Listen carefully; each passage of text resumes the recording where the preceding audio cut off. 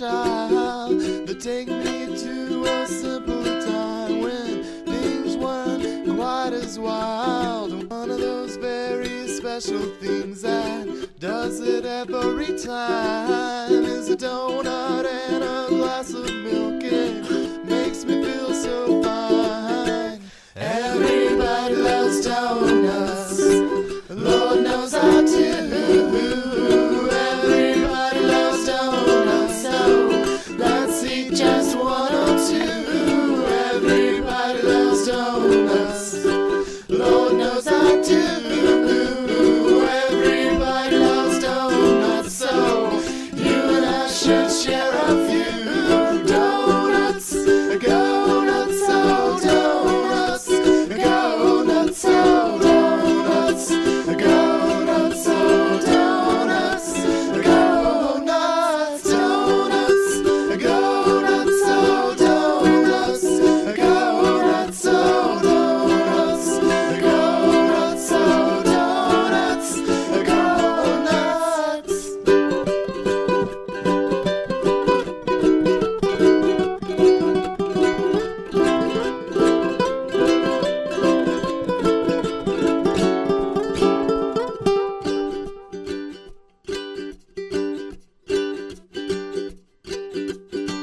Give me crullers and vanities, comfits and fritters and long johns, please. Don't hold back on those bed claws now. I need me some yum-yums and some cream-filled round. You wanna get fancy, I'm right there with you. Let's get some Fosnox and some croquet butcher. If you wanna keep it simple, I'll take a jelly roll, but just don't dare forget about the sprinkles. Oh, if you wanna go foreign, you can get a tukali, a Krapfen, a Fashion, a Funken Kukali, a Listi, Masitas, Sonho, Makitas, Bonichi, Boozy, Philos, and Yao Jagui. If you wanna get fancy, I'm right there with you. Let's get some Fosnox and some croquet butcher. If you wanna keep it simple, I'll take a jelly roll, but just don't dare forget about the sprinkles. Oh, everybody loves donuts, Lord knows I do. Everybody loves donuts, so let's eat just one or two. Everybody loves donuts, Lord knows I do. Everybody loves donuts, so you and I should share a few. Donuts, go nuts.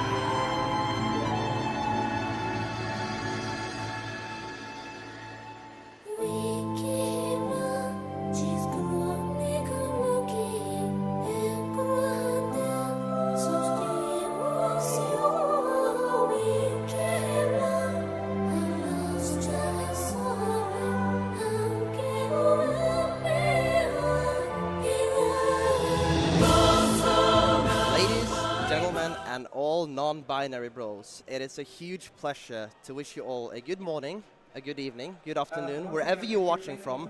Welcome to Singles Pools of Valhalla 4. My name is Jovo, joined here with the lovely PowerGo, Hello, and we're welcome. so excited to get started. Absolutely. This is going to be a lot of fun. We have so many stacked pools with so much action going on for the entire day. All best of 5. Yes, that's definitely something good to have. Always nice to have best of 5 sets. Especially if you can afford to have them, you can. You like definitely more competitive sets. Yeah, definitely. And it also has to be mentioned, like, a lot of people change their game plan, and it has a lot of room to adapt. Yes, when they have have more those, adaptation time over those that, extra definitely. 2 games, so yeah, that you can have some wiggle room around. So I think it's lovely that Valhalla are doing this. We see more and more major and super regional tournaments do this. So shout out to Valhalla for keeping it all best of 5. We really do appreciate that. It gives me a bit more playtime before I go to other pools. Exactly, yeah. It's just great for the O2 as you get more games in, really. It's just good for everyone. More experience, always good to have. Exactly. So it's going to be a lot of fun. We are technically on day 3 of this event, actually, because the venue opened on Thursday. Oh, I see. And then yesterday we had the Battle of the Boroughs, which was quite a fun experience for those of you who don't know. That is basically crew battles with regional and national crews. 3v3 crews, so. Yeah. So we saw actually Team Finland taking the victory. Oh, I see, yes. With the roster of Lancelot, I think it was Zartsu and the Luigi player that I don't remember the tag of, but they took the victory against Copenhagen, the hometown Metabug. heroes. Yeah, Metabug, yeah, the Luigi player. Yes, against Copenhagen. They took the victory against Team Copenhagen, which consisted of Tsun, Melimegron, and Yaya Lilla. Yes. So 2 very strong crews, and we obviously saw a lot of Nordic representation up in there. Which we are going to see today as well. The flags that we have ahead of us here with the Swedish and the Danish, the Finnish and the Norwegian. There are so many Nordics here. And very Nordic tournament, yes. Obviously, we're in Copenhagen. Exactly. It makes sense.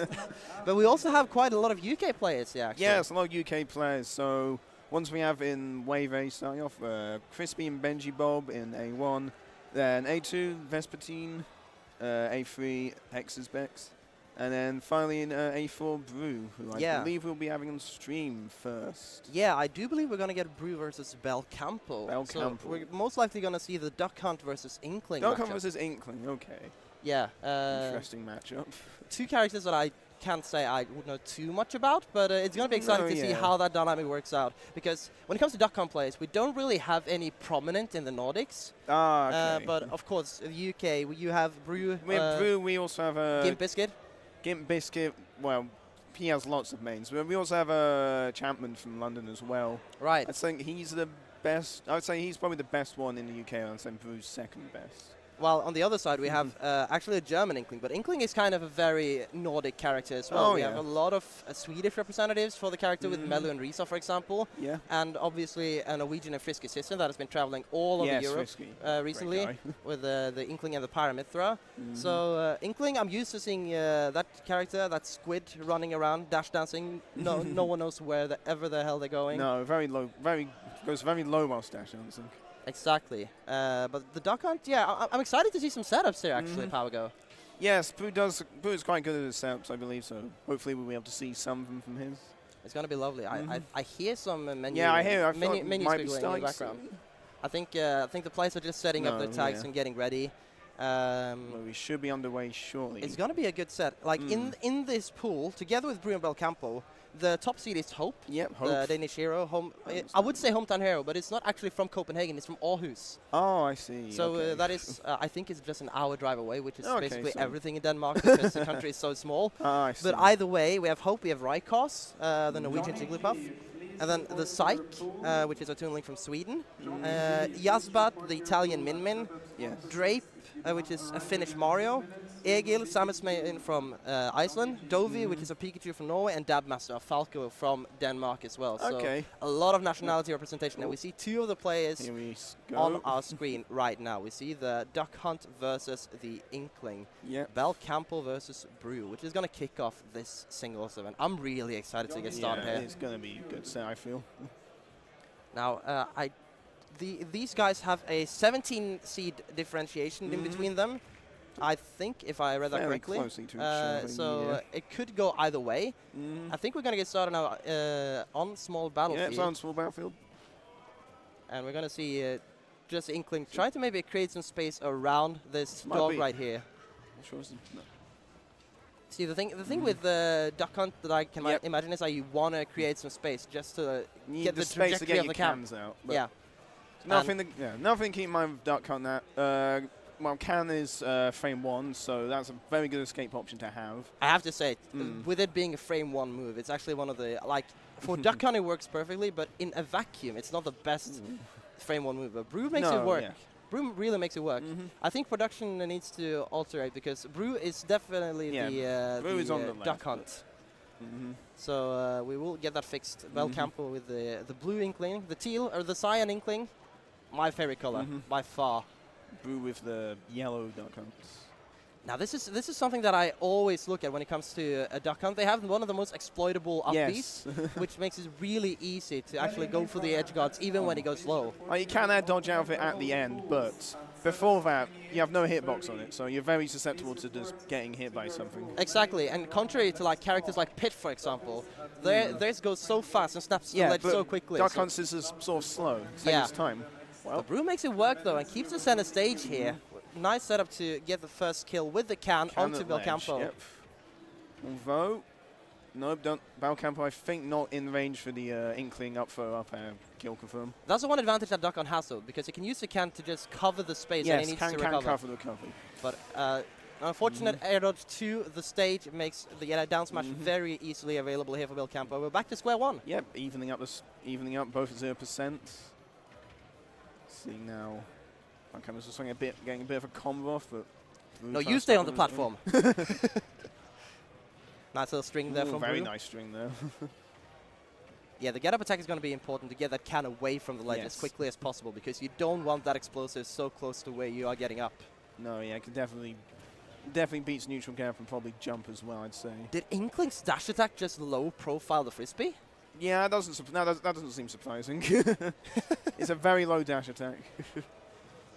Yeah, makes sense. Last call for Vexil in pool A1. Just a couple of neutral interactions here. bBelcampo keeping stage for now, avoiding the can. The can tried to two-frame there, the bear. Regaining the ledge invincibility again by letting Brew go up on stage. Just sharking away that can. Get it away from me. Yeah, good use of up air there. Can almost killing stage. Brew's getting the setup there. Oh, that's very nice, but doesn't kill just yet. But the second one will. That is good can usage from Brew. Getting like so much coverage on every trajectory that bBelcampo wanted to go for. Just able to edge guard without you being in danger of getting reversals, basically. And Brew showing off the tools that Duck Hunt Duo has. Even in Ultimate, bBelcampo answering back and saying that this is Inkling's game. You're messing in the wrong neighborhood. And that's the thing with Inkling, like they have so prevalent kill options when they first get started, and if they first get in that up smash, it scoops up and it has so much kill power when it really comes to it. And that bomb as well. Is Duck Hunt gonna make it? Yeah, the air dodge is gonna do it. It does air dodge, but it's looking dangerous. That might be it, unless. Yeah, the down smash is gonna get it. Definitely. The air dodge would have made it, but the down smash will take it. bBelcampo taking game 1. Good start. Even though he was kind of in a deficit all the way, he managed to keep his composure and getting back slowly but surely, kind of having an explosive approach to the last stock as well, which I think really helped out. Yes. And giving him the first game out of the potential 5 that we're going to have in this set. Now, when it comes to stages, I would think that both players are content with probably just sticking it to small battlefield. Yeah, just a very like default stage, I would assume. I don't think either one wants to push the other one to town or city because of the narrow platforms, and maybe like a stage like PS2 might be too big for them. I've heard too big for Inkling. Yeah. Yeah. Like that's the issue. You really don't want to. You don't want to give Duck Hunt too much space. You don't want too much space against the zoner like Duck Hunts. The volume is too high. So they're turning it down. As a TO, I would appreciate if everyone just left it at 70, so that we don't have to. Like I do streaming and production as well. Oh, I see. If if you mess around with it, it's going to create a lot of disbalance in the stream setup as well. So leave it at a 70. I think that is most appreciated. So bBelcampo actually getting the first game there. Yes, well known to bBelcampo. So we're going to get a production to fix that as quickly as possible. Yeah, I would assume that they're just going back to either maybe the triplats will work out for Inkling, but I would assume that Brew would. Yeah, I feel like Brew wouldn't want to go triplats against Inkling. Like Duck Hunt does have up air strings, but I just feel like Inkling's strings are just. They're not rewarding enough, are they? No, yeah. That's the thing. Like you want to have some wiggle room in the middle. So I would assume like maybe. Oh, they are going. Oh, we are going PS2. Weird choice because I do believe that Duck Hunt like or you know what, no, never mind, it makes perfect sense. Like the scoreboard messed me up. It makes perfect sense for Brew to want to go to PS2 to get the bigger stage, to get more wiggle room with the can. So I think this is the best choice for him. Yeah, that's a fair choice. Well, it depends what bBelcampo has banned there. Now that we have production on the headset as well, we just want to have a correction with bBelcampo actually being the Inkling that got the first game. Yeah. So now entering game 2, you see Brew getting a nice start off there, because 77% lead off. 92% already. This dog is racking no up. damage. Oh, that's a good setup as well. Yes. That's the fascinating thing about the can, because you can change direction depending on if you attack it or not. Yeah, if you hit it, it changes direction. That is really fascinating. Wow. Ooh, that killed early. That killed early. Maybe questionable DI there from bBelcampo, but Brew taking his first stock without taking any damage and still going in. Oh. Now the can is being a menace here for bBelcampo. Can even when it's out, can disrupt combos. You can use it when hit's done, so you can just hit each other really. Now that's a messed up thing about Duck Hunt. You can pummel while the can is still going. Yes. So you have no idea where you'll end up in the end. Like Duck Hunt has some of the most flexible throws just because of that. Brew yep, another use of can there. Now Inkling at ledge. Brew is doing a very good job by staying patient and just letting the can do the work at the moment. Yeah, he's playing much better this game now. So only taking 26%, and bBelcampo on the verge of maybe losing his next stock. And now this is the thing again with Pokemon Stadium 2, as it is the largest stage we have on the rule set at the moment. Yes, it would create a lot of space for Duck Hunt to just roam around. Maybe just almost circle can, just use that can so efficiently. Look at this setup. Where can Inkling return? bBelcampo does manage to make it back, just barely. So one strong hit now will take it, and the back air does. Now a very big lead here for Brew. And he's just swinging out. He's getting all these up airs off. Yeah, you're not getting down, bro. No.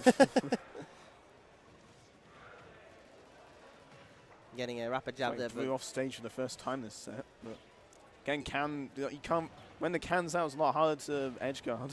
Yeah, definitely, and you can see that bBelcampo is struggling to find options right now, and Brew is staying so patient. Like, if he has to go low, that's no worries. You can get back to stage, because Duck Hunt's nature is so floaty that he has a lot of wiggle room to just roam around, especially with those platforms being really good for the character. Well, Brew air dodging onto the stage, but bBelcampo correctly punishing with the F smash. I'm getting deja vu power go. Now, are we going to see a comeback here from bBelcampo? 88% on the last stock, while Brew still has 2 stocks in the locker. 2 stocks, and bBelcampo, yeah, I say edging closer to kill percent. Oh, nice up B there to get around. Good conditioning there from bBelcampo, but that's not going to win him the game. I think that was incorrect DI there on the down throw. Brew will take it with a down throw up there. Yeah, Brew with the instant reply there, evening up the score 1-all.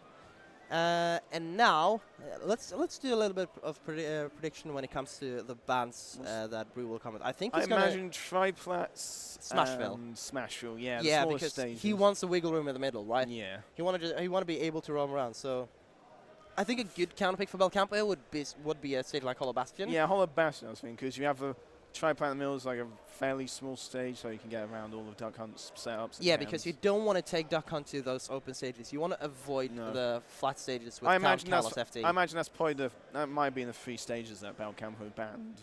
I can imagine so as well. So which leaves open PS2. Yeah, PS2 is left open, and then that of course creates the opportunity for Brew to just go for that instead. But when it comes to bBelcampo's counter pick, this is the key point of actually getting game number 1, because then you have the upper hand the entire set on counter picks if it were to go game by game, right? Which means that bBelcampo will have most likely the stage choice on game number 5 if it goes back and forward like this, if the stage matters that much. Yes. You see the players here interacting, a bit of dialogue, maybe discussing. Yeah. Well, I said that winning the first game in the best of 5 is probably the most crucial one to win. Like exactly. Because even if it goes back and forth, game 5 you will have your stage. You can choose your stage. It is especially prevalent in Melee, but we also see it in Ultimate to an extent because some characters are so dependent on having a good stage that are tailor-made for their setups. So I think with the case of like Duck Hunt especially, he's going to struggle if he doesn't get that that wiggle room in the middle, because the can is going to be crucial to him and he wants to keep it at ground level. He wants to be able to control where he goes. And with a stage like Hollow Bastion, which I'm assuming we're going to, I don't think he'll get that much room. I think we're going to need to see the gameplay now. The game field. Small battlefield. Okay. Fair enough. I mean, if you won that game 1, you might as well go back to it if the option's there. Yeah, if it worked out, why not just do it again? Either way, it's a smaller stage than Pokemon Stadium 2. Wider platforms as well, which again is helpful when it comes to the elimination of the can, which bBelcampo struggle with in game number 2. So it makes a lot of choice as well. No, it makes a lot of sense to go for that choice. A more fairly even start compared to game 2. Most of the fighting we see is off stage actually, and I love that. We don't need the stage. We can just fight in the air. We see a bit more conditioning here from bBelcampo, being a bit more patient with his approach, just waiting for the can to come out, just so he can know where to wiggle around. It's like using roller quite a bit there. So if you can condition your opponent to stay grounded and not shield, then hey, you can get the rollers off. Exactly, and we've seen once again the can setup on the grab. Brew just isolating this Inkling at the moment. And that's such a smart setup as well. Like you're forcing him to go away from the ledge, get onto the platform, and that is the area where Brew will get the most out of his up air, which is so strong when it's used on the platform like that. Going very low here. Oh yeah, Brew going too low. The air dodge might save it. bBelcampo there, getting a scare into the dog. And now we see even percents, 20% deficit here for bBelcampo. That's nothing. No. And this is the one advantage that Inkling has in this matchup. The dash dance ensures that he can move around a lot more freely. Yeah, he can move a lot around. He can move around the frisbee, and I say can if it's jumping as well. And also using the Ink Bomb as a very strong projectile to kind of counteract the can. It's not as quick, but it just ensures that Duck Hunt won't be approaching you in a string from the can. But the Frisbees are doing God's work right now for this Duck Hunt duo. Frisbee's a very good move for Duck Hunt. Like, if you do it the right way, you can combo it into itself and you can kill off of it with like up air or bear, right? I think they're the main ones. I think the Nordics are finally getting the eyes open for this character because, as I mentioned, we don't have too much representation. That forward smash as well covers a lot of space. It's smart by bBelcampo to just go for the ledge there, but it doesn't make him immune from the down throw up air from Duck Hunt. And we see a lot more conditioning from Brew here. Just getting these punishes in and getting out of harm's way as soon as he can. Yeah, I think now Brew's too high percent for up air to confirm. bBelcampo trying to look for another way, possibly an edge guard. Yeah, this is out of Booyah percent, I think. Yeah, now you have Booyah percent. It's a bit harder for Inkling to kill, but she definitely does have the tools to do so. But I think most in this match will be edge guards or trying to condition your opponent into getting hit by the roller. Just getting the downer onto the can, like, get out of here! Using the bomb there, actually. And now we're back at even stocks once again, but a 70% lead here. Make it 100 for Brew. This is racking up. Yep. Well, he hits a can back at him. Get a taste of your own medicine, Brew. As bBelcampo is trying to build the advantage. This is kind of a deja vu from game number 1, as we saw bBelcampo come back from a deficit. Sort of like slowly evening up the percents, but the second upper will take it. That kills deceivingly early. I never really thought about how strong that Duck Hunt up air is. Yeah, it's strong, but it also sometimes has the unfortunate side effect of your opponent can fall out of it. Yeah, for sure. But when it does hit, well, it's a pretty good combo move and kill move, as you saw there. Brew proving that he can beat bBelcampo no matter the stage. And now we're gonna see. I think they just run it back. Actually, I imagine they will run it back. I didn't hear any change in the stages. I didn't hear any menu wheeling, which means that bBelcampo really believes that small battlefield will take him the entire way. He will have to do some conditioning around this, though. Here we go, game 4. Game 4 of our Game 5 sets. We're currently up 2-1. Now, this is where you have to kind of tell yourself, do I want to be more patient or do I want to be more up in Duck Hunt's face? Because bBelcampo definitely gets the advantage in the scramble situations, but Duck Hunt, if he gets the wiggle room to roam around as he wants to with the projectiles that he has in this position, he will definitely win out the interaction when it comes to it all. And Frisbee, once and again. Double Frisbee's off, but didn't get it back, unfortunately. But still, you're getting the damage off. I'm loving these setups. Brew is definitely getting all these setups off right now. If there's a drop-down aerial there from bBelcampo to get does that manage kind to of air dodge out of the... Oh my goodness. Well, Nice, I think even the bBelcampo tech there is probably dead from the forward there, so forward tilt, sorry. The ledge is not safe anymore. Nope. Nothing is safe. Nothing is safe against Can. Yeah, so just get rid of it, get it onto the platform. Oh, that's going to be a regrab, and no punish there. You try to go for the dare, but bBelcampo managed to mix up his up B timings. Here we go, the cans. We see the strings once again, and we see so much damage coming out of it. Brew damage off. Really taking a solid lead here in this game number 4. Yeah, it's like looks like he's definitely adapted after losing game 1. Oh, definitely. This is a different dog, different breed. He's definitely trying to get. He's looking for the kill now. I feel that bBelcampo at 100%. Oh, but look at this. It's staying so patient. It doesn't need to get up in Inkling's face. Just like Inkling approach at this point, really. And we see bBelcampo struggling to get in. Like he doesn't see a way to approach this dog. Misgrab there, gets the punish with a dash attack, goes low with a fast fall, and straight to the ledge. Into ledge. Oh, but that's going to be a kill. That was a nice use there of the splat bomb to take the stock. Good DI there to avoid the up air, but the can is going to do it, and we see bBelcampo on his last stock before potentially going down to losers. Yeah, potentially last stock of the set, but the stock lead, but bBelcampo definitely can bring this back. We'll have to see what he does. Oh, but he's running into way too many of these projectiles, and they're just exploding in the squid's face. Getting a down smash there, but that is just Oh, I thought down there. If he went for down there, that probably would have killed. It's just a bandit on a flash wound at this point. He needs more than just damage to get this set, and bBelcampo is having his back against the wall right now. Brew is doing everything correctly, getting up in bBelcampo's face. And now once again the grab. Did manage to round dodge out the up air. Oh, there you go. Very nice S smash to catch the landing. And we see Brew will take it 3-1. Yeah, that was a convincing win after getting kind of a surprise factor in game number 1 there. So yeah, I'm really impressed by Duck Hunt as a character. This is making this is eye-opening for me. You're seeing how good Duck Hunt can be. Yeah, I think you just need to go to more UK tournaments and just explore this character. Lovely stuff from Brew, which will advance in the bracket, of course. This was actually an upset. Oh, yeah. 15C difference. I think it's a +1 upset factor. +1 upset, yeah. Most likely. I think the midpoint is 64 to 65. So yeah, that is an upset factor of 1 correct. for Brew.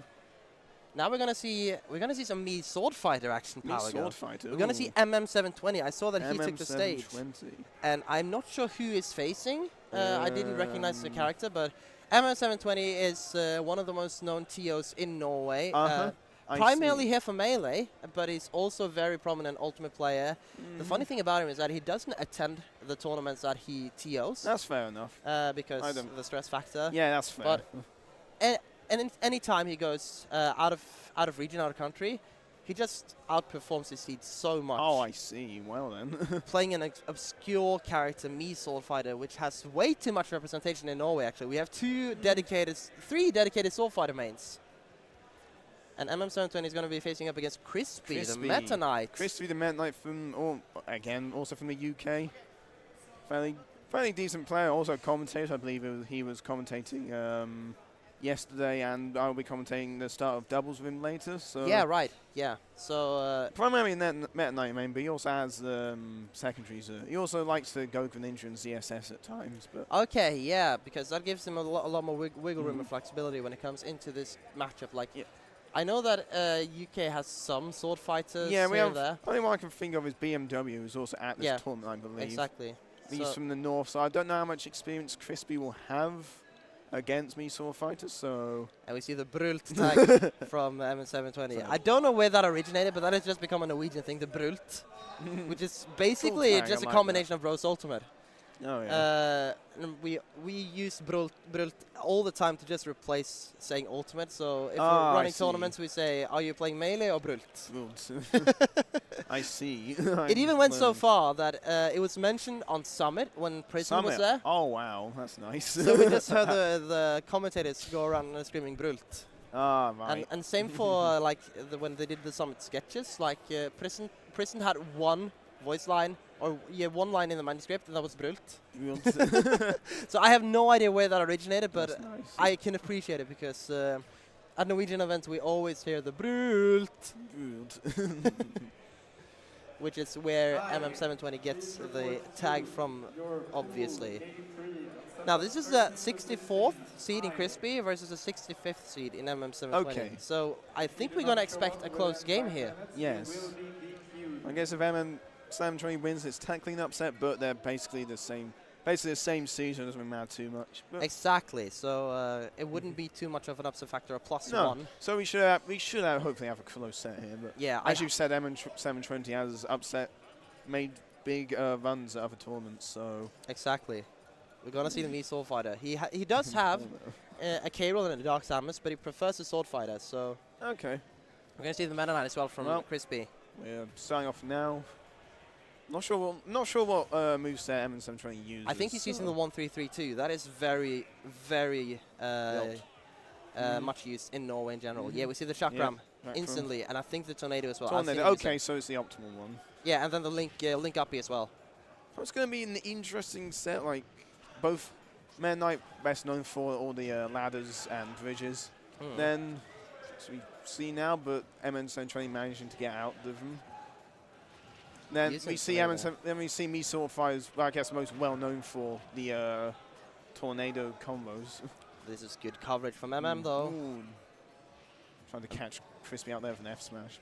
But that's the thing, like Mii Sword Fighter has the tools to just wall you out. Like the tornado is impressive and forces you to stay in shield. You also have Chakram as well. It's like, this doesn't really do much the far one, but it does damage. I like the attempt of the semi-spike there from Crispy, but it just ultimately gives MM720 the stage control back, using the Dimensional Cape to return back to center stage. We'll try to use Dimensional Cape there to get the kill, Crispy. Yeah, we see that Mii Sword Fighter has to work a lot harder to get the percentage up, but MM720 is in a lead now, but I don't think he will make it back with that recovery. Yeah, that's the thing about the spinning up B, whether it doesn't go very far vertically. So if you can get him off stage, he's probably, if he doesn't have his double jump, it's going to be very difficult for him to get back. That's the issue with Mii Sword Fighter as well, because on the other side you have like the very high up B, but then again it's so exploitable because you can catch him at the apex of the jump and in the startups. Yeah, it's like Mii Sword Fighter doesn't have the best recoveries, so this is just a character trying its best. Against a character like Meta Knight, which can just ladder you off stage. Yeah, but we haven't really seen Crispy get many ladders off so far. Oh, we see the one there though. Oh, good reversal. Just getting him out of the way. Didn't get the finisher hit on the dare, but it just got Crispy out of the way. Oh, I like the discipline here from MM. Going for these punishes, like when Crispy stays too close to the ledge, he will get punished for it, and MM will just hold up to get the up B going even further. A bit of an even percentage right now, but obviously the frame data in Meta Knight's favor. Oh no, MM720! No. I think fast fell past the ledge, unfortunately. You don't want to have that on stream. No. That's an unfortunate SD. but it could make it back either way. Oh, he goes for the grounded up B, which it doesn't kill as early as Link's, but it's still I guess a it's a good very out shield option, but if it misses, there's so much end lag, you Exactly. get a very big punish off of it. it's like risk reward that it's not really paying up. But we see MM720 not stressing to get the kill too early here, actually getting the hit with the up B once again, and just staying out of the range from Meta Knight Sword. Doesn't get edge guarded, which men like definitely can do. Nair's probably just really good against that hit. Nair's is probably just really good as an edge guarding. Ooh, Also, we see there the tornado. lovely. Two stock there from Crispy to start it off. Good start there. It was a very competitive game, though. I would say that MM720 brought a good fight. It was an unfortunate ST. The ST was very unfortunate. Yeah, there, but he would have made that in all other scenarios. But either way, I think this game number 1. Even though it was a 2-stock, I don't think that will be a reflection of the entirety of the set. No, it's going to be 1 stocks. Yeah, most likely. I would assume that Crispy would ban Town and City, because that is to say that a Mii Sword Fighter can roam around very nicely on the levels of platforms. I think that is MM720's favorite stage. But they're going to Hollow Bastion. Single platform, a bit more wiggle room. I can dig this. I can understand it. Yeah, so Hollow Bastion is also a fairly neutral stage. It's like, well, I'd say one of the 3 neutral stages alongside Zomba and PS2. But now going into game 2. We see the Impona from MM720. The Mii Sword Fighter that has cursed every Norwegian Switch that has been to tournament ever. I see. And I'm going to see now if he gets a benefit from the single platform, or if Crisp is going to go away with this round as well. Good grab there on reaction from the approach from Crisp. So MM720 getting a good start off here. Not really letting Crispy get in, but does get dash attacks. Just using these projectiles to keep Crispy at bay. Yeah, it's like, even though it's reactable too, if Crispy pretty much just has to react to the tornado by shielding it, which just basically means he's not approaching, so sort of like lets MM720 reset neutral pretty much. I'm loving this patience from the Mii Sword Fighter at the moment, but Crispy just trying to get these neutral interactions in, going low there, saving his jump for the very last second, and the chakram there is almost going to ensure the kill, but managing to hold shield just in time before Doomsday hit from the Mii Sword Fighter. He has a reflector as well, which you won't really get to use in this matchup. No. I believe it also works as like similar to Mario's cape, so can reflect and yeah, I think it does. Oh, that's going to be a kill. That's a good setup there from MM720. Good setup. That catches that 2 frames, and he can kill off of it, which is very nice to have. Just trying to build the damage right now. That chakram can be very deceiving, because when it's inputted with smash attack, it goes far. Like it's kind of like Razor Leaf from Ivysaur, if you think about it that way. Yeah, a bit like Razor Leaf. Yeah. So it goes very far, but if you inputs a tilt tag, it stays close to you. It always has a hitbox, and you can confirm into it. Exactly. Combo from him. So. Oh, that's good drift there from MM720, getting back to the ledge. Staying in a lead here, but that neutral area is going to kill sooner rather than later. Oh, very nice. The F tilt there from Meta Knight. Good option there from ledge. So we saw the roll in from Crispy, wanting to get behind and get maybe a grab or any other option, but MM720 is staying really patient right now, and this is a big virtue that he has in his game plan. But finally up for killing, but whether he's in a disadvantage or in an advantage when it comes to stocks or percent, he can stay very patient and kind of bleed out the opponent if they are too impatient again. So we're seeing a lot of that right now, and I think Mii Sword Fighter is a great character to camp out and just await their approaches, but we see a string here that almost led to death. For this Crispy is trying to possibly gimp him there with the side B back to ledge, but yeah. So we've seen that semi spike before. We are seeing MM720 with a lead here now, sending Crispy to the ledge. We see the conditioning from Crispy though. Good job avoiding the tornado, getting a tornado out himself. Oh, the spacing there. F smash. The spacing is so brilliant there from MM720, but now he's caught in the meat grinder, and that's gonna be a kill. Crispy getting the first ladder off, getting his first ladder off. Now Crispy with the lead. Very nice use of dimensional cape there to go off the ledge, and even getting a jab out of it.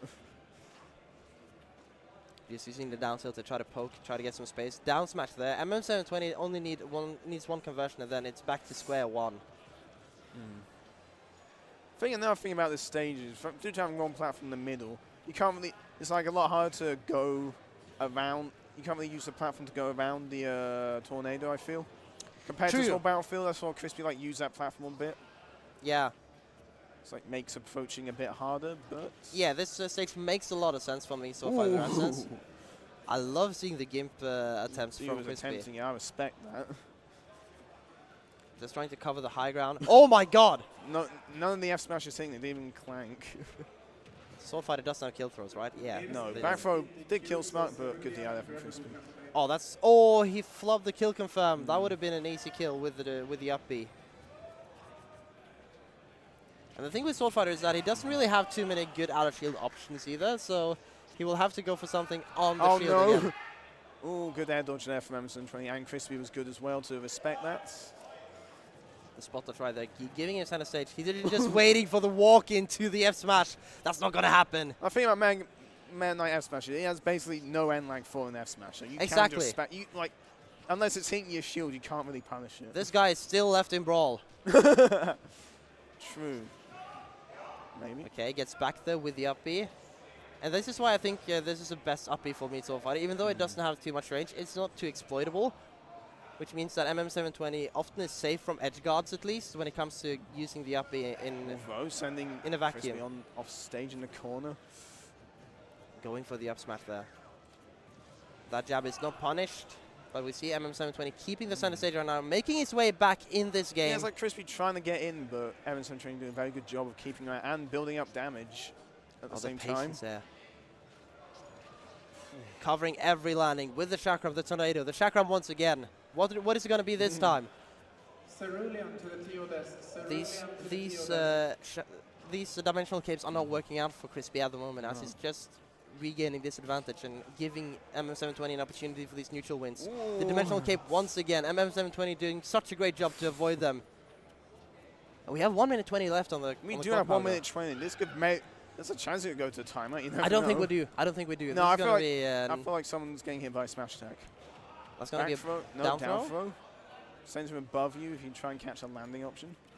Now both down air and up air is going to kill. So Crispy has to be careful. But back air does spark, but not killing just yet. Oh, okay. Crispy going high there. He's avoiding the timeout. And we see MM720 a bit distraught there. He obviously had that in the comments. I would just go back to Hollow Bastion, try to reset, try to get the reverse 3-0. Yeah, that'd be a good stage to go. Which makes the most sense as well. It's going to be exciting to see if he does any change-ups. I don't think we will see a swap of character from MM720. I think he will stick out the me Sword Fighter. Even though maybe I would say Dark Samus would have a better matchup. I haven't seen him play Dark Samus in bracket in maybe about 8 months. So it would have to be a shot in the dark. Crispy. We have quite a few Samuses in London, so Crispy would have the experience in that match. Yeah, you have Allman, obviously, which is maybe the most. Is he the best Samus in the UK? Who is, sorry? Bengis, Allman? Allman, or I'd say Ramboss, but he's retired. There's also Nut Lord, but we'll have to see. I believe it's actually a 2-0 to Crispy production. Right. So it is a 2-0 lead for Crispy at the moment. But we see MM720 trying to get these neutral wins. He was kind of in the upper in the front seat for the last game, but we see some good conversions from Crispy. Oh, that's going to be a gimp. But it doesn't send that far. It doesn't, but it does create a lot of percent on MM720. Every percent building up, we quick to lead to probably sap to. Oh, there you go. Goodness. That's how you convert the stock. You should have teched that. Unfortunately, missed tech there. Crispy with quite a bit of a lead here, getting the down throw off. Doesn't try and go for the ladder, just goes fair for the damage. We see the experience in MM720's approaches, like the way he drifts, the eyes. He just knows when to space and when to try to approach. And playing an obscure character, you kind of have to pinpoint that to almost perfection, as Meta Knight has the advantage on the frame data, he has the advantage on strings and advantage state in general, so you're kind of fighting an uphill battle either way with me Sword Fighter, but MM720 is semi-making it work. Kills at the back of that, I don't think Crispy was DIing that right, he might not have expected it, but... Oh, the Tornado once again. Tornado catching out the Dimensional Cape, that's... And one thing about Sword Fighter as well is that you have to work so much harder to get the percent. Like, Meta Knight can just string it up and you will have 40-50% delta on you in no time. It's like, I mean, me Sword Fighter doesn't really have that many combos, especially off foes as well. So it's sort of like just chip damage really built off from like either like Shackram or just getting your stray hits off. Good conditioning there from Crispy, getting the jump out of the tilt there from MM720 just to avoid the follow-up with the up air. Does manage to hit the Dimensional Cape, doesn't kill just yet, but send him in the corner. And now we see a bit of conditioning here on MM720. He's not going for the direct approach with the up air. Tech roll out, which is really wise, as Crispy was. Yeah, you do not want to be. You don't want to tech roll into Man.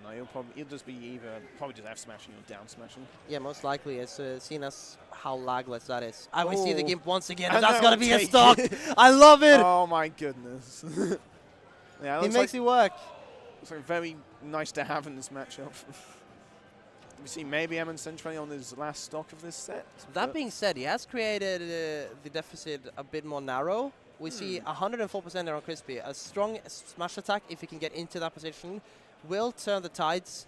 Maybe not in his favor, but more in the direction that he wants to be in. Almost gets hit by the dimensional cave there. Down smash there once again. Not a kill move, but it does a little good percent. It's a fairly decent out shield option. I'm not really sure. I'm not really sure. Well, me Sword Fighter's out shield options are like, to be honest. I think that is the best out of shield option, actually. Wow. Which is kind of weird to think about. Good tech there. But at the ledge versus Knight, scary spot to be. Almost got hit by the F smash, but the dare hitting sooner. Yeah, that didn't look like a trade that he was going to win, but gets the dash attack there, which is deceivingly strong as well.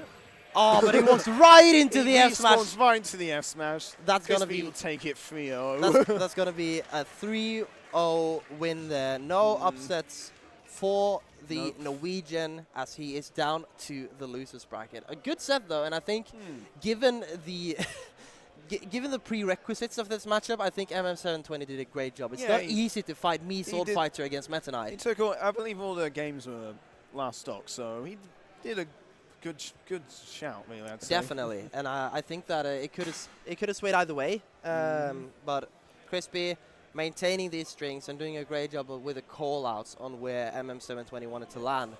So with that being said, we're seeing Vavi up on stage now. I think it's Vavi against Osk. Vavi Osk, yes. So Vavi is a co-main Pokemon trainer and Wolf, and we see on the other side Osk, which is a co-main Paramithra and Rob. Ooh, very nice. I think they have played before. I think Vavi has the upper hand. Okay. He's obviously also the top seed in, or the second top seed after Zomba in this pool. But it is, well, the 32nd seed versus 33rd seed. It's so really close. Close, that's just like the previous set we had. So it could go either way. Definitely. I'm really looking forward to this. though. I think we will see the. I think we'll see the Rob actually from us. The Rob. Given the characters that Vavi has on the table, I think it makes the most sense. Yeah. But the Paramithra struggles against Squirtle especially. And I can imagine. The Wolf matchup is not too comfortable either. So I would say going Rob is maybe the better option. Given that he has used the last half year now to develop this Rob. I see, okay. To actually get it semi-viable for his use. Right. So I'm excited to see. I'm hoping that it's going to be a good set either way. I favor Vavi, of course, as the very unbiased Norwegian that I obviously am. But I think it's going to be a great set. I'm hoping to see some Paramithra action as an Aegis main myself. But I see, okay. I wouldn't mind the Rob, as I see the argument for why that would be the greater character in this match right here. As we hear the shouting from the Melee crowd right next to us. We're having a well of a time here at Valhalla IV. Just getting started with this weekend. So make sure to don't miss any action. Follow us here on VGBootCamp 2 and also the Melee gang over at the main VGBootCamp channel. Absolutely. A lot of action. And we also have doubles running parallel here for both Ultimate and Melee. So we see... Pools happening now, but doubles will be on stream after the Wave D pools finish, I believe. I do believe so, yeah. I think it will be... top 16 and then top 8. Yeah, most likely top 16 and top 8 because we've already started on the doubles bracket, which is best of 3. So it's a bit of a different situation, but it's always fun to see these different formats. And there are a lot of players traveling primarily for doubles. I see. Okay, yeah. Which is kind of fascinating because when you think about Ultimate, when you think about the content that comes on stream, you always see most likely the 1v1 format, the singles, because that's what most people prefer. They don't want to rely on a teammate. It's like the main format, yeah. But doubles has some nice things going for it. It's like doubles is definitely interesting to watch. It's like, well, you have 4 players instead of 2, so it's like more action happening. Oh, definitely. Potential for combos as well. And now we see the players on our stream. Players will be on the stream, starting small battlefield. So Vavi obviously representing Formulation Gaming. Osk without any organization in this back, but traveling from Aarhus to Copenhagen isn't that far of a travel either way. So again, this is the 2 nearby seeds in number 32 on Vavi and 33 on Osk, which means that we're in for a good set. And I think this will be really dependent on how patient both can play. It has to be said that Vavi has mostly Rob experience in his own home region. I don't think he's played too much against any too strong Paramithras. And we're going to see the matchup that I was thinking of. We see the Rob there from Osk. One Pokemon trainer, yeah. I would definitely, if I had a Rob like Osk has, I would definitely not choose the Aegis because Squirtle can really mess up the Paramithra. Yeah, I feel like... Oh, we have playing camps as well. Shadow Production. Oh, nice. I love that, with the little camera frames as well. Well, something else I'd also say, I feel like Squirtle's probably the best character here in this matchup because he's number 1, he's spawned, number 2, he can just combo, just very good at comboing Rob. And the fact that he was able to grab that gyro. When do you ever catch a gyro on purpose? Like, it seems like you're always walking into it when you're trying to grab it. It's a bit difficult to grab, but if you can get conversions off of gyro, you definitely want to use it. Or at very least, you can just prevent Rob from using it. It has to be said also that Vavi has played a lot against the strongest Rob in Norway, which is also one of the strongest Robs in Wi-Fi in Europe, which is Ioppo. Okay, so he's got experience. He is pretty experienced against the character, but it's going to be exciting to see how Osk will respond to whatever he's approaching with. Oh, we did get the Vase Leaf for misplaced the up air, so I'm seeing Vavi have a bit of a lead, but Rob can definitely get the damage off. Just needs to get in first, which is a bit difficult against. So with the Razor Leaves, and then we see one of them. It was a very good mix-up there with the first smash attack Razor Leaf into the tilt attack Razor Leaf just to get the positioning for the upper. And we hear the Bailey crab popping off in behind us. Bailey crab popping off. But a good lead here for Vavi in the starting stage of this game number 1. That's going to be a down throw. Down throw. That's going to kill. That's definitely going to kill. A 63% deficit here for Osk. Rob can definitely build it up, but first you have to hit score, which is quite difficult. Well, yeah, you are not as relying on the 0 to death as you want to go with the gyro with Rob, but because of the small hurtbox that the Squirtle offers. Good roll, getting back onto the stage, not going to the ledge at all. We see that Osk has managed to build up. Managed to sort of even it up, but does get self-staged by the Ivysaur. Good Vine Whip there. And Vavi just keeping center stage at the moment. The Razor Leaves are being a pain at the moment for Osk. Yeah, as we see another Razor Leaf up their conversion. Vavi in the driver's seat right now as he gets another string. That is 31%. Just keeping this robot on the platforms at the moment. Using the back air there as well to trade with the gyro, and once that is out of Rob's hands, he has a lot less tools. But the up smash is definitely going to do it for Osk. This time killing with the up smash instead of the up tilt up air. So bit of a smaller deficit now for okay, same deficit now for Osk to overcome. But then again, building the damage with Squirtle and then just zoning out with Ivysaur. This is such a good game plan for Vavi. Once Squirtle gets mobbed to around like 70%, you just can go Ivysaur and try and get your confirms off. That's That lovely one there. The Ivysaur from Vavi is so strong at the moment. Damn. The up, taking it with the up B, the sweet spot of it, going high. So I think both are going to stick out this matchup because it didn't seem too rough for Osk. No, it's fairly even. Well, it looks like counter picking to PS2, so a bit more space for Rob to zone out. Yeah, I don't know if that's a good idea. Like you don't. Yeah, okay, you can zone out more of Rob, but Yeah, you also get zoned Ivysaur out more can by really zone you Ivysaur. out. I think they're having a hot set on melee. I think it's on because game the crowd is 5 right popping now, off. We're so- going to get used to this. I think that's yeah. I think Melee production is will have to very give us a bit loud. more audio in the headphones after a while, but we're enjoying the atmosphere, and Varav is definitely doing so as well. Game Going to 2 PS2. now, PS2. And these platforms as well is going to work wonders for the Squirtle. As he very nice 46% there. Squirtle can just combo off quite a few hits, so. Well. It is definitely something to be used to having such a strong crowd while while commentating. But as we said, we are loving it. Ooh. Good anticipation from Varav. They're not rolling into the down smash of Rob, which would have been not a kill move Not a per kill, se. but put you in a dangerous spot. Yeah. At layer. A lot more close now, but the Vine Whip from Varav is going to keep Osk in a disadvantageous position, parrying the gyro there and just keeping it away. Oh my god. He actually got the grab out. I think Osk was looking for the down tilt on his gyro there, but. Yeah, it looked like that was the case, but Varavi having him off stage right now. And the forward smash, just do it! Forward smash at ledge. Nike, sponsor this guy. Ivysaur forward smash can cover quite a lot, but up air does kill spot, but doesn't kill just yet. But now It's too big of a stage to kill yet. Does use Vine Whip to hit. Ooh! Getting hit by a gyro on the neutral curve, and Osk punishing that with the bear to kill. I'm kind of seeing a deja vu from game 1 as we see. Yeah, this is like very similar, I feel. Varavi taking the first stock and then Oscar's just getting it back before getting into like a 50% string from Squirtle. But now, he's kind of hitting these conversions, not going to lie.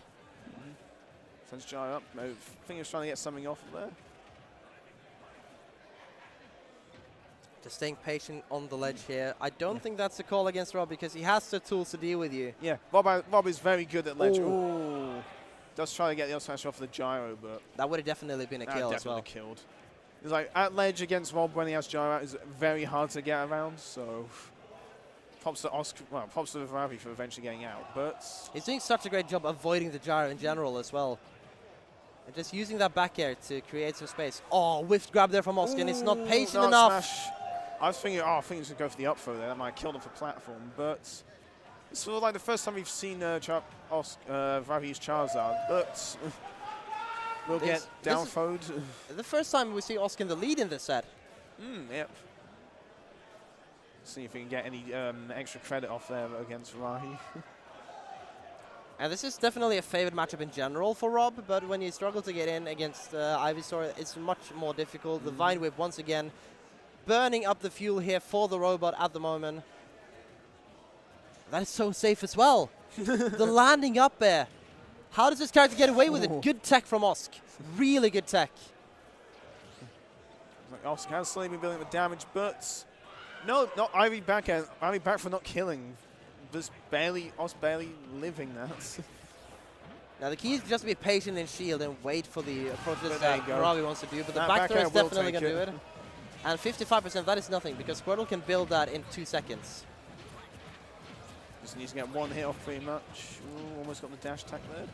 We see Oscar playing a bit more cautiously now as well, just there trying to avoid giving too much space to Vavi, but we see the 44% and then coming in. 44%, immediately swung to Ivysaur, as you do. The Nair beating out the race lead. That is so vital there. I think that would have been a good conversion from Vavi if he had gotten that. Using the neutral air so efficiently as well. No gyro, it's still on the left side.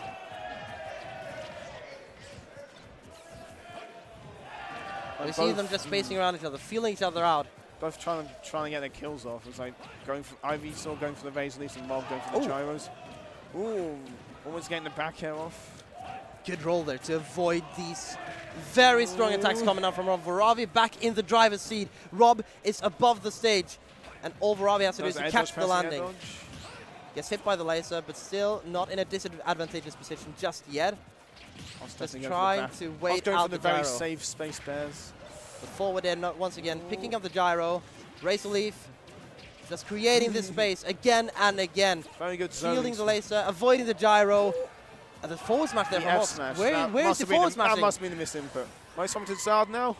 Getting the extra weight there with the Charizard, and that's going to be a shield poke as well. That back air is strong. A much closer game there, but Vavi takes it again. 2-0. I believe in running it back, same stage. Fair enough. We see the 2-0 here from Vavi. This is, again, a close seed matchup with 32nd and 33rd, which means that Osk should definitely have a saying. I love how he's sticking to the Rob, though. Sticking to the Rob, not going to his main, I'd say, of Pyramithra. I don't blame him. He was very close there to taking the game, but Vavi just managed to clutch it out.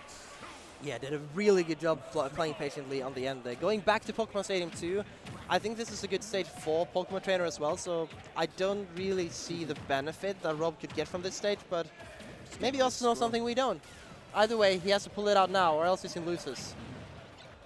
Still staying Squirtle. I thought he would have swapped to Ivysaur by now, but maybe he wants to try and mix it up again. If Oss is conditioned to expect Ivysaur here, well. I thought he was going to go for the down air. I thought he was going for down there. Yeah. Getting the cross up that he didn't want. That's going to be that down throw. Missed up tilt. Good match from Vavi, obviously. And now it's all about patience and shield and not being hit by too many of these options. Parry on the first hit on the back air is going to get punished with the second. Much better gyro usage here from Osk in this game number 3 so far. Getting a small lead, but we have seen these leads just evaporate from Osk as Vavi is clutching his way back. I also will say respect to gyro. I've seen Vavi's been doing a good job of using Ivysaur's disjointed fair and bear as a way of just stopping the gyro completely. So Ivysaur can definitely do that. Ivysaur now, Osk with a lead again. Parrying that neutral air, trying to just get the robot off stage once again. But you don't really want to, since Rob doesn't have a special fall, you don't want to really go low for the edge guard. So that leaves you in the situation where you have to try to catch the landing. Oh, we see the gyro setup once again. Finally getting the gyro setup, so you can just down tilt into the gyro and you can, oof. We see the side B here. Oh, that's going to be punished. Beautiful. Punished. Is he making it back? No, he doesn't make it back. Going too deep there. We see now Osk with a just a message of disrespect from Vavi. Get out of here.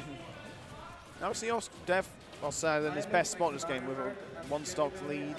Get this Cyborg out of my stadium.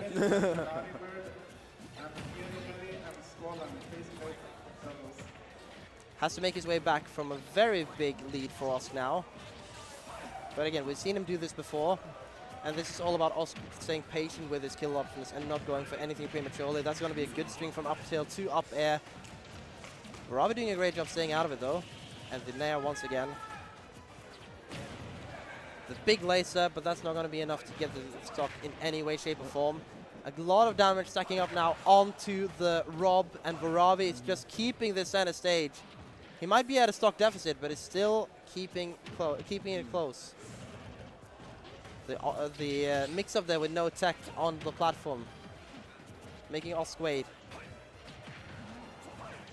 And now for the approach off-stage once again. Rob has the fuel still to go for these shenanigans over the stage, but now he is at even stocks with 100% to work with.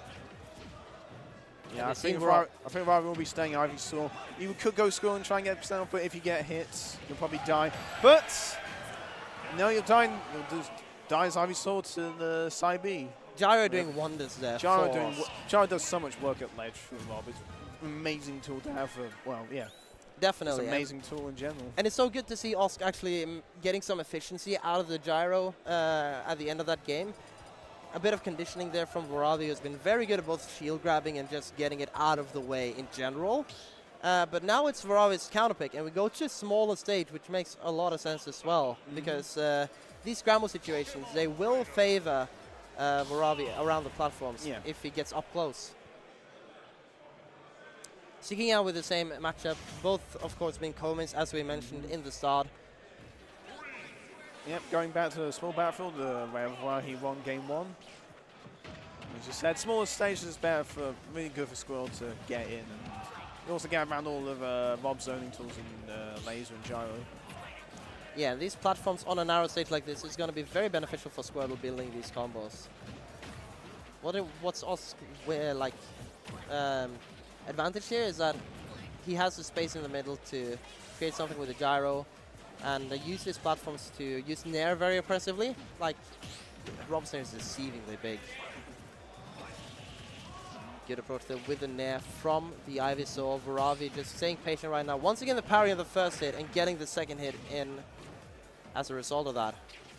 Expecting that the gyro might come out, waiting for the approaches there from Astra. Vavi's playing very patiently at the moment. Very even right now. Oh, okay. Nice. Okay, Vavi. Going for the celebratory F-tilt. I like that.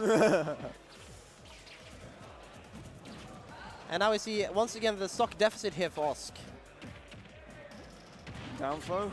Is that going to be it? Oh, good DI there from DI Vavi. there, Avoiding that kill option from the robot. Up throw. Oh. Seeing a lot more F-tilts. They are very punishable, and that's going to be a definite up smash there from Osk. Yep. Bring out the Squirrel, guess you can get the probably still a combo percent. Yep, definitely. And swinging back to Ivysaur. Switching to Ivysaur very early here. I do like it though, because he's been creating the space that he wants, mostly with the Razor Leaves and using these very quick aerials from Ivysaur to just get into these scramble situations where he will win. Rob doesn't have the frame data to deal with, say, the Nair or the back air of Ivysaur, and just using that to cancel out the gyro as well is so efficient for this character. And the wind whip once again. Vine whip, but this sweet spot doesn't kill, but it's a scary spot now. Ivysaur can definitely kill from here, but Public service announcement. Make sure that everyone knows that doubles in ultimate is played during the waves. Okay. Yeah, so we have some PSAs in the venue while we're commentating, of course. And Vavi's giving a PSA to Osk here. Get out of my stage! And there, Osk on potentially his last stock. Ooh, up air almost killing, but good DI there from Vavi, saving him. And we see so much patience around the ledge as well. Getting Getting these up up air strings, waiting for the air dodge. Wait for the air dodge, but wasn't able to punish off of it. But back air will take it. It didn't hold shield. That's something you don't want to do against Rob. Well, Vavi with a 66% lead and building. Trying to catch him with a Vine Whip. Now it's gyro.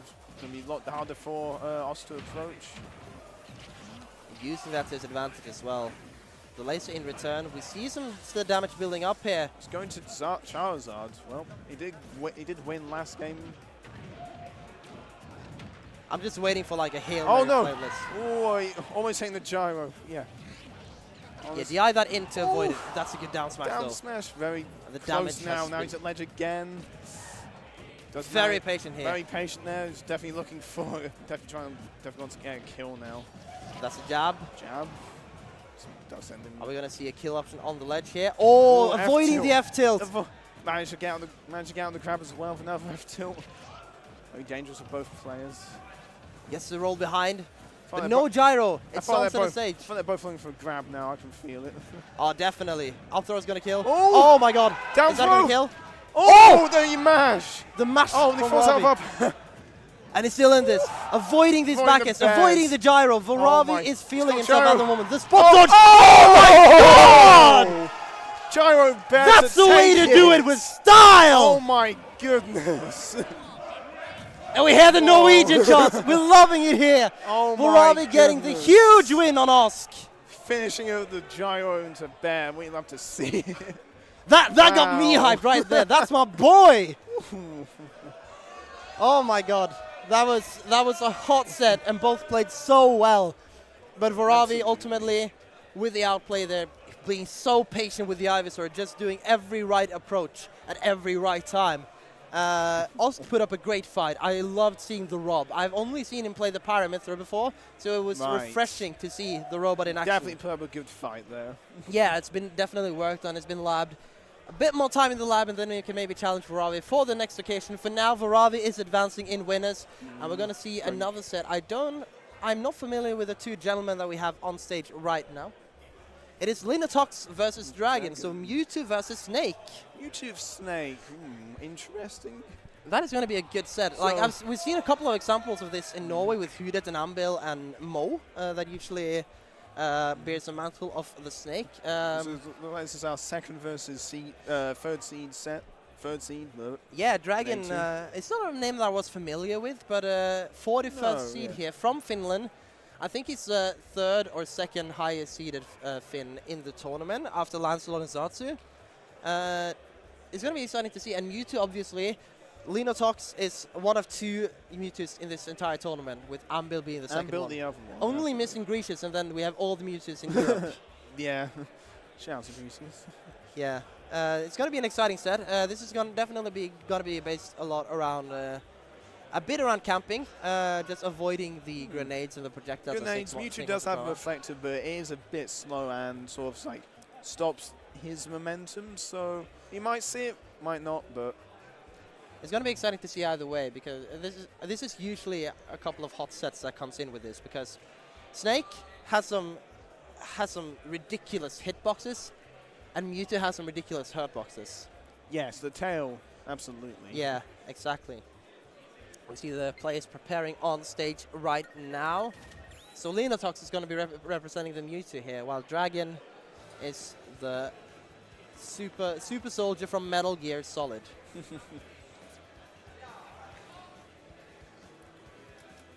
Now this is respectively 24th and 41st seed, so it would be quite a big upset if Dragon were to get this victory. Yeah. But I think the matchup is in his favor. Without me being too certain, I think that I feel like Snake wins against Mewtwo. I think Mewtwo overall, with all the projectiles that Snake has, I think Mewtwo is stronger. I think Shadow Ball is really underrated. Shadow Ball's a very good projectile. Yeah. I'm not sure exactly how it interacts with grenades, but I suppose we will see probably in this set.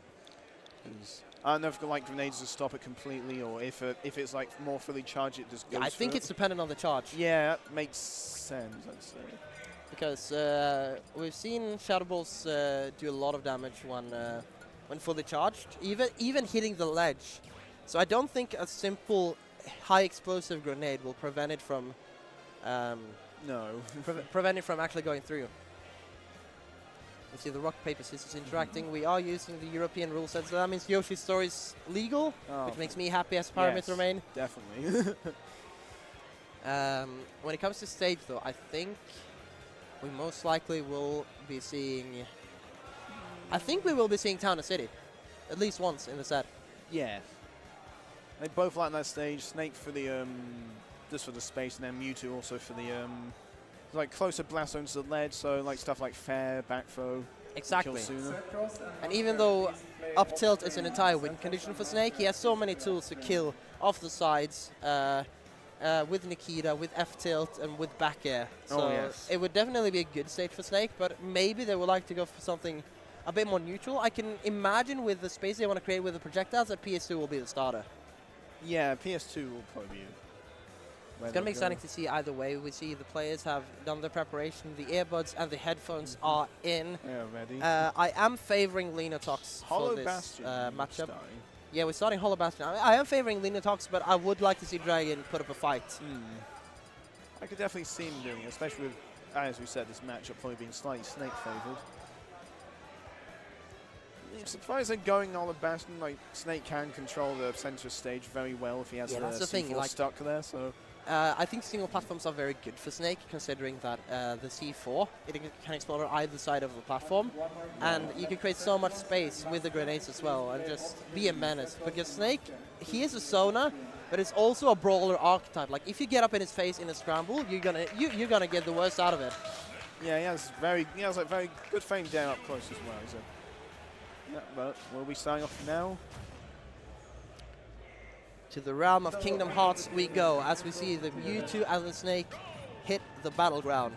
And as soon as we see the C4 on the platform. C4 on the central platform. Yeah. And I think that is also going to be a huge win condition here for Dragon if he's going to try to get into this Mewtwo. Seeing a lot of grenades coming out. Both Snake's best selling tool and his combo escape option, frame 1. I'm loving this from Dragon. It doesn't give Linox any room to charge. Oh my god! Nice Get up tilted! Very nice tech chase there. Maybe this Finnish Snakeman is not something to be mess around with. Playing the first dog in under 30 seconds. Huge there. And we see Dragon with a good lead, creating the space that he wants. And what I was about to say, I like that he doesn't give any space to Linox to charge up the Shadow Balls, leaving him with the puny chip damage Shadow Balls as the only option, like the grenades. They do fair amount of damage, like they do 15 to 20%. So that means that Dragon has a good situation to get a lot of damage in a short amount of time here, because Linox, he wants us to more charged Shadow Balls to get in, but another up tilt there. That leg be stretching. It is Snake's best kill move. Like, I mean, why would you use it? Really big. What else do you want? Linox, it's like finally, and Dragon sort of finally disadvantaged, but Linox unfortunately not able to hit anything. No C4 on deck right now, but we see just grenades, and the usage of a Dragon is being so calm and collected. Another chase on the platform, but a mix up there with no tech from Linox. C4 on stage this time, and we see Dragon is creating kind of a force field right here that makes it difficult for Linox to approach. But that Fair is got to kill, and we see a stock deficit here for Linox, but still trying his best to get in. Definitely trying his best to get in, but it's very difficult against Snake, especially on this stage. Like, you have grenades and C4 to deal with. Yeah, I would imagine Dragon won the high rock paper scissors. Linox trying to get the dare spike there, but oh, look at this. There's no way in. Look at all the projectiles. How did he get in against that? Okay, he did get through thanks to teleport, but third up tilt, that'll do it. Convincing two-stock here from Dragon in game number 1.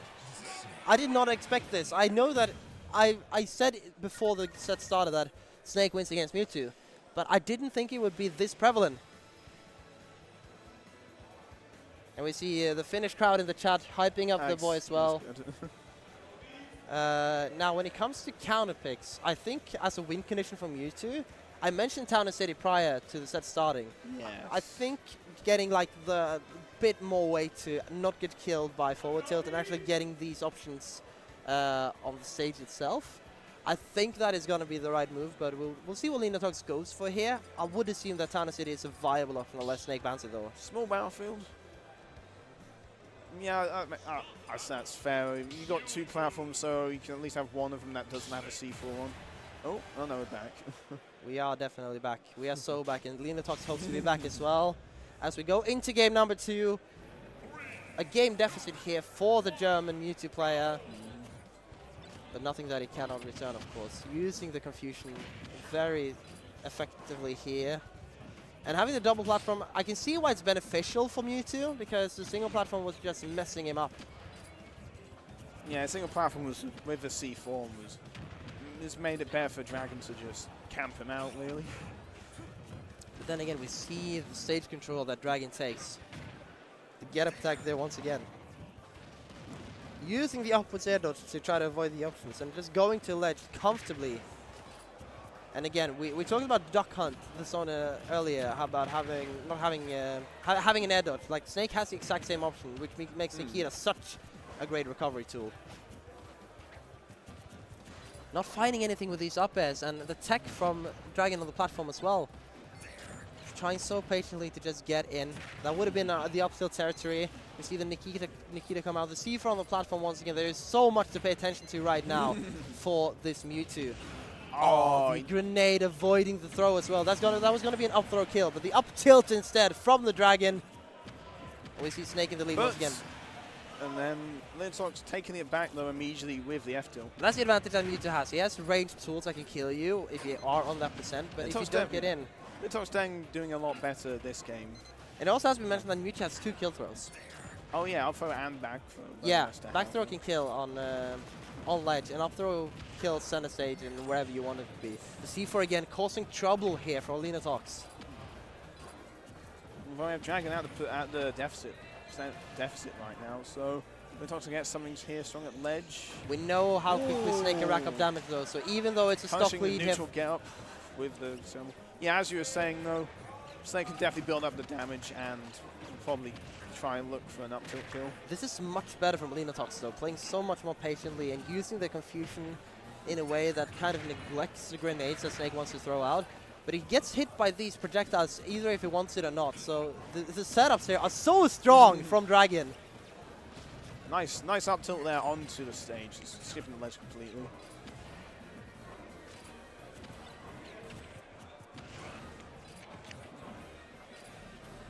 Confusion doing his best work to just avoid getting hit by the grenades. Just out of range to get hit by the dash attack there, but gets the jab, the Nikita. Mewtwo not going the side that maybe Dragon anticipated, so the up tilt was not the right follow-up, but the ups. Oh my god! Barely getting saved by the grenade. That saving grace there for Dragon. You keep flexing your leg, Dragon. He's going to run into it eventually. Good movement here with the Nikita from the Finnish Snake main. Navigating around, not rushing in to try to get the kill move. Although the percentage is building up,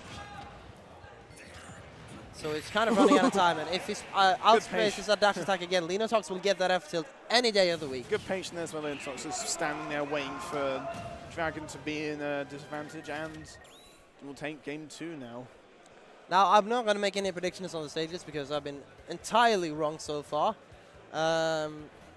Let's just see where we're going, because if I were Linox in this situation, I would maybe probably ban Town and Carlos and maybe one of the single platforms. And I don't think any of these want to go to Final Destination either. No, FD, like, Snake misses out on having a platform to do stuff, and then, but counterpoint, Mewtwo probably doesn't want to just have no platforms to not get around any of the grenades. So. I know that Mewtwo digs Smashville. It's actually a very good stage for the character, according to Ambil at least. Okay. So I feel like it's. I feel like based on how Game 1 went on Hollow Bastion, they might not want to deal with just one platforms and C4 again. Yeah, but the platform is different, and the stage is a lot smaller as well. A lot smaller, so it's. Oh, well, there we go. We are going Smashville. Yeah, that was what I imagined, because as I mentioned, Mewtwo gets a lot of out of the Shadow Ball there, and just narrowing the space down. Where I will say it is Dragon's counter pick, so perhaps it's good for both characters. I think both kind of are going into it with the same game plan, just narrowing down the space. Narrowing down the space. Like, try and make it a bit more close corners. Yeah, but definitely a strong stage for Snake as well. It has to be mentioned. However, we're going to see Linox trying to build the advantage here. Low profiling under the dash attack there. And we see the advantage once again here for Dragon as he gets another down tilt. 78% now on Linox. And we see the grenades being used efficiently for both characters here. A bit of self-damage there, and the rapid jab from Mewtwo, which does so much damage if it gets going. So if Snake does get hit with grenade in the hand, he does get hit by it if it explodes. So then you can combo Snake getting hit by his own grenades, as we've seen Linox do here. That's a neutral area. It's not going to kill, but that's a lot of damage. Not damage, and sets you at ledge. Yeah. Linox will get off with the. Yeah, we see a bit of conditioning here. Ah, that was a good setup from Dragon. We see a bit of conditioning here from Linox in the form that he doesn't hover around the ledge once he gets up. He just wants to get away from that up smash as soon as possible, because the projectiles are there, so it's his job to just navigate around and find the space that he needs. That's a dash attack once again. The Nikita is out. It's just going to drop it onto the ledge. Almost a kill with the feather as well. Just dropping these projectiles, forcing Linox to almost stay in shield. But he has to fully charge out a ball now, which will reach on ledge. But good get up there from Dragon, who gets the forward tilt and is back in the lead here in this set.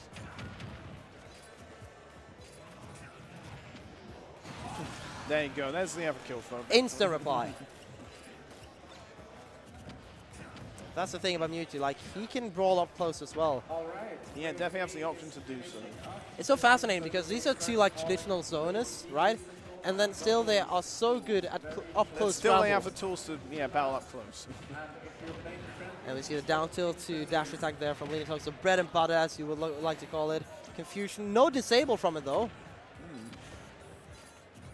A bit of a presumptuous call out. Actually getting the cross up there on the get up. Just keeping center stage. Dragon is dropping these projectiles like they're Tic Tacs. And once again, the up smash there to try to limit the options that Linox has from the ledge. Using these grenades, again, so efficiently. Trying to catch his approach. Oh, that's a disable. That's going to be a kill. That's disable. He was smashing that down B. I just know it. Yeah, you can just tell. It's definitely good to go for it now when your opponent is probably not, maybe not aware of it, but... And now the up tilt is staling as well, so Dragon will have to look for kill options another way. Especially now that his damage is racking up quickly, 66% already on the fin. Got the sticky on the Mewtwo and we'll set it off. Landing neutral air there, just using the space. Linox looking much more comfortable here now in the driver's seat in game number 3.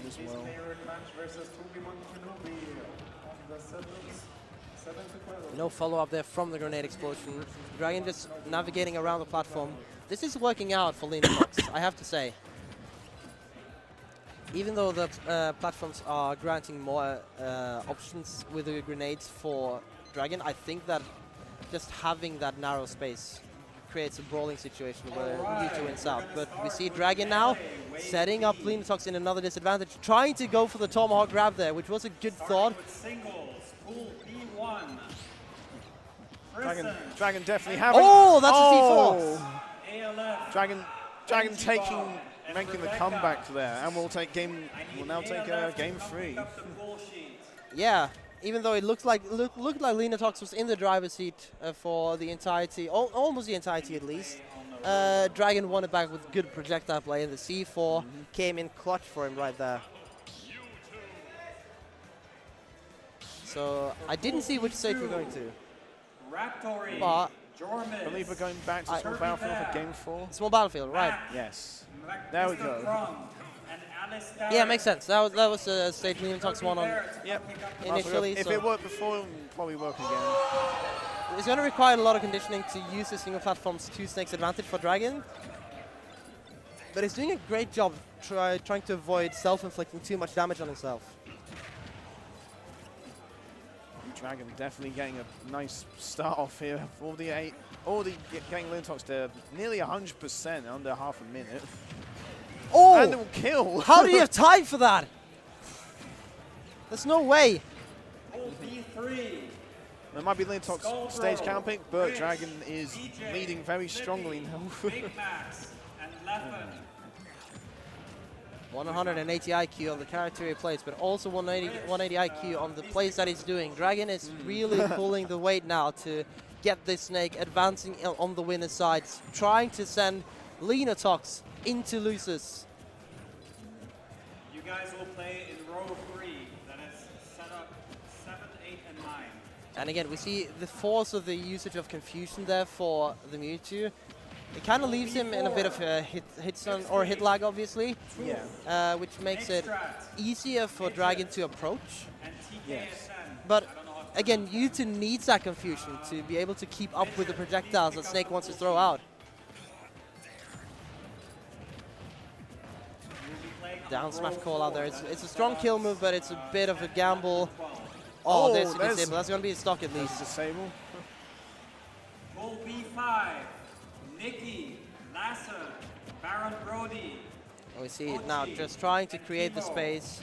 Only like 80% dividing these two, but again, Snake has so many kill moves. He doesn't struggle with finishing off this stock. No, Mewtwo can build percent with that rapid jump and the Shadow Balls, of course.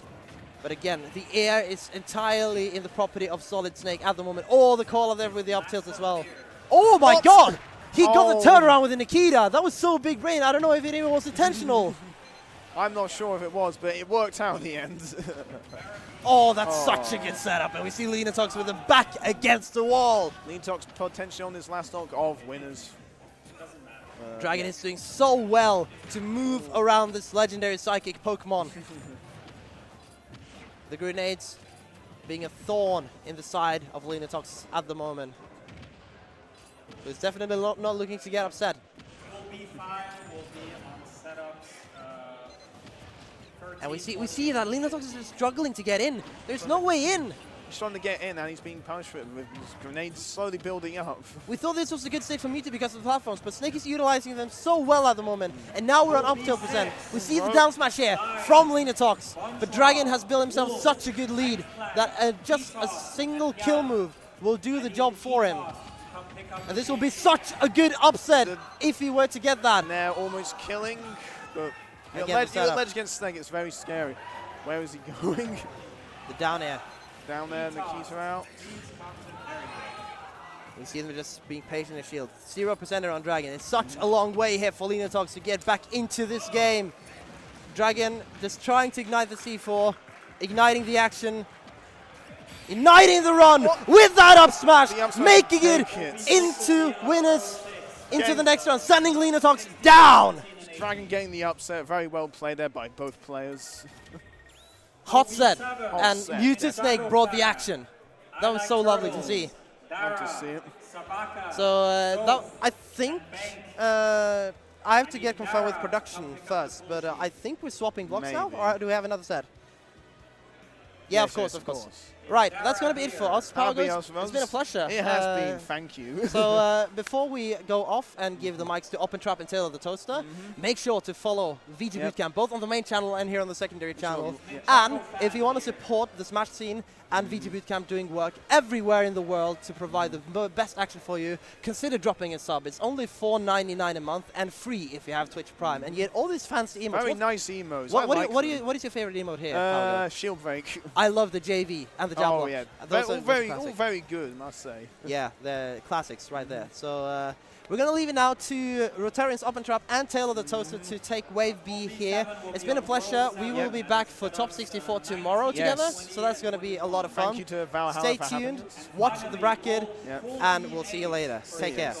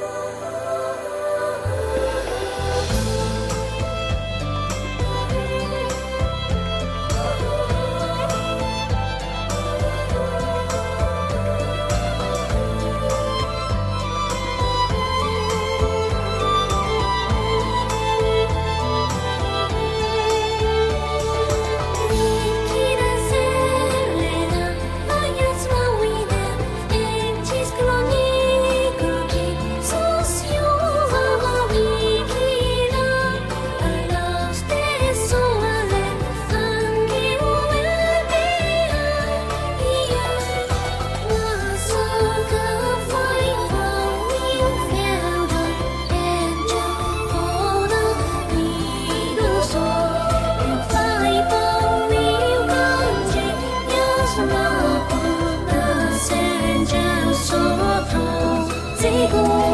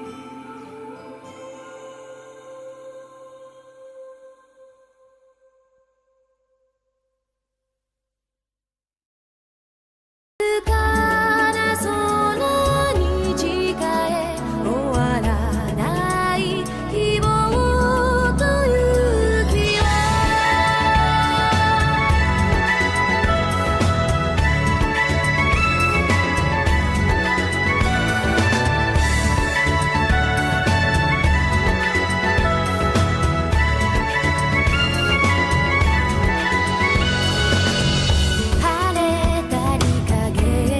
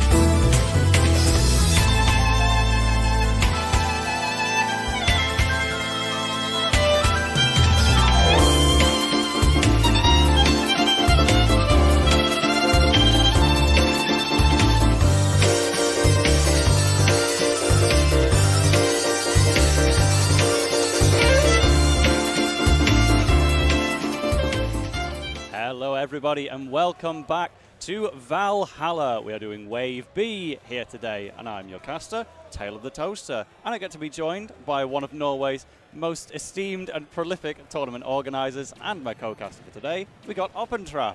Thank you so much, and it's a pleasure to have you here. Back in the Nordics, not too long ago. 2 times in 2 months, I could get used to this. You should. It's quite funny because I come from Newcastle in the north of UK, so I've basically come directly parallel to Denmark. It's like, yeah, I'm going north. I've actually not gone north at all, but it feels like it. But we definitely got to be here for Valhalla because it's the grand comeback of a very loved tournament series. This is the first time I've ever gotten to go. Is it yourself? It is my first time as well, yes.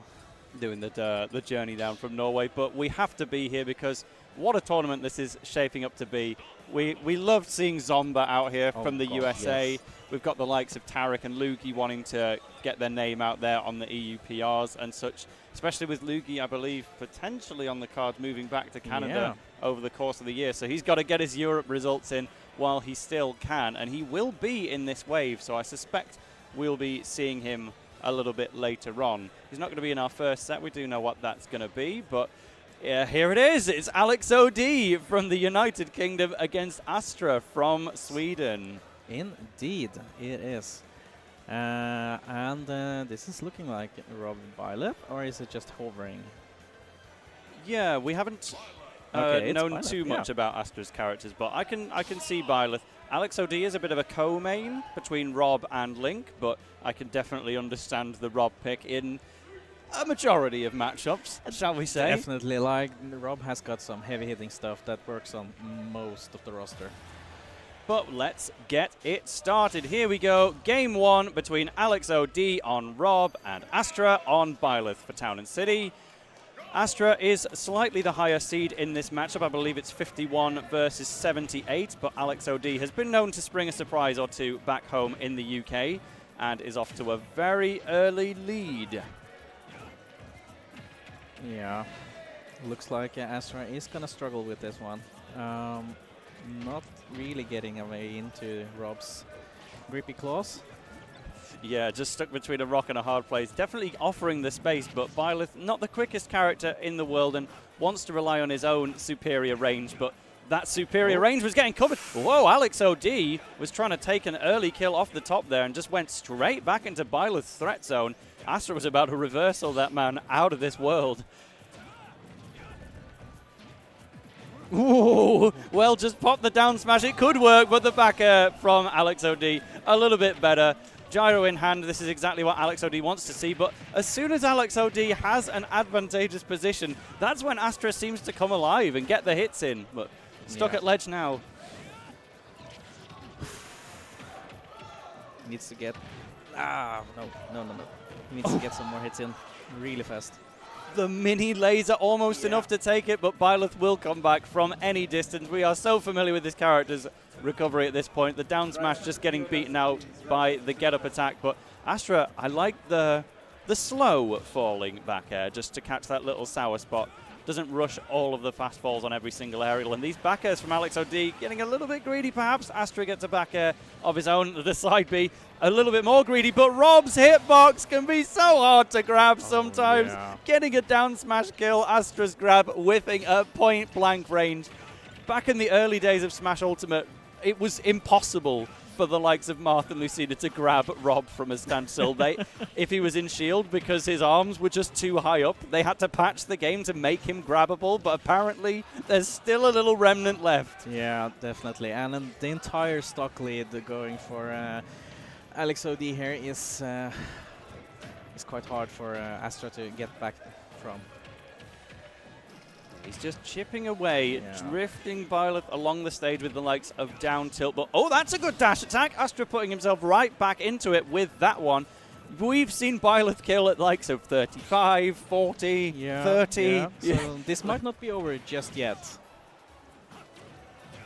Oh, just weaving around the sword of the creator, though. Astra has immediately, if that forward air connected, he was straight back in the lead. So put him in the ground. Alex OD says, actually doing the up smash attempt on the air dodge down. It doesn't quite connect, but Alex OD, you know, the threat is mounting. This is a best of 5, so we might still see as Link come out, we might see new characters from Astra, but you always want to get that game one, especially if that early lead possibly is something you might not be able to replicate. The air dodge is gone. Yeah. Actually does stick to the right ledge. Rob can sometimes just mix it up and go all the way to the other side, but Alex OD staying committed, getting dragged down though. Oh, this is so even right now. Could go anyway. Oh wow, actually just goes up. Oh. Doesn't fear the gyro in Astra's own hand. Says, I'm still going to go and hit you. Getting hit from the ledge, but Alex OD, yeah, could have been on the receiving end of his own gyro. So fortunate, but the back air is going to get it when Astra extends his own hitbox by side being straight into the gyro. Alex OD planning around that with frame perfect precision, and actually managing to outrange such a big move in the process, because the move's hitbox was still active. It was extended, like it was more dangerous. Yeah, but yeah. There we go.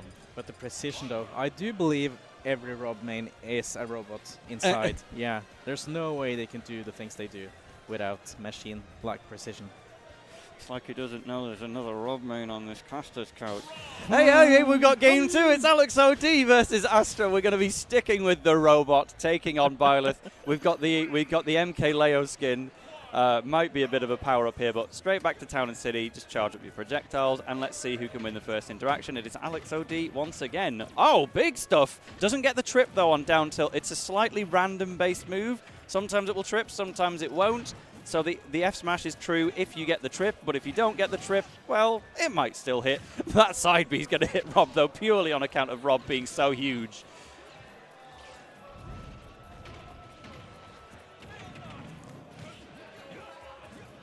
Well, just stick about on that platform then. The back airs have been the story of the century for Alex OD, but Astra is starting to catch on. It's a huge back air. It's very strong, but it's not exactly quick. So Astra is managing to sneak in, just doing a few little sour spots to interrupt it. But if you're cancelling a move, you've already filled the objective at that point. Yeah. And Astra is not letting go of his first stock. He is trying to rack up as much damage as he can on the Rob. But then again, Rob is explosive. And something to be afraid of. Yeah, that was potentially a regrab situation, but Alex OD just kept his distance and got a punish on Astra when he went for the get-up attack. No recovery, actually. Huh. Just couldn't cancel the momentum, popped the up B before it was in range, didn't get another chance. So Alex OD is going to take that stock lead, but it's already in danger. It's not quite gone. Rob is very heavy indeed. Yeah, absolutely. But still, though, 148, 50-something%, it's gonna do it soon. Wow, that rapid jab sending it exactly the wrong angle to kill. But Alex OD gonna get away with that one. Finally, the forward air takes it instead, hit by the pole arm. But gyro in hand, that's never a sight you want to see upon respawn, because your 15% suddenly might as well say 115. Yeah, that's the danger of the gyro. Be aware, you don't want to get to it. But this is Astra in the lead for the first time in the set. Alex OD just drifting back down to stage slowly but steadily. Astra's going to be stuck on the platform for a little bit, just weaving around the gyro though, using side B to just pass around very quietly, but the down smash once again going to miss. We've seen 2 attempts and every time it has gotten him big punished.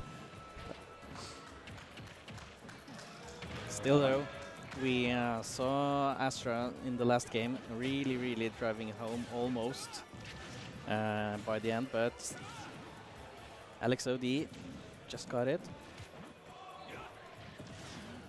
The ledge trapping going hard, and Astra gonna snipe from the left blast zone. Still gets down smashed in return, so this is even percent on even stocks here on game 2. But Astra, that was the first time we'd seen him have a stock lead, and by golly, it didn't last long, but it's still encouraging to see that he can get one. Whoa! Well, I wouldn't have doubted it if Rob was just spiraling off to the Smashville background, the Town and City background there, but just living on at 66. That's going to put you on alert for the next big Byleth hit, but catching out of the air there, that Nair could have potentially set up into just a raw, I'm going to try forward air or maybe even side B situation. Not true, but it certainly takes those away sometimes. Goes for the reversal with the down air. Once again, Alex O'D always opting for the nearest ledge. He's yet to kind of introduce the mix-up, going to the other side, living the back air just barely. Is he going to up air from below the ledge? No, he goes for the quickest possible recovery. Byleth not the best at two-framing in the game. He's got the one option with down tilt, which is kind of slow. Oh, actually goes for a roll read with that back air. There's the roll from Astra now getting behind. There's the superior range as well from Byleth using the forward air. That's a slightly more delayed Alex O'D, but he never recovers too aggressively. Astra was way out of the way anyway. Yeah, still the rob is too heavy yet to be flung off the screen. Oh, angles the laser up so that it misses. If that was point blank, it would have been fine. But there is the up smash, and Astra going to equalize. It's 1-1. I understand the logic behind angling the laser up because it kind of covers the platform and just a general jump towards. But unfortunately, it is barely going to miss, and Astra getting that last hit struggle situation in the bag. Yeah, it's incredibly close. I like that. Makes for a way more interesting game. And Astra is working hard to defend his seed. Yeah, that's what we want from a round 1 or round 2 match. Just get some of the most equal seeds, possibility for a mild upset, and we'll just have some close gameplay. But Byleth's got a gyro in hand. What's he going to do with it? Well, Astra's showing he knows what to do. Goes for a Z-drop nair. That is the play if you do have a gyro with Byleth. It's just not everybody's practiced that stuff. You either know how to do item play or you don't. Astra didn't hit with the moves, but it was a demonstration to show next time you give me gyro, you might die. But if you sit in shield too long at the ledge, of course it's going to be too tempting for Alex O'D to just go in and grab, and the next grab could potentially set up a dire situation. So Astra is going to be protecting the stage with all of his might. It's in its final destination type layout at the moment. The platforms have just come back, and that could potentially give him a place to retreat. Oh, goes for the up smash instead. Alex O'D was up in the air waiting potentially for a mash out option of the down throw. Just gets him. It's definitely working out for him right now. And Alex O'D really needs to figure out what Astra has figured out. We haven't really had any good follow-up off of the down throw from Rob so far, though. They will get better as the set goes along because you get more of a pattern on your opponent's mashing capabilities. But Astra's mash is pretty good, so Alex O'D, it might be time for an up tilt or maybe just a raw up air. But we'll see. For now, you can't fault someone on what is essentially a guessing game, but you can fault them for getting hit by a forward air at the sweet spot at ledge. You were nearly dead at 81. Oh, that's going to do it as well. Uncheckable off of Byleth's up B. Even attempts another one. Just the second down air that we barely survived. That's a good jump up air, though. Kind of ambiguous. Looked like it could have been a tomahawk grab potentially, but swings just a little bit later, getting that kill.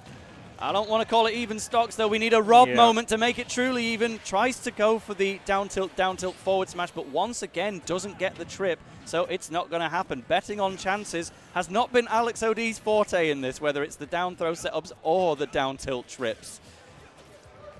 Now, as I said, this is not equal stocks yet. This Rob could fly off very, very, very soon. So Astra is, there we go. Stock lead for Astra. And at 38, should be happy. Obviously, Town and City has those super duper close blast zones, so Rob's side B will kill in most situations if you can catch a Byleth off stage, but when he's got such a good recovery, that's hard to do unless you can bait out the air dodge onto the platform. Looks like Alex O'D wasn't quite ready for that one. And DI straight into the down air at 72. Alex O'D is suffering right now, open trap. It is what it is.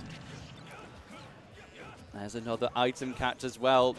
Obviously, Nair is one of your best moves for catching items. Byleth's super active. You just want to collect that item, and then you've also got one of the best Nairs in the game completely active all the way through. Look at that as well, cancelling out of the B reverse neutral B to drop the gyro.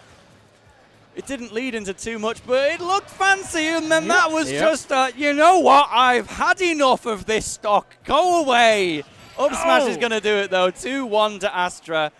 we are getting a lot of up smash kills from Astra all of a sudden. Alex OD is going to have to think, maybe do I try a slightly more zonerish playstyle with Rob for game 3, or do I just try the Hero of the Wild? Yeah, I hope for the Hero of the Wild. Because we need to see something new, I think. Astra has figured it out. Yeah. I definitely think if he sticks with Rob, it's totally still doable. It was just starting to go a little bit too aggressive at the end when Rob, even when losing, he's definitely not forced to. But here's the Rob. Let's try it again. Game 4.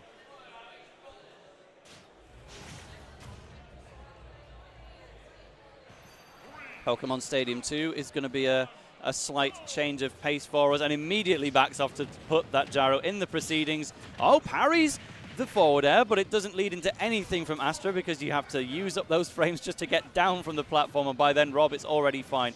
Also fails to grab the gyro with that jab when typically Astra's been very, very good at picking up the gyros throughout this set. Oh, that's what happens when you trade with Byler's up B. You still get sent into position for the follow-up hit, but the follow-up hit just doesn't happen. It's one of the weirdest looking trades in the game, but it still helps the Byleth at the end of the day because they're not going to get punished off the back of it. Oh, that's a Tomahawk attempt, but smart roll in from Alex OD to get out of the situation. Gyro's just being sent at the minimum possible distance to try and catch those drifts in, because much as Byleth's recovery is incredible, it does kind of force you to go low a lot of the time. So that's why Alex OD is always going for those low travel gyros just to cover the underside of the stage. But gyro is way out of the way. That could have just been an F smash, to be honest, but he'd already committed to picking up the gyro. Instead, we get an untechable back air off the side of Pokemon Stadium 2. And Astra is now looking comfortable. That down smash also would have killed if it sent to the left, but it didn't, so too bad. Yeah, it is looking a bit better for this game, though. But then again, Astra is still not dead. Ooh! Okay, holding up out of the Sword of the Creator this time from Alex OD just to make sure that the down air doesn't connect, because Astra has gone for it every single time, in fairness, but the run-off forward air, Astra has absolutely come alive. We were saying just before this set, Swedish player, but mainly plays online. Well, this is an offline showcase for the guy, and he is proving exactly why he's here, living at 163, even after a Rob down throw. At this point, Alex OD's just going to have to up throw him and hope that it kills.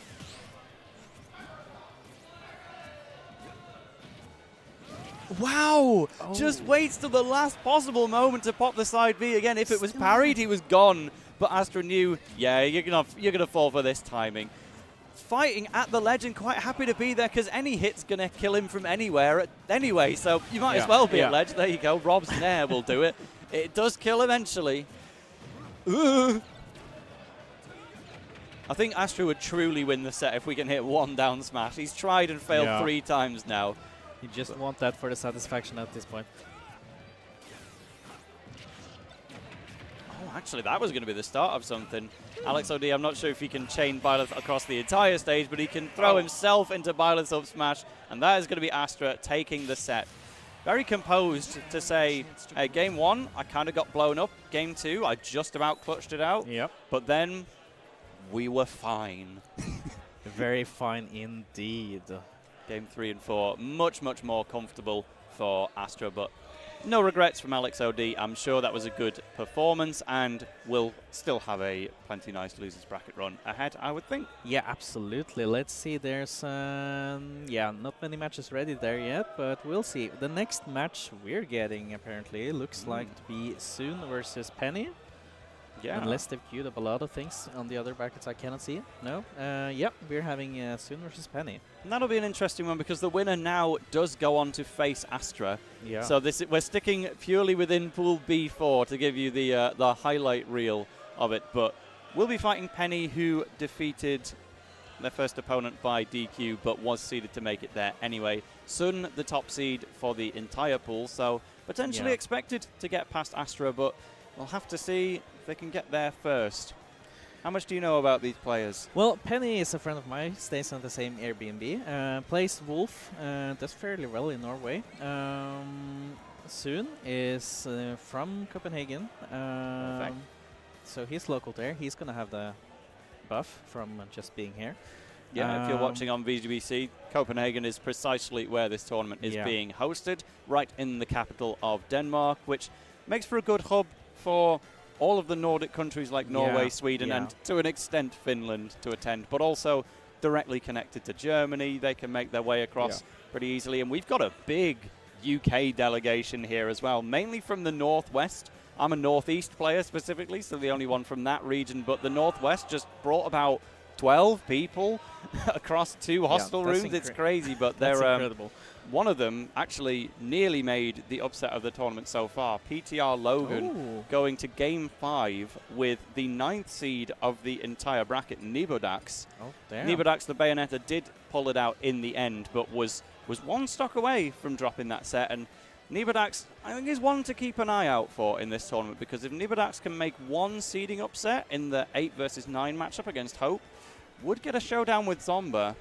And Bayo Rob, let's just say there could be something brewing there, but that's only if Nibodax can get past Hope, which is, I wonder if that's more challenging. I'm not sure, because Hope is on his home turf and he does not do well here. The venue will be... Oh, is that a thing? Yeah, Hope really sucks in the Nordics. I didn't know that part. That's just a thing. So they will be getting loud for him, I'm sure. Yeah, they will. So I hope this could be a new year for Hope, with new hope and possibilities of not doing as he usually does. But anyway, we're having Penny and Soon here getting ready for their match. Yeah, exactly. I'd love to see Hope get onto the top 50 Europe PR as well, because I think he barely missed out last year. Yeah. So if you can get a good result at Valhalla, that puts you off to a really, really good start. But these 2 players will be vying for it as well. Penny is our Norwegian rep, while Sun straight here from Copenhagen. Just roll out of bed and turn up to the venue, basically. It's always nice when you can do that. Yeah. But Sun, absolutely one of the highest seeds in this particular wave. Very much expected to do well, but in Penny, would we say, makes upsets pretty often? He's a pretty... I'm not going to say mid. He's above average, absolutely. Yeah, some upsets. Nothing too particular, I think. Hey, today could be the day. So let's lock in the characters. Yeah, it's going to be a Wolf Ditto. Yeah. Right. And they're called Toji and Hamjam in the in-game tags. So we're going to have to hope that they're in the right place, because we've got Sun allegedly on the left and Penny hopefully on the right. We'll figure it out. You can tell us any Norway in-jokes you might be aware of. Well, I'm not sure, actually. I'll try to decipher until proven otherwise. Penny is the wolf on the right in the blue colours. Hopefully, we'll get one of our TOs to ask them just to verify, and then as the set goes on, we'll have confidence, because this will be another best of 5. So rest assured, we'll have that to you as soon as possible. But for now, just standing under the platform says, "Hang on, I'll tell you now if you want. I'm not busy or anything."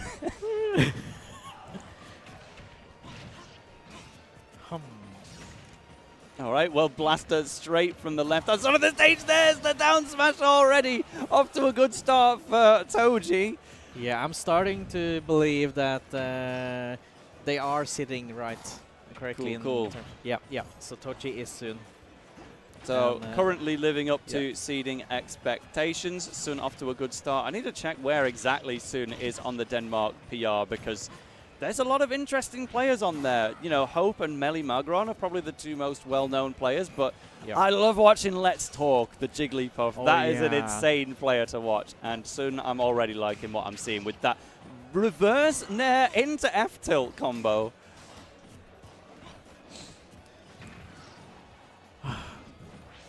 The Wolf Ditto. I really struggle to see who's who at any moment. Like, as soon as the tags disappear. Yeah, he is one of those characters where all of the skins are made to look stealthy. A bit of the Cloud syndrome, but Well, we've got Penny in stage control at the moment. That's why we are casters at the end of the day. We're here to help the viewing experience understand what's going on. And what is currently going on is that Sun has a full stock lead, just barely hanging on to it as well. The Wolf point blank there, it does indirectly kill. Goes for a really just unexpected, well, it's the angle of Firewolf that you would think gets you back to the stage. I know a side B would have made it back there if you angled it up, but it was quite an unsafe thing. So you generally go for Firewolf whenever you can because it snaps the ledge a lot more easily without trading with things, but it just has these awkward blind spots where it just doesn't send you anywhere near as high as you expect. No, yeah. I think Sun is definitely the better Wolf overall, but then again, Penny has been playing a lot against the Vavi, who recently also picked up Wolf and is doing good. So yeah, and out on winner's side at the moment in the previous wave, if I'm not mistaken. So it's a good day to be Vavi. But for now, pressing advantage over here. Oh, nice just empty hop. Because that's what it's all about when you've got a character Ditto. It's not about matchup versus matchup. You've just got to mix up the other player with your own ideas. You're on level footing sometime. I'm convinced there are characters that lose to themselves in this game. It can happen from time to time. Like, Min, how's that Ditto going to work? But Wolf, strong fundamentals character. When you put Wolf against a Wolf, it genuinely does feel like one of those truer reflections of, I'm going to find the better player and it's going to prove itself in 3 to 5 games time. The F smash was so almost plus that you could just immediately go for an F tilt and it still works out. Absolutely happy days. Goes for the down tilt. Okay. Well, that will do it instead. Yeah, it's not over. Penny could clutch this in still. So I'd be a bit surprised if he manages to do that. We've seen just so many aerials thrown out, knowing that Wolf's back air hits absolutely nuclear. If you get grazed by that thing, the sour spot would probably kill at this point. So when the opponent has to force their way in, just throw a couple of them out, try and scare your opponent. That's Wolf's modus operandi. He wants to scare you. And if I'm Penny, I'm looking pretty terrified right now. Just getting away from the up smash, but the back air does it instead. Game 1 goes to Sun. But incredibly close though, which will be interesting to see. Like, what seed is Penny? Would this be any kind of big upset? Seed 115. There you go. That would be quite the upset. Yep, representing Oslo, the capital of Norway, coming out in force. We've, of course, just had Smashborg just south of Oslo only last month. Was pretty much EU's first major of the year. And it was head TO'd by my co-caster, which certainly helps, and I had a good time there as well. But now it's great to say that the next big EU event is sticking to the Nordics. We're having a strong start for that entire region. Valhalla is off to a flying start. This is day 3 as well, technically. Day 1 was a friendlies and set-off day, and then we had the crew battle yesterday, but now pools has finally begun, and Sun is coming alive. So many up airs just to scrape him into the lead. Doesn't go for a down smash, just says I'm happy enough with an F tilt, set up the offstage situation. But spot dodge sets up an up smash. Oh, just getting the glancing hit as well from Wolf's forward air. We saw the sparks, we see no damage, but Penny is once again caught in the forward airs. When you're at 73, that's one of the most awkward percents to respawn in at, because you know that the job just isn't done yet. Yeah. You're not just going to drop off the platform, down smash, and then it's even stocks. You've still got work to do, and you just want to minimize the damage that's going to be piled onto you along the way. And Sun has absolutely no reason to go in right now. A heavy lead, and he's got a gun. So it always helps to have one of those when you're wanting to take to the other side of the stage. But they both got a gun, and they got the same reflector as well, so... And there's that awkward angle again. For the second time, maybe an up-angled Wolf Flash could have made it back, but it still sets up into all kinds of other situations like parry down tilt or just a raw down air. Yeah. The road is getting longer and longer for Penny to make the return. That's a nice opportunity. Oh, just Firewolf straight back down into the center of the stage. So there is that side B recovery that we were mentioning earlier, but if we're not careful, this could be a 3-stock. Penny, we said it was an awkward position to be in. Respawn your opponents at 75 because you've still got so much work to do, but it's still being done. Finally, the Nair will secure the first stock, but have fun taking the next 2 without dropping one of your own. Yeah. Oh, great spot dodge, though, knowing exactly what that Wolf wanted.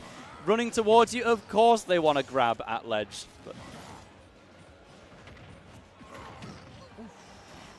if in doubt, Wolf up smash. It's so long ranged, and it will find its kill along the way, and there it is.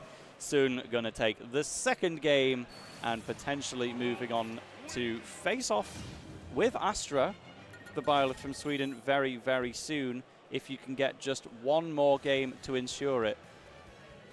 Absolutely. I think I've just seen a Mii sword fighter from the northwest of the UK get an upset win there. BM Wu sneaking through in one of the pools. Nice. One of our under-the-radar players who got top 8 at a UK national in Manchester Conquest exactly one time, and then has been waiting for that next big bracket breakout. So this could be the one performing above expectations. For now, Sun is the one meeting expectations, technically down by 10%, but not going to worry about it too much. The first use of the reflector in the set is going to help. And, you know, Penny's actually building on this really quite well. Lots of empty hopping to just make Sun go in, and yeah, it's absolutely all going to plan. Penny wants Sun to go in and attack, and that's exactly what Sun is offering. Yeah. Like, everything's at stake for Penny right now, but Sun could be relaxing a bit more than he has the previous 2 games. So that will definitely make a difference in mindset when playing. And would usually also show a difference in the gameplay as well. But Sun is really close to taking out the first stock on Penny right there. And there it goes, yeah. Yep, that will do it. Wolf down smash is always looming at every corner, and the F smash is still going to be too slow to take that one away. You just needed to factor in the unwind after charging it up. Oh, Sun is just running with momentum now. Yes, indeed. And he's really not letting Penny get close enough to do anything meaningful to those last percents he needs to close out the first stock on Sun. Oh, wow! There he goes. So it wasn't a trade, just getting the dash attack in moments before the forward smash was about to be unleashed. Penny getting the kill, but by the skin of the teeth.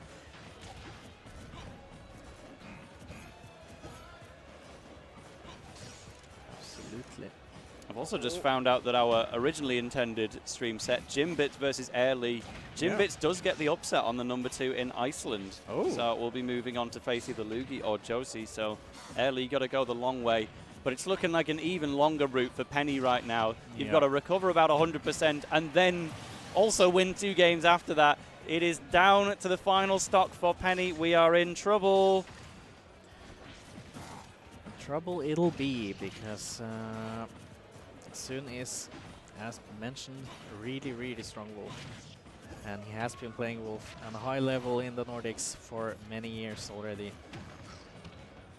Oh, waits for a roll in, potentially gets the back air. Okay, this is now looking surprisingly even if Penny just managed to get in. Keep Sun out.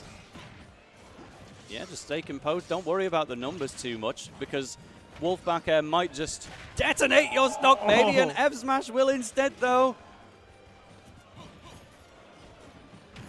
Run off Nair. It's not the quickest Nair in the world. I think it's frame 8, but it's got uses for both the sweet spot and the sour spot, so it's still generally a good idea at any moment, just as long as it doesn't get parried. They're both just going to take to some gun warfare at the moment, but up smash sneaking in from a galaxy away. It's still going to kill. That's a 3-0 for our top seed of the pool. Sun going to move on to face Astra in the Norway-Sweden showdown. Yeah, still a really strong showing from Penny there. I'm quite proud, actually. Didn't think it would go that well. Denmark, Sweden showdown. My bad. We've just sent one of our Norwegians to the loser's side, but Yeah, it happens, but he will face whatever in losers. yeah, I think Penny could be staring down Alex OD as the inverse of the soon Astra matchup. It's not guaranteed yet, but yeah. I hope you've got a plan for Rob. Well, he might have, because Iopo is close by in the region from Oslo, so that's maybe one of the most labbed Robs in Europe. So he could have some experience against that, and he knows all the zeros to devs, have at least experienced them a couple times before. But if you're new to the stream, this is Valhalla. We are here in Copenhagen, Denmark. I am Tail of the Toaster, as we can see down here, and I'm with Rotarion's very own Uppentrap. Indeed. Rotarion, of course, the main organization hosting events in Norway, if I'm right. Well, yeah, kind of. At least the big events. There's, of course, a lot of organizations in Norway hosting events, so we're quite fortunate in Norway to have that. Which apparently the rest of the Nordics is kind of missing, but I think they'll get there eventually. And this is the secret. If you're a brawl head like me, you go to Norway. Norway has brawl events every week. It's crazy. I love that game, so I will certainly be making my returns. Yeah, there's to Norway like in the 2 future. brawl scenes in the world. It's America and Norway. Yep. But I know a few people have brought a setup here to Denmark just so we can play along. Yeah, we gotta get our fix. Exactly, but we'll check who's going to be getting their fix of Super Smash Bros. Ultimate on the stream. I can see Bambi versus Metabug in the queue. That would be is the one of first the of our matches. winner's side top 64 play-ins. Either that or Rendon versus Let's Talk. Oh, well, I am always down to watch some Let's Talk gameplay, because win or lose, Let's Talk always goes for the clip. This is a Jigglypuff montage master. He doesn't care if he loses. He just wants to show you the funniest ways to convert into rest. And he, bear in mind, gets to face Anvil quite often. Yeah. Famously a Mewtwo main with quite the large tail. So Indeed. Let's Talk. He can get 3-0'd, but he'll get about 6 rest kills. Yeah, there's a reason Let's Talk won the award for the Rising Star in the Nordic Smashes. I wonder who else won one of those awards. Oh, couldn't be this guy. Could not be. I did not. But let's see. So again, Jimbits is going to be waiting on Lugi or Josie after getting the upset on early. One of the most aerial-based Toon Link players in the world. Was originally #1 in Iceland, but they've recently just got an up-and-coming Cloud player who's starting to put Iceland on the map. But it's hard to rate Iceland as a scene because, understandably, they don't get to go to much. No, they're kind of far and remote from everything, so it's kind of a struggle for them to go anywhere else. But even though that's usually a problem, Early has been showing up to all of the Smashburg seasonals. He's come here. He's probably the most traveled individual from Iceland. Which makes sense for the... well, he calls himself the founder of the scene, so he's responsible for Iceland having players at all. So you got to spread the good word. Just as, I think a lot of people came to Smashborg in Norway because all the Norwegians came to our UK stuff, like Regen, for instance, had just told everyone, you need to come to Norway. It's great. We are good at marketing.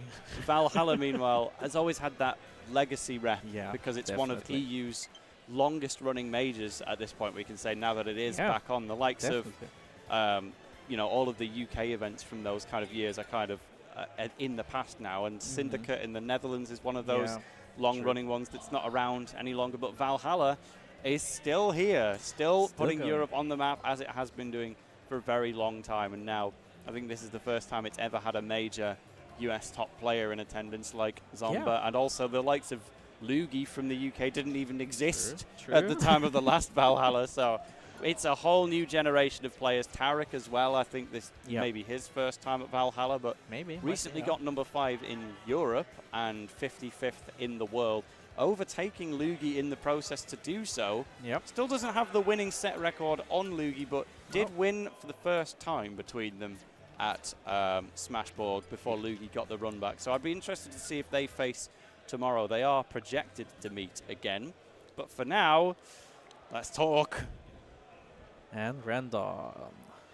We are going to see some Jigglypuff from the home country of Denmark. But Rendon, I don't know as much, representing Germany. What can I tell from the phone case? It's looking like Sonic the Hedgehog, if that's to be believed. I think that's more of a meme case than an actual indication that Rendon will be playing Sonic. So. But we'll find out. Representing Hanover, so one of the most techie cities in all of the world. So I wonder if that will translate to their gameplay. For now, let's talk. If he gets one rest, he pops off, in my opinion. Yeah, I would love to see that. Like 10 times. This is one that Let's Talk is favoured to win, though, if I'm not mistaken. But Let's Talk is so excited to watch as the underdog. Because sometimes... Oh, no, Rendon is seeded to win this one. And playing Joker, it could be happening. But there you go. We've got Let's Talk, the Jigglypuff on the left of the screen. And we've got Rendon, the Joker, on the right. Let's Talk from Denmark, Rendon from Germany. Just doing a little bit of a button test before we get started. So you've got to make sure the inputs are locked in and precise before I start going for some funny combos. Yeah, they are seated neck in neck at 31st and 34th. So okay, this is supposedly going to be a really close match. Yeah, because I think Let's Talk did suffer some upsets at Smashborg in Norway, if I'm not mistaken. Didn't quite meet seeding there. So now on home ground, let's just hope that the hope syndrome isn't there. Yeah. Like, we don't want to see Danes falling early on their home turf. But let's get those stocks reset and we'll start off with... There is hope in the background, in fact, of Rendon's face cam. Did somebody sim on him? Yeah, when you need hope, he's always going to be there. Okay, well, stage counterpick is going to be going to Let's Talk anyway. Predictions in chat. Are we going to see a rest in game one? That's not me asking if we're going to get a win. That's just me asking if we're going to get a rest. This is, of course, a Melee tournament as well. We've got VGBootCamp 2 running on the side, so you'll see plenty of rests on that stream, almost guaranteed. We've got the main VGBootCamp for Ultimate and VGBootCamp 2. We'll be running Melee all day, and we've got some top Melee talent in attendance. Again, Melee, Sweden's so known for Melee. We do have Pipsqueak coming out for this one, for instance. So bracket is looking hot over on that side. Yeah, Leffen even is here, but he's not attending Melee. It's just chilling. Yeah, it's just chilling. But not literally chilling. He's chilling with a G. Yeah, but let's get the... so they're swapping around, and we're going to see Joker versus Jigglypuff, which is a matchup in the game, is how I can word it. The Persona fans, of course, have only just got a new video game in the past week, so they're going to be coming alive in the Joker gameplay right now. Or maybe it's the opposite. Maybe all of the Joker players in the world will be cold on the sticks because they've been too busy playing Persona 3 Reloaded, but we'll see if it works out. For now, Let's Talk is going to put Joker off stage, but Joker can be such a tricky one for Jigglypuff because he's hard to edge guard with his either snap to the ledge tether up B or his invincible Arsene up B, and then he'll just get Arsene and delete you at 65 sometimes. But Let's Talk is doing okay for now. I love that his in-game tag is just, hey. It's like, Let's Talk, hey. I'm in your DMs.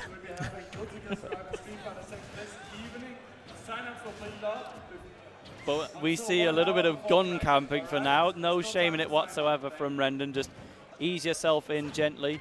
Again, it's always cool to see, even when you do have Arsene, you don't just press the issue immediately. You're still willing to stick to the game plan, because if you can gun camp with regular Joker, you can definitely do it with Arsene, and it will do even more damage. It's slow, but it works. Yeah, definitely the patient game going for both of them right now. Oh, run off there.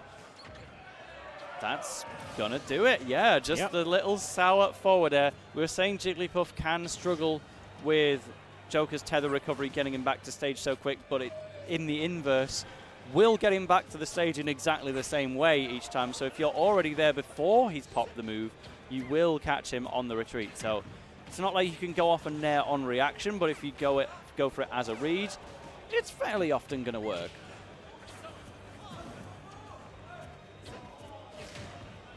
The up tilt, though, isn't going to connect from Joker because Jigglypuff just so small. She was basically just going to have to jump into it. No jumps left. Air dodge will eventually get you caught when you get up from ledge with Arsene's forward tilt.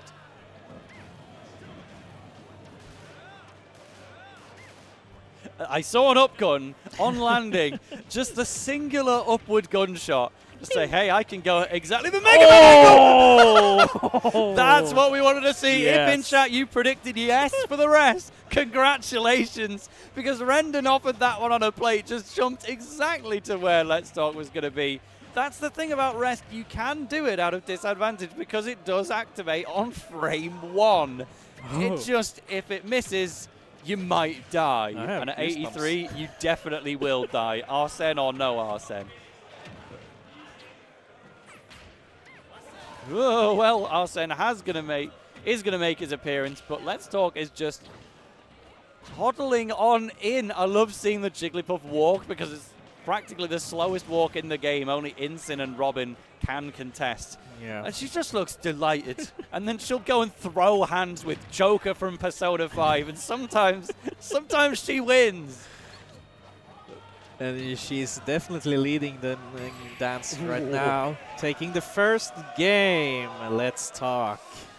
Let's Talk says, hey, Rendon left on red after that one. Game 1 going to the Danish player. I believe Let's Talk is ranked 7th in Denmark, if I'm not mistaken. But the guy has the potential to, in the next season, get like 3rd on the PR or 17th. They are kind of scared down here in Denmark, I've heard. Well, scared and happy because they need more people to make a difference outside of their own region. Yeah, the Jigglypuff matchup in general, pretty unfamiliar for Europe as a whole. Like, can you think of even one other Jigglypuff in the whole of Europe? It takes a bit of work. Yeah, Rykos. There we go. Straight in there. Of course, you've got the Norwegian for that exact purpose, but we are going to see the switch to Sonic from Rendon. That phone case with the Sonic the Movie case, it wasn't just a joke. He will go Sonic if the situation demands it. And good lord, is this a bad matchup for Jigglypuff. I remember at not Battle of BC, but a different Canadian tournament. Yeah. The UK's very own Pally went in and 3-0'd Base Mage when that matchup just revealed how bad it can truly be, because Jigglypuff just does not have the airspeed. Well, she's got airspeed, but Sonic's got more speed. So when Jigglypuff is getting outclassed on her approach speed, she just can't get those attacks in a lot of the time, but Rendon has been leaving openings. The spin dashes have been getting charged, but they're just sending him into danger. Getting F-smashed by Let's Talk, and it's going better against the Sonic than it did against the Joker. Mo to the TO desk. Mo. Just runs in and grabs, doesn't work. The F-smash from Let's Talk was way off the mark, but Rendon is retreating, and that's usually what you want to see from Sonic, but you assume they're in the lead at that point. Good spin shot recovery, though, because can be easy to misinput the spin shot. The way it works is it's a spin dash that absorbs your double jump to send you at a really horizontal angle, but if you press the button a little too late, it will just send you straight up instead. And then at that point, you'll just get hit by Jigglypuff, but execution is key, and it will always help.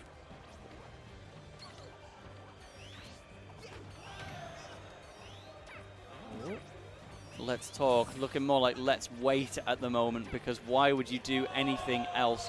Yeah. Rendon trying to intercept with the back air, but actually getting the up air to connect instead.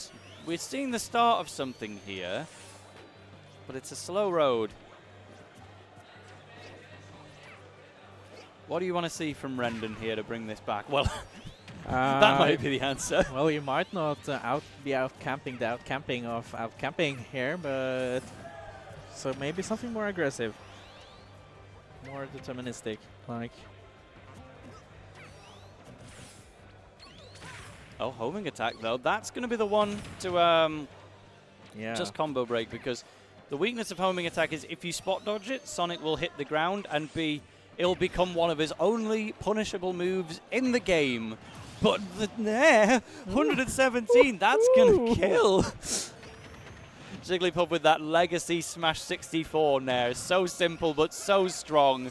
It's like, I feel like, you know, Link has one of the best neutral airs in the game, and it's clearly not intended to be. It's just It's just always been like that, and Yeah. they've forgotten to kind of bring it in line with the modern day. But, I mean, that's fine, because he's also got the Smash 64 legacy factor of no DLC gimmicks, and Jigglypuff looking the same in that regard. But Sonic, he's always played like this. He wasn't so good in Brawl because he just didn't have a single kill move in that game, but then as soon as he got one, he was fine.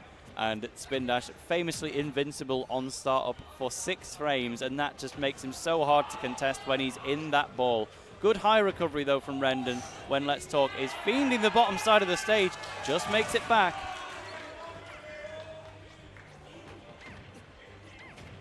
Dash attack into dash attack. I mean, hey, if it works, it works. Rendon was on the retreat, and Let's Talk just chasing him down. The back hit of the neutral air also threatening a kill situation already. Let's Talk not even dropping one stock until now. Rendon finds that back air. Yeah. I was about to say, could Rendon even be able to close out a single stock, but yeah, just got it. So it's not all out yet, but 120%. He has to stay alive somehow and avoid all the things Let's Talk can pull. The plan is you make yourself look really easy to rest. Yeah. You bait Let's Talk into going for his funny move. Okay, maybe not now. Back air is going to secure it. Next game, I think the only way you could do that is by making him fall asleep and just, I don't know, kill with forward smash at 43 or something. But Let's Talk going 2 games up. Still a best of 5, and our slightly higher seeded Rendon is looking to benefit from that rule set. Gonna have to set up a reverse 3-0. I'm not expecting to see Sonic based on how that game went. The Joker was performing better, but yeah. Sonic generally should be fine against Jigglypuff. That's the thing. Apparently Let's Talk has tried that before, it seems, and knows how to avoid everything. Well, certainly going to get the stages ironed out first, and then you can choose your character. Hey, we get some Xenoblade music. It's always the power-up. We are seeing the Joker make its return. Understandable. Both of these characters still super good in the matchup at the end of the day, but the main thing that was catching Rendon at the end of the day was just Jigglypuff's neutral air. Yeah. Because he was always off stage whenever the move was clicked. So Joker, if he feels more comfortable fighting on stage, that will certainly help him out. Hasn't actually locked it in yet, but just wants to be 100% confident. I'm not sure you can be 100% after what the first 2 games look like, but is going to try it. Yeah, I wouldn't certainly not be. Trying a new skin as well, the yellow one. I was expected to see blue for Persona 3 Reloaded fans in chat, but we're going to see if we can make it work with the Persona 4 skin. But, oh, you know what? That didn't sound so good. And this recovery's not looking so good either, just making it back to ledge. Let's Talk is untouched here on the platform and getting a back air for the Troubles finally. Arsene going to make the first appearance potentially, but Let's Talk is quite happy to be up there. We saw what happened in Stock 1. We didn't get a rest in Game 2, but Game 3 we're going to be on the lookout once again. Arsene is out, but will he be able to make use of it before time's run out? It's already half gone already. Let's Talk just kind of wailed on him for a little bit. The guns are, I think, the best strategy right now. Just get some chip damage in, because if you are close up to Jigglypuff, then you're in that threat bubble. She's got no projectiles to hit you with.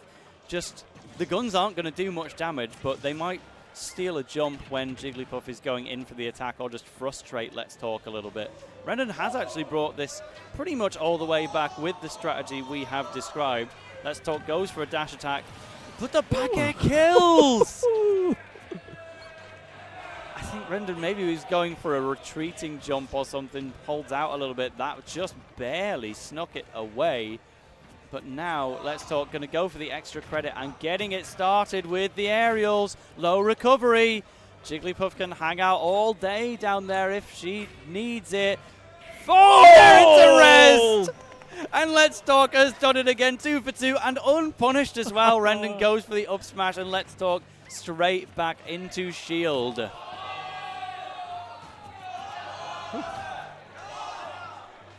All right, well, Rendon, I can't tell you to gun camp anymore. We just need you to get an up smash or a back air, something drastic. If you can get this kill with regular Joker, Arsene could have been saved. Instead, Arsene is going to make himself known just to take away Jigglypuff at 120 and hasn't got a hit with it yet. It's already pretty much half gone.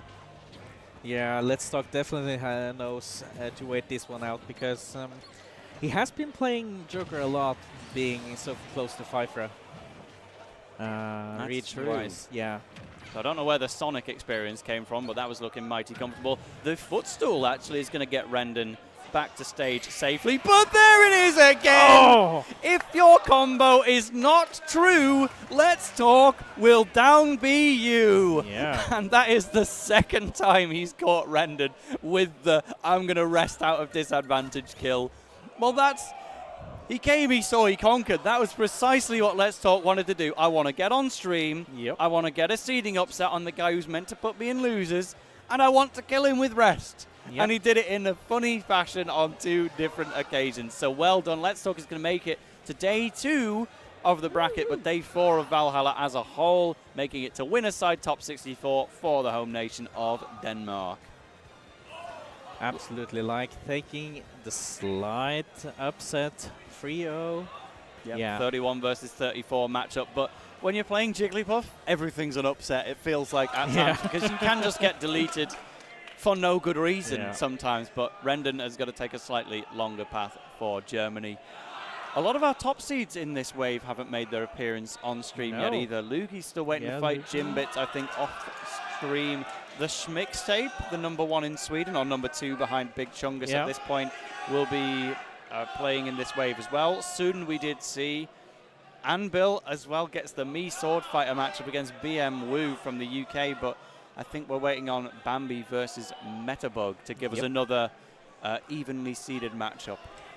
Definitely. Like, would have loved to see some more of the top seeds, but it is what it is. We're getting more of those tomorrow. Absolutely.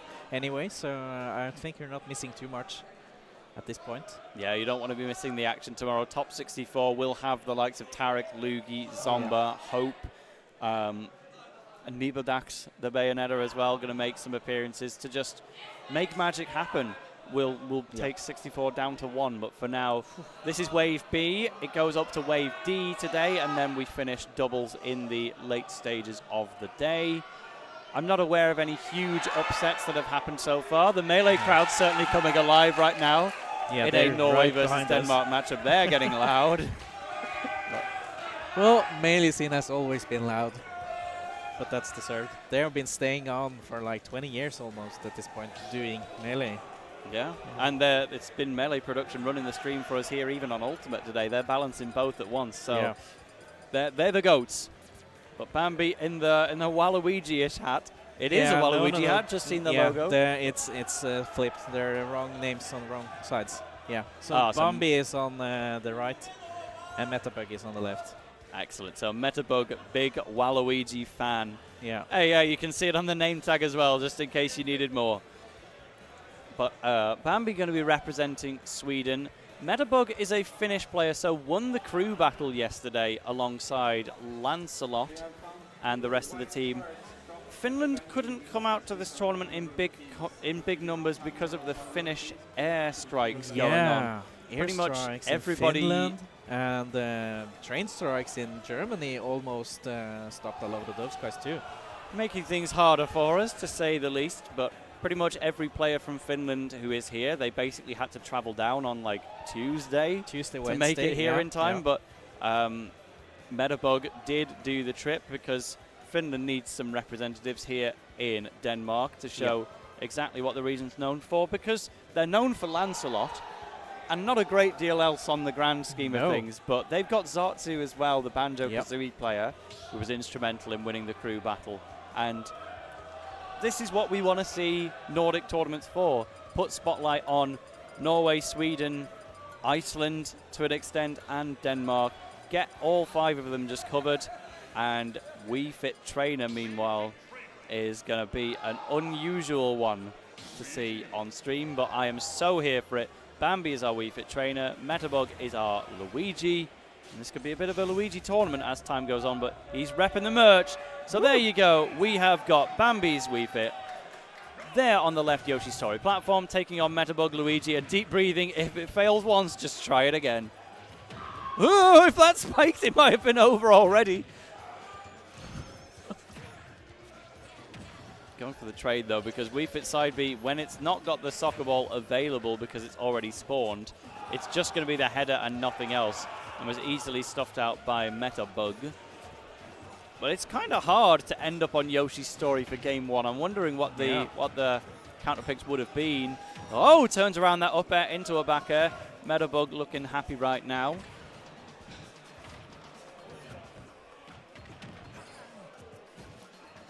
Would be interesting to see an upset because there's almost 20 seed places in difference between them.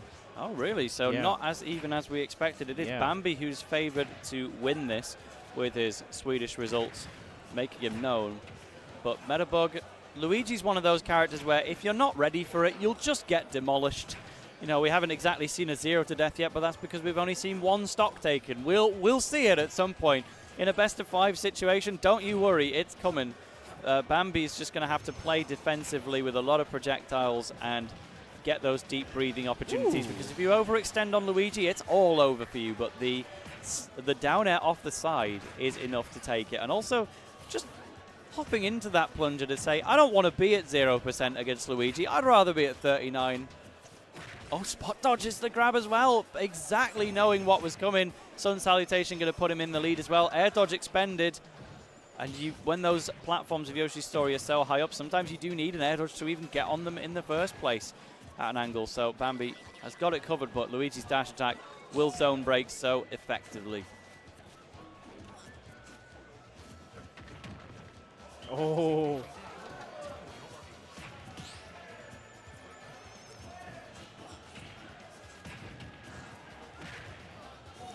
Going for a football, but didn't hit. An interesting thing about Yoshi's Story as well, wall jumps available. Luigi doesn't have one. It's one of those characters that you would assume can wall jump, but I think it's like a carryover from the Melee days when wall jumps were at least a little bit exclusive. Then you get to Smash 4 and like Little Mac and Cloud have a wall jump just because it would help them. And it's like, aren't we meant to be giving the wall jumps to the athletic characters? But at least it's got a bit of in-universe lore. Super Mario 64 DS, Mario could wall jump, Luigi couldn't. So that's the explanation we're going to run with. But Bambi is going to get that up air. And the main thing I was building up to, as demonstrated, Wii Fit Trainer can wall jump for days because they are so physically fit, as we say. Just gripping to the wall, getting back up. Just living the back air. Deep breathing increases your gravity a little bit, so it can sometimes improve your survivability, but sometimes with those purely horizontal kills, it can actually make it a little worse. And that was a situation where Bambi, I think, was threatened a little bit more by the back air. Oh, getting hit by your own soccer ball. Yeah, Wii Fit can get hit by that thing too if it's sent back, even if it was just gently by a fireball. Dash attack is going to kill, and Bambi, I want to see a lot of projectiles right now because I am unfortunately going to tell you you're at kill percent right now. Oh no! No, don't let it be true! Don't let it be true! He's alive, he's alive, he's alive. Okay, 64. You had me scared there. Going for the reversal as well. Actually takes it. The side B from the football header. It would kill if there was not a Yoshi Story 2 tech off. And no recovery in the end from Metabug. Bambi with a big sigh of relief, literally wiping his brow. Oh, that was like 3 separate kill situations in a heartbeat. Bambi takes it though. The Wii Fit Trainer fans will be delighted with that one. But Metabug saying, hey, don't count me out. No, he could have had it. Like, those last few seconds, it was so undecided. Like, anyone could have won that one. Taking a sip of water, doing the athletic things. Bambi is getting ready for his second game against Metabug.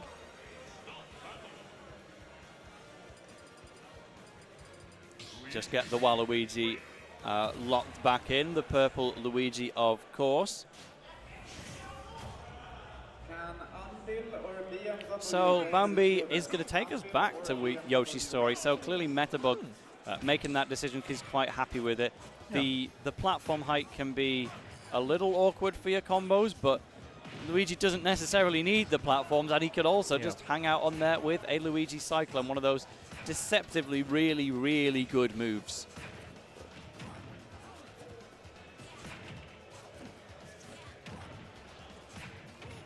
All right, well, just running up air, that's going to be fine. Heal a little bit off with the deep breathing. Only 2%, of course, but the main thing you're looking for is that power up, which Bambi is in need of because Metabug is sitting pretty right now at 37. Oh, great up air, though, out of the disadvantage to say. Metabug is so going to try and down air me here. He gets the down smash back hit instead for the kill.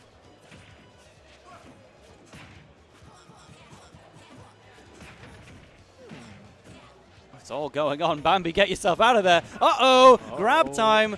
Again, the deep breathing, changing the gravity of Wii Fit, actually making it harder to combo because you can drift a little bit more to the left. So it's always a nice bit of insurance to have, but you're still going to be taking some guaranteed damage no matter what. Yeah, definitely. It is not looking like the last game for Bambi here. Metabug is quite on the offensive. So many plungers, and they're all going to work because Wii Fit doesn't have a hitbox above that recovery. If it hits Wii Fit Trainer on the head, then it's just going to cancel the move. I love the use of the soccer ball, though, to play around that. Great down air. It doesn't spike, but it doesn't need to. Deep breathing made it strong enough to kill, and the fireball from Luigi is so horizontal and fairly short range.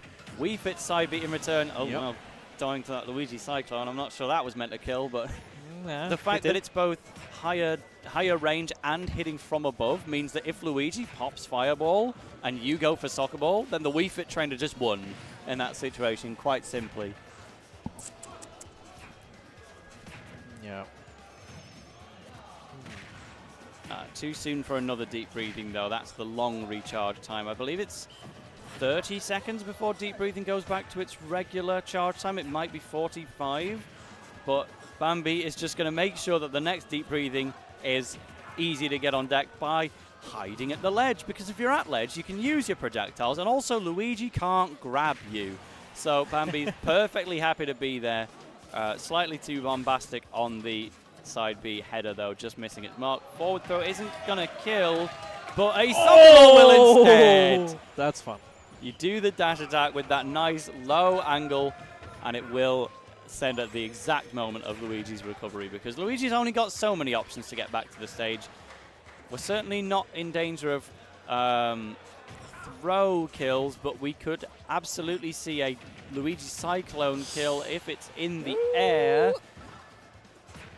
In fact, down throw Luigi Cyclone might just do it at these percents for Metabug if you can get one, but you don't need the grab to set it up, so Metabug is not going to make it too obvious. Actually goes for the Luigi Cyclone off the regrab, and up smash does it instead. 1-1.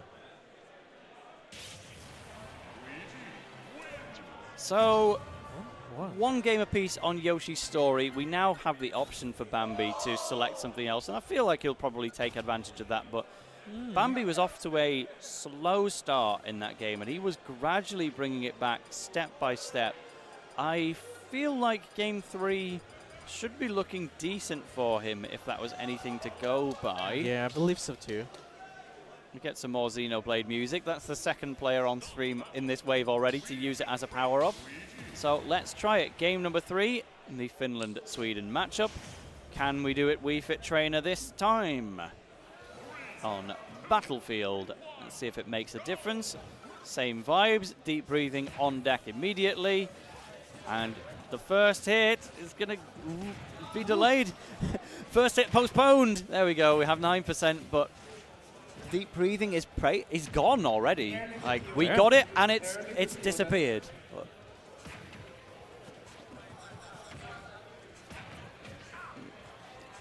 Soccer ball is just ambling about. None of the players could hit it. Deep breathing for the second time already. Only 11% for Luigi. But the super jump punch has done it. Yeah. Okay, stock number 2 we get to for gameplay. Bambi. Luigi Cyclone just as a defensive option as well, because when those Wii Fits want to go for the landing down airs, Wii Fit down air is deceptively large, but if you don't hit Luigi specifically on the head, you're still going to get beat out by the whirlwinds of Luigi Cyclone. Oh, deep breathing. Again, it was a slow charge, almost putting Bambi in a situation where he could have gotten grabbed, and that's a nightmare situation when you're against Metabug. Tell you what, we did promise a Luigi 0 to death in this set, and we have yet to see one. Yeah. Disappointing. Well, is it? Depends on your opinion of Luigi. Yeah. But oh, dash attack, just going to do it. I think Bambi was maybe trying to stop and then F smash, but or stop and go for a different attack. It felt like a very delayed dash attack there in the corner, but it still works at the end of the day.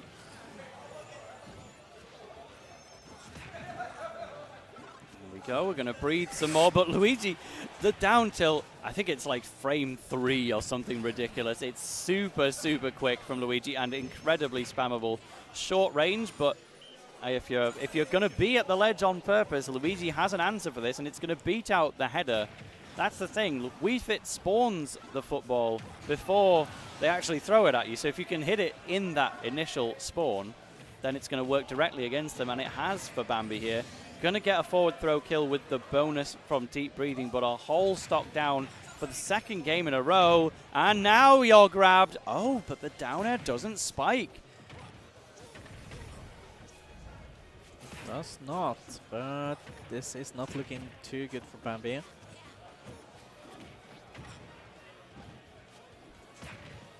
And the plunger just beats out the soccer ball there. That's an interesting one to know for Metabug, which you can use as the set goes on.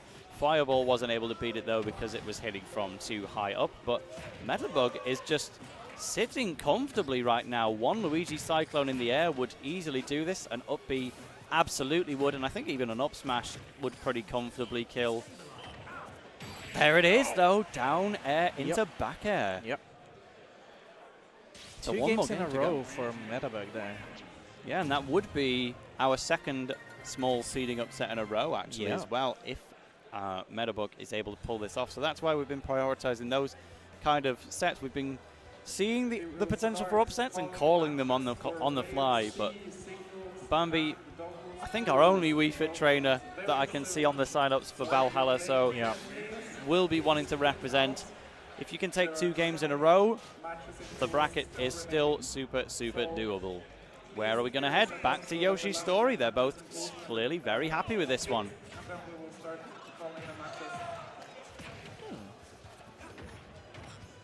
Oh, it's Luigi time, though. Just aerial into aerial. They do it on vibes sometimes. They make it up as they go along. And whatever you come up with is probably going to work, let's be honest. But Bambi will hide under that platform. I think one of the advantages of Yoshi's story is if the platforms are too low and you go for a side B, you might just hit the soccer ball into the platform itself rather than across the stage. No risk of that with Yoshi's story. Seeing through that dash attack, good plays from Bambi to close that gap. Slightly in the lead despite barely leaving the right side of the stage in the first 45 seconds of the game. Reversal situation, potentially goes for the up smash. I respect it because it does have invincibility, so occasionally, if you time it perfectly, you can beat out something like a get-up attack, but instead Metabug says, I've had enough of you being at ledge, I'm just going to down smash you. You have to re-grab eventually. Be gone. Be gone. Luigi's down tilt is one of the better ledge trapping moves in the game, but when you're on Yoshi's story with that angle, sometimes you can just sneak in your Wii Fit up air first. It's an interesting move because it hits from the left and then sweeps to the right, so it's just able to hit Luigi from behind without the down tilt being too much of a threat. That's the second time in this set now Bambi has won from below in the supposed disadvantage, but it hasn't been a disadvantage state for Wii Fit whatsoever. Dash attack still not enough to kill when sour spotted though. But that's going to be punishable, but only with a dash attack. I wondered if maybe it was going to be a back throw, but instead, you know what? If it sets up for a soccer ball, trading with the fireball, that's fine.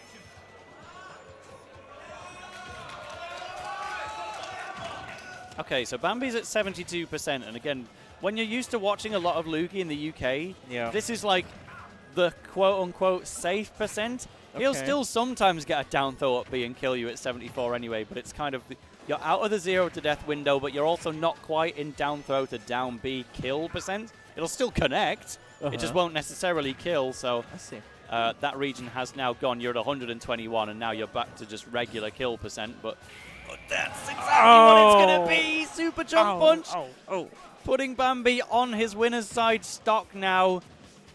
You've been doing such a good job of playing slowly and defensively, but it hasn't really worked in your favor. There's no time for a new strategy now. You just have to hope you can bring it back with a deep breathing or two. Oh, no jump, though, from Metabug. Maybe delaying the recovery to get around a down air attempt, and I don't know whether a jump was taken or if the guy simply forgot, but it is last stock situation now, and Bambi could give us a game 5 off the back of that weird situation. But, yeah, no, it's not over yet.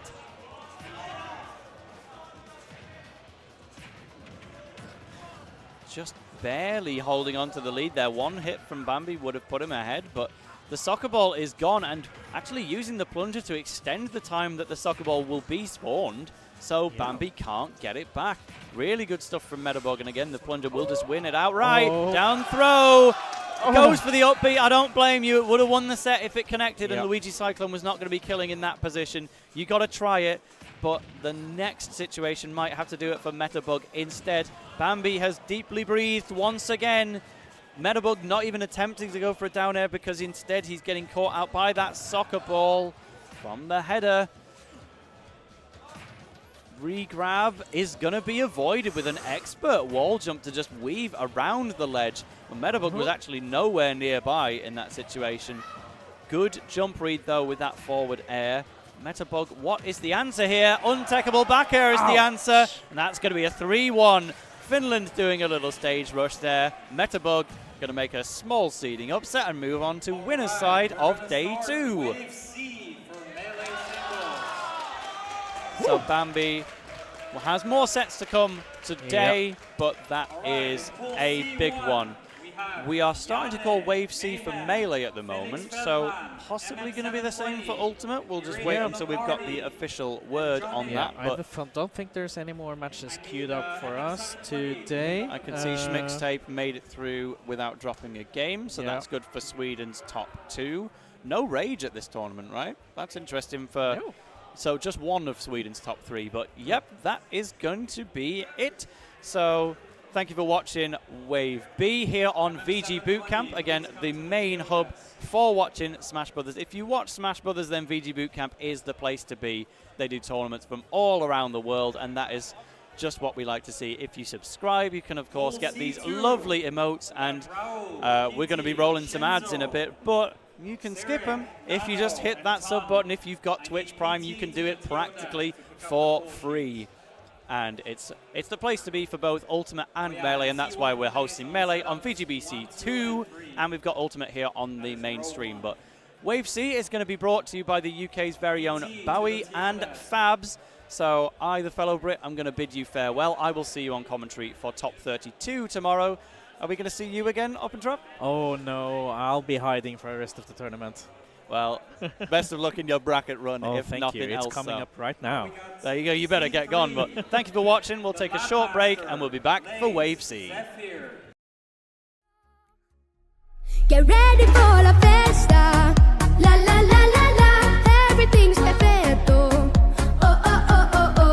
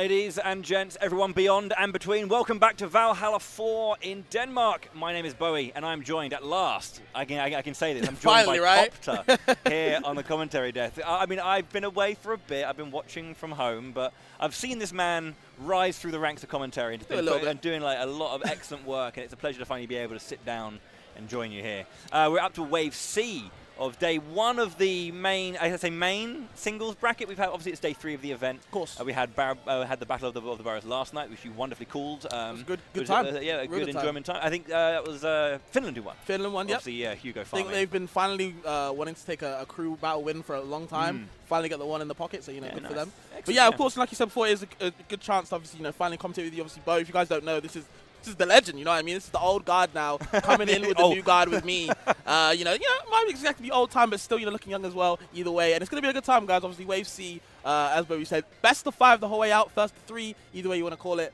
It's going to be a great time. A lot of sets going on. So I do want to see who goes on. We got a lot. We got a lot of good players in this pool as well. I was checking out. We've got Dia from Belgium, #1 Peach. We've got Bali in the same pool, another Peach from Sweden.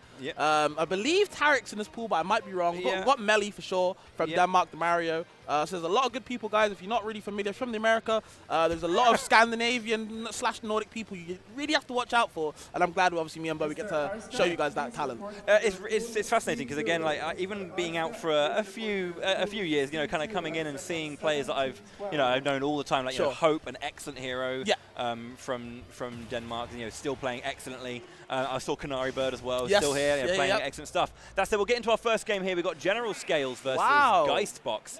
And we've got an Incineroar versus a Min Min. I was going to say, I don't know if you're familiar with General Scales. He's actually from the UK. Right. Residing in the north side, I believe, from Sheffield. Right. Used to play a couple of characters like Mewtwo and others, but actually opting for the Incin now, I believe. Okay. And what characters come up against in your round 1 in Geistbox using Min Min? Gosh, yeah. I mean, we're going to have that range and that annoyance going out from Min Min, but you've got this kind of really aggressive playstyle from Incineroar. Hopefully, can you get in and break that zone? That's the main thing you're looking for. But, it's not impossible. It's just, how well will Geistbox be able to utilize those strengths to prevent Incineroar from getting in? Absolutely. It's definitely going to be a mountain of a task. And, at the moment, the Scales put on the hiking boots, doing something to get this matchup in check, of course. Rocking the Nando's tag, I love that. But, how cheeky can you be when you got Min Min slamming megawatts all in your range in your face like that? Jeez. Train back and forth again. We've got some high percentage already on Min Min. Could that maybe be enough to take that first stock? It is. Oh, yeah. Taking first blood here, looking like pretty solid. Doing well with the offstage pressure so far is General Scales.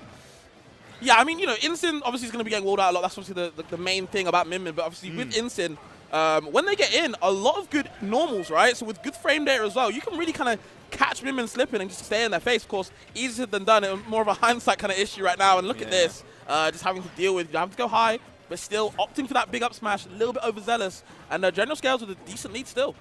Yeah, just needs to hold on to that stock. This is a game of stocks after all. Try and push a little bit of a lead if possible, but again, holding the pressure quite well.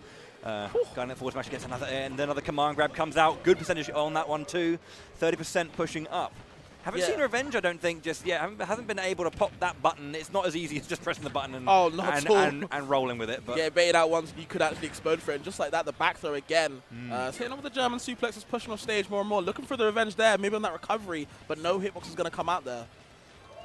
Oh yeah, running straight into a shield, gets grabbed for their trouble. Looks for an up air that doesn't connect, but a dash attack will, giving Geistbox a bit of moment of time, but can't quite capitalize from it. And I feel like Min Min, or just Geistbox in general, just getting grabbed a lot of the time, kind of, throwing out moves kind of first. You're not really exactly counter-attacking, whereas General Scales, really tipping them right now and getting another side B, and damage racks up Incin. Very, very easy to kind of rack damage with them. And wow, just like that. Yeah, a little bit of a weird bit of gimping. It looks like 3 stock to open the block. Pretty nice. Yeah, Geistbox, as you were saying, I think was being a little bit overzealous was the word you used, and I think that's the kind of thing you don't really want to do against Incineroar, because the damage that can come out is so strong, and obviously with Rage as well, a lot of these moves do have very, very strong knockback properties. We're taking stocks at lower percentage. I think that second stock went at like 110. It felt like I think after the hit, maybe I can't remember the exact numbers, but stocks do tend to vanish, and I feel like we talk about with women in general. Of course, they are going to be walling out the character in instant, but of course it's getting to that point. How long can you keep the character out for? Because you're already activating the revenge. The damage is going to be increasing already. Big multiplier on that, so very scary to kind of watch out for. Yeah, just needs to take a little bit slower here and just kind of find that time to get this zoning wall going. Being a little less aggressive, just opening up a little bit of that space and forcing Incineroar in and finding your moment to then pressurize. But yeah, up against it. As you did say, though, it is a first to 3 to begin with, so it's not one of those things where you're looking down the barrel of a 2-0. Yeah, you got stuff to work with, right? That's where the adaptation kind of comes in, and you got a little bit of leeway too, obviously with 2 extra games, of course, to work with. But at the moment, Scales not letting any adaptation come through, just kind of mixing what he wants to really do, keeping Geistbox on their toes, guessing a lot of the time. And I feel like they're kind of really struggling to get any type of grab. But on the other hand, Scales finding all the grabs he can. I was going to say, these grabs have been, I think, the story of the game so far. It's been such a consistent thing. Geistbox getting caught by a lot of these. I know it's a sudden lurching forward. It can be quite hard to sometimes see it. But you got to be aware of that, of that burst range. And they're getting the grab, of course, and every time Min gets a grab, they do power up the dragon moves, the dragon arm. Are they going to get a chance to use it? Looking for another grab, maybe a bit too greedy, and now you're getting caught in there. No jump available, but Scales looking to end it all already. Yeah, these landing normals into the dash attack to follow up as well. That's standard, but is catching Geistbox out. Looking to take a stock still for the first time if they can. Would love to see it, honestly. Yeah, it would be nice. A little bit of fight back. Come on, guys, give us something. Just a little bit. Okay, the arms are coming out more and more. Just can't get the edge guard though. The final hit just isn't happening at the moment. I feel like I'm being, waiting for a long time. No finish at the moment. Scales definitely gonna be laughing this one away. Yeah, just continually racking up percent and just extending that lead. And it puts pressure on Geistbox. And obviously, there we go. Finally finding some kind of edge guard and getting a stock on the board. That's how it starts, get one. But of course, now it's tit for tat right now. Scales gets that one back straight away and keeps that 1 stock lead, trying to lap in percent as well. Very clean so far from Scales. Not really fumbling anything. Very nice as well, getting the double up air into up B. 40% on the board from that one. Nice, simple, low percent combos. Yeah, just like that. And, Incin very able to kind of, zone break a lot of the time. And that's kind of Min's weakness. She doesn't want you kind of in that 45-degree angle, right, just in front of her, because she can't really do anything about it. It's all about, how can she keep you away horizontally. And General Scales is doing a good job staying in the air, because on the ground he knows he's too slow to kind of catch up. Yeah. Really aggressing very, very well as well, pushing so far forward and making these edge guards really scary. We're going to see an edge guard. Nope. No tech, it looked like, to get to that down tilt, but couldn't follow up after that. Geistbox does get away. Retreating there from Geist. Does get the turnaround grab. What's the option here? Going to get side bead. Why not? Every single time they approached, maybe a bit too confidently, they were just getting side beat a lot of the time. And that makes you kind of think back in my head, what do I need to do to kind of get past it? And at the moment, there's no answer. Scales 2-0 ahead now. Yeah, and I think when you're kind of being manhandled in such a way by a particular move like that, it's very easy to kind of be fearful of it and kind of, I guess, hold yourself back from being able to make good offensive plays because you're worried about a specific option. And again, Incineroar's only able to do this when you're in that close zone. I mean, yeah, there is burst range in that side B, but you still have to be fairly close to kind of like to make sure you're always consistently getting it. If you're at range, you should be able to see it and evade. But I don't think Geistbox is really utilizing that range that he has. I think it may be potentially worrying about revenge being procced from range, and that's a fair thing to be aware of. But we want to just keep the demon out. No, I understand. I feel like you make a really good point about revenge being there, and it installs fear from the get-go. And I feel like you can't be scared in these moments because you give Incin an inch, it's more than a mile he'll take. I mean, he is a hiker at the moment, and just Scales is making an absolute move to make this 3-0 maybe. But Geistbox with a better start than before. No stock taken yet, but doing a decent job, actually having a lead for once. Until now, the Lariat going to come out and do its job. Okay. Dragon Arm coming out as well. Just going to go for the laser beam. Just can't find it, but still applying a lot more pressure now. And again, there's no platforms for Incin to kind of move around, so he's kind of forced on the ground on the FD part of the stage. And I feel like that's very good for Geistbox. Now they can control a lot of space. Megawatts out as well. You're going to die very early, even as Incin. They can get a clean hit there. Unfortunately on the wrong side of the stage for that one to connect, but any further, and that would have been the 1 and an early lead. Nice aggressive recovery, though. Gets that back air as well. The reversal time as well. What a better way for a grappler to get that. And, you know, sneaking that one, and definitely a cheeky one for sure. The tag is making sense to me for sure, Bambi. You know what I mean? But, of course, there it is. There's the stock again. GuysBox getting better and better, taking shots quicker every game. This is looking much stronger in terms of when you're kind of locking into this kind of mid part of the game that you're not too far behind and having to work uphill. Okay, does evade that particular side B. We've managed to do it. We can do it a few more times. Okay, yeah, there's the drop kick into the high knee move, and yeah, just, you know, letting all the normals fly. Scales feels very comfortable in neutral, and you don't really get to hear that often against Min Min, right? But Scales feels so confident, even dodging the grab right there, getting used to the patterns, the adaptation coming on from Scales' side, even nearly getting the F-tilt kill as well. Tries to go for the ledge trump, but yeah, not much of a thing not as much of a thing in this game, I should specify. Yeah, I don't really see Ensign doing ledge trump that much. Okay, trying to find their way back down, of course, getting past on the, you know, as long as the platforms are on the stage, I feel like Scales feels a little bit more comfortable. The back air there, sneaking that one in yet again. And, you know, GuysBox definitely has to watch out for that one. Rolls on stage as well, straight into Incineroar's space. Bit of a risky move, but did manage to get away with it. But that said, Dash Attack does come out and take that second stock with not too much to percentage on Scales right now. So looking pretty solid as we hit the business end of this third game. Okay, Scales you see looking to close it out. Yep, trying to cover both sides with the arms, but now getting juggled yet again. There just seems nowhere to go, Bao, you know what I mean? I feel like GuysBox can't go anywhere at the moment. Getting spiked, hit with the Nair as well, and just taking so much damage in a flash. Tries to end it with the side B, can't find it yet though. This is, I think, where again fear really sets in when like, oh wow, was that? That is a strong move. I think it's like one of the strongest back throws in the game, or at least has like the most knockback growth either way. And in Town and City, the blast zones on the side are small in this game, so. That's fair. There was a part of me thinking like, should that have killed that percentage? But fair enough. Feeling, yeah, it's a tricky one. But no, very well played by Scales. Clean 3-0 to open up with a 3 stock as well. GuysBox, obviously, as I was saying, I think there was a bit too much fear, and I think the thing with fear in these kinds of games, in fighting games in particular, I tend to find is that when you let your opponent beat you before you've even started playing, it's going to make it so much harder for you. And I think that's where the mentality in fighting games comes into play. Is that if you're worried about something, it's like, you know, you need to go into it not recklessly, but go into it confidently. Yeah, you know? that's right. I think there's a difference between being reckless and being dumb. It's so funny you say that, because I feel like it would happen on the opposite side. Because if I'm an Instant main and I'm coming to the select screen and the guy selects Min Min, I'm going to be terrified for my life. You know? I feel like that's one of Instant's worst matchups. Of course, matchups don't always matter, but I don't want to fight that as an Instant main. You know what I mean? I got no projectile, I got no speed. What the hell do I do to kind of combat? And, you know, Scales, you know, give me a A-star class lesson on how to actually do it. So if you wanted to shout know, to them. there you go. Just get in their face and stay there as long as you can. Masterclass put down. Yeah, excellent game there from Scales. Well played. 3-0. He will advance. Yeah, so first 3 from the beginning is really great. I love to see that, just because, you know, you get to see more games early on. So that was pool. Which one was that? I'm trying to find which pool. That was pool C3. Right. Tarek is in this wave. Yeah, I thought so. It was Sintro, Tarek, Sintro, and Dia. So I'm not sure who's coming up to stage next. It would be nice to see Sintro.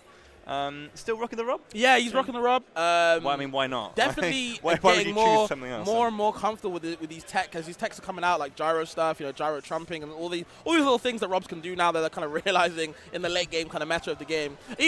Robs like Sintro have known from a while ago, but like I feel like a lot of Robs otherwise are kind of realizing late game, like, hey man, we can do this, we can do that, we can kill it like 0 if we want. And it's like, damn, didn't even need it at the start. But so I do think Sintro has a really good shot of making it very far this weekend. We're going to see how he gets on later on. But we've actually got iLift. iLift. This tag is amazing. Is that Urga Lurga? I believe that's the other way around as well. Yeah, I was going to say iLift's on the right, yeah. Urga Lurga, good name. Great name. So another Nordic classic. Yes. Norway versus Sweden. I have to say, I love the Norwegian flag. It's great. Yeah, I think it's cool. Excellent colours. Yeah. And it's a direct opposite of the I think the Icelandic one, which is like the blue. Oh yes, it is. I think you're right. I really love that. But of course, Sweden flag, love it. The yellow. Who has yellow and blue in their flag all the time? Completely irrelevant. But yeah, iLift. Oh, gosh, I'm trying to remember who iLift played. I haven't seen this man for ages. I haven't seen iLift play in a while. Oh man, he's gonna hate me for that. I'm really sorry, bro. God. I'm really bad. I think the last time I saw iLift, I saw them play, I want to say that they Fortnite danced on somebody when they won, or they got Fortnite danced on. One of the two. I remember it. Yeah.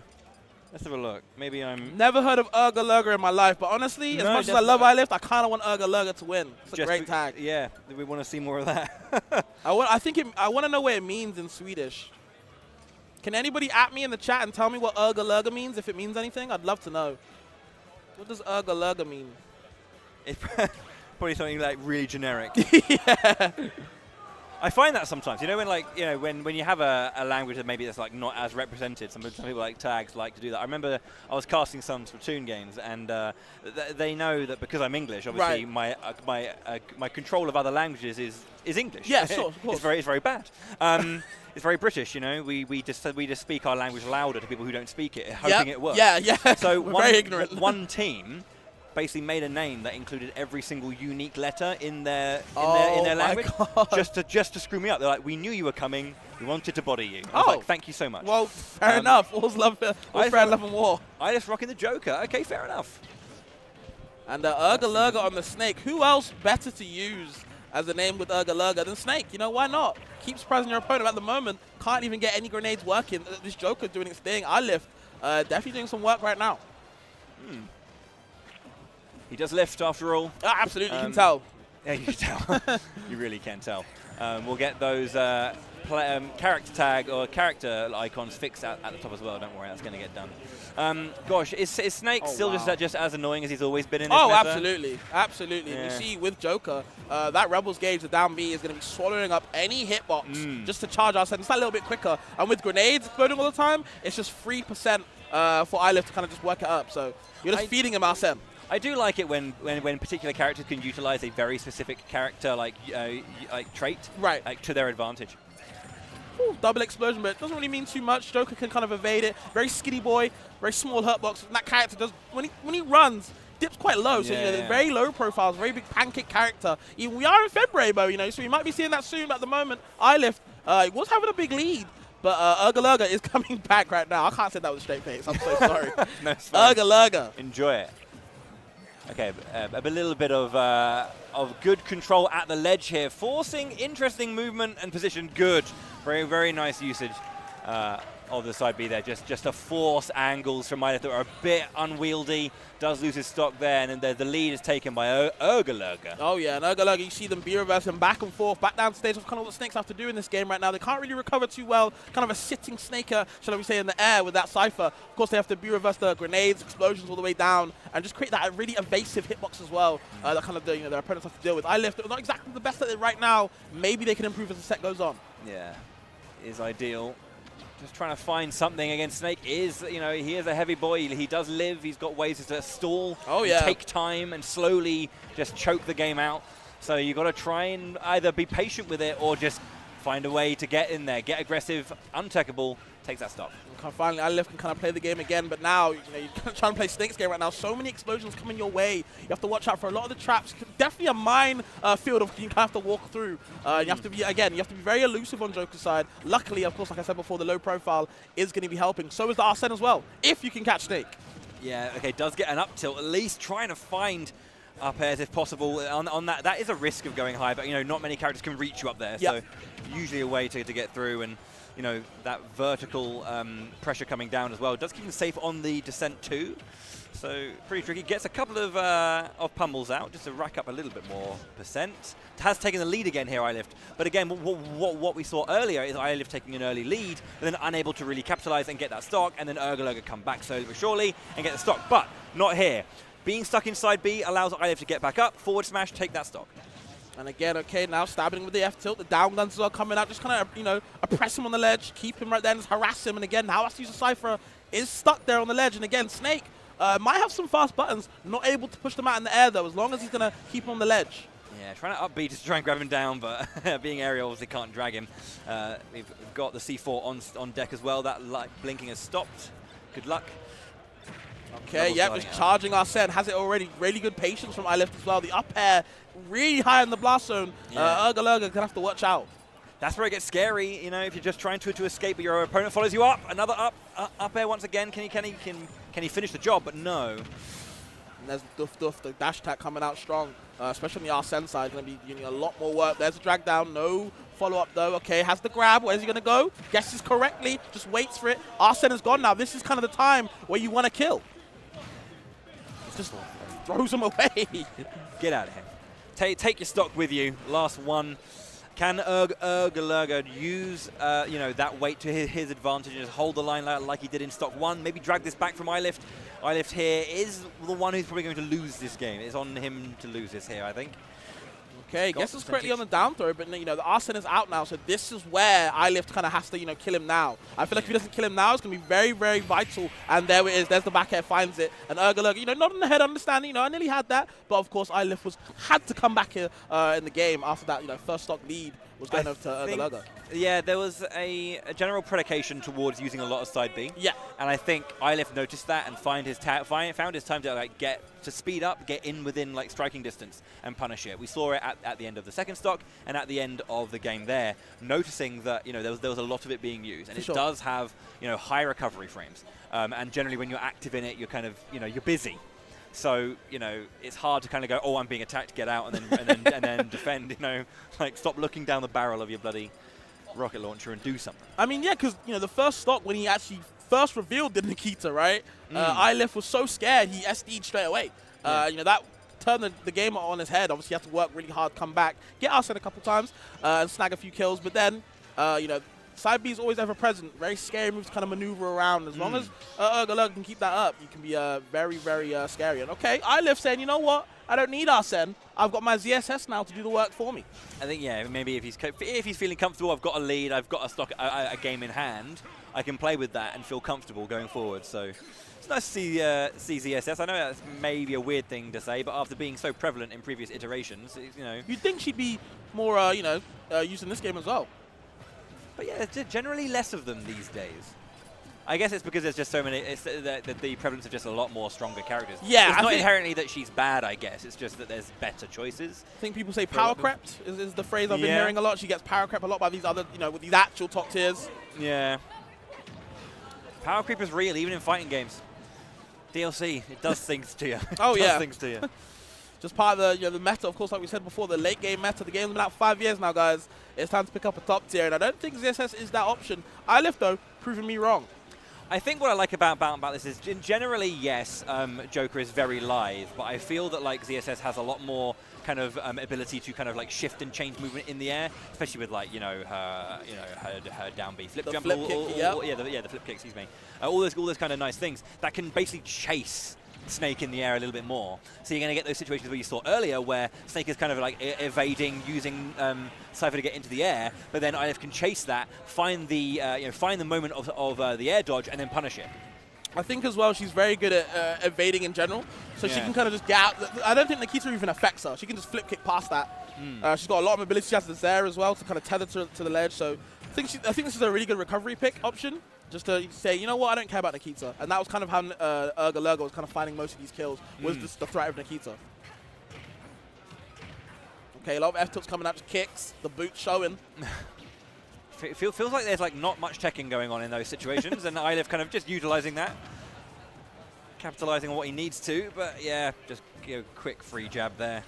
And I guess iLift's got a really, really nice positioning. He's always threatening wake up for Ergalerga. Where is he going to do? Is he going to roll in? Going to tech in place? All these kinds of things. And I think iLift is doing a good job of just being present, which is forcing decisions from Ergalerga. Hopefully, one of those decisions is a mistake. Yeah, absolutely. I feel like iLift's been doing punishing a lot. If you'll notice that Ergalerga, is very happy to do a lot of tech-in-place spot dodging. And what iLift's doing now in the second game, which he wasn't doing in the first game, is doing a lot more jab to kind of catch that. The rapid jab's going to catch you out, and especially catch you out on Snake. So yeah. Ooh, interesting. Yeah, so that was nice. Dropping the grenade and opting for the up smash, and actually did catch the flip kick. It's a nice decision, but just threading the needle there. But into an up tilt, the Snake classic. Yeah, instead of going for the usual Nikita off stage like we were talking about, he actually opted for the ledge trapping with more up smash, waiting to see what he would do, and then punishing with either up tilt or anything else. Yeah, and that was nice adaptation as well. Yeah. I say that as we're probably ending, coming close to another stock take, so I'll hold the thought for a moment. But Okay, we can go for ages, but again, like you called it before, you know, as soon as the SS is in the air, you can't really get away from it. He kind of controls it. Yeah, it's nice decision and coverage of the options from there. What I was going to say is actually kind of what Ergelurger didn't do that time is that there was a moment when he actually decided to try and evade, but it instantly dropped Cypher as soon as iLift came off the ground. And I think that shift in momentum was a good way to try and mix up how iLift's trying to approach the aerial game from Snake. But then it instantly went the other way, so it doesn't really matter. A lot of these short hop side Bs coming out from iLift, just trying to keep the pace, trying to keep like kind of the range game in their favor. Unfortunately, you are dealing with a lot of explosions just like that. The C4 coming out, and we thought the ZSS would be a good pick, but at the moment, Ergelurger saying no. I think that was just good decisions from Ergelurger in terms of like controlling the space with. I agree. With his sub weapons, right? He's got the C4 down. He's throwing grenades in good places. You know. Just covering a lot more space, and ZSS is quite light, so that C4 at the end was well positioned. Then you want to place that C4 and then kind of just create a cavalcade of just like mayhem to make that C4 just slightly outside of the mind, and then flip the switch. Yeah, absolutely. And we are seeing iLift saying, you know what, that spooked me a little bit. Let me just go back to what I won with. Let me just go back to the Joker. But I don't think the iLift was comfortable on Joker. Even though he won, I feel like he was more comfy on ZSS. But I think I agree with you. I think the decision-making with the Snake in that moment just kind of won him that game. Yeah, and then the thing is, I think the first game, it wasn't like a very clear victory. Right. It was quite a closely contested game. There were just particular decisions that were quite, they were just big errors that I managed to punish in the moment. But I think Ergelurger tightened up in that second game.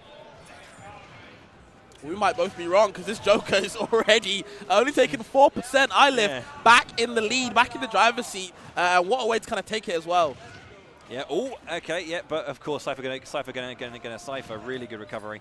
Okay, good to set up the grenade at roll distance. Going to see what they do. And yep, has our said now. You have to battle with both and just gets back center stage to make sure he can claim a lot of control. Once again, the Nikita coming out instantly, jumping in and getting a grab. This is the thing that we did. We wanted Ergelurger to not do as much of is to use these Nikitas in quite a close range. Nice coverage there just to cover the ledge and keep iLift thinking. Nice recovery to jump away and then get back with the up B. Yeah, keeping your jump in there is very vital when you have to deal with Nikita. And of course, you have to put a hitbox to beat it. The up B, not going to be able to recover, maybe a bit too far low. And now, Ergelurger can definitely come back. Snake does so much damage off a couple of hits.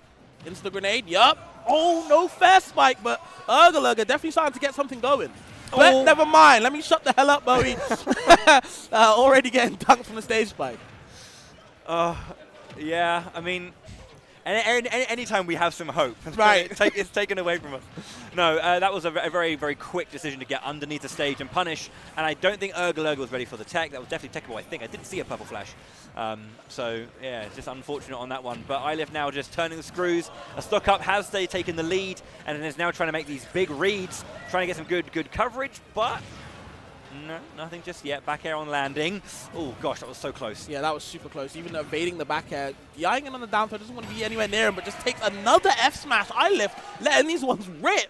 And going up 2-1. Yeah, Ergelurger is landing into these. The first one was taken the same way. There was a lot of lead taken, but I guess he's just noticing when these fast landings are coming in. Hopefully maybe going for a jab or something. But landing straight into a charging F smash?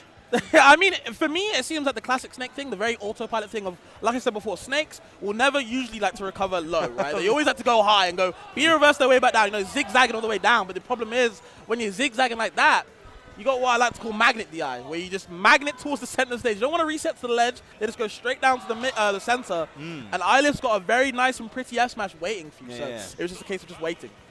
Yeah. I was wondering where you were going, because at the start you said it's the autopilot syndrome. Snakes have a tendency, and I was thinking to not think. No, I'm not that rude. I do think that there was a very big autopilot thing of just you know what, I'm just going to go back down to center stage, do what I know best, zigzag my way down. But unfortunately, a lot of players are used to it now. Yeah, we've been doing this for 5 years now, Snakes. You know what I mean? We see what you're doing. And like I said before, iLift had that big F smash ready. And Arsene as well, you're just extra dead. Yeah. I was just taking it in his stride, slow, thinking about it, taking a deep breath. That was a much better game than the first two, obviously. I mean, the first game was very, very close, but he did win it. ZSS not working out, and then just bringing out the Joker just to kind of confirm the confidence he had in that game one. Right. And, let's see what we can do here. We're on small battlefield. Yep, hold the grenade for the Rebels gauge. Yep, very smart from iLift. Just wants to get Arsene as quick as possible. Yeah, very, very nice. So just continually increasing the length of this combo string, using the platforms to his advantage. These multi-hit moves as well from Joker, doing a good bit of work. Yep, shooting the guns, any type of percent works, as well as the the side B dot damage, ticking over time, and you just have to deal with so much damage. Now, all you can do is run away. Set up the C4, good from Urgalurga, not trying to lose the lead too much. Damn. Oh, wow, just caught there. That was very strange. Ran off the edge and got caught by that dash attack. Ilif reacting pretty well. Getting past the Nikita as well. And, tries to get a down smash out, but the F tilt, I don't think Urgalurga really believed in the second hit. Let that one about, and it's a little bit late, and now you have to recover low, and just getting past the up smash. Yeah, Ilif trying to do a similar thing, but this time working out in Urgalurga's favor. But, yeah, it looks like another quick stray hit, catching Urgalurga, and he falls to his doom. But an immediate answer.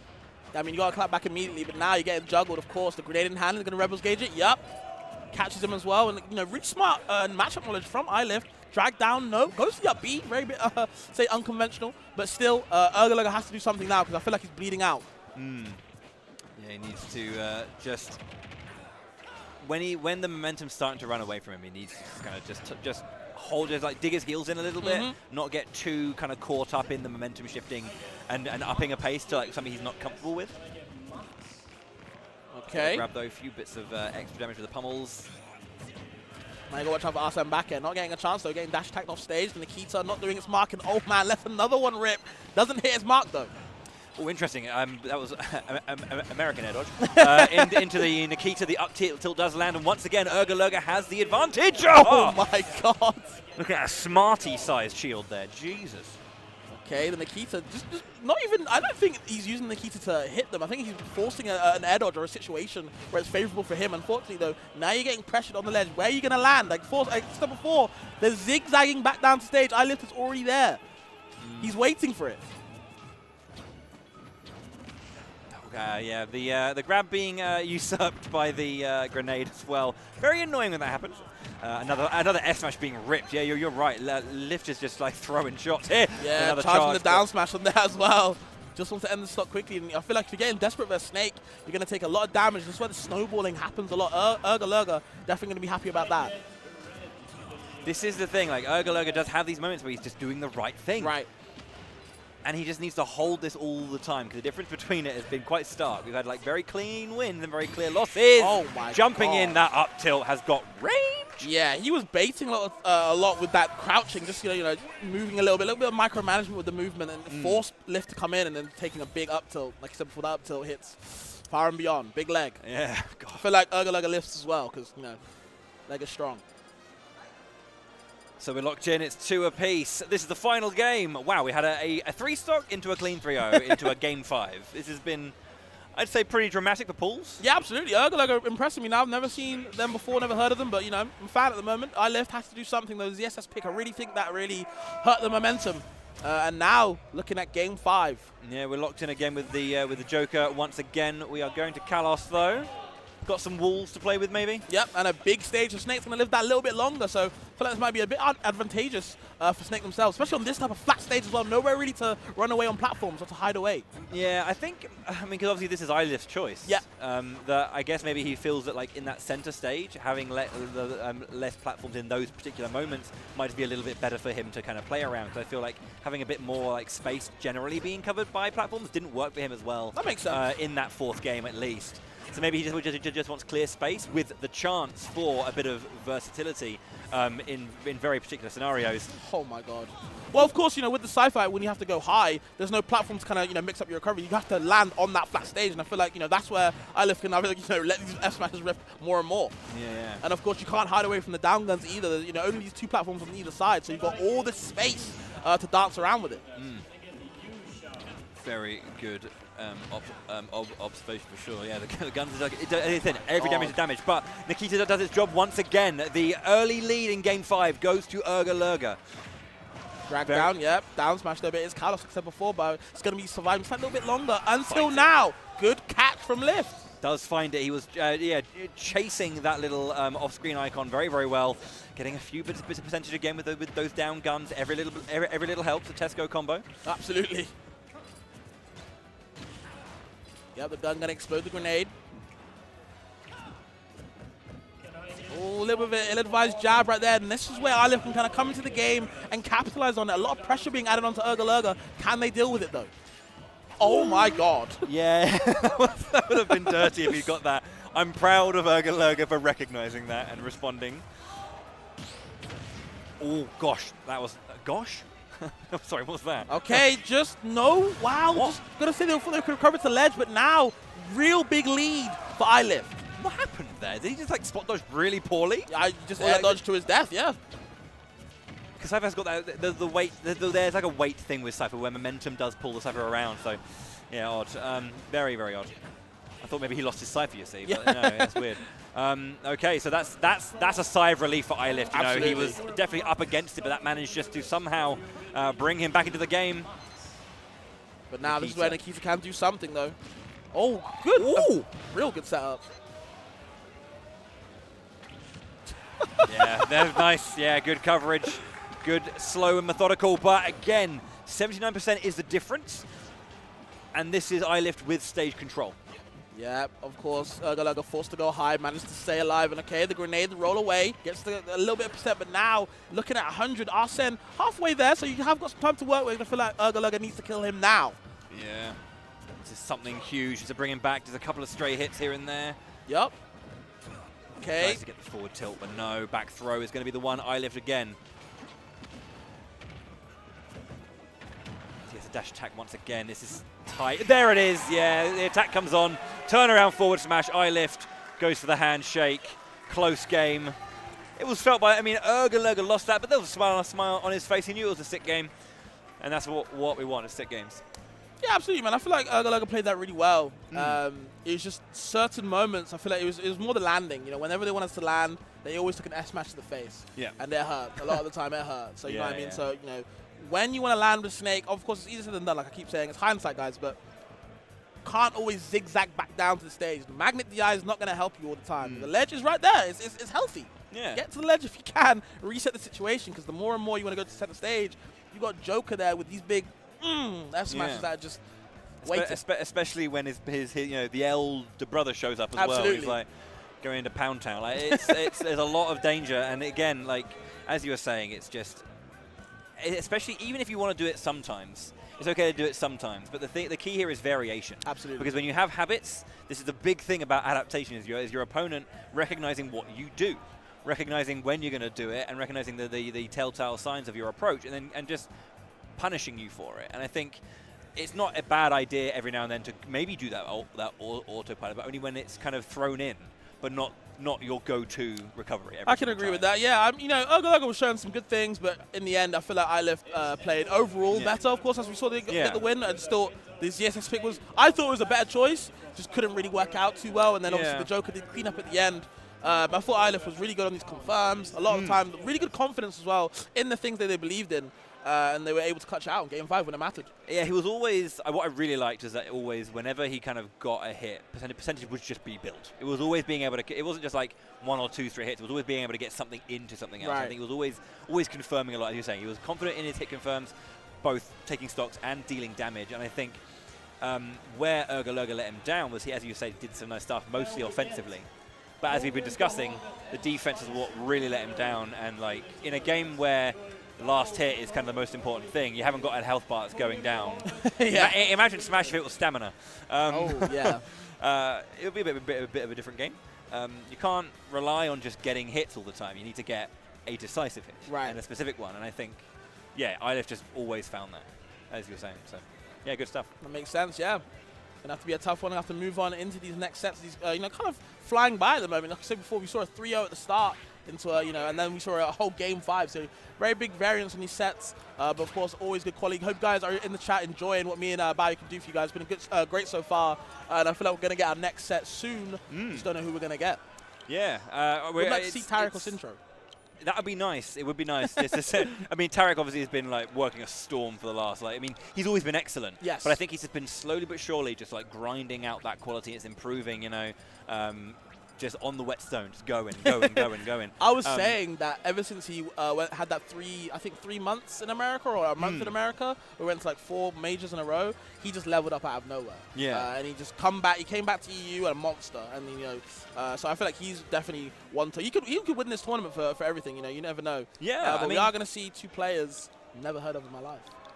You know when you like see someone and you go, I know them, but I don't recognize their name at all. Wait, I think I know Mellard from Sweden. I think they play Inkling. I think. I might be wrong though. They might play Inkling. Yes. The Fung though, never heard of them, but another great tag. The Fung. The Fung. From Germany. Huh, okay. What's that? Did I see? Oh, crikey. Me, okay. We got a me player.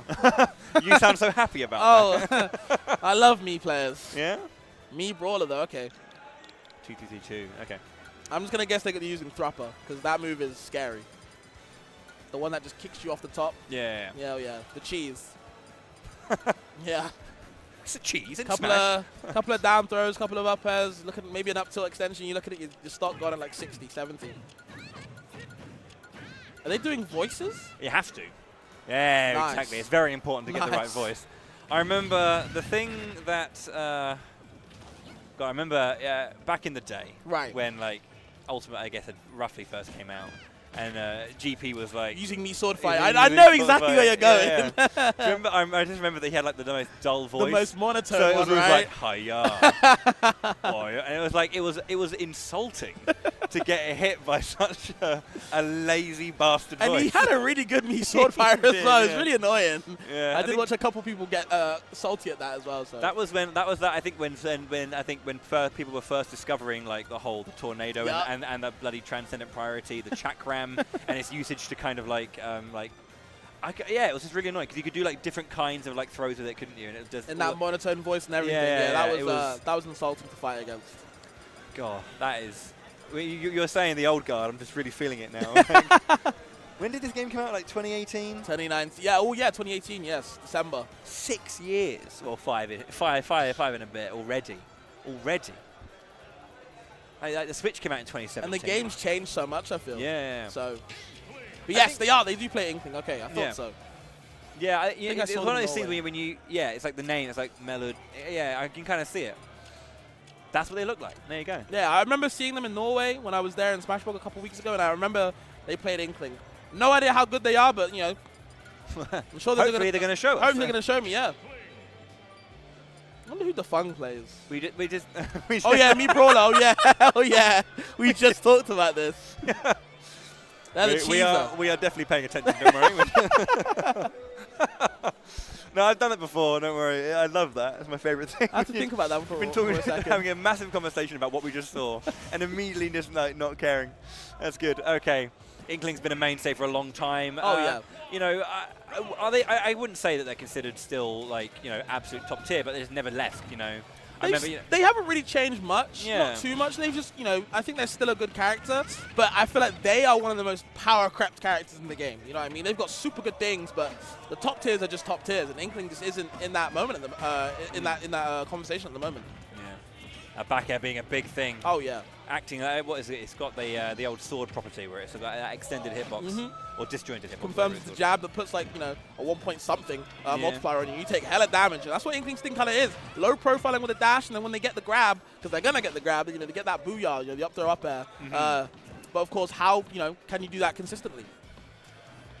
Okay. I'm actually gonna have a look at this pool to see which. Oh man, the up B coming out. I'm so. You know what? Actually, no, I'm not surprised. I always wonder, why do people let these cheeser characters like Mario and me Brawler, and just these ladder characters, why do you let them go to stages like Biplat? You know what I mean? Because you're gonna get laddered sooner or later. But you know what I mean? This is Mellard's funeral. I'm just attending it, you know what I mean? So it's up to them. At the moment, though, keeping it very even. No one's died yet. They're both kind of just biding their own time, seeing when they can kind of get an opening to take that kill. Okay. Splat bomb on stage, the down smash there, letting all the arsenal fly, but just can't find that one kill.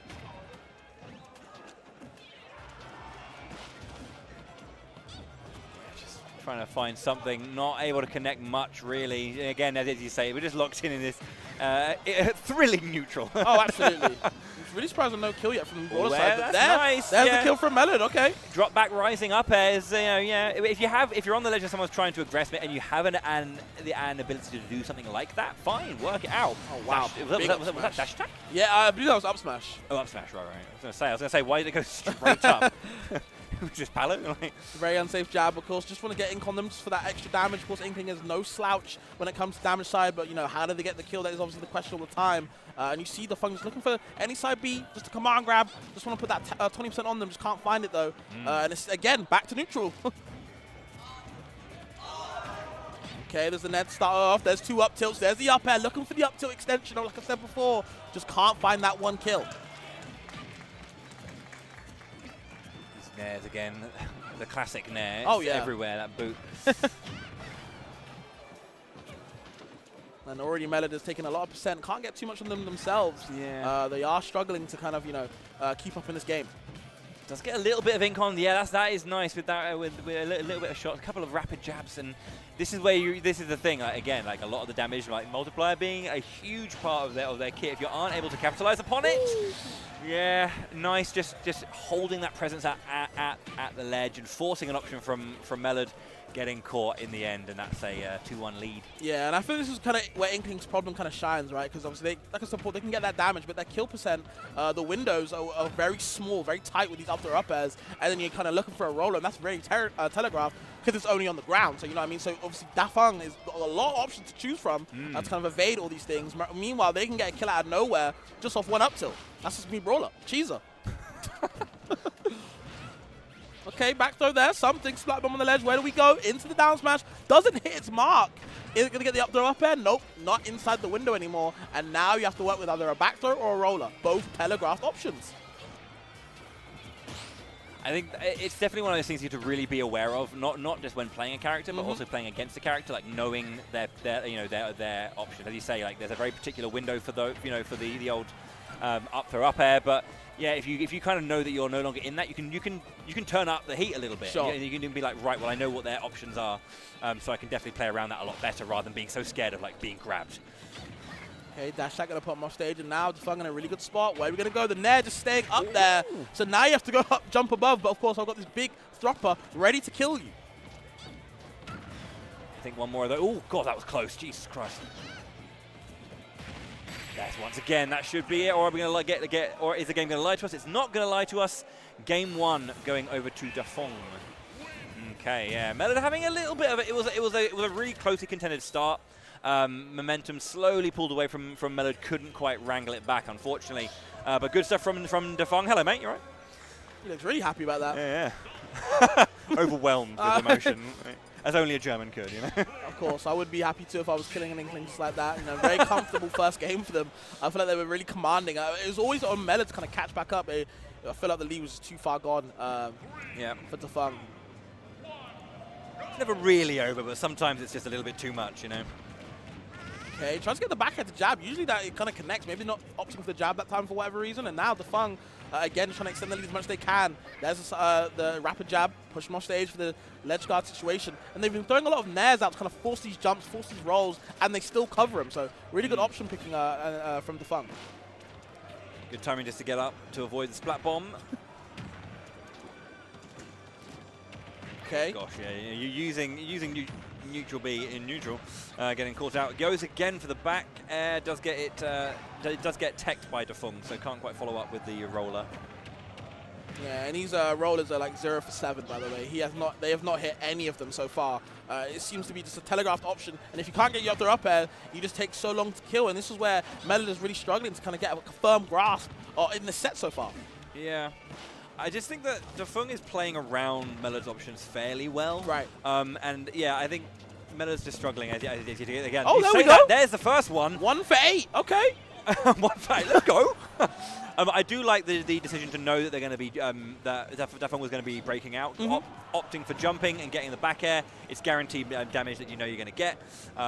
Yeah. Damn. Missing another one, but at least on the ground, with the ink on the ground, you are slowed down. Doesn't matter, though. Dafeng not really caring about that. Still finds the grab. Really good situation for them. A lot of stage control in their position until now. Melod's time. The up B is going to get snuffed out, and with the up air, and finally, Melod with the lead. And this is where Inkling is the best character right now. Because they don't have to kill. All they have to do is get damage, and that's what they do best. But you do get uppercutted in the face, and it's back to even. Great. Well, yeah, the prime situation for Inkling gone in an instant. Excuse me. That's some good stuff though. Oh, hello. That was a whiffed up B again. Opted to go for the full ink coverage here, and then hoping to get some extra hits in to really maximize that damage. Does get the command grab, however, so definitely back in control. Few nairs just to keep the rising Inkling away. Okay, forward though, gonna push on stage just for stage control. Ledge trap situation. A lot of these bombs and down smashes just to cover a lot of options, and there's the back air, and this is where Melod can shine right now. That's super nice. There's so much control. Yes. That was an excellent stock from Melod. They have the lead. They want to gain percent. Don't need to overreach anymore. You can just play this one calmly. Okay, back air to jab. There's the classic. Get away from the splat bomb, but of course Inkling is always there. Pretty fast character. Don't really like to talk about the mobility. It's very good though. Can't find the grab right there, but there's the back air. Gonna trip him. Up there right there, and here we go. Into the nails, the back air, just racking on percent much as they can. Melod in a favorable position. Yeah, gonna keep going as well. Not really taking their foot off the gas here. Want to get that win.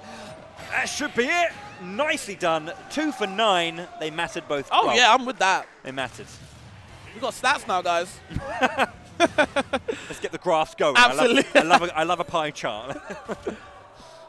No, but I feel like Melod looked really comfortable in that game. You know, I kept talking about how Inkling's options are very limited and what they can do, but Melod was shutting me the hell up and saying, you know what, no, a lot of things I can do. You just have to sit back and watch. And that's what the fun can do as well. They were kind of getting tossed around the whole stage. So now it's back to even. Yeah, I really like that. A very clear shift in approach, upping the pace and kind of like not letting Defong settle. I think, and then kind of a lot of the times we saw like, you know, hasty options being pulled out, up B's being ripped too early, and then suddenly it's like, well, now you're in a very, very strong position to like, you know, get your low percent combos, you know, rack up percent well, and just kind of, and in worse scenarios, take stocks. It just felt like, well, yeah, you're completely right. It felt like Melod was kind of just sniffing out the desperation from Defong. As soon as he lost the first stock, he was kind of like going for these up Bs out of nowhere, the side Bs, a bit unconventional, and Melod was just taking advantage, was, you know, waiting their turn, and they're getting a lot of damage, and it was really hard for Defong to kind of operate their game. Yeah, and that, I guess that's where, I guess, for lack of a better, I mean, composure matters, and I guess, you know, experience in you know, in these situations can really kind of show itself in that composure. Okay, and we're hitting a lot more rollers now. Looking for the dare reset into up smash. Can't find it. Good idea from Melod though. It kind of looked like the platform actually hindered Melod there. Maybe. So, yeah, good decision for Defong to get hit from by the roller underneath the platform. Good job. Big swing with the F tilt. Gonna put him off stage. Just that horizontal momentum for them there. Back air as well. You got to fight there. Like I said before, the disjoint very hard to deal with. And he's opting for the down tilt on a neutral get up. Wow, yeah, once again using that, I think that's down B. Yeah, I believe so. Yeah, to get back onto stage into a waiting up smash. Oosh. Okay, one big suplex. A lot of damage right there. No kill, of course, but still back air as well. Now, Defong has to fight back with the up throw into there. Yep, just for damage-wise. Splat bomb set it up, and I feel like Defong has been struggling on the ledge so far.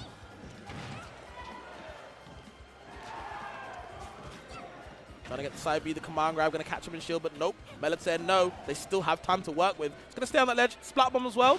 And you're just on the ledge again. No really, you know, evasiveness too well, but still Defong in a favorable position. Has to find the kill now, though. I feel like Melod starting to run away with it.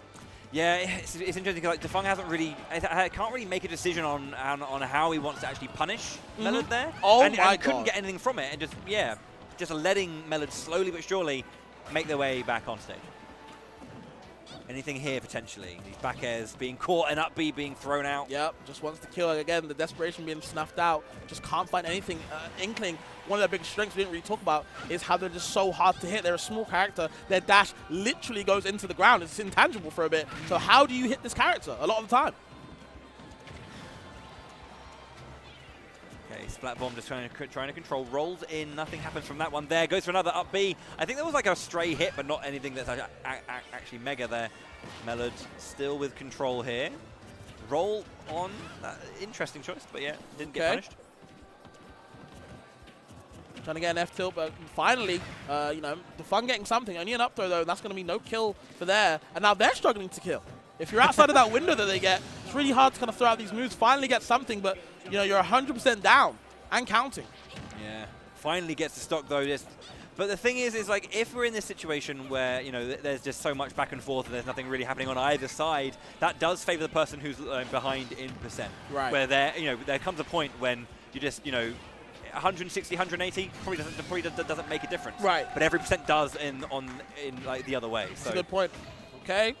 Just going to wait to see what they do. Comes down with the Nair. Interrupts him as well. Now it's Melod's time. Couple of up airs into the Nair. Looking for the down air reset again. Can't find it. They really want it. Both players just kind of working on these kind of these up B ladders. Does get up air into up air ladder. Excuse me. Does get the up B confirm.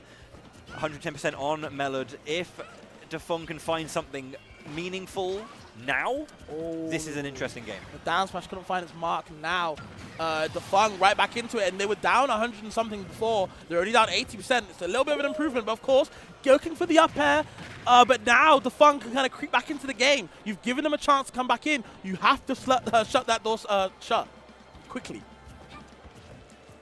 Oh, going for the roller again on shield. That's again no up B though. I feel like trying to go for these like B reversals and kind of just getting the wrong angle. But once again, very important roller. They're hitting them now. Yeah. They definitely overheard me and said, you know what, we can hit those. Oh yeah, yeah. That was what Melod was doing wrong the entire time. Just deciding not to hit rollers. Right. Instead of not hitting them, hit them. And they make a difference. Yeah. But of course, Dafeng's still smiling, can work something out. But that door, man, it was beginning to open. You know what I mean? Looking at the locksmith, but I just couldn't find the right key. Melod doing a good job making sure it stays shut. Now we're going to game 4. Can you imagine, just imagine like a janitor with like 100 keys. Just being like, which one is it? Which the blue one, is the it, green one, the please? yellow one, the purple one. Shit.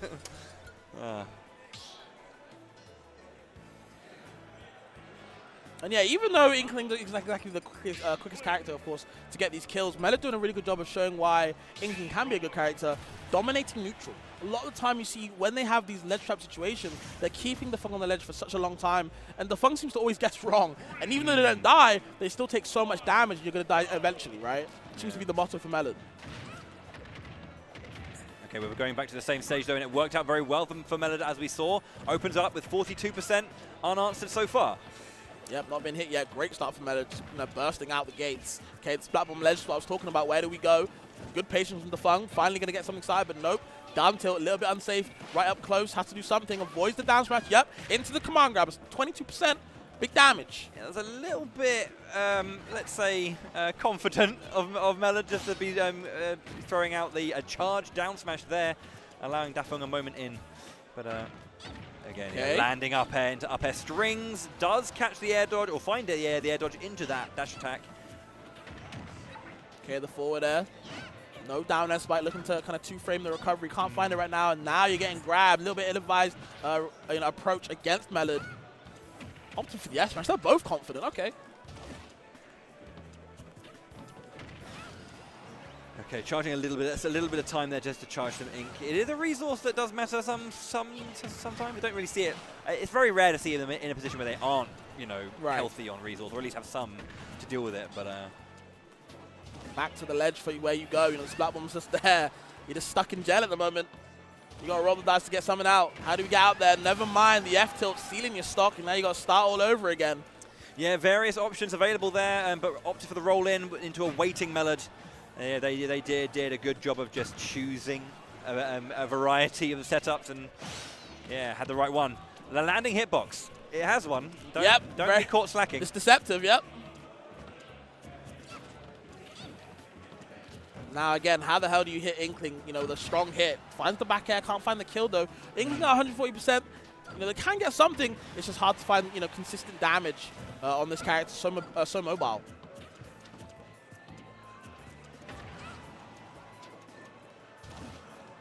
Okay, so once again, yeah, opting for the jump this time, knowing what happened last time. Dafeng rolled in. Yeah. Okay, yeah. the get-up attack's nice, but that looked like a stray nair just being enough to take it at that percent. That'll do it. Yeah, the initial part of the hitbox is very strong. As long as it lingers out, it gets a bit weaker. Okay, now Melon looking even stronger, of course. The fair pushing off stage more and more for that ledge trap situation, getting interrupted by the nair. They're both scrapping a lot of the time, and you see another jab by Melon. Just wants that ink percent damage. Does connect the splat bomb that time as well. I think the dash attack was very, very nice, just to try and pop them up when they lose their iframes into the splat bomb as well. That was good stuff. There's the up there, finally making its mark. I was going to say, that was a good one. You know, there was lots of ink covering Dafeng, increasing that percentage, which I get probably put him in the range to actually make that a KO. It's a good stuff from Melod. Okay, down throw, no up B. Interesting. Steve's going for damage. Of course, might not have killed, so didn't want to waste it right now.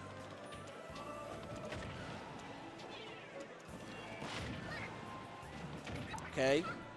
Doesn't get the second up air or the grab either. And now we're seeing a lot more retreating nairs from Dafeng, being a little bit more careful on where they want to approach. In the first 2 games, a lot of the times they're doing nair to kind of approach in. Now they're doing it to fade out and gets the up B. That move kills early, Vavi. Yeah, that was what was that, like 110 again? Jeez.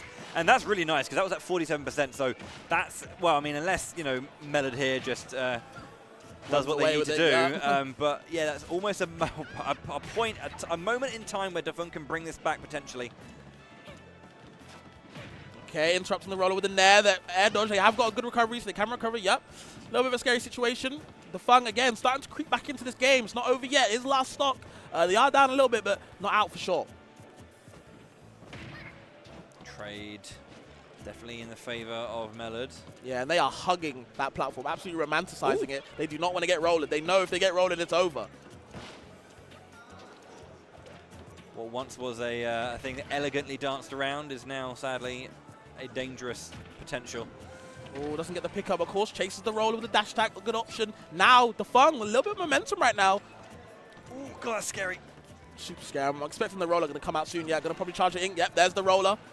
Again, telegraphed option. Yeah, the short hops, though, just which one will the trigger be pulled? Yep. And I feel like these situations, it does favor Brawler. You know, they have got more explosive kill power. So you just get the right hit for sure. We've seen how early the up B can go. If they can start a ladder and get into that, that's definitely what they want. Okay. The roller, the nair into up throw, down throw into up B, and that is the kill, and that's what Brawler does. Melod shakes their head, couldn't believe that one happened. You were talking about it. It was a premonition. I've seen it happen too many times. It's just this ain't my first rodeo. And that's the I guess the sadness about Inkling. You know what I mean? You can do all this damage, all this cool movement, all these up throw up airs and roller attempts.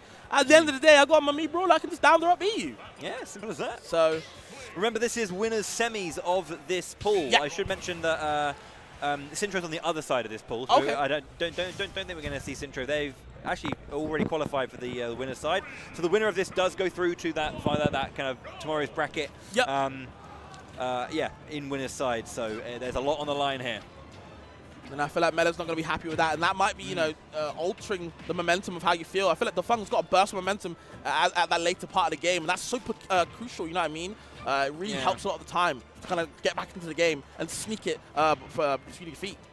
Yeah, you got to wonder if there was just a little bit of, as the pressure mounted and it became a little bit more tense, did Melod run out of steam in that game? And would that be another potential? Would that happen again? Is that something that's going to be running through Melod's head? So, yeah, and how can Dafeng use that? You know, like if I could just hold the line and kind of find what I need, you know, just hold it enough, and see if the error is you know, eventually dropped by the opponent. Okay. A lot of approaching. Now they're approaching with the nairs now from Dafeng. You know, last game it was retreating, getting back to approaching now. Very aggressive from Dafeng. Just wants to get a lead. A lot of these dash attacks coming out more and more. Just trying to, you know, interrupt the zone breaking from Melod. Okay, it's down tilt, trying to catch the recovery.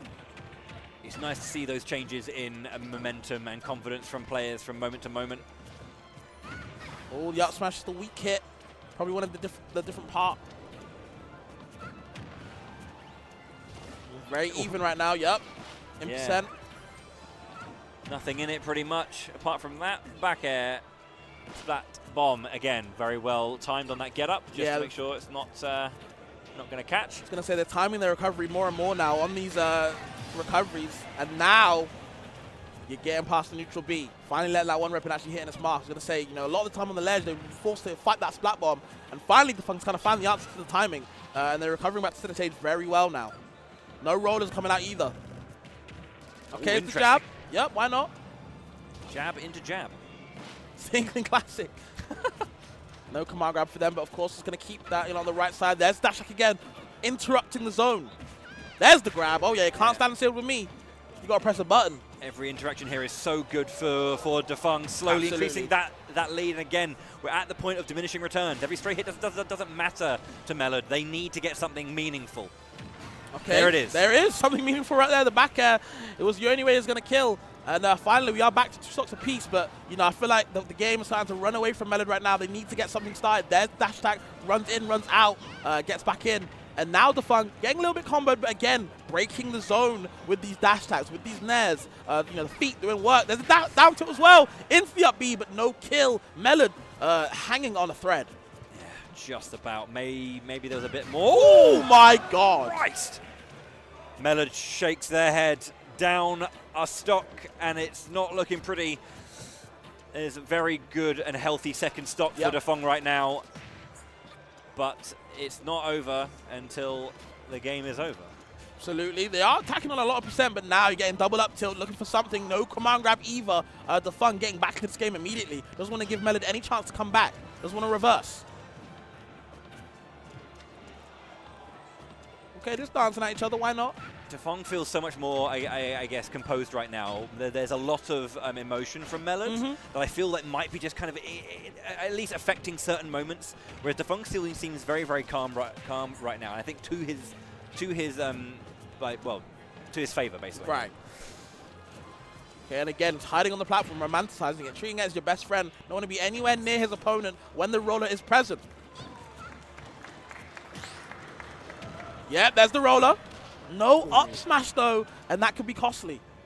Yeah, I couldn't quite get that one. Is that a moment that you can kind of see as like a moment which could have been taken a lot more? That Splat Bomb does neutralize the down B recovery, but...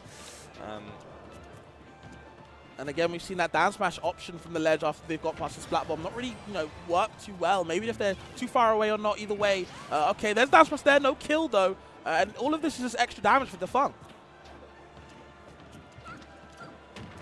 Scary here for Melod. They need to get a splat if they can. Side B comes out but does not get punished. Okay, how is England going to find this kill? The roller, they are slowing down in the center stage, but either way, it doesn't really seem to matter for Defung right now. Throwing out a lot of these nairs, maybe looking for the side B. Nope, it's going for the normal grab instead. Okay, and now, finally, last stock apiece. This is where England can shine and build back this damage, but oh my God! Big F smash. Melod took the headphones off. Put those back on. We're still in the game. Melod there took a deep breath, but the dash dancing was just mocked there by Defung, who's just showing a little bit of that's got to be it. Defung takes the game. Oh God, that was a close game. Yeah, Defung really just, staying, I think you said it best, was more composed as the game was on, even showing up the pictures, don't even know what is going on over there, but still finding a way to keep it going, and will be advancing into the next day in winner's side. Yeah, and I think that we're hearing the names and the voices kind of calling around the stage. I believe that's the end of our wave, that's the end of our block here. Oh, yes. 3 sets, bit of fun, they were good sets, but we were just barreling through these. It's a mile a minute. Yeah, I mean, obviously as the sets were going quite quick, there's only 2 sets to be played in each pool, so it's going to be going crazy. Of course, tomorrow kind of is like kind of the meat and potatoes of the dinner, right? It's going to be the crazy things. A lot of bracket going on. We've got top 8, me, yourself, and Ramsey's all on the TriCast. So guys, please stay locked in for Wave D, of course. Doubles later. Yeah. We've got other games going on. And honestly, man, it was a good time. It was a really good time, of course. Finally getting to commentate you, and of course, we've got another day to do as well. Oh, yeah, so, guys, hope you guys enjoyed what we were able to cast. And, yeah, shout-outs to everyone, for sure. We obviously have got a couple of reads we have to do. We are here, obviously, on VGBootCamp. Thank you very much indeed to them for letting us use their site to show this game to everyone. Make sure to like, follow, subscribe to their socials. Follow them on Twitch if you haven't already, and on YouTube to watch as much Smash content and support it. Yeah, and of course, as well as support, you know, always subscribe to the channel, not just for support as well, but also for the emotes. The emotes are so cool. But anything to say to the guys before we dip? I mean, for me, it's just a case of it's been a while. Thank you, I guess, to the team at Valhalla and Julius for wanting for having me back, trusting me with comms after I've taken a bit of time out to focus on the old freelancing and Grand Blue. I have to say I've been playing a lot of Grand Blue versus and Rising, so that's kind of where I've been. It's a great game, I have to say. But it's nice to come back. It always feels like home away from home, coming to a Smash tournament. So yeah, thank you, and I hope you guys at home watching enjoyed. Stay tuned and watch more great action. Have you got any final words as well? Just thanks for watching, guys, and we'll see you soon. Cheers. Get ready for la fiesta. La la la la la. Everything's perfecto. Oh oh oh oh oh.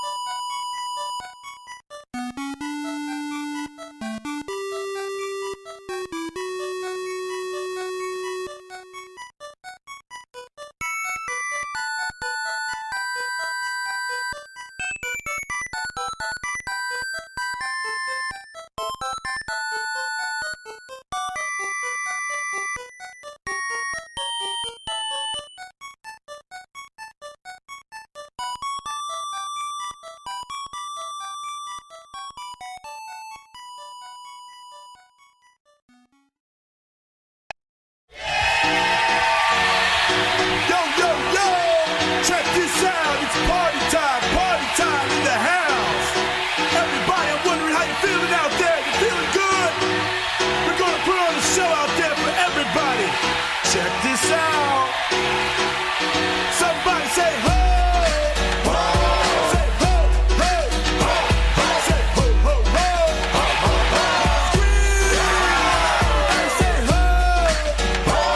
Say ho, ho, ho, ho. Say ho, ho, ho, ho, ho, ho. Scream. What you gonna do when they come? I gotta redeem. What you gonna do? I gotta believe. What you gonna do when they come? I gotta receive. You gotta do what? You gotta do what? I gotta believe. Hey, yo, everybody, just check out the way I live, everybody. Yo, everybody, the time to wait and go ahead to party. Here comes the dude, and now he's running up and down the street with the Jews. Sonny's my life, she's like a dice. I can't tell which way she turns till I strike. Whatever trouble he's in, he just gets up and begins. It ain't no problem for the man. But I would do it like that, because I want it like that. No other difference is the fact. You gotta do what? I gotta redeem. You sure about that?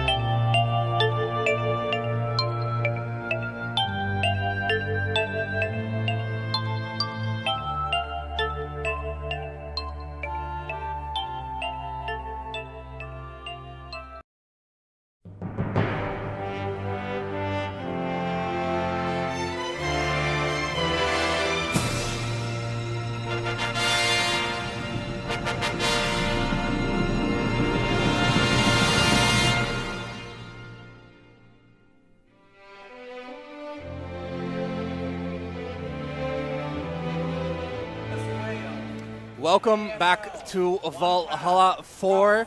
We are here with Wave D, the final wave of Ultimate Singles here in beautiful Copenhagen, Denmark. My name is Ramses, and joining me is Johnny. And we're going to be bringing you the final wave of singles. And singles has been hyped so far. Yes. Everyone's like really hyping everything up. We've got a lot of people watching everyone. We've got a huge crowd always sitting on stream and cheering for the people. It's been amazing so far. It's been great. The energy is always amazing at Valhalla. I think the Scandinavian scenes they're a little bit more grassroots than like quote unquote mainland Europe, right? And that brings with it a very unique flavor of hype. And I think the hypest games are always the round ones because anything can happen. It's where dreams are made and dreams are crushed. The entire event is best of 5. If you've been following on, you've been noticing. But that also means that if there is a hype set, it's going to take a minute. It's going to really build up. Like that last set we just saw with Bowie and Faz bringing you Dafung versus... Meluts, I think. Exactly, right. They played Inkling. Inkling versus Me Brawler. Me Brawler, the Me Brawler from Germany that took a lot of souls already. He's a force to be reckoned with. Exactly. We're going to move to Wave D, though. We got Mist and Mbappe. I didn't know he played Smash. He's a really good football player, I've been told. Multi-talented. Let's see what he has to offer here. Rocking the Wolf in game number 1. Wolf versus Rob. This is for me like a really ultimate E matchup. It's like the incarnation of ultimate. We've got Rob, like the zoner with like great boxing tools, and we've got Wolf, which is like the spacey in my opinion in ultimate. It's Goku versus Vegeta. Yes, exactly. Getting into the game though, very, very slow pace neutral. Both of them just feeling each other out, trying to play around their respective projectiles. Now finally a bit of a break for Mbappe, already 56 on Mist. A heavy character. Wolf can struggle to kill at times, but so far the control is just entirely in Mbappe's favor. Yeah, he's definitely got the stage like in control. Oh no, going for the up smash, but getting interrupted by a Rob down tilt though. Good. Grabbing control, that back air control in that center, just constantly working from the center of the stage and exerting control from that position. The smash attacks at ledge, that's the moment when he has the most advantage. Tries to capitalize, get that KO. He's getting the big hits, but not the final hit yet. But I really love how he's like having the stage control all the time, because you don't want to leave Rob anything to do anything. You don't want to like make him set up all his projectiles. And on the other hand, Wolf also lives like by having the control, like slowing the pace down sometimes with the laser, and then air dodging into the blast zone, unfortunately. Yeah, not what you want to see here. Missed a rough start, but picks it up, and now Mbappe avoids a bad situation, kicks Rob in the face, and evens up the stock count. Yeah, but Mist really went for it. I mean, if they got the down air, it would have been this game would have been closed curtains already, I think. But there's more game to be played. Yes. Mbappe again controlling that center, really trying to fight around that Pokeball, and it's working out very well for him. Look at the damage here, these combos from Wolf. He just that down throw dash attack looks so fake, but it works every single time. It should not be a combo. Yeah, definitely. But I mean, every good character has like a fake an combo. unfair down throw combo. That's true. That's true. The Saibi comes out, gets interrupted. Mbappe with a bit of a mix. Now again, controlling that Pokeball, trying to fight from the center, and it's working out quite well so far. It's really, they're already setting up the set for like a battle of stage control. Especially on PS2, it's always like who's in the center of the Pokeball. So far, Mist now. Contesting well, but a nice read by Mbappe. Again, those back airs really coming out when he has that center stage control. And that's the fourth match at 0%. Why not? Why not? Exert that dominance, Wolf. You sometimes have to do statements, especially in game 1, especially in like a best of 5 where you have so much time. And if you get a little bit into the mental of your opponent in game 1, this can make or break a set. Great so far. Yeah, I like that reflector too. And talking about projectile control, right? Kind of how the game started off, kind of reverting back to that state. And Mbappe loves doing that. Mist doing best when he's actually scrapping with Wolf. Like you mentioned, Johnny, a character with amazing close quarter combat. Yep. Yeah, Mist has to be a little bit more careful because this is not the first time that we've seen Mbappé reflecting the gyro, and this is you don't want to lose control of the gyro. Oh, great down smash though. After like the air dodge didn't look. Yeah, he wanted to wave dash. He's been playing too much HDR. Yeah, you've been talking about that, right? Yeah, that's Me? the HD. No. I only talk about Nintendo Ultimate for the Nintendo Switch. Now they played Melee. So, game 1, solid win by Mbappé. Now we're going to be seeing what Miss has to offer. Counter pick coming through, a little bit of comfort there as well. It's going to be PS2 though. It's not down to the stage apparently. Yeah, I was expecting like probably the whole set on PS2. I kind of rate the stage for both of them. And yeah, they probably don't want to like experiment with the stages. This might be a safe haven for both of them. Both liking to kill with like up smash, up air. Right. And the low blast zone is always helping them. And also a lot of stage because Wolf doesn't want to like get off stage because we especially against Rob because we were seeing that the gyros really dangerous. The nairs are really dangerous. The downers. Yeah, Wolf starts sweating when he's off stage versus Rob. For sure. Which is why I'm surprised that we're going back to PS2 because I think if you're Mist here, you want a smaller stage, right? Yes. That said, again, comfort is king. And right now, Mbappé is making himself comfortable controlling the entirety of the stage. And again, kicking Rob in the face. It's a pattern. Yeah, that was such a forceful kick. The like dash tag after the nair setting up perfectly. Yeah, we've been seeing that like close quarter combat. I mean, they are both really good with that, but Mbappé is always like a slight the slight edge when they're starting to box each other, and this is making the difference here right now. Mbappé like that empty movement, the B reverse as well on the laser. Oh, but Big Becker coming out there, missed. Barely coming up short, uses the gyro, sets up a trap. Oh! The trap's still going. Yeah, but Mbappé staying patient, although he got a little bit caught with a gyro when he stayed patient, but don't no KO? panic against Rob. Okay. Oh, missed dropping some of these crucial KOs. You hate to see it happen. The up smash is not going to connect either. Mbappé is just running a train on Miss right now.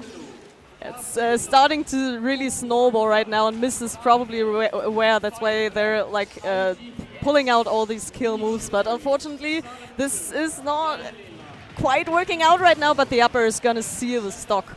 Yep, a much-needed break for Miss. Yes. And I mean, if people know the Rob combos, this is basically even. if he gets like a really good confirm. This or good edge guard, not getting caught by a side B maybe, then this could be game could be open, but there's still room. Yeah. The thing is, I don't think Miss has gotten a lot of opportunities to grab his gyro. Right? Mbappé has been good at reflecting it or contesting it when it's on the ground. And so if you don't have the gyro, the zero death combos aren't really that scary. Yeah, exactly. That's probably why also Mbappé has been fiending for the gyro. It's always like a good counterplay to just take it away from Rob. It's just, it can be so easy. Yep, gotta play hot potato with that gyro. Okay, finally gyro in hand. If not quite. Miss goes for it. Okay, yeah, and again, Mbappé grabbing it before Miss can. Miss getting an up air, and again, barely not getting that KO. This seems to be a very unfortunate pattern here for Miss. Goes for the side B, a little bit YOLO. Yeah, a little bit overzealous there. Although you got to give it to Mbappé, DIing the up air greatly up there. I expected the kill, but he was aware. He was aware. The gyro is tossed. It's not enough. Once again, missed. Finding these final hits. Gyro in play, not grabbing it either. Just wants to scrap. And scrap he will. Looks for the jab, jab, jab. Laser, not quite. Okay, finding the final gyro's hit, gonna do it, finally, that gyro. At 194%, it's gonna kill as well. I really hope. Yeah, I really hope Mist is gonna stand their ground a little bit more. Like we've seen it, the ledge traps. They was like just getting caught by the side piece, not quite setting up the ledge traps, which is so strong with Rob, and also so good against Wolf if they're like not cautious. But yeah, they're giving up a little bit too much there. Okay, missed. Barely surviving. 132 in the corner, avoids the smash attack, but the second one will do it. Mbappe, he shoots, he scores, and that's a 2-0 lead. And Mist looking a little bit stressed, right? Like Yes. I think you can also feel a little bit in their gameplay. It feels a little bit nervous that not everything is like too clean, that they don't get their confirms. It's quite hard round one on the big stage. It is. It just gets to you sometimes. I would agree. He is a little bit hasty. We saw it in that final roll that got up smash too. Let's see if Mist can stabilize. Game 3, we're back to PS2. Just same old, same old. Mist not using projectiles too much, knowing that Mbappe can counter them quite easily. But again, this fighting not really working out great for Mist either. Look at that, just the pressure and the conversions to Rob. Very easy to combo, of course. Oh, good stuff. Now we see some advantage by Mist. I think good roll through. That also could have went very badly because sometimes you're just getting caught by that. Catches you. It does catch you. It does. Now we see Mbappe looking for those back airs, looking for those smash attacks, and there it is. Not the up smash again. Yep. The KO was a little telegraphed, but I guess Mist does not have a telegram, so did not receive that one. Okay, again, these early combos, putting in work already. Rob is digital. Rob is digital. Way beyond this technology. You cannot fax him. You cannot fax him. You need to shoot him DM for the up smash. Okay, the laser coming through. Side B tries to get the tech chase, not finding it. Again, like you said, Mist a little bit hasty in the decision making. That's coming to bite him in the behind right now. Goes high with the nair. Gets back to the stage. The Becker again, right? Just looking for KO. I always love the ideas with the tech chase, but what they're choosing, like the side B was a little bit too overzealous than like the back air. You honestly had no reason to do that. Yeah, I mean, Rob showed Wolf a DM, but Wolf does have Twitter after all. You can find him at Wolf O'Donnell. All right, Mist with the pressure, fair. The gyro, not quite. I like the recovery there. Okay, now the back air will do we it. have to say the Zomba because he's here. Okay. He's here, right? All right. every rock back air is gonna be the Zomba on this weekend, blessing us from the US here in Copenhagen. Mbappe picking it back up, looking for those jump ins. Mbappe really running away with it right now. I was about to say that game 2 Mist. I feel like they really got a handle in game 2 after a while, but now the roll out with a down smash. Mbappe catching all these tech options, sorry. Yep. Yeah, it's been a theme. All these rolls, like rolling through him, getting up smash, rolling through him, getting down smash. Mbappe really got his number down there. Yeah, and that's what you got to do, right? Like, it's important to get your neutral wins, but at the end of the day, how do you win the game? You got to take the stocks. Yes. You got to take the stocks, and in this situation, Mist a little bit overzealous, a little bit eager to get those KOs, and in that way, a little bit linear. Yeah. Right? We saw Mbappe really mixing up the recoveries to avoid those backers and down airs, and gyros too. We saw him mix up how he looked for those KOs as well, right? Like the rising backers, the up smashes, the forward smashes. At the end, a down smash too on the tech chase. Yes. Just making Good use of the breadth of Wolf's kill options, right? He doesn't have a singular kill option that is super good, but he has a lot of them that are serviceable. Yeah, and especially you also have to keep all these options on your mental stack, which is really hard, especially in your first set as well.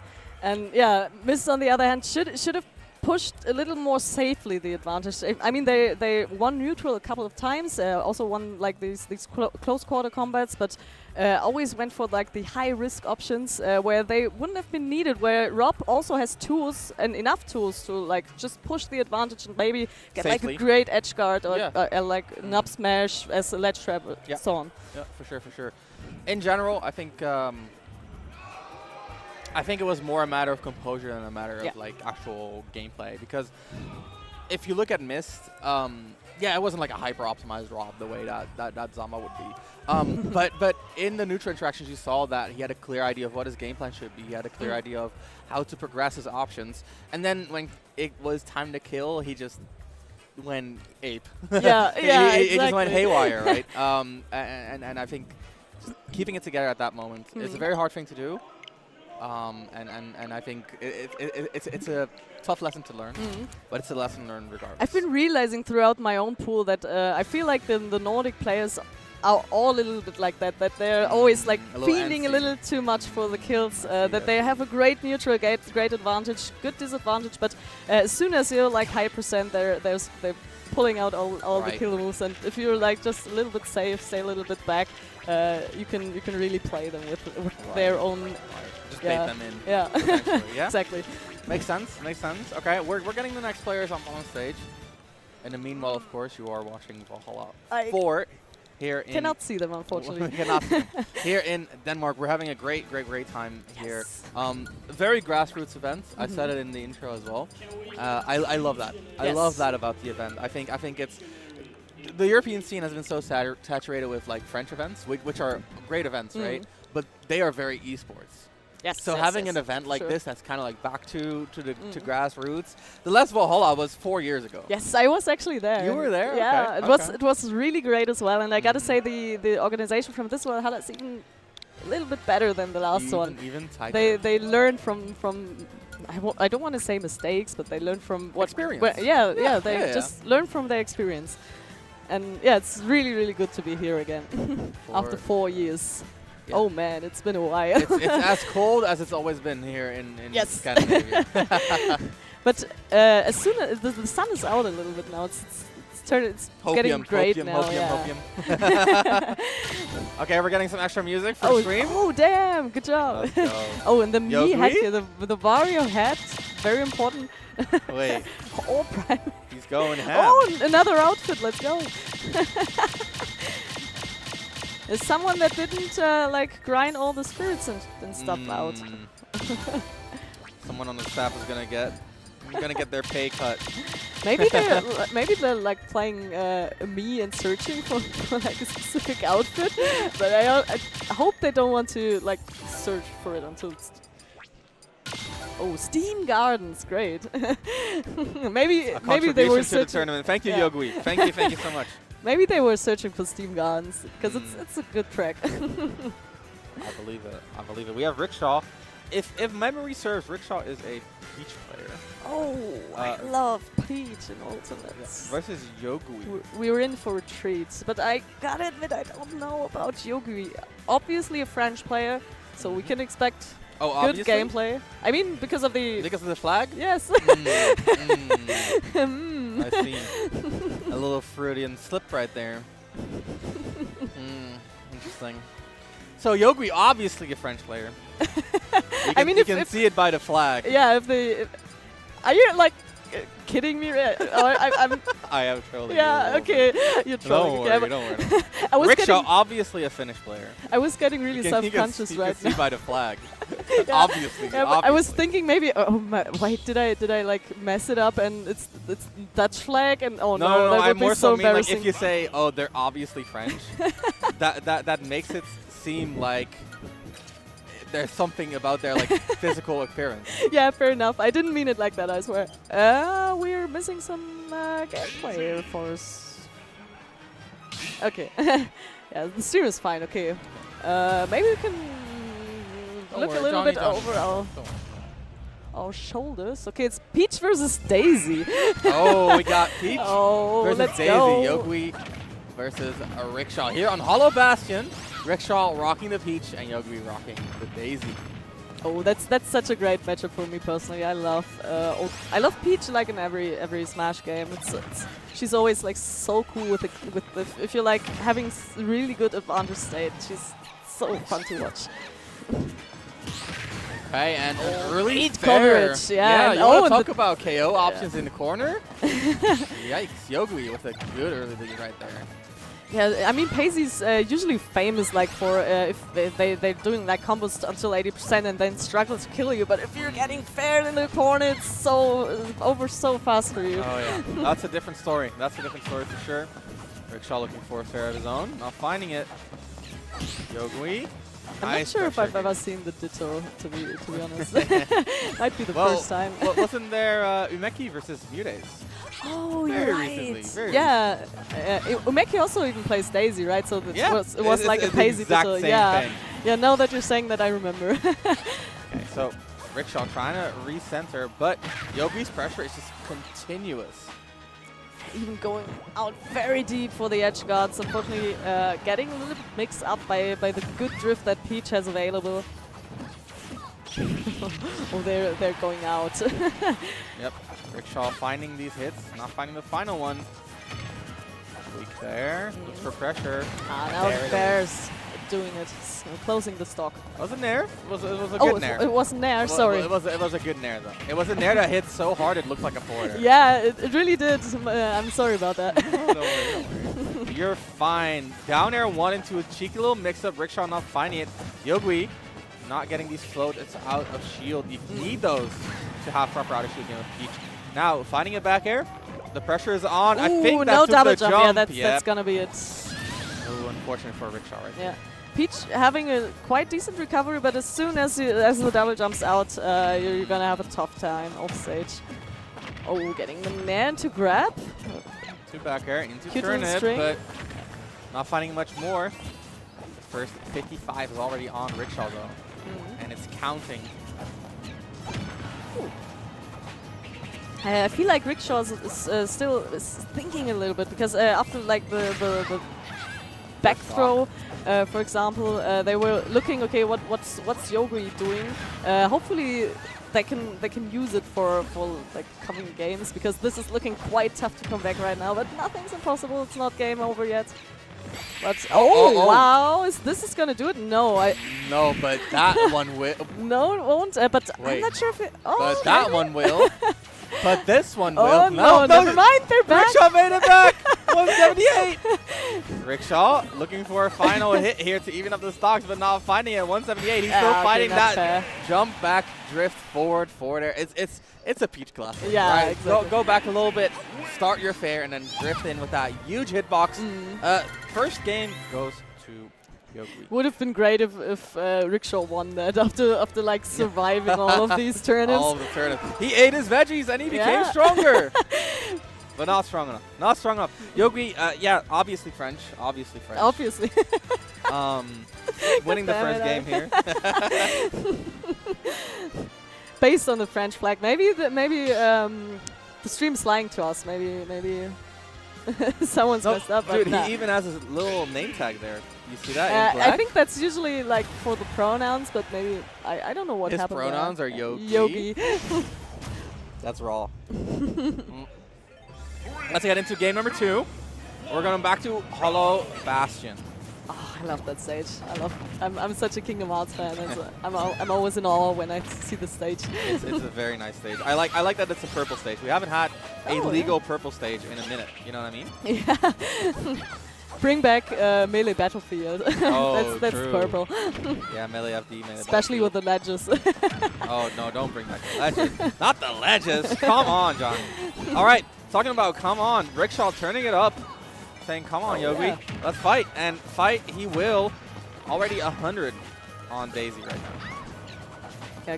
Yeah, getting a cute little string, even like catching the air dodge out with the side B, which I really liked. That mix up.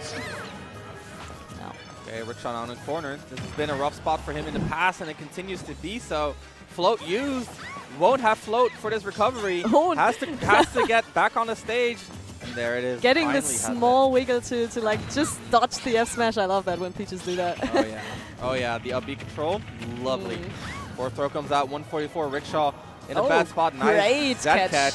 But maybe too little too late. It all comes down to this final hit. That's a big back air. Okay, throwing up. Oh, not hitting. Oh, the Z drop. No, that was cute. Nice little ping pong right there. And Rickshaw finally in the lead. Yes. Yeah, I told you, they were just thinking for game 1. They're gathering information and so on, yeah. Okay, wicked Nair. They're both looking for that next hit. Yeah, Yogi finding it. And that's the thing, right? Like, both these characters kind of occupy well, both these characters, they're the same character, right? They occupy the same space. Yes. And so a lot of these scrambles come down to very small differences in spacing and timing. And that's kind of what we're seeing here, right? They're both looking for float in air, float back air. And what it comes down to is, are you a little bit faster or are you a little bit better spaced? Yeah. And while we're talking about that, like you mentioned, Johnny, unfortunate end to Yeah. Yogui's second stock. Yeah, but cute reset with a weak back air. Yeah, but in the end, they're both really clean with their combos, and it's as you said, it's just like who has like just this slight edge, the upper hand on the spacing, on the speed, and this game it seems to be for Rickshaw. What a call out! A near JV3. Holy! Damn, what a way to come back from a rough game 1. I don't think that was a slight advantage in space or speed. That was just raw. Yeah. Like, built different. Rickshaw, what a comeback! What a comeback for game 2 there. Damn, we've got a set. I think we're in for an entertaining time this set. We're in for the long haul. This one could go the distance. I also realized, which is what is really interesting, when like one of the Paizies is off stage. Paizi thrives from like pressuring you off stage with like the downers, the turnips, and so on. And one disadvantage, one clear disadvantage from Paizi is. I guess they're disadvantaged. As soon as they're off stage, they're really floaty. Their OB doesn't beat turnip either. Yes, and it's kind of like you're getting caught with your own poison, right? Right. Yeah. Yep. A taste of your own medicine, and it's not healing in this situation. Let's take a look at game number 3. It's tied 1-1 between Yogui and Rickshaw. Starting both with turnips in hand, how everything should be. Getting some veggies. Gentlemen agree to grabbing a turnip. Or a gentlewoman. Oh, and an upbeat barely grabbing the ledge. Now Yogui getting a nice reversal here. I'm going to talk about leads. Big one right here. It's always like the first few seconds who gets the first combo and who gets the first stitch on that catch that. Stitch on deck. Oh, damn. I like that conversion with the side B. Oh my god, the Stitch is still in game. Wait. They dropped it and then Ryogui picked it up again. Triple Agent Stitch. The Stitch playing for both sides. A double roll back too. Both these players trying to get to the center. Yogui now, solid lead. Look at that, extending it too. Not getting the full combo, but this is a mountain to climb, right? Rickshaw, I think his biggest struggle this set so far has been finding the KOs.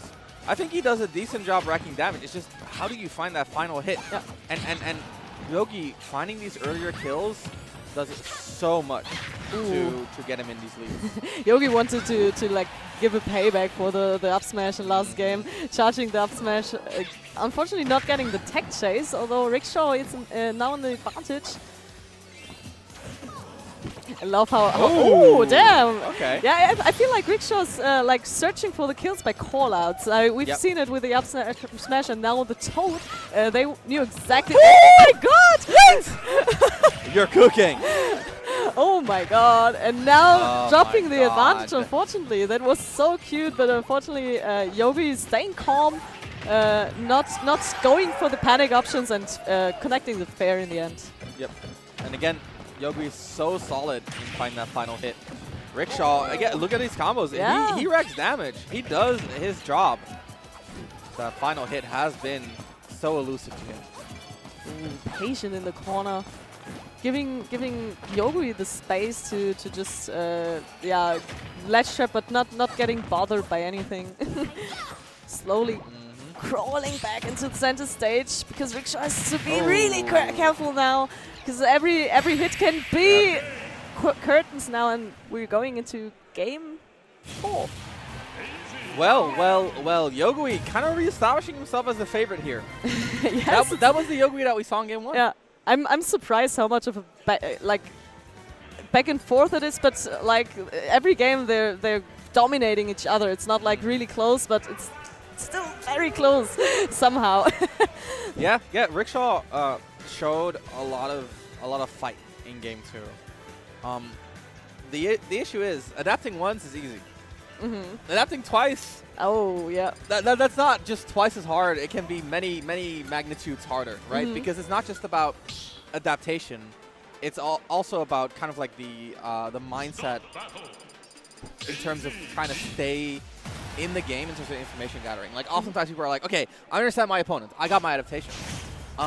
But if you get counter-adapted, you have to kind of get back into that mindset of, okay, now I have to figure things out again. Let's see if Rickshaw can figure it out all over again. We have a change of scenery here. And we also have a change of skins, I think. True. Yogi with rocking the beautiful red dress from Daisy. My favorite skin from her. Yeah, Daisy does get the better dresses, unfortunately. Yeah. It's Daisy supremacy. Going for these hard callouts now again. Yeah. It's also like counter-adapting, and I think in the case of Rickshaw, because they were going for these hard callouts, I think it's just how many more aces have you got up your sleeve? How many more callouts do you have left to win this long best-of-5 sets? What you mean? Oh, damn. But Yogui was so consistent with these forward airs, finds a turnip, and just getting rid of the umbrella for a second to fall a little bit more. I like that from Rickshaw. But yeah. Once again, getting crowns. Getting schlepped with a crown. Forward airs. Yogui, a little bit of a rough start. Picks it back up in his favor. And again, right, like it's all about being a little bit faster, a little bit better space. And I think that's really the biggest difference between Yogui and Rickshaw. Yogui seems to be just a little bit more decisive, a little bit faster. And when Rickshaw is decisive, it's oftentimes way more of a hard read than just like solid coverage, right? Like options like that, like he very decisively went for the nair, but realistically, like not a great outcome, right? Like not a great outcome on average. Gets the dash check though, even at the stocks, there's still a fight in Rickshaw left. Now who gets the like first grade advantage? Starting with a nair, not getting more. We're like floating around right now, feeling each other out a little bit.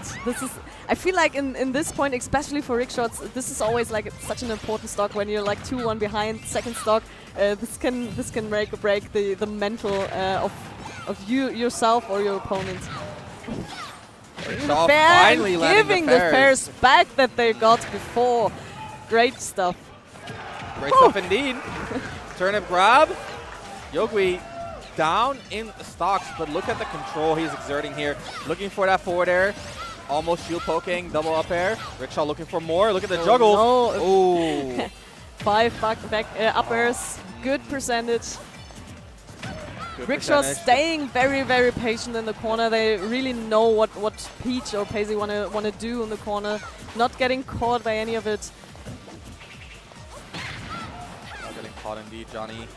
Right now, Rickshaw looking for that final forward air. And again, a little bit heavy on the callouts here. Yep.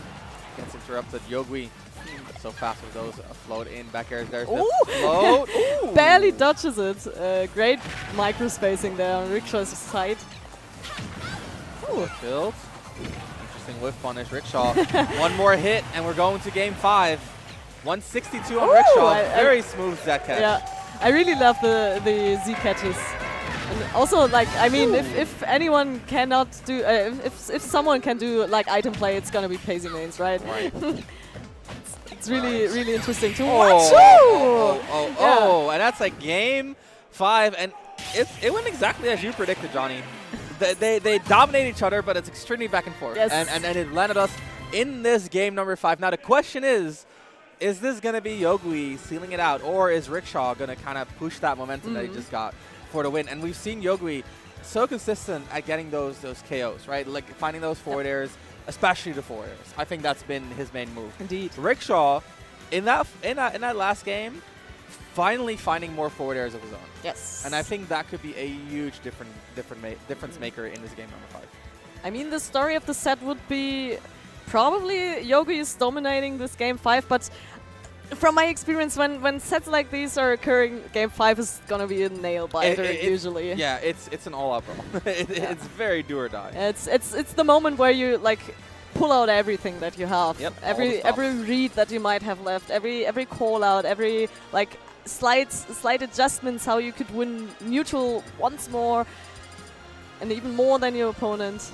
And now I'm really excited which stage we're gonna choose after Rickshaw showing that FD might be his like home turf. That looked really confident, and we're going back to Hall Bastion. Yep, makes sense. Yogui won here before. Would love to go back. Rickshaw not banning it, obviously. So I mean, what are you gonna ban versus your own character? Yeah. Well, the stages you don't like, right? Yeah, of course. So, let's take a look. Game 5. Everything's on the line. This one is for all the marbles. Yes. Winky Face for Rickshaw. Good start for our Peach player. Winky Face gets countered by a Winky Face for Yogui. Get juiced for a quick 30. And now Yogui in control here in this first 15 seconds. Oh, we're pulling out the downers now. We've been seeing a lot of downers, a lot of safe pokes, feeling each other out a little bit in Game 5. We haven't seen like a huge advantage that we might know of Paisley, but the first stock in Game 5 is also it's hard to do. It's hard to like push the advantage. You have to you just want to be careful. You want to stay careful because it's always like a mental fight. Those who lose the stock might have like a slight disadvantage in mental. Right. Rickshaw. Consistent with these juggles and the up B. You want to talk about pulling out all the stops? Yeah, Holy. exactly. We haven't seen that before. This is like one of the tricks that Paisley might have. If you're sleeping, especially in a Game 5 situation where you haven't seen that before, you're getting caught by that up B, and you're dying for that. Rickshaw now sitting at a small lead. But you can see Yogui very solidly working at it, chipping away at that lead. Now one more solid hit, and Yogui's been really great at finding them. The forward airs come out, the side B. Again, pulling out all the stops. There it is, Nair, big hit. Dot face on deck too. Ooh, not killing because, I mean, across the stage it's going to be hard, but still a slight advantage for Yogi. Only getting the soft Nair, unfortunately. Rickshaw now fighting back, has a little bit of control here. 182, has to play safe, but does so successfully. This back air walling, this back air walling is working out great. Like, Yogi does not find a great opening, but finally gets one. Yeah. But already 45 on him. That could easily be half stock. Yogi thought, okay, I've got these backers myself. Wait a second. Wait, I can do this too. Yeah, wait, I can kill you with that actually right now. Let's do that. Down throw back into Nair actually. Oh yeah. That's a cheeky little conversion, but Rickshaw again just breaks out. The side Bs are coming out left and right. Both of these players transitioning to more callouts and neutral. Run up, just float Nair. Yeah, just really aggressively. Overshooting a little bit in the sense of what he did before on the spacing, but getting forward yet again, and now the cheeky taunt though. Okay, Yogui, I like what you're working with. Counter comes out, call out, goes wrong. Yogui playing a little bit more slowly, and it's working out for him. Jump to center. Jump to center is accepted by Rickshaw. Not what you want to see. Yeah, Rickshaw might need to hurry up a little bit. Might have to close this stock right now. Yeah, you kind of let this game bleed out much more. It's already on life support. 106, he's off stage. Side piece to the ledge. The counter does not work. Yogui tries to go for a trump there. Rickshaw does not find it. Okay, now great bait, just with a full space forward, and now another stitch. Getting rid of it, unfortunately. This is very tight for Rickshaw right now. We're looking for those backers in the corner, the forward airs in the corner. That is the bread and butter. Rickshaw, yep, barely breaking through. Now has center stage control. That's going to let him live a little bit longer. Makes great use of it. Look at the out of shield game from Rickshaw. And now getting caught once again by these fares, and Yogui taking this set, Game 5. Little bit more dominantly than I would have maybe expected, but I mean, I already said that was the story of the set, right? Yep. We've been exchanging heavy hits back and forth. We've been exchanging dominance back and forth, and yeah, Yogui now moving on to, I think, winners round 2. I'm not sure which in the round. Bracket. Yeah. Rickshaw dropping to losers. Interesting games. I think again a lot of it. Like, the way I think about an interaction, right, is there's always a favorite, right? Like, if you think, like, oh, I'm playing Dr. Mario against Sephiroth, you don't want to fight when you're at sword range. Makes sense, right? But at the same time, I think a lot of interactions come down to kind of like the advantage that you build up, right? Like, a little bit more stage control than the opponent. A little bit faster going into the interaction, right? Like if you find yourself in a situation and you act on that situation more quickly than the opponent does, even if it's a bad situation, you're that much more likely to win, right? Yeah. And I think that's what we saw from Yogi, and I think that's coherent with our understanding of the French community as well. They have a lot of locals. They play a lot. They're grinders, right? They really try to essentially grind out interactions as much as possible. And I think what we saw in that game is just Yogi, in terms of speed, just a little bit faster on a draw. A little bit faster in recognizing what has to be done. A little bit faster in executing on that. And I think that really showed itself in like the back air and the forward air hits that he got when Rickshaw was in the corner, where Rickshaw is just a little bit slow to catch up, and then maybe does his option with a little bit of a delay, and then that delay gets caught by something like a back air or forward air. And that's the thing about dittos, right? It can be very hard to really see what exactly went wrong, because you're doing the same things. You're doing we both back aired, why did I lose? And I think in this sense, or in this case, it really just came down to the speed at which Yokui's mind worked in those situations. I really loved how Rickshaw was adapting, especially with the turnip play. We've been seeing that off stage. They were starting to Z-catch the turnips. They were like avoiding every strong hit, but in the end, it wasn't enough, unfortunately. But great set, game Fun 5. Set. Yeah, good back and forth, and I think great for us. the games that Rickshaw won were really solid. Yes, like, and really solid. The combos were really cute. Oh dang. Oh my god, okay guys, okay chat, you've got to bear with me. I'm really sorry about that. I already told Ramses about that. But if if anyone knows me, Sabaka is my fiance. And I'm probably gonna be quite biased right now. But for that, I've got Ramses on my side. He's probably, he's just gonna be biased for Dolman right now. I hate Sabaka. Awful guy. How can imagine being his fiance? Oh my god. Could not be me. Could literally not It would be really me. suck to be that girl, right? No, I love Sabaka. He's amazing. He's playing Meta Knight and Sheik now, right? No, Sheik and Marth, but now he's for today. I think he's gonna go with the Lucina and Sheik combination, because Sabaka's always wacky with his characters. He's been playing Marth a lot recently, like in the past 1.5 years. Got some good wins on his shelf with Marth, for example, upsetting Ente, the best thief in Germany. Okay. But yeah, the Marth. Yeah, he just needs a little bit someone on his side, and his choice is the Sheik, because he loves Zelda. This is literally the only reason, and Sheik is cool. He loves Zelda. Yeah. He would play Zelda if she wasn't Ultimate Zelda. Yeah. Okay, he settles for the other Zelda. Yeah. On the other hand, we have Dorman, who is a Little Mac player. Yes. Gonna be very interesting. I've played Dorman a little bit yesterday. He has some very neat little setups. I like it. I always like watching Little Mac mains play, because their character is so handicapped that like they have to do some really weird stuff to make him work. Yep. And I don't mean that in like a negative way. Like I mean the character literally has a lot of handicaps. Like I got you. He has bad grab game. He has bad out of shield game. He has bad aerials. So if you play him, you're handicapped in a lot of ways, and so you have to do some weird little things to make it work. And so he works past the handicaps and makes the character look functioning. I say that hoping that Sabaka's not just going to jump on the platform and camp him from minute 1. So you guys gotta know that we do have some Little Macs in Germany. We have SK Hamsteru, we have like some Berlin Little Macs. We have actually a Little Mac in our city. So the experience on Little Mac from Sabaka's quite good, and I hope we can see that in the large gameplay soon. We're going to get a scene switch going for you guys soon, a little bit of technical difficulties. Don't worry about it. You can see the game going on. Little Mac is off stage. He has 3 stocks, but maybe not for long. That jab is going to put him back off stage again. Oh, not getting with the backer though.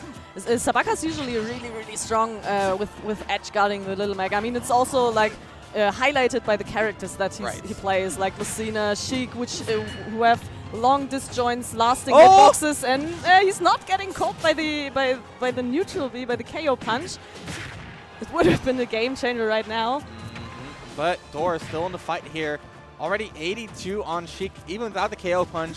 Like forward smash at this point is also a KO punch. You know what I mean? Yeah. So Dor looking for that final hit right now. You can see him kind of sneaking in these tilts, and there it is, down into the side B. Aye. The wedding's going to be a little bit delayed. Sabaka needs some coaching. Yeah, we need to spend some money on the coaching. It's not happening. It's not happening this year. I'm sorry, You Johnny. cheeky bugger. So, Sabaka fighting back here, tries to get something on the second stock. And you know, Sheik normally a little bit of a, how do you say, she's the type of character that does not find that final hit very quickly, right? Yeah. But if it's Little Mac, there's more of a route available. So far, though, Dor been doing a great job not dying. KO punched, yeah. Getting the KO punch instead. That is the scariest thing, right? You got to get those gimps off, because if you don't, the KO punch is such an important part of Little Mac's game plan. Sabaka not really clean with the edge guards compared to what I've seen from him before. But maybe, yeah, the Sheik, I don't rate the Sheik yet. He's working on it, but yeah, I mean, we can see it. But maybe now, we don't get the needles. Dor really running away from it, slowing it down right now. I mean, this is also a thing that Little Mac can do sometimes. He makes it back. He oh keeps my God. making it back. 30% on Sabaka. Doesn't seem like a lot, but this is Little Mac with 200%. Yep. And Sheik giveth and Sheik taketh away, and right now Sheik is taking a lot. Taking the stock too to boot. Dorman finally on his second stock right here. Sabaka has a lot of work ahead of him. Finally getting the back air now. Maybe we can see something if he got the coverage. Nah, good counter by Dorman. Getting safely back to the ledge, which you definitely want to do as Little Mac as soon as possible. And now we getting these edge gap that I've been talking about. Getting a little bit weirdly clipped. I don't know, Dorman. Yeah, lost his jump during that forward air string. Definitely, like, one job, right? You get forward air string by Sheik, don't jump. Yeah, don't jump out. yeah. Up B, I like that. Just up B out. It's fine. If you get punished, it's the same combo than if you would not have up B'd, right? Like, it's the same outcome. So you might as well mash that. And I like that. Dorman immediately kind of realizing, hey, I should not be pressing my jump here, and goes for the neutral B and the LB in these situations. Tries to get a big whiff punish here to down tilt into the side B. 80 on Sabaka. He's fought his way back into the game, but the game is still a little bit farther away than he'd like. Bad DI in the down throw too. Yeah, I'm always confused when I see Little Mac grabbing. Yeah, so maybe Sabaka was thinking the same thing. How do you even grab those boxes off, dude? Exactly, right? Okay, yeah, that F tilt's gonna do it, yeah. Yep. Sheik is very, very light, and she's like just explodes by these heavy hits that Little Mac has when he's grounded. Oh yeah. Little Mac has KO power out of the wazoo. He has plenty to go around, and Sheik definitely doesn't like that. That one gimp really helps Sabaka stay in that game, but it was a little bit too little too late. Let's see if we're going to be seeing maybe a character switch or maybe a bit of a strategy switch. I do like Cass's feet. Yeah, I was about to say we're seeing the music counter pick, because this is always like Sabaka's counter pick, because it's his favorite song in all of Smash, I think. It's my arena song for Wi-Fi, so I approve. I like it a lot. The Lucina comes out too. Yep, I like playing the my skin. Okay. It's not fair. All right, get a room. Okay. Oh, okay. I mean, we already do, I guess. So far, Lucina already doing a lot more damage. The down tilt not going to hit that up B to ledge, but just dealing with the pressure so well with that up B out of shield, and in general, just the sword range. Doing amazing work for Sabaka here. Yeah, and that's what I've been talking about. That is the Sabaka that we want to see against Little Mac. Wait. Nah, he's not getting caught by that. He's not getting caught by that. Oh, and there's I know my man. KO. Sabaka finding a great down air there after the attack. Now using the platforms to avoid Little Mac. Nice pair. Little Mac's pressure so well. And yeah, Dorman just struggling to get past the sword. It's not even about the offstage play here, just the neutral. He's not finding a way in. Oh, ow. that hurts. That hurts. Yeah, that's on the chin. Like. Yeah. That hurts to the commentary desk. I felt that. Yeah, but what a difference night and day between the Sheik and the Lucina. That's why, I mean, he's a swordy main. That's why he's not playing the Sheik. Right. Rising there from ledge. You want to talk about these little tricks to make Little Mac work? The there from ledge is huge, and that catch on the jump too. the KO punch, quite an uppercut. The side B not connecting, but Thor here gonna lose the stock. Oh anyway. yeah. Oh, great wait. tech though. Nah, he's dead. Not so fast. Sabaka, a full stock lead here in game number 2.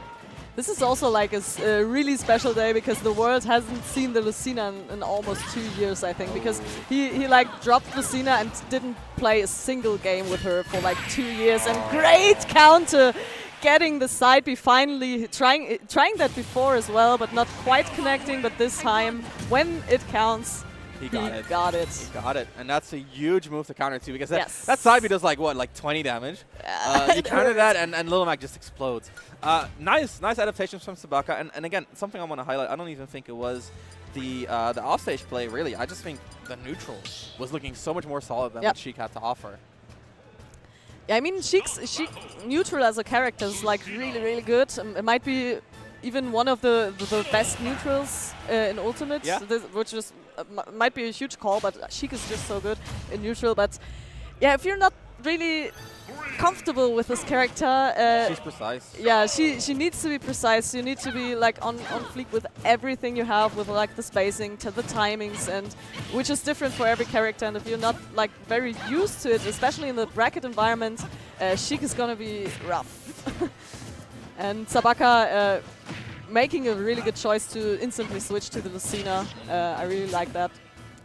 You can see already, like, just the shield usage from Lucina, so hard for Little Mac to deal with. Little Mac grab, notoriously bad. Forward smash on a normal get up. Yep. And the forward air. Yeah, they're and gone. Just like that, Dorman gets shown the door now. Only 28% on Sabaka. He's looking relatively untouched.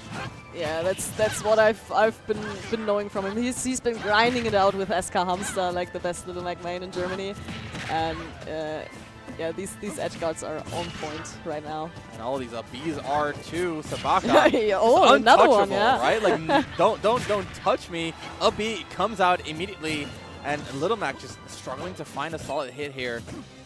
See, down tilt, that's minus 12-ish, right? It's not safe. The counter not safe at all. Sabaka making quick work of that. Now dominating this game 3 here after not quite being just dominating game 2, but now this is a different story. The Lucina is getting warm right now. Lucina is warm indeed. 4 tilt 1-2, 50%, but Sabaka still sitting pretty. The damage is racking though. Dorman putting his foot in the door.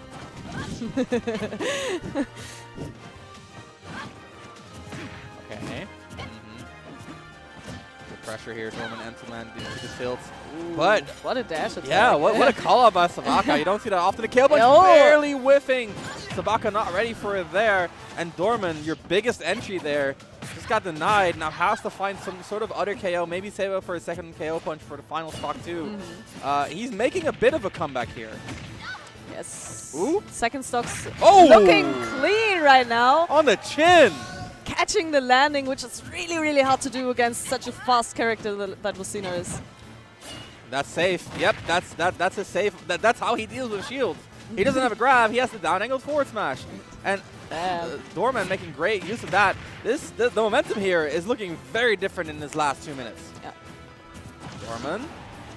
Okay, yeah, the side is gone. That's it. That's curtains. It's always like so anticlimactic when you're playing Lucina with Little Mac. You just need the one run of fair, and then it's instantly over. And he was building up for something, right? Like I felt it. I felt it in my bones. And I was like, damn, Dorman, he's doing it. And then he just got run off fair at like at 70. That's it. That's the life you sign up for when you're playing Little Mac, I guess. Yeah. Yeah, it was curtains for Dorman. This is, by the way, winner's semis. I just it is, to mention. I think the winner gets out of full winner's side, exactly. right? Yep.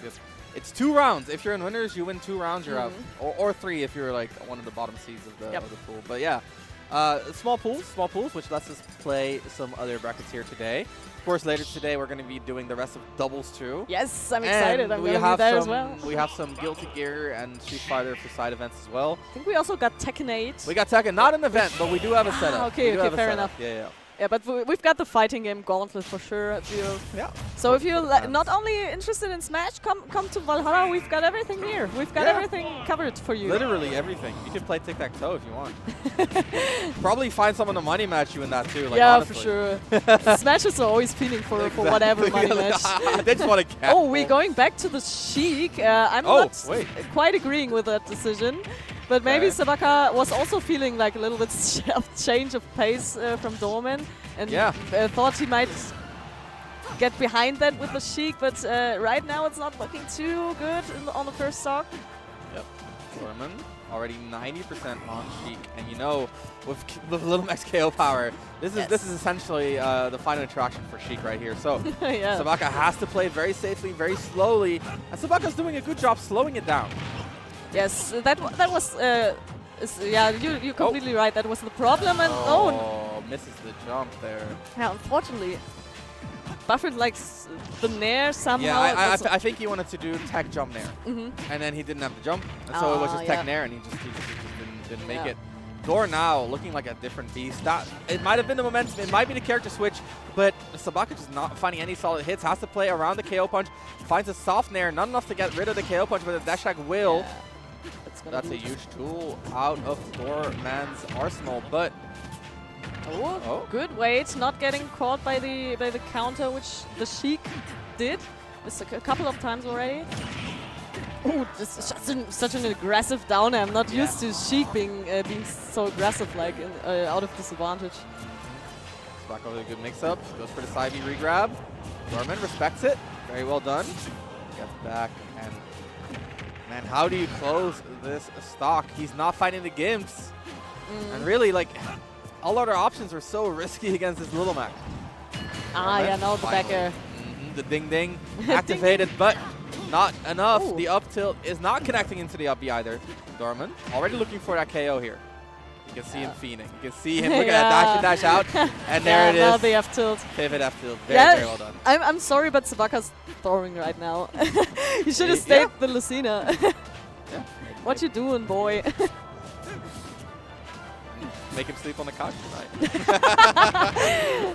we don't have a couch in our hospital room. All right, on the ground it is. Come on, boy, what are you doing playing Sheik here? Let's go, Sabaka. Even I made it out of pools. What you doing? Exactly. All right, so Sabaka picking up the slack here. Yeah, a little bit. 70 yes, plus, now the nair. 85 on Dorman, and the offstage is enabled. The counter comes through. The KO punch on deck. He gets a little bit of protection early on. Normal get up KO punch. Does get interrupted. Sabaka counting his blessings there. Bit of bad DI by Dorman. Could be Kearns. Yeah, that's it. Yeah, that's is it? Should be it. Yeah. It is. Yeah, he didn't have a side B anymore, so I just expect. Although I like that Dorman is doing like these nair recovery tricks. Yeah, I'm always happy when Little Max do that. Okay, last stock situation right now. Maybe Sabaka can close it out with a Sheik, but I always had to call it early, but I don't think that the Sheik's gonna close it. We'll see here. There's a little bit of momentum here in Sabaka's favor. You can see it. Dorman's getting a little bit antsy with that preemptive up B. Yeah. That antsiness, that can be very, very deadly against a character like Sheik. Sheik loves it when you're a little bit too aggressive. It's not going to be it, but it does mean that we're 1 or 2 interactions away from it being it. Yeah, the next F tilt could already do it, but not the F smash. Catching the jump out of shield. Yep. Just a straight lunge into your face. Love that from Dorman. He's just calling out these empty movements from Sabaka and interjecting with his hitboxes, and that's what you have to do, right? Because Little Mac has great hitboxes, and so what a lot of people do is they rely more on shield. But if you're in shield, like, what do you do after? And that's exactly what we saw there. Sabaka dash shield. And Dorman's like, okay, I'll hit you afterwards. Yeah. And I like that. Just add a little bit of a delay. Yeah, I love that too. And then come in when your opponent's feeling comfortable. That's exactly what happened. We're going back to Lucina. Sabaka does not want to sleep on the ground tonight. Not getting trolled by like the weird counter picks that Sabaka's trying to pull out here. But Dorman really confident versus the Sheik. But we've seen games 2 and 3 where the Lucina did the difference. I'm excited to see how this game 5 plays out right now. You will see Sabaka already putting on a lot of pressure. Again, these sword aerials are so hard for Dorman to deal with. The super armor on the punches They thought that was such a fun mechanic they gave it to Sephiroth too. Yeah. Thanks. We didn't see enough of like super armor of smash attacks. Dude, yeah. lovely. Nah, I'm kidding. I do love it when they do like the zoom in because he did like go through something. It's very raw. And so far, Dorman keeping it very even. In fact, he's ahead right now. Sabaka goes for a run-up counter. I like the idea. Not even punished for it much. Dorman down to the inside. I was about to flame it, flame him, but he didn't get punished, so it's fine. Okay, really playing it patiently right now. I mean, the patience did them both well to just collect themselves, but now, the side B, that's what I've been talking about. You can't do anything. As Little Mac versus Lucina, or even Marth for that matter, or any Salty, I guess, they just press run off fair, and as soon as your side B is gone, it's curtains. You can see Dorman just really downing his shield pressure because of that up out of shield. Just like that. He's been doing down tilt shield, just being very respectful for Sabaka.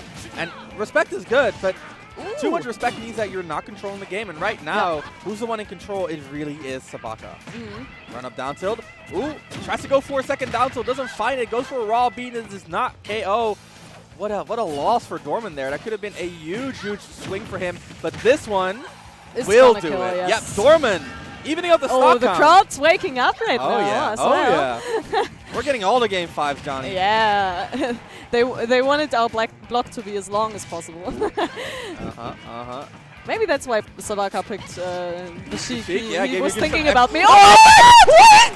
That's a combo! What was that? The up angle F smash into KO punch, and Sabaka's stock just evaporated. Hold on! Oh my god, and now we've got a really interesting game 5. Dorman now getting the F smash. Great stuff, and now we're on last stock. Dorman haven't been that close versus the Lucina to winning. Yep. Let's see what he can do. This is opportunity. And the fact that Dorman has been messing up these post-tech situations is such a shame, right? Because knowing what to do there is so important for Little Mac. So far, he does not. Sabaka just making quick work of this Little Mac so far. Even when Dorman makes it back, that door just gets shut immediately by Sabaka, reestablishing pressure. The KO punch! Uh-oh. Please don't get hit by this KO punch! No! Oh my god, this is and there it is! Dorman closes the door and achieves victory. Sabaka, you're not gonna have to let him in the good door. Like that hotel room is closed. You've had your chance.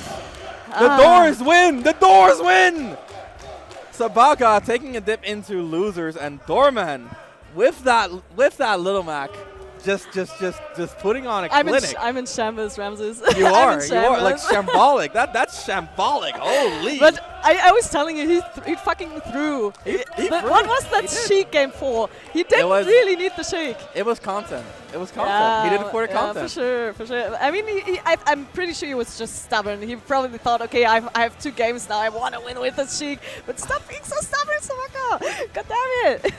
This is true love. This is true love, chat. Don't get a Smash girl. I'm just kidding. I have a Smash girlfriend.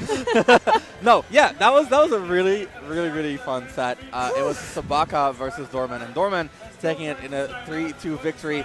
Like I said, he has some really neat tricks. Yeah. He has some really neat tricks. The F smash KO punch was crazy. How does that work? I don't know. Insane. How did that happen? Insane. Was that true? I'm not even sure. I'm not even sure. I'm not even sure. I really like seeing what Dorman has to offer there. So really exciting games. I hope that Sabaka makes it out of fools. Yeah, for sure. For sure, He still has a chance. Of course, just don't go Sheik. Yeah, exactly. I've been telling him, don't go Sheik, please. He likes Zelda. What can I say? Yeah, he really does. He really does. I like Little Mac. I think Dorman played really well. I think he played really well. Yeah, that was the only thing I really have in terms of like complaints about Dorman. I know I'm being like an asshole by talking down the winner, right? But knowing what to do after you tech is so important. But every single time he went for like tech jump, and then he immediately upbeat. But if you tech there, you just air dash to the ledge, right? Like it's a very straightforward thing to do. And then sometimes you delay it and you go for like an upward air dodge. I don't think max upward air dodge is very good. But I feel like it's just low hanging fruit. That's what it is. It's low hanging fruit. But It was enough for him to close out the game. I like the counters a lot, his offstage counters. I know Little Max liked using counter, but he was very accurate with them. I don't think he got punished for them a lot. Yeah, it was also always like Sabaka waited a little bit, and then Dorman also waited out his weight with the counter, yes, which is such a great optimization. Yeah. It's like, no, you hit me. No, you hit me. You first, please, gentlemen. Exactly. After you. Yeah, and Dorman, he held the door open. Yeah. I love that. Yeah, no, I think it was great Little Mac gameplay. Sabaka looking sad like a dog right now in losers. Got that? Catch that? Sabaka's rushing for dog. Is it? Yeah. Is it? Yeah. Okay. Well, no, I did not. I did not catch that. Coincidentally, I did not. No. Yeah, Sabaka no one knows dog, about that. Yeah. I always have to tell the people about the meaning of the name. He's a sad puppy right now. Yep. All right. Yeah, someone was coming to Sabaka like recently and told him, "Do you know that your tank is dark and Russian?" And he was like, "Dude, no, I didn't know about that." Oh, that's huge. He was just like that. We're moving on. We got Zartsu. Oh, I'm a fan of that matchup. We're gonna see Banjo versus Lucina. Yeah, Zartsu switched from Little Mac to Banjo. Like, holy moly. what do you even say about that? Yeah, like, holy. I remember Zartsu Little Mac in Smash 4. That was a legend. But the oh damn. Yeah, he got some wins that he had. Like, Little Mac had no right having in that game. But he did it. He was him. Let's see if he continues to be him with the Banjo. What do you think about Banjo, Johnny? Give me your unfiltered opinion of Banjo. I love the game. Do you want the good news or the bad news? Banjo, I mean, it's difficult. I really love when Banjos do like crazy stuff and when Banjo works, but he barely wait. doesn't. Let me stop you there. Yeah. What is crazy stuff for Banjo? I don't know. I'm just a sucker for. Frame. Oh my god. No, I'm just a sucker for like these egg shoot combos. Oh, okay. Or you know what? You got it. That is crazy enough to count. Or if you like just have a clean advantage, I guess, because sometimes like one in a few aeons his aerials work. And then you can actually push your like advantage, which rarely happens, but yeah. When it does, it can be quite cute. Otherwise, Banjo's. It's unfortunate that Banjo just doesn't work as a character. I feel like that might be a bit harsh, but I think he works. I think he just works poorly, but he works. Like, but it's not like his moves don't connect. You know? What I mean? No, that's not what I meant. I meant like his whole moveset as like a unit. Like it doesn't make too much sense. He has some weird stuff. You know what my weirdest Banjo fact is? Like his run is faster than his initial dash. Because his initial dash is Banjo running, and then for his run it is Kazooie. Right, and Kazooie is fast as hell. So like she just starts strutting. So his dash dance is awful, but when he starts running at you, he's just like he's like Sonic, dude. We're starting off. Wait, really? That's what I was talking about. He listened to me. He heard me. Stop. Zartsu immediately going for the Wonder Wing there too, trying to go for it all to make a huge statement. Jager coming through with a bit of defense there to break apart the combo. Banjo dash attack so safe. Can be very safe. Yeah, very similar to Donkey Kong in that regard, right? Yeah, but that was what I was talking about. He's just holding a gun to your head. He's like, get off the ledge. Yeah. That's exactly what happened right there. Did not get the shoot, but he does get the combo here and doesn't get the finisher. Gets the drag down into the back throw. He's cooking. He's cooking. He's cooking something. Yeah, the eggs are. Footstool ledge grab. Wait, fully charged. Nasty. I told you I'm a Zatsu fan. I've seen him like on one major where he got like a really good win. And I was just thinking, oh my god, that's so beautiful somehow. Ooh, the up angle on the forward tilt too. I like that. Dude, Zartsu plays like a crackhead. He plays like a Little Mac player. It's great. He probably plays like a Smash 4 Little Mac player, right? Even better. Yeah. No, Zartsu, great start, but credit where credit is due. Jagalula here finding a KO of their own. And up the stock count. Only a very small percentage lead here for Zartsu. I'm really surprised because famously Smashville is such a great stage for Lucina, but Zartsu really using these platforms to extend like these egg combos, his egg weirdness, and using this stage greatly to his advantage. No, yeah. Wait. I'm not sure if the That adage was would a have made save. it, yeah. That was a save. Yeah. Jaeger, no. The Wonder Wing gets used here for the recovery. Only 2 feathers remaining, but that's plenty if he wants to get the KO here. Uses the Bambi to get a projectile or an item in hand even. Good item too. Good item too. Zartsu just throwing out all these stills, looking for some solid hit. Jaeger not letting it happen. Look at how well this game has evened up. Yeah, after such an explosive start, Jaeger didn't get bothered by it, making it back even. Jaeger, yeah, very solid defense here. Run up tilt. You can see Zartsu just fiending for that kill. Yeah, that's might be one of the problems that Banjo has right now, because one of the main that was great. I love that. Because one of the main kill moves is probably like Fair or Wonder Wing, and these are like very risky moves. And this game turned out to be like they slowed it down. They wanted to stay safe, and yeah, this is exactly what Zartsu was showing. He didn't throw out the Fairs. He didn't do Wonder Wings. He just waited for the Trump back air, which I really liked. Exactly, like that from Zartsu as well. Just keeping it solid, no stress. Tries to go for the egg into Wonder Wing. Has to use the final charge to recover. No more Wonder Wing, but at 150, I like the perspective. Just spend it before it's gone. Yeah, you know what I mean? Exactly. I was about to highlight positively the Wonder Wing management that Zartsu is showing here. Yep. Agree entirely. Zartsu finally losing his stock. Now, Jaeger on his final stock, already at 87. 1 Wonder Wing away from, 2 Wonder Wings away from losing game 1. And that is a cheeky little setup. I like that. Zartsu plays so fast. Most banjos that we see, they're very campy, slow. They're like, you approach me and I'll counter your approach, that kind of deal. But Zartsu just walks up and fights you. Yeah, he cooks you, you know? yeah, he's like, add a little bit of egg. Add a little bit of spice, and then you're good to go. Not raw anymore. I do wonder how Kazooie tastes sometimes. Oh my god! Yeah, you ever think that? You ever look at Banjo Kazooie and you're just like, you know? I think that's also like a plot line in Banjo as well, because some enemy is saying like, I think, yeah, I want to eat you. Gruntilda?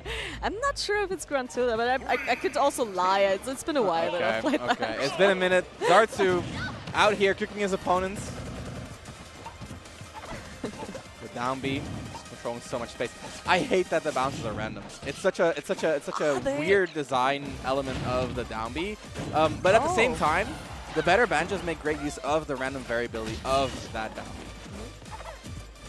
Ooh, I love that song, by the way. It's one of my favorite songs in Smash. Okay, the Abiata shield. It's been a classic of this commentary block. Yeah, we've been seeing our fair share of sorties this block. Okay, the grab gets avoided. Jaeger plays so safe. Zartsu making great use of that. Ooh, throws the down B, throws the up B, all of it just gets sent into the blast zone, but Jaeger recovers nonetheless. Yeah, staying calm, not like doing the panic air dodges. Oh, the up tilt missing there. Zartsu a little bit unfortunate there, but the egg into the Wonder Wing, and even if you shield that shield breaks. So. Oh, right, Definitely got to be a little bit careful. Yeah, that's one of the great things that Banjo has, like the pressure with the projectiles, and if he's running in with the Wonder Wing and you're just staying there shielding, it can go really bad. Can go really bad. The down B into guaranteed grab into the Wonder Wing. The side B stalls it out from Jaeger. Very, very clean right there. The micro spacing on deck.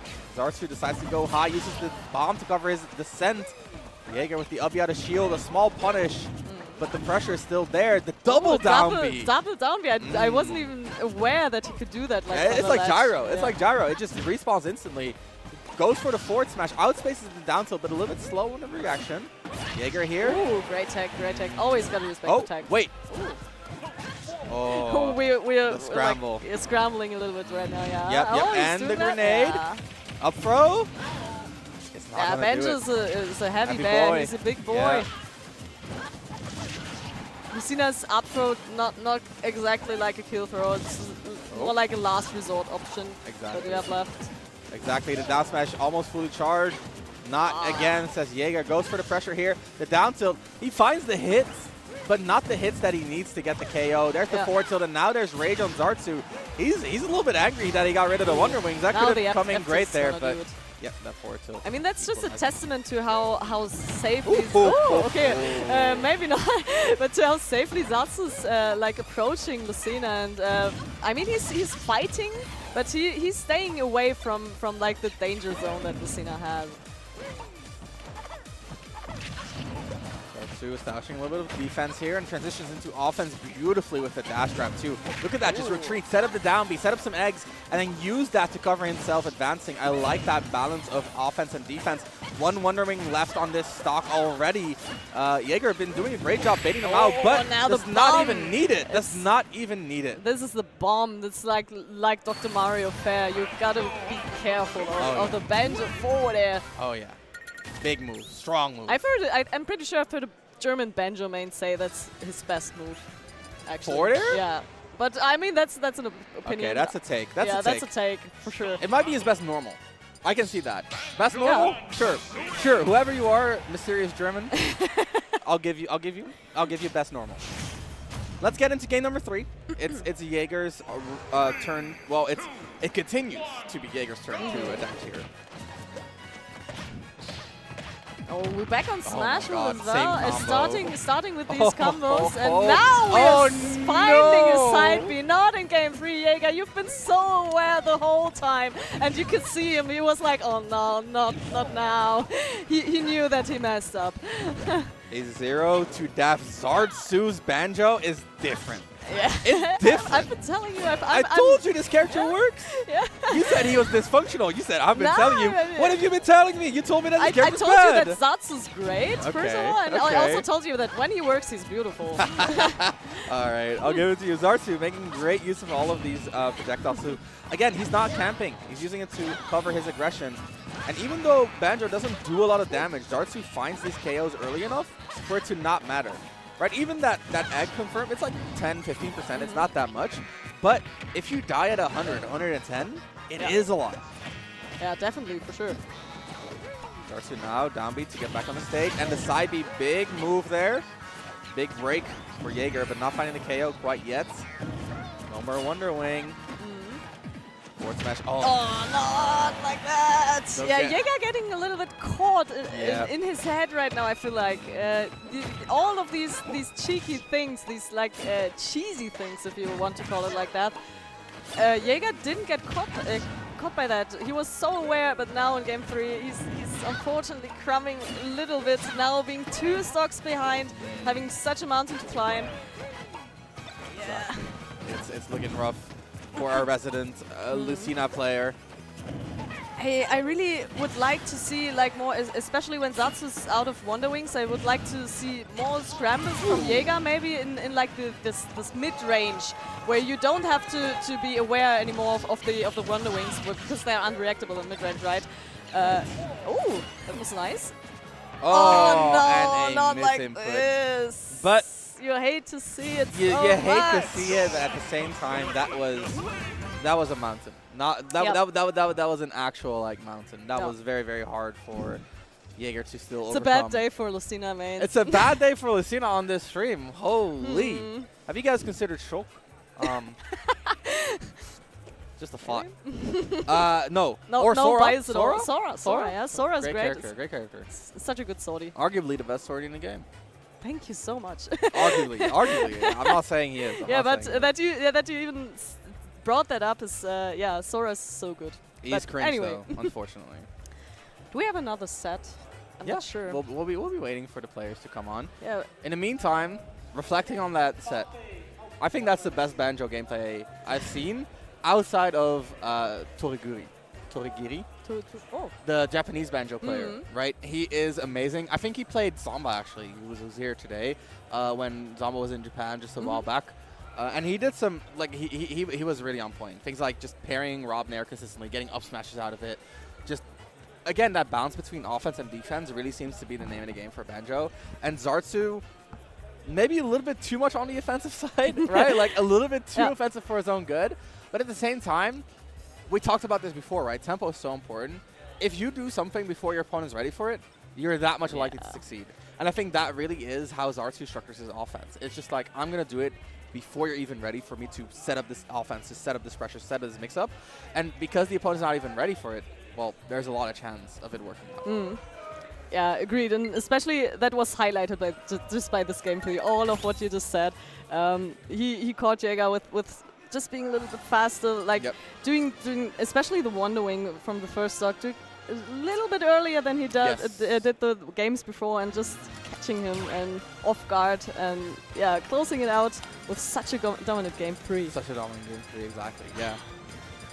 And like you said, right, just like the overwhelming nature of all of the mix-ups, Jaeger got a little bit antsy, didn't know what to pay attention to, and then because of that, just the normal, like the get-up attack getting beaten out by the forward smash, or getting caught by the offstage Wonder Wing, like all things that hadn't happened before. But it stacks, right? Like, that's the thing. It's not just game 1, it's game 2, it's game 3, and you gotta manage your mental stack all the way. You gotta manage, hey, what should I be paying attention to? What requires my focus? And a playstyle like Zartsu's is very hard to keep up with, especially if you're not like very experienced against Banjo. Yeah. And even if Jaeger was able to like win game 3, win game 4, you still have to have the stamina to just keep up with him for the rest of the set, especially with all best of 5. That's always a thing to consider. We've been playing all best of 5 here at Valhalla, which is God bless. a great thing. I got out of pools because we have had best of 5. You reverse 3-0'd, right? Yeah, exactly. So best of 5 always a treat. Even for us commentators, because you can just engage in the set. There's more storyline. There's more storyline, exactly. for sure. And way more to analyze between games as well, like changes and adjustments between games. It's always great to see in best of 5s. And it's the return of Mbappe. Let's go. Versus German representation, Ashman. What does Ashman play? Oh, Fox. Well, oh, we've got a Spacey Ditto. Yeah, Ashman from I think like more northern Germany. He's at least he's here with the Hamburg gang. Okay. Not quite as known outside of Germany, but he's a really solid player. He's like one of these people that don't turn up much to tournaments, but when they come here or go out to tournaments, stuff like that happens apparently. I see. No, he's really solid when he goes to tournaments. What? Okay, oh my God! What? I see. Ashman cooking up a storm there with the Nair jab lock on the platform. Mbappe dropped 2 losers somewhere along the line. Now has to fight to make it out of there. And fighting, he is, again, working from the center as we've seen before. Very solid advantage state in that regard. Tries to get the side B to ledge, tries to get the normal get up too. A little bit too much, right? Cannot have too much food on your plate. Gotta do it one step at a time, and then Mbappe just reversing to the center, trying to work from there. Ashman failing tech chase and paying dearly. Mbappe not getting the kills. Yeah, he probably wants to two-frame the recovery rather than go out, because he has such safe tools with the F tilde down. For example, getting the raw back air. It's always that's always nasty if Wolves get like the raw back air. The raw back air, and that's exactly what Mbappe has been doing to his opponents in his pool right now. Ashman just another victim. Look at the combo. Look at the damage racking here. Ooh. Oh, raw back air. Yeah, another raw back air, but paying for the failed combo down throw dash attack. Unfortunately, not true anymore. Outside of 0%. Now calling out the air dodge in though, and not getting the down smash. Good delay by Ashman. Perfectly recovered, but now the ledge jump is gonna get caught by the down smash. Yeah, well. don't drop double jump into charge smash attacks, kids. Like, one job, just wait it out. Yeah. Get up attack. Can also, like anything, but don't jump into it. I also, by the way, I love the storyline of Fox versus Wolf. You know, we're getting out of pools. The winner of the set probably gets out of pools, and you're like fighting against your own enemy. It's such a nice meta thing to the set. It's like Mario versus Bowser, right? Yeah, exactly. I'm not too into the lore of Star Fox, but I think they're like enemies, right? Yeah, Wolf betrayed his father. Oh. Yeah, and then he worked for Andros, and then he took over the galaxy. That's not a good thing. Not a good thing at all. But, you know, might makes a right. Mbappe with a 1-0 victory right here. Team Starwolf. Team Starwolf, baby. Yep. Oh, you know about the lore, dude, right? Yeah, I played. Well, in Europe we call it Lilith Wars. But it's Star Fox 64. It's like one of my favorite games. Oh, it's nice. It's on the Nintendo Online services. Maybe I get should it. check that out. You should play it. It's really fun. It's like it's a very well designed game. I only played like the how is it called, Star Fox Adventures? Adventures. Oh, that one sucked ass. I kind of love that, to be honest. I don't know why. Okay. I think I even knew back then that it sucked, but I just love to play it. Fair enough. Let's get into game number 2. See if Wolf O'Donnell has got it. Wolf O'Donnell, is that actually his name? Yeah, Wolf oh O'Donnell. My God. I somehow didn't know that. It's Wolf O'Donnell and Fox McCloud. That's hilarious somehow. Dude. I don't know why, but it's hilarious. It's so Irish, you know, like O'Donnell and McCloud. Yeah, it's also like they have like the names, what kind of animal they are, and then and just the human normal name. ass names after that. Yeah. Right. So far, Ashman looking a lot stronger. See if you give this advantage state up. Tries to cover the reverse of the center. I like that a lot. Mbappe has been prioritizing the center so much. It becomes a little bit predictable. The rollouts, yeah. That predictability is not good. Ashman a little bit greedy himself for the center. Gets covered by the pivot grab. I like that. Mbappe, he's turning it up. The downbeat to stall. 2-frame gets denied. I like the angle by Ashman there too.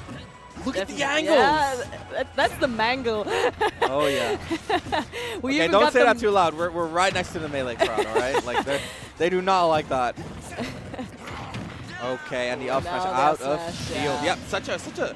We've seen Mbappe before at the start of this block, and it's been such a huge part of his arsenal, right? Just back air to anti-air you if you're a little bit too diagonal, up smash if you're a little bit too vertical. And so, through just those two moves, he's denying a lot of the airspace from his opponents. Which is also such a great thing that he's versing Fox right now, because especially like Fox wants to set up like his horizontal spacing or the arrows to set up into the up smashes, and this is what Mbappe is denying Ashman right now. Denying indeed the down smash, and this time no angles there. Yeah, there was no room for any angles. No room for any angles. And Mbappe, hey, like we said last time, multi-talented, putting on a clinic here. Not only great football player. Yeah, but also one of the best Wolves that Europe has to offer, apparently. Holy. Yeah, looking really, really clean throughout this whole commentary block. I love that our commentary block is going full circle right now. Going back to Mbappe. Ashman with the tomahawk right there. I like that. Ooh. Yeah, oh, jab. Ooh, I catch the roll. They're always catching each other's rolls from the ledge, even with grabs. Well, he went for the back air on the ledge jump, a little bit off on the spacing, but he had the right idea, and I like Ashman here. He's turning it up. Anti-land shield. Oh my God, we're scrambling now. Oh my God, stop. Yeah, this is gotta be the up smash again. Okay, What was that? What was that? Come on, guys. I mean, sometimes you just gotta turn your brain off. And I mean, it worked for Mbappe because he basically just pressed 4 up smash in a row. Yeah, and the fourth one hit. Mbappe wins, right? Like, he did the quote-unquote right thing. Yeah, it was Ashman's like turn to do something about that. It was his turn, but he didn't spend it wisely. True. All right, 2-0 lead for Mbappe. Let's see what happens in game number 3. We're going back to PS2. Mbappe is very happy on this stage.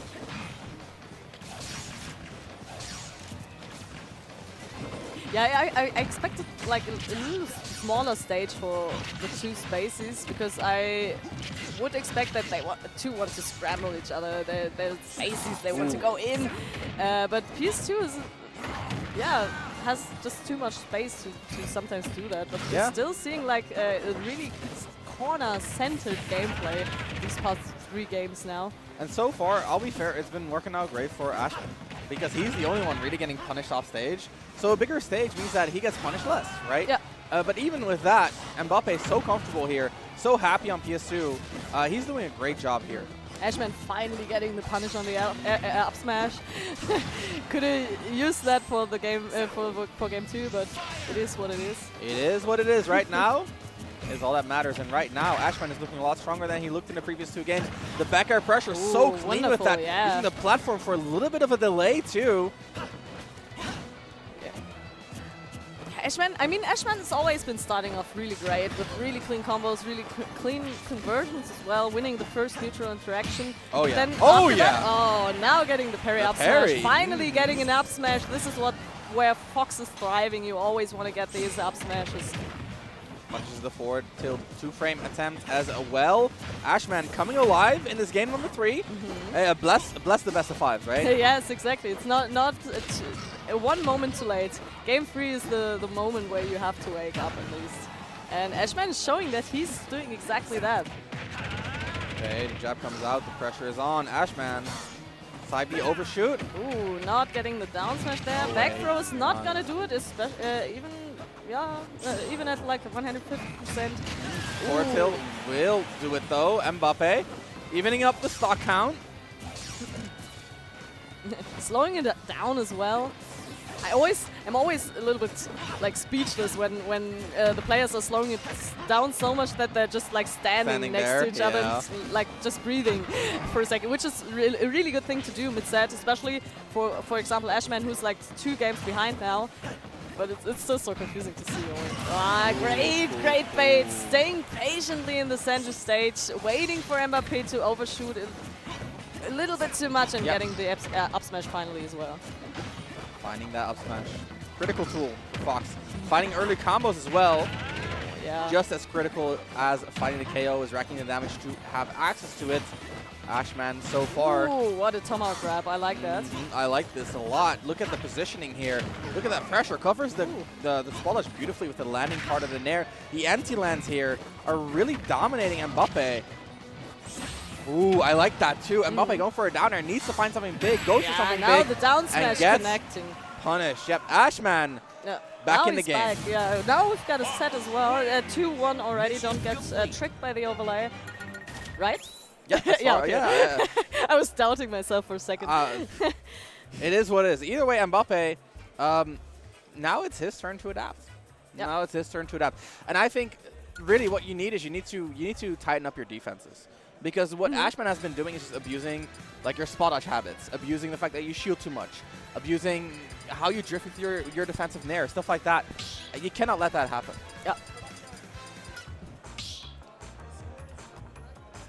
Okay, we're fixing the scores right now. Great to see. Don't worry about it. Thank you so much for production. They're on point. They've been on point this weekend. So if we have delays of that for a few seconds, I excuse them. They're great. They're running 2 games at once, right? Like let's be fair. 2 games and also like doubles bracket as well at the same time. It's overflow. It's a lot. It's a lot. Yeah. Talking about a lot. Look at the pressure from Ashman, just all over Mbappe. But yeah, I really like how you can see in Ashman's gameplay that what I've been talking about, that he's not too many events. He's like could clean up here and there a little bit, but he's still a really solid player, and he showed that in game 3, and hopefully continues to show that, so that we have another great game 5 set. We've been having a lot of game 5s today. Game 5 so far, Ashman is certainly gearing up to head into game number 5. Mbappe looking to make quick work of that Fox with that back air, but now a taste of his own medicine. Yeah, by himself. Right. Oh, no forward smash punish there. That up smash from Fox is extremely punishable. And great spot. I love the spot dodge to like dodge the scoop hitbox from the up smash and up smash himself. Great stuff. Mbappe finishing off the Fox stock immediately though. Now we're back to basically even. The jab gets punished, but just a blaster to the face. Using the bayonet of that blaster too, I like that a lot. That was more of a statement, I think. Oh, another roll in with the up tilt. I love these catches from Ashman with the up tilts. Ashman is cool, calm, collected here. Really just slowing the pace down. Look at him, just dashing back and yeah, shielding. another's just staying stationary, yeah. waiting for Mbappé to approach, to overshoot way too much with an air, and then punishing with an up smash. Yeah, and it's like hypnosis. He's just like, I'm gonna stand here, I'm gonna shield, and you're gonna do something that I can up smash out of shield. And then Mbappé is like, all right, okay, I got I'll you. Do it, yeah. No worries, no worries, bro. Say less, say less. So far, Ashman though, a little bit on the back foot on this stock. Mbappé took a moment to think. I don't know if you saw on the player cam, but he literally paused, put his head in his hand for a second and thought, okay, where do I go from here? And it's already looking a lot better so far. This is also so important to do. Just take your time, collect yourself. You have a lot of games ahead in your way. You need the time, you need the mental resources. And you're allowed to take your time. Exactly. But still, Mbappé is still not getting the stock. Fox on Yoshi's story, 140%. This is a rare sight, actually. Yeah, Fox is not the type of character to survive for long. Has to scrap in your face. Is pretty light. And again, I dash back, I shield here, you do something punishable. Yeah. And just like that, as it is written, Ashman, I love the up on his shirt. He's got the airbender hoodie. That's great. Right, Yeah, that's so cute. It's subtle. It's subtle, but it's there. Playing like a real airbender, so calm. More like a waterbender. He's like bending the blood. You know what I mean? Oh yeah. Oh, true. Yeah. True, yeah. Yeah, but. Ashman really got his number down. Mbappé's with these like aggressive options out of corner. This is where he's been thriving the last 2 games. Yeah, and we talked about how Mbappé is working from the center, but the downside of that is that he wants to get to the center. Yes. And Ashman is just like, I'm going to put myself in between you and the center, and then you'll come to me. And that's exactly what happens every single time, right? And so Mbappé, kind of paradoxically, to get the center, he has to not go to the center. Yeah. And let's see if he can do it. Let's see if he can do it. So far, gets a nice little combo here at the start of the game. Always nice. When you get a wolf down throw combo at the start of the game, you're feeling good. you have to feel yourself to do down throw dash attack apparently. No, it's a feeling. It's like it has an afterglow to it. I think that's it. Gets a 4 throw into the tech chase. I get what you mean, yeah. And Ashman doing exactly what Mbappé is doing, just jump nair to the center. But Mbappé just not ready here. Just not ready at all. Ashman instead getting a lot of momentum. Ashman also avoiding the down smash, rolling out. Good awareness to tag that, to not get down smash at this point. Now getting late to dash attack into the back air. This is one of the classics that Fox just love to go for if you're fiending the normal get-ups. Always be aware of that late dash attack. It hurts so much, although it doesn't send anywhere. Oh, yeah.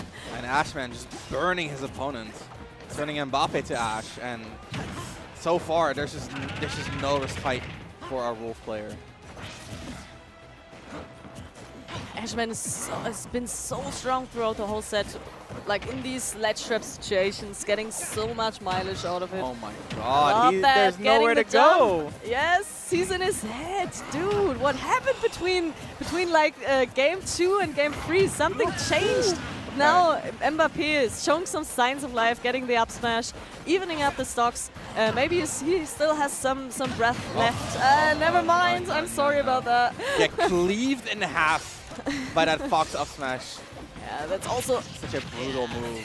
That also really hurts, like in your guts when you see that, or when you're getting hit by that. Okay, the dash attack into the juggle. Okay, Mbappé getting something started here. Goes for the back air a little bit preemptively.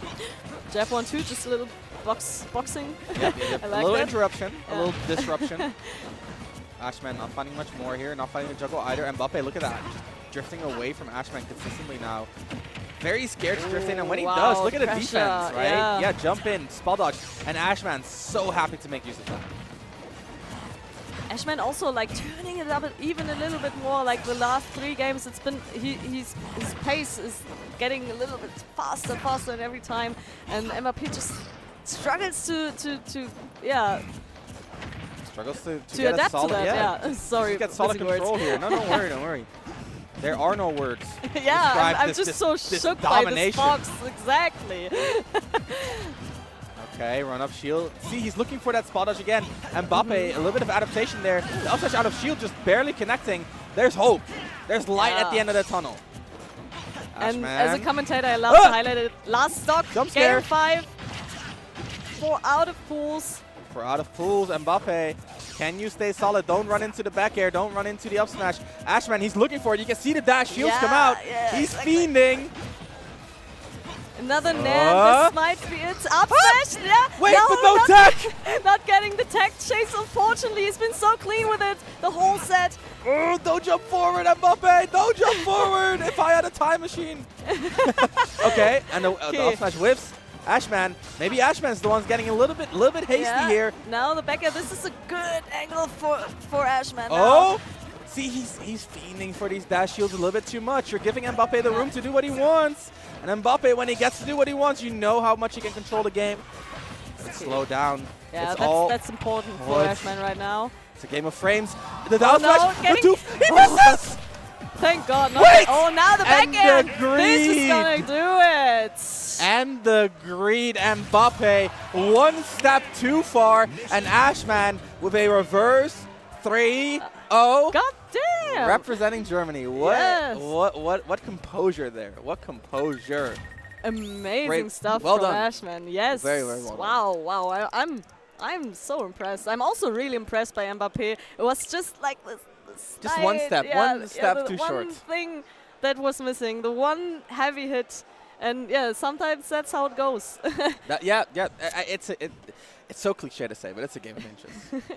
All right.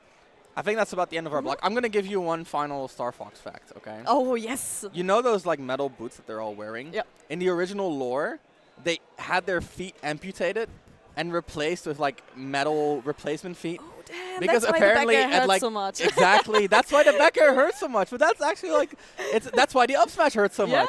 Yeah, okay. But it's because like when you go into like 5Gs or something, like the blood goes to your brain and your legs literally die out. Oh my God, that's such a good thing that they considered that. I'm a physicist.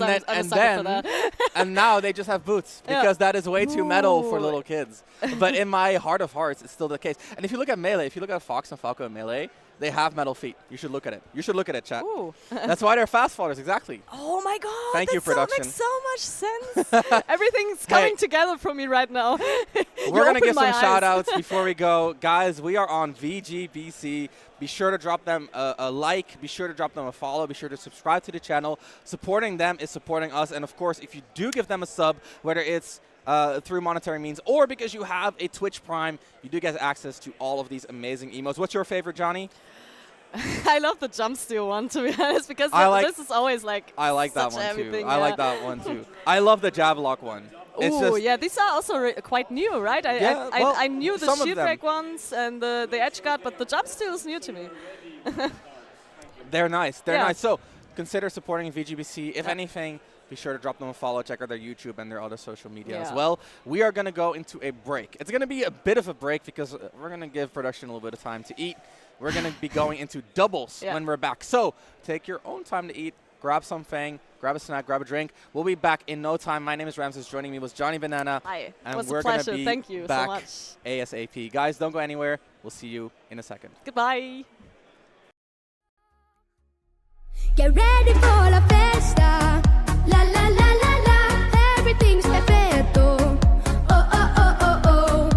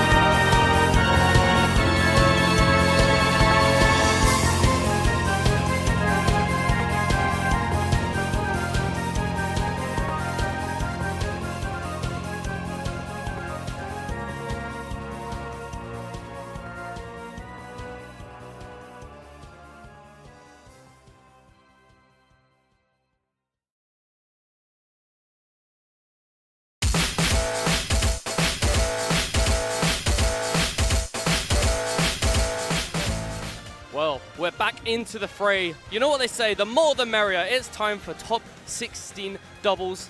These need to be adjusted. Because I'm crispy. This is Power Go. Hello. What we saying? There you go, all sorted. Yeah, it is time for top 16 here at Valhalla 4. I'm very excited to commentate this because you know what I love? I love good team synergy. I love good teamwork. And you've got like these really good top players here right now. Yep. Just to quickly run through, we've got Tarek Zomba. That'll be coming up next actually against Pirum and Nurori. We've got Dia Nirbidax, Osk, Hope, Schmixtape with Lugi, Sabaka and Johnny Banana, Lancelot Mezcal, Zartu with Kakari, and then down the loser side, we got Defong and Linox of Alex OD and Benjabob from the north of England. How about that? But we've also got Mankinen, Metabug, Rickshaw, Dragon, I Lift, Canary Bird, Vexil with etc., Lask, Exetros, apologies if I pronounced that wrong, and Jimbits and General Scales. Also that's your lineup for this top 16. Very good players and from very good sets coming as well. Yes, very much indeed. And obviously we do have a couple of stream sets queued up already. We have Tarek Zomba against Pirum and Nemui. I may be pronounced that wrong. I apologize. I am an Englishman. We are both Englishmen. But of course, Tarek Zomba has to be the top seed, no doubt, right? So that is both two very good players. Very good players and no doubt very good partners, to say the least. Imagine they would be. I can imagine they've definitely practiced their team combos, their synergies. I wouldn't be surprised if they've teamed before, actually, maybe across seas. But maybe, yeah. Don't quote me with that, not too sure. But I would not be surprised nonetheless. But no, that should be really good here. Looks like the couple of sets of players have stood up to the plate on the stream stage. Getting ready shorted soon. Yeah, but no, it's been a really great weekend so far, and you know the action's been hot in singles, crews. Now we've got doubles, of course, doubles running alongside singles pools. Now it's time for some doubles, doublés, top 16 action. So it's gonna be really good here. I can't wait to watch this unfold, and we should be taking you to top 6, I believe, right? So yes, we'll be taking up to top 6, where we will be dropping out. Awesome, very good stuff indeed. But you know, you just think about like people like Tarek and Zomba, you know, Greninja, Rob, two very tippity top players. They're going to have their conversions almost like bread and butters almost, and it's going to be really thrilling to see. And I hope happens soon for you guys, because it's going to be really good, really good. And of course, we looked up Pyrum and Nemui briefly just before we went live. They were one's from Denmark, right? Pyrum is Sephiroth from Denmark. Nemui, can't recall him. There's just so many players across the world, across Europe. It's so hard to know them all. But they've obviously come this far already to win inside top 16. So definitely no slouches, to say the least. You have to excuse me if my voice is a bit weird. I think I low-key hurt my throat yesterday in Cruise. I don't know. Yeah. Not really sure what happened there. But hey, we're going to rock with it. As it looks like these guys are just getting ready and raring to go here on the stream stage. But yeah, so Pirum, sorry, was it Pirum from Denmark? Pirum from Denmark, yes. Sephiroth. The thing is, right, with Sephiroth, I'm not sure how fruitful Sephiroth's endeavors will be in the doubles format. Yeah. Obviously, like, you have some players that are like, oh yeah, this is my main, but in doubles, however, I will be playing so-and-so. But with Sephiroth, if you have your space, which is hard to do in doubles, you can definitely on the smaller stages. It's a bit hard to. Yeah, it might be a bit. You might get blasted away quite a lot, get caught in the chaos. But here we go. We have switched to the player cams. That is indeed Tarek Zomba against Pirum and Nemui. Hope I'm saying that right. Getting underway shortly, I believe. Here we go. The fist bumps have engaged. Here we go. Love that. All right, let's get into it, folks. Nemui is a Kirby.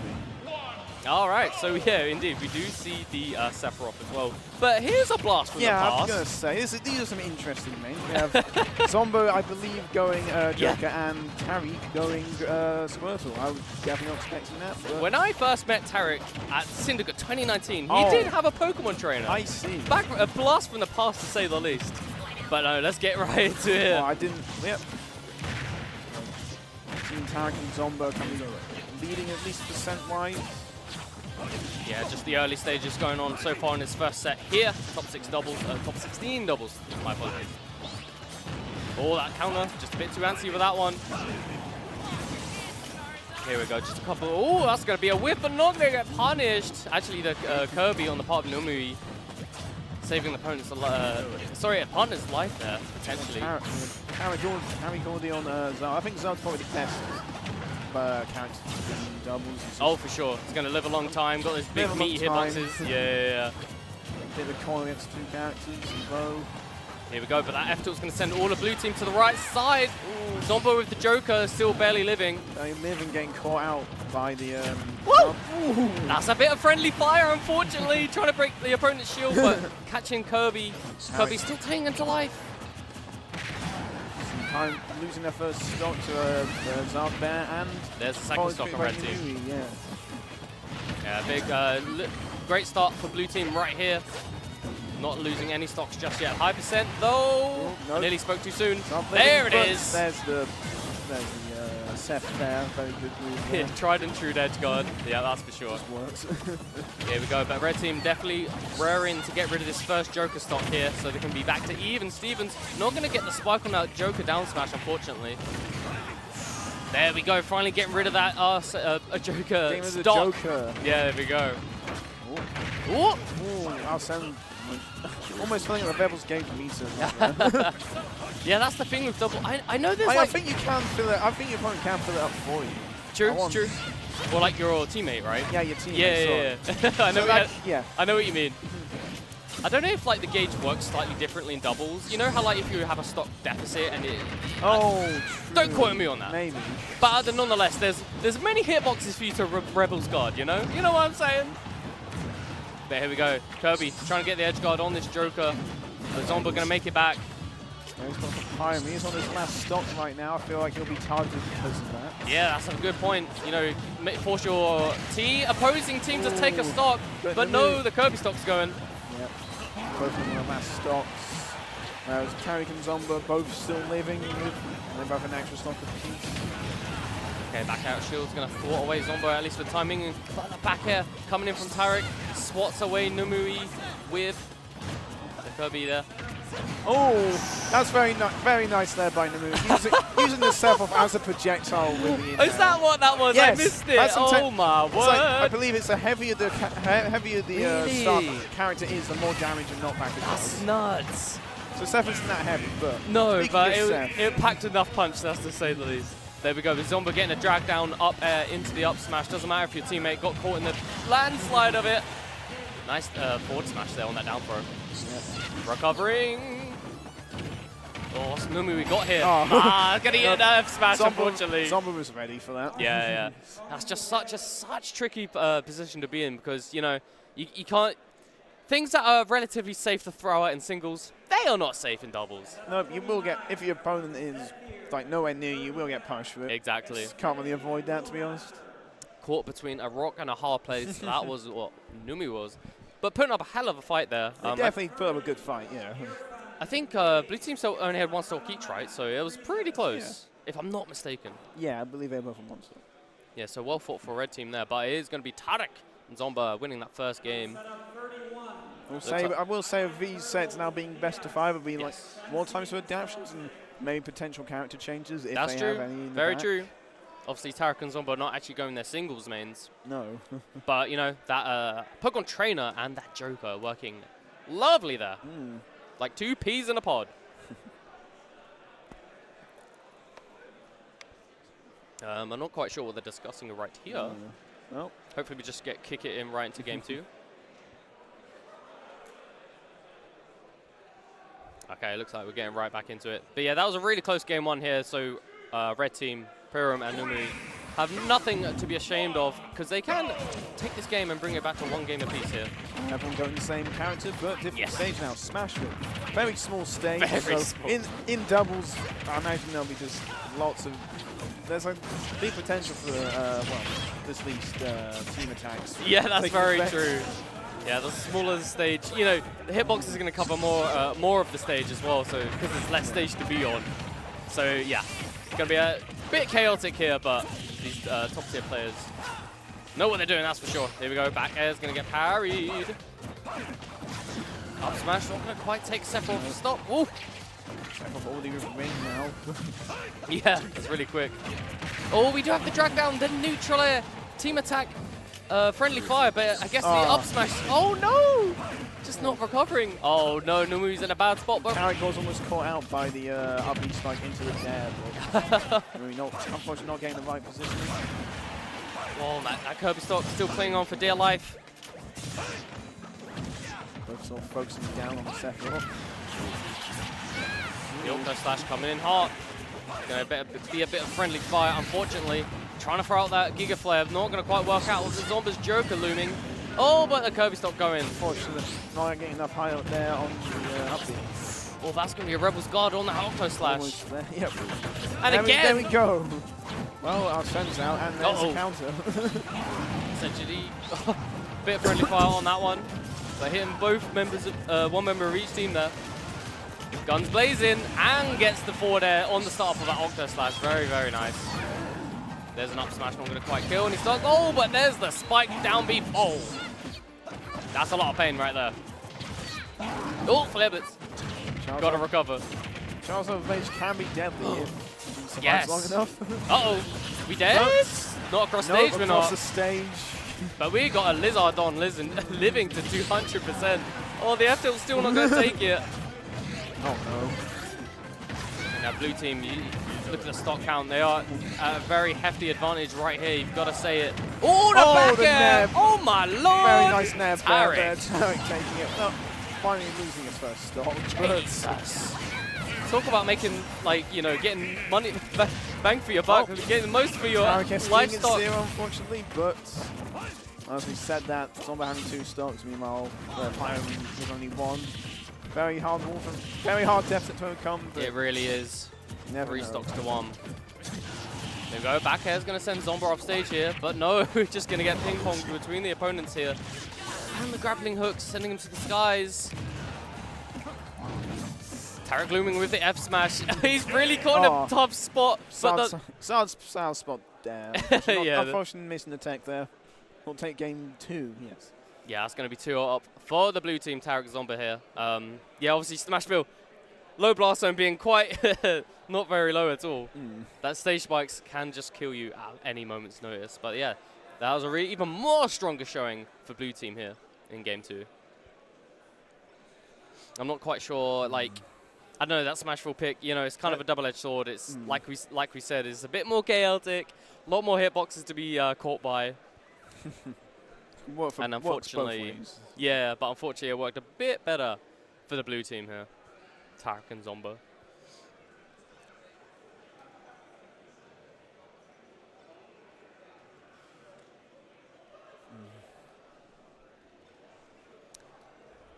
All right, yeah. So get into game 3 here. You have to think about what do red team, you know, Pyram and Kamui, the Mui, sorry. What they really need to get going here to really get back into this. Like, obviously that Smashville game didn't really work out. I don't know if it was the stage mostly itself. Or it was just, you know, Tarek and Zomba just overpowering, you know? Possibly, they're top seeds, right? No doubt. Yeah, they're the top seeds for a reason. It's really tricky stuff to contend with. But going back to Smashville. They're shutting me up. Yep. they want to go back to Smashville, damn it. Fair enough. Make it work. Got the same characters, of course. Don't need to switch, really. Don't know if, you know, the red team... Well, Sephiroth getting heavily edge-guarded by the Squirtle right there. Is that what that was? Very nice catch. Yeah, Squirtle. Really good, great character. That just has such great offense that can really pressure you off stage. Here we go. The Sephiroth needs to recover once again. Does. Oh, Zard might be dead, but, well, I'd say a sweet one. Charizard. That was a really tricky situation, that left ledge. I feel like anyone could have died at any given moment there, but still clinging on for all the dear life is everyone, except for, of course, Pyram on their Sephiroth. Zomba still barely living on the left side. Flare Blitz back to safety. Put one member of each team off stage here.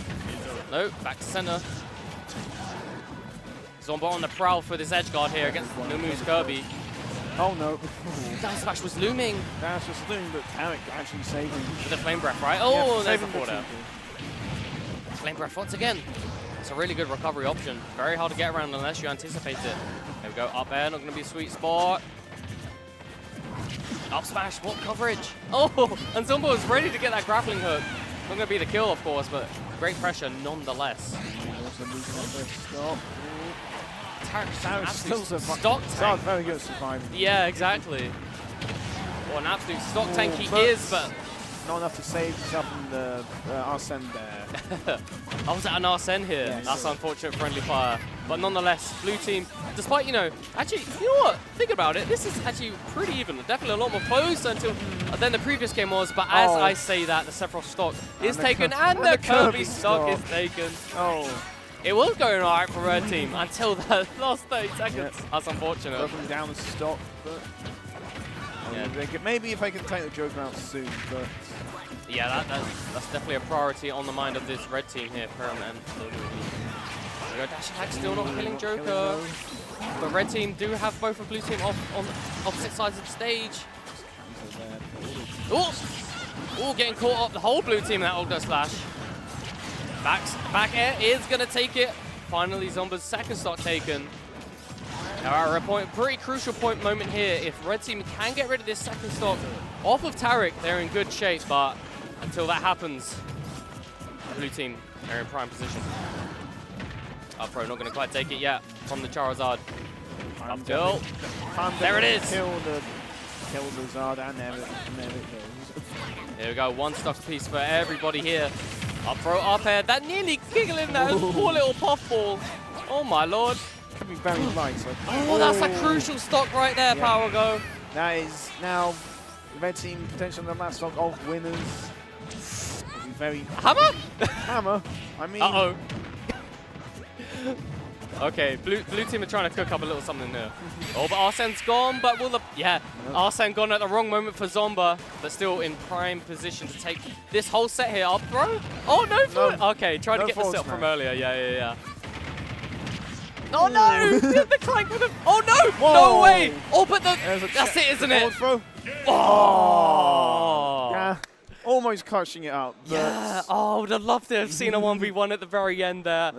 It will be the team of Tarek and Zomba that will take it 3-0 in the end. That was very good. No, red team really fighting their heart out for that one. And, towards the end, it was Numui with the Kirby getting that clutch F smash on Zomba, I believe. And then, but Tarek, with the awareness, with the spatial awareness coming, it's time for forward throw time. Yep. We win the set. Very good stuff too. Tarek on Zomba, of course. First seed, no doubt. For a reason, I should say. There you go. No, but that was really well played too. Both teams there, but Tarek Zomba prevailing ultimately. But I believe our next scheduled set, the Schmeeks tape, Luigi versus Sabaka and Johnny Banana. If Starch G is not lying to me. Man, this commentator's thirsty work, let me tell you. But no, yeah, Schmeeks tape. Oh gosh, I forget the. Do you know what country they're from? Mixtape is Sweden and Luigi. It is Sweden. Okay. I didn't want to say it. I don't know. But of course, Lugu, we know and we love him. One of the top 3 in England. We recently released a UK PR actually. I believe Lugu is definitely top 3, right? So Lugu was second. Yes. Yeah, very good. And obviously, probably like second or third seed in this whole singles bracket as well. So yeah, second seed. Formidable force to be reckoned with, that's for sure. But so is the Schmeeks tape. Very good player, Yoshi player. Yep.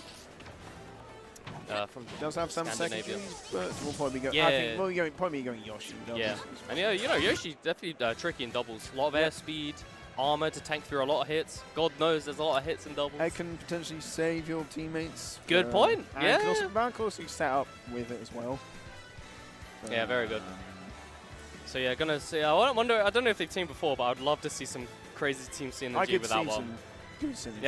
I can see good synergy between Luigi and Yoshi, yeah. Yeah, very good. And of course, to mention their opponents, Sabaka and Johnny Banana, who, if you don't know, they're a couple. Ain't that wholesome? They made win inside top 16. That's lovely. Very nice. I love that. Love to see it. Well, there's a thing to be said, like, sometimes in doubles, it's like, it's not just about how, like, good as a player you are. Sorry. Yeah. It's not, like, just about how good of a player you are in singles, but it's also, like, your team synergy as well. Like, if you played together for a long time, you, like, know what you're going to do. It's like sometimes that can be better than 2 top players who haven't played together before. Yeah, you do get that a lot. I think the most recent one I can think of was like Maze Beans and Kerbo at UFA. They made an amazing run at doubles there. They really did, didn't they? And you know that is synergy 101 right there. Exactly. They're good friends. They play a lot, play doubles a lot. And it really does. And I still know what setups you can go for. So exactly. Yeah, like sometimes you know it's doubles. The better team really does take it overhead against the better 2 singular players sometimes. But sometimes, you know, it's Smashy Bros. There's a world of chaos here. Absolutely. But yeah. Just want to cover myself. I'm pretty sure they're a couple, but if I'm wrong, it's wholesome that they made it this far. Either way, damn it. Exactly. If I'm wrong, apologies. But yeah, Sabaka, I've known this lovely man like since Smash 4. He was on stream earlier actually in a unfortunately losing effort, but does rock a very mean Lucina and a Sheik. Ooh, nice. Johnny Banana, I'm not too familiar with. I know she was commentating earlier. I think she's Sora, I believe. Sora. I heard someone saying that they played her. Okay. Sora in doubles. Have I seen that? I don't know, potentially, but Sora in doubles. Maybe. That is. I'm getting similar to Yoshi in a way, right? You get your floaty and jumpy quite a lot, and you can always occupy the airspace for any doubles combos or saving or just being ready for something. Yeah. And you know, of course, having a sword or a keyblade does help out a lot and as you have well. the ability to go deep off stage. Exactly. Well, so you can save your opponent. Sorry, save your teammate. Don't do that. Save your teammate. Kill your opponent. Kill your opponent. There you go. Yeah, but no, this should be a very good one between these 2 teams here. Looking forward to it.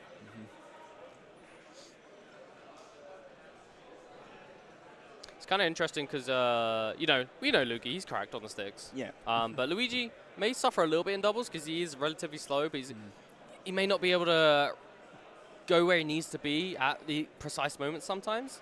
There's also I believe it's the sort of a damage scaling effect on in doubles as well. I think you deal less damage, and that might affect 0 to death routes. Really? Is that crucial?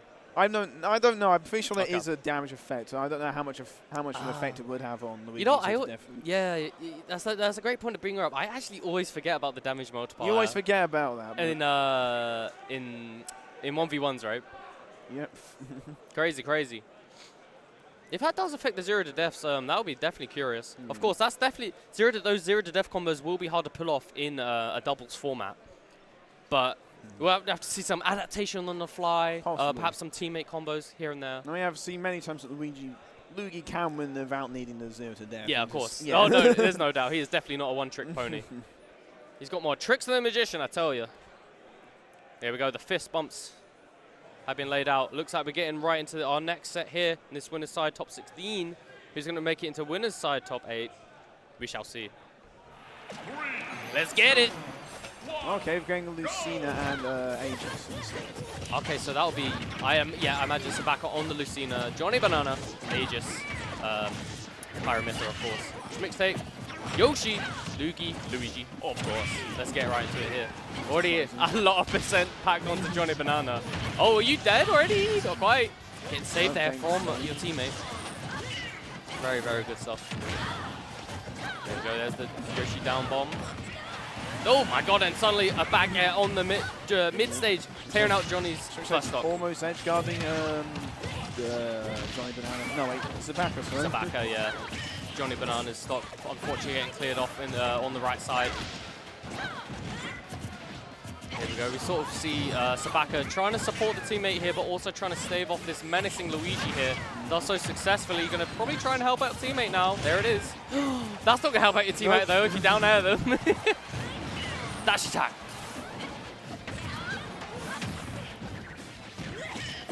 Oh, F smash was looming. But there we go. Oh, the back air doesn't quite take the Luigi's first on. Didn't use to jump yet. There we go. Luigi's very good at saving his jump. He really, really is. Very ambiguous. Unfortunately, Johnny Banana losing the second stock, unfortunately. Unfortunately for blue team, that is, anyway. Great for green team. Oh, but there is... Catching a jump. Catching the jump. Going to take Sabaka's first stock. There we go. Oh, that was already a shared stock on the part of blue team. And Luigi only just taking Luigi's first stock. That is a hefty lead. Hefty lead indeed for green team. Here goes there into dash attack. This could be a dead Aegis right here. You should jump in you. Oh no! That is devastating for blue team. Okay, but Sabaka still not quitting out just yet. There are, I gotta mention, there's still 3 whole ass stocks on the part of Schmixtape. 2 for Ruby. Rolling in, kind of sort of worked for a moment there. Ooh! Sort of double shield right there. Green team got to be careful if he does that option again. Uh-oh. There's the Egglay. Egglay! Trying to catch it first with the... Oh, the pistol! Clinging on for dear life is Sabaka. Can he make something happen here? Oh, that was prime opportunity for 4 there. Oh, you're dead. Oh, but nope, hey, that well, bit of a 5-stock there, game 1. Yeah, that was a stomp out. Very good stuff. Not quite sure they fully realized what they wanted to do at the end there to finish off the stock, but it worked out in the end. Yeah, eventually they killed. Very good stuff here from Schmixtape and Lugi. A very dominant display from these 2 players. And, you know, it was like it was mostly a lot of 1v1s. I did see blue team try to cover each other quite a bit, but it was honestly a lot of that game, Schmixtape and Lugi winning a lot of 1v1 situations. So we have to see if perhaps the other team may want to think about supporting each other a bit more. Zelda instead. Okay. Interesting pick. Obviously, doubles gives you the opportunity to really, you know, Zelda, she's like low mid at best. But in doubles, it really gives you the chance to really highlight the highs of a character and really inhibit the lows, you know, the bad stuff about a character. Exactly. But of course, you know, if you get 2v1, that could really exacerbate a weakness. That's for sure. Let's see how things go on here. Somewhat even. Blue team actually have a very slight % lead right now. Nice save there. Yeah, that was a brilliant save. We need to see a saucy upbeat combo from Johnny Banana and Zelda. Oh no! One spike. Oh, almost got the double there. Ooh. Trying to edge double down. Yeah, that's unfortunate. Parry, no F smash available. See, blue team 1 stock down here. Gonna get karate chopped out of there. Even Lucina can't make that back. Oh, Johnny Banana trying to get the up B save, but it's not to be. It's not to be. Phantom set up. Oh, but the egg. Wow, great disruptor. You mentioned that earlier. Yeah. That was more of a 1v1 situation, mind you, but hey. That's more like the thing about Zelda. You can hear when she's setting up the yes, exactly. Any point during the Phantom, it will. Yeah, that's unfortunate. Phantom can be really strong. Wait, I think Schmixtape actually threw Johnny into Lugi. I think he threw a thing in Lugi with like down or something. Yeah. But Johnny was prepared with the 4 there. Great reactions on the part of Johnny. Definitely doing better. Their team definitely doing better this time. Yeah, for sure. Bit of a one stop. No, you're definitely right there. Bit of a % deficit, but let's see if we can make something work here.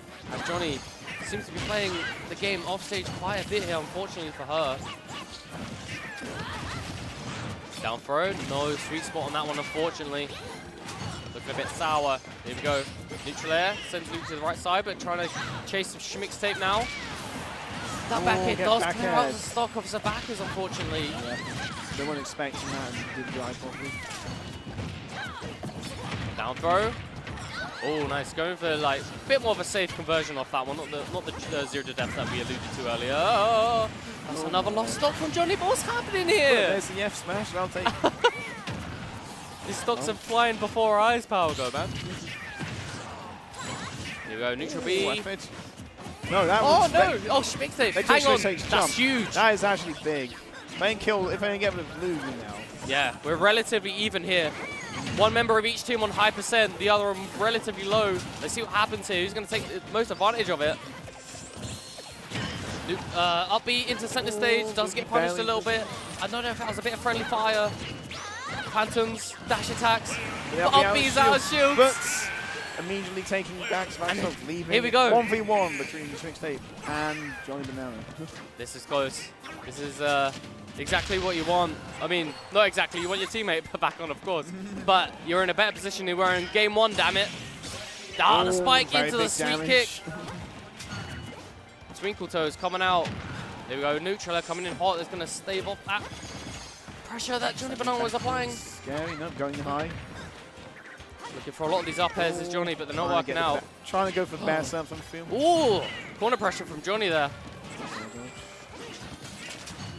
Clutch air dodge. Oh my god. Damn! Before they'll take it. Well, looks like Chains of Zelda definitely working out there for yeah, for real. Wow. I think that was a whiff punish on an egg throw, right? That was really good timing there. Great awareness from Johnny. Very, very good stuff. Should be proud of that. You can tell they're happy about that too. Yeah, good to see. The sigh of relief she has right now. Love that. Love to see it here at Valhalla 4. There is 1-1 in this set between these two great teams. And they're having a great time doing it too. Love to see that. Yeah, it's always good to see a nice competitive set. And, you know, that was a really close game there. But Sabaka, Johnny Banana clutching it out, I should say, for Sabaka and Johnny. Very, very good stuff indeed.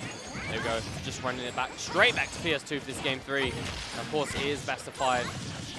So it's a lot to play for here. A lot more to play for, I should say.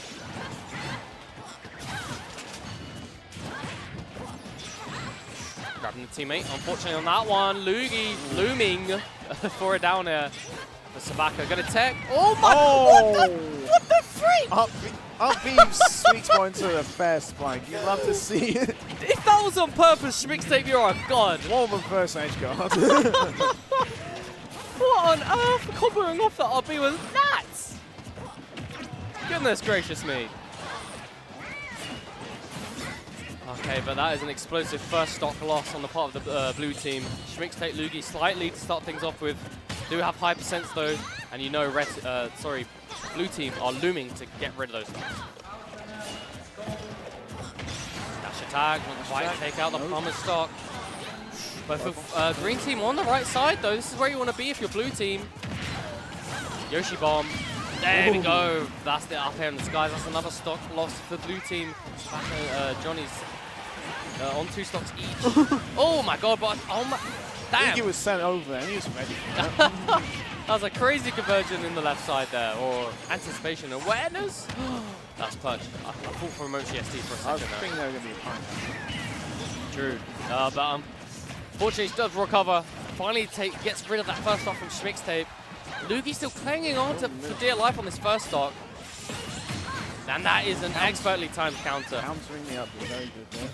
You know, sometimes these recoveries do just tend to slip past these counters, but Sabaka doing it low enough for it actually to connect. Very good stuff. But, I don't know, blue team looking in a little bit dire straits here. 3 stocks to the green team's 4. Oh my god, another forward air spike. That hurts if you're blue team. Already a shared stock here. Yeah, both of them now on their last stocks, and going to be now at nearly at kill percent, I'd say. Yeah, definitely if you're Johnny Banana. Very sick. Oh, but the up the up smash. That is just like a bullet they can trigger at any moment's notice. Just kill off any high percentage stocks. That's really rough for blue team. As green team looking to cook up a little bit of a team combo here, or at least a lot of pressure. Let's see what Sabaka can do here. Cheeky little footstool. Oh no! Left smash not killing yet. And you're gone. You're not. Oh, that's unfortunate. Yeah. Not ready to tech at all. That was a great retaliation from game 2 on the part of Schmixtape and Lugi. That was great, crazy comeback, so to speak, from the previous game. Very good stuff. Very dominant, honestly. But the tale is, will that domination continue into the potential last game? Or does Sabaka and Johnny Banana have something to say about it? It looks like they're deep in discussion here. Got a lot to think about. I keep getting forward aired by this goddamn Yoshi. We need to do something about this. Again. Yeah, no funny business. No. I don't even know if they bothered banning, honestly. But that's the name of the game sometimes. Everyone getting in. Was everyone in the down B? Everyone was getting stuck in the down. Everyone getting put in the blender. Love that. I guess it is worth, right? Only one of them's your teammate. Here we go. Forever's win. The up B coming in hot. Oh, nice. A little bit of a team conversion coming in for blue team there. But I believe Lugi going to save it off a little bit. Going to cut it off, I should say. Got a little 1v1 on each side of the stage. That was a back air to forward smash, I believe, right? Yes. Fair forward smash. Very good kill confirm. That's a painful kill no, confirm. Sabaka on the prowl for this Yoshi stock, but saving the partner here from the grasp of Lugi. Here we go. Phantom does barely take it, and it also takes, the Tornado finally taking Sabaka's stock as well. Stocks flying left, right, and center. Lugi's still surviving. Very high percent of be careful. Yeah, you definitely know. Oh, there's a misfire. Does that? No, it doesn't. It's not a detriment. No pineapple in this one. No, that was close though. And you know, if you're blue team, you'll definitely want to get rid of this Lugi stock ASAP. But it is going to be Johnny Banana's stock being cleared out ASAP. I think that was below 100. That's nuts. That's a big loss, honestly. Because that creates a huge deficit for blue team to muster and recover from. Okay, finally the up B does sneak its way in, get rid of Lugi's first stock here, but I don't know. It's 4 stock to 3, I should say. Yeah, still, and we have a shield break out of nowhere. But there you go. Saved by dash time. Oh my gosh, that was nearly a cheeky kill. Can you clear out the stock here, Sabaka? You need it. Nope. But saving your partner instead. Oh no! Oh my God. What sort of conversion was that? Sabaka tried his hardest to save his partner, but killed him instead. Damn, son. A lot happened in those past 30 seconds. But unfortunately, it's going to be green team coming out on top. Yeah, blue team both on the last stops now. Up smash, damn. That sucks. Lightning kick though. Just Johnny Bananas left. Hey, listen, if you can manage the lightning kick. Well, that was a down taunt. It was, but the BP up B actually working out. In Johnny's favor. No way, the reverse Tims. Very nice. The reverse Tims. Reverse hit of Nair, that'll take it. Damn. 3-1 to blue team of Schmixtape and Lugi. Very good stuff indeed. Yeah, green team, they were really, really good. You know, obviously had that one game loss, which was very clutch on the part of Johnny Sabaka, but yeah, no, green team, Lugi, Schmixtape, really clutched up, fixed up. Was like an iron fortress that you couldn't penetrate in that last game there, so that was really tough to contend with. That was mostly a game of like, even though, you know, Sabaka, Johnny did a great job at supporting each other, in the end it didn't matter too much because the conversions that green team were doing, yeah, I find them just a bit too much. In the 1v1 situation, yeah, they were definitely coming out on top, I feel. That's a great point. There was a lot of 1v1s actually at times, and those are way more in favor of green team. And you saw blue team trying to cover each other a bit more.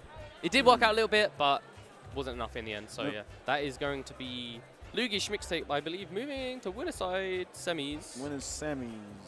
Let's see. And then they will be playing the winner of Lancelot Mezcal, Zatsu, Kokari. So that's very good.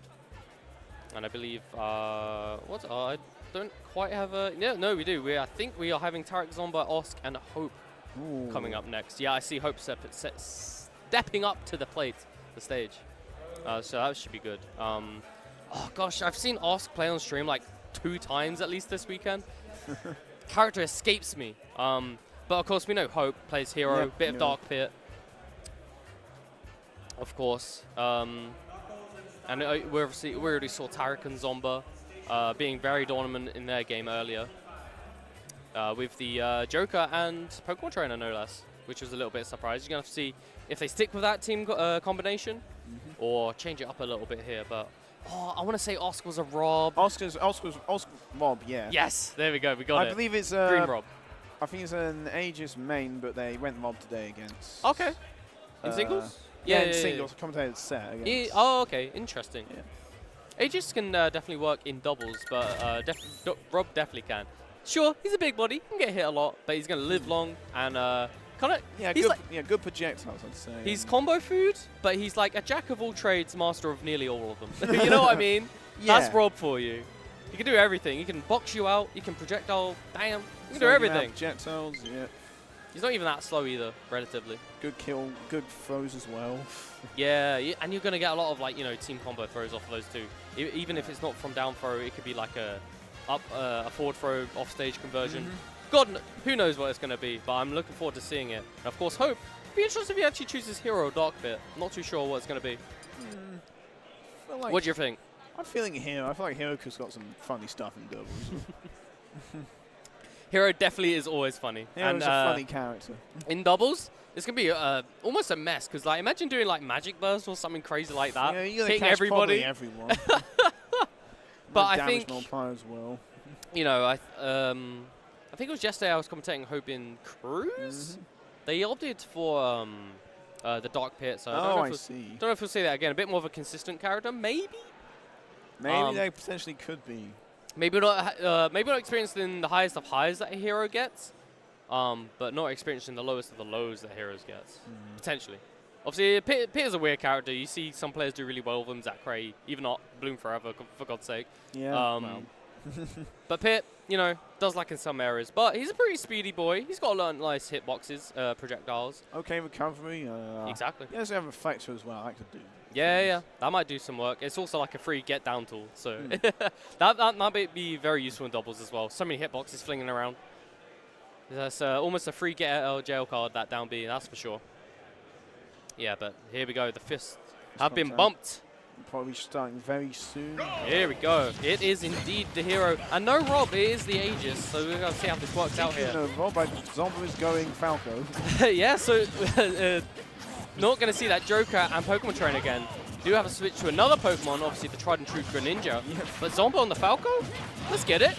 Sure. Already got a bounce. Setting up.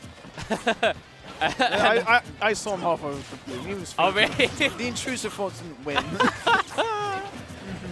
That's really interesting though. You saw Osk. Oh, that's a lot of parries. Osk like kind of pushing away the red team whilst Hope got all these stat buffs. Let's see if gets anything off these stat buffs. Fireball, no F smash there. Gonna jump out away from harm's way. Zoom right into the middle of the action, getting dead by the teammate. Well, that's something you can't account for. Oh, my teammate zoomed in and I accidentally down aired them. Yeah, sometimes it just happens. Here we go, but bounces on deck. That is a sleepy frog. And that's a crit. You're definitely happy with your Hope right now. But there we go, there is an up smash. I believe out shield. Get rid of that Hope stock. There's going to be a stock for stock here. Oh, there's the Magic Burst, but everyone just clearing out. Get out of there. Unfortunately, that's not quite working out. You know, if you want to use that Magic Burst, you know, Hope's the hero player here, the better player than I am. I suppose what would be really great if you got both opposing players off stage and then you do Magic Burst. That'd be crazy. Yeah, there's like no way coming back from that. But we'll see if that happens later on. Tarek on the prowl to get rid of this Aegis stock, but it's going to be his teammate. He's going to do it instead. One member of each team recovering there, but both staying alive. They go up tilt back here. Not going to quite take it. Up smash, no. Oh, the double dip down there. Very nice stuff there from Zomba. There you go, on the prowl for this edge guard. Here is Tarek. There it is. Very nice there. Well, very nicely done. Yeah, that was surgical edge guard right there from Tarek. One of the best to do it. Went for the Thwackets, Oh, did he actually? Yeah. Crazy lad. There we go, but let's take a little bit of a stock. Yeah, this is 2 stocks down is blue team here, Osk and Hope. Not looking too good for them right now. Yeah, exactly. And getting caught jumping is Hope with the back air once more.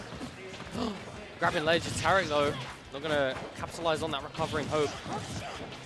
As Zomba tries to up tilt. Osk, center stage. There was a kaboom, I believe.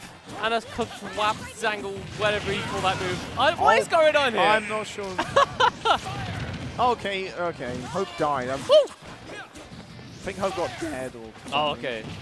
But here we go. Red team looking to get rid of this final stock on blue team. ASAP. Will it happen? Going to fall out after. Unfortunately, down air out nowhere. Finally gets rid of Tarek's second stock. Right back. Tom does not really want to go in. I don't blame him. Up tilt. Oh, but the air dodge catch. Beautiful very stuff. Nicely done there. That's the thing with those bread and butter kill confirms. You get so scared that they're coming, you just panic air dodge, and actually, if your opponent's really on it, gets the panic option, capitalizes, gets that stock either way. Fearing the up tilt back air, but getting up smashed instead after the up tilt. Very good stuff. from Zomba. And, of course, from Tarek as well in that one. Yeah, that was somewhat dominant there in that first game. This winner semis. First winner semi set of this doubles tops. Yeah, well, this will technically be top 8 now. We're taking you through to top 6. There we go. We're going to have to ask and hope, need to reconvene, go back to the drawing board, see what they can do better here. Hey, you know what? Steve. Yeah, sure. I was That's something you can do better. I need the Steve pick. I've never seen Hub go with Steve, but hey, Steve in doubles is even probably more broken than singles, I'd say. I mean, you have blocks, they can do lots of things. Yeah. Your opponent can like keep you out watching mindful materials. Yeah, of course. Definitely adds a lot of fuel to the chaos here. That already is chaotic, his doubles. Oh my god, just swinging for the fences. Oh, and the down smash. Down smash 2 talk. And the up smash. All the smash decks coming out This right Steve, now. literally. Oh, the down air Zomba's spike. There we down. go. Trading stocks, both teams. But this Steve already putting in hell of work. Oh, man. Up smash on the right side clears off Tarek's first stock. And blue team with a little bit of a lead here. Looking good for them right now. The team of Steve is building up materials. Minecart through. Up tilt. That's a lot of damage. Oh, no. Only got 2. Blue team both rolling into the corner. Uh-oh. Opposing teams off stage here. Oh, no. Now it's blue team off stage. Oh, what the? Damn. You really went for that Zomba? It's not going to kill, but hey. Or there. Clearing out that minecart. Very good stuff there. Nice catch from Tarek.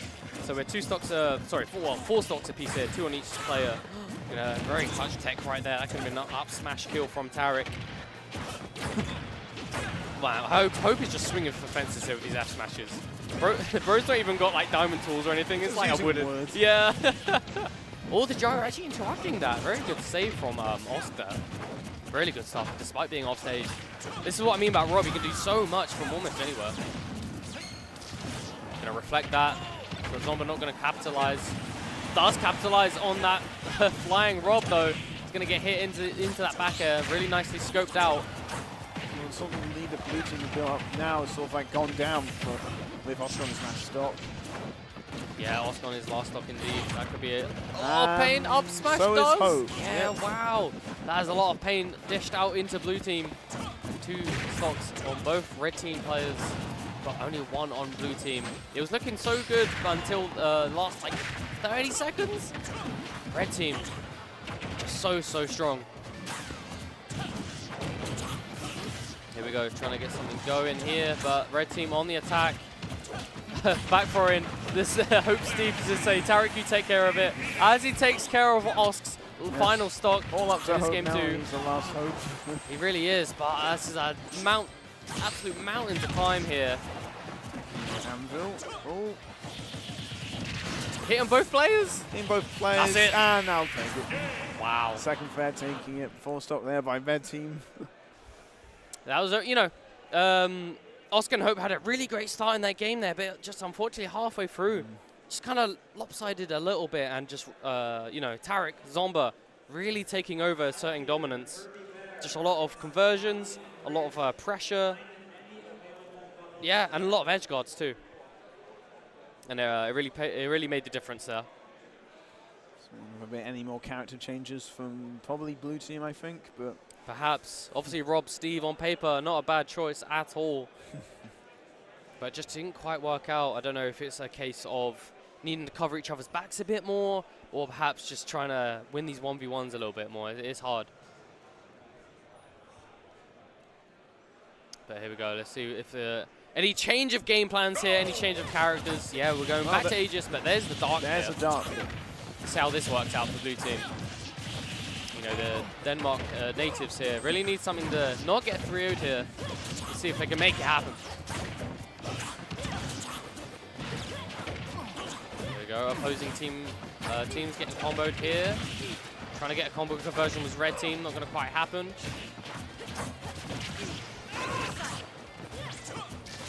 Here we go, we got Tarek on the right side. Oh, a nice little dash in and out from Osk, kind of playing like, oh, I'm going to help my teammate. Oh, no, actually, I'm going to cover the other opposing opponent. Makes it really ambiguous and tough to deal with. But there we go. Trying to get an up smash. Is Zomba already? Nice side B. Ooh, an F smash. Punishing side B. Yeah. That side B is such a commitment. Gonna get F smashed any day of the week. There we go. But Astra blue team once again losing. Not, you know. First stock. Yeah, using the first stock. They didn't lose the first stock last game. But it was similar to game 1. It is going to be Hope losing that first stock here. Definitely looking for a kill like 100%. Barely air dodge. You threw that up smash. Oh, Hope really needed that. Oh, who died there? Tarek died. Wow. Tarek died. I'm not even sure what move connected there. But we got a Tarek back here. Trying to edge guard this Mithra. Ledge. Back throw. Trying to actually kind of throw it into the jab there. Didn't quite work out, but do have a stock loss on the part of red team. The counter coming out, but Hope still living on. Now blue team playing for a stock lead, but both at very high percents. There you go. Wow. Followed quickly by Hope. 2 stocks from blue team just deleted just in a moment's notice. Red team all over it right now. Bit of friendly fire there. It's going to break up the pace. There we go, Tarek getting that back air, but actually does get intercepted a little bit from Hope's teammate Inos in the Aegis. There we go, dash tag, no up air available. Zomba on the prowl of the kill on Hope right here. Hope is on his last stock, no less. Really, really tricky stuff if blue team want to pull this back. Last stock and almost kill percent calling into Ninja, but you know, it's really tough to contend with. Hope trying his heart out to try and get rid of that stock there in the bottom left corner, but not going to quite happen. Oh, but that is a hefty punish on that that side B from Aegis by Osk, sorry. And 1 stock apiece on the part of blue team. Last stocks potentially in winners. Hope off stage.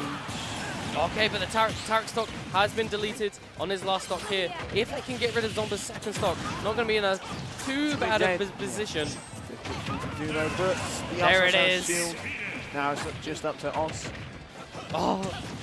Okay, the pickup anyway. Uh-oh, double dip. Nope. Oh, not quite. Instead. Still, game building up damage. I really like that, actually, opting for the back air to swing him to Tarek potentially. But here we go. It could be all she wrote here. Oh my god! That was nicely done. Perfectly timed Tarek. Damn. That was a really great use of jab as well, because you have all that time to like anticipate and get ready for it and set up. Exactly. Very good there by the red team of Tarek and Zomba going on 3-0 to top 8 winners side. Yeah, another very solid 3-0. You know, there was a lot of signs of life there from the opposing team, Osk and Hope.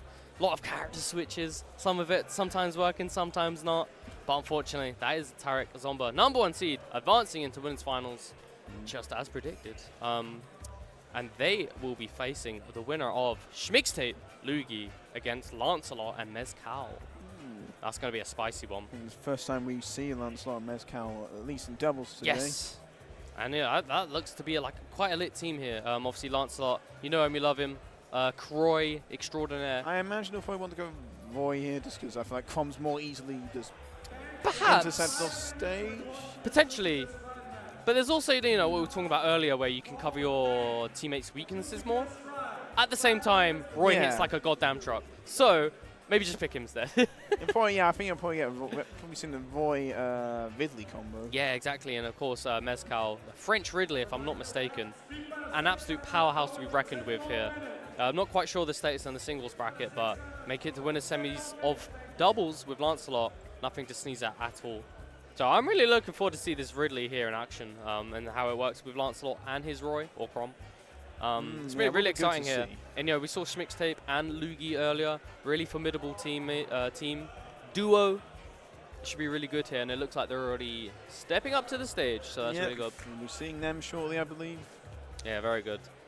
And of course, just have a cheeky look in the losers' sides of things. I think all the losers around 2 games are in process, I'm pretty sure. Okay, so Dafong and Linox clearing Alex OD VGBootCamp 3-1, unfortunately. That's an L for England right there. Looks we like have 2 W's afterwards. We have Vexil and etc. Hey! featuring iLift and Canary Bird, and then Jimbits and General Scales 3 over last game and Zetras. Not bad at all, not bad at all. And of course, losers going on off stream. Gonna have a lot of hard fought sets down there, but it looks like we are getting ready. I don't think everyone's quite, I don't know. But nonetheless, we do have Lancelot and I believe Mezcal on stage here. Yeah, against, this will be like, this will be a really toughly contested set here between these two teams, because we haven't seen Lancelot and Mezcal just yet, but you just know that they're a force to be reckoned with. We saw Schmixtape and Lugi earlier, and they were really, really tough, and put in a lot of work against Sabaka and Johnny Banana, as we saw, despite the one game loss. But we're going to see, you've got Croy, you got Roy or Crom, and Ridley. A lot of large hitboxes. Yeah, very large hitboxes coming out. Hitboxes indeed. And against, Yoshi, Luigi, they don't tend to like big hitboxes now, do they? No, they're not. They're not. It's a bit difficult for them to deal with getting zoned out by districts. Exactly. And large hitboxes. So that's going to be a little extra little tidbit in the favor of Lancelot and Mezcal. However, doubles is a little bit of a different beast. It's harder to space, kind of. There's so much stuff going on. And it's really tricky to figure out. Because a lot of time you want to throw hitboxes where your opponent will go as opposed to where they are. And in doubles, that is just so hard to keep a track of, you know what I mean? But we'll see if... trying to react to what your teammate's doing. Exactly. And that's another thing. You not only got to watch your opponents, watch your teammates as well. Yes. But we'll see here. Who's going to come out on top? Who is going to face Tarek and Zomba and win his finals? That remains to be seen, but it's going to be really hotly contested nonetheless. Oh man, it's been a really good weekend here so far, to say the least. Looks like the majority of the players have sat down to get ready for this next set here. Whew. Oh boy. Thirsty, thirsty work. Yeah, but no, this should be a really good one here. Lancelot, Mezcal. I don't know if, actually, what was their previous set? Against Zatsu and... Oh, against the previous set was actually against Zatsu and Kakari. I know Zatsu was the banjo. I really enjoyed watching the banjo earlier. Cool. That's nice. But I was actually 3-2, so that was game 5. Damn. But barely touching out, it appears to be, to face Schmixtape and Lugi right here. So very, very good. Very good stuff indeed. Clutching that one out, getting the privilege to face Schmixtape and Lugi. Looks like we're just filling out our controls. If my ears do not deceive me in the audio department. Yeah, but no, looks like we're getting ready to kick it into another gear here. Schmixtape on the left, Lugi next to him. Hugo in the green shirt. Must be Mezcal on the far right.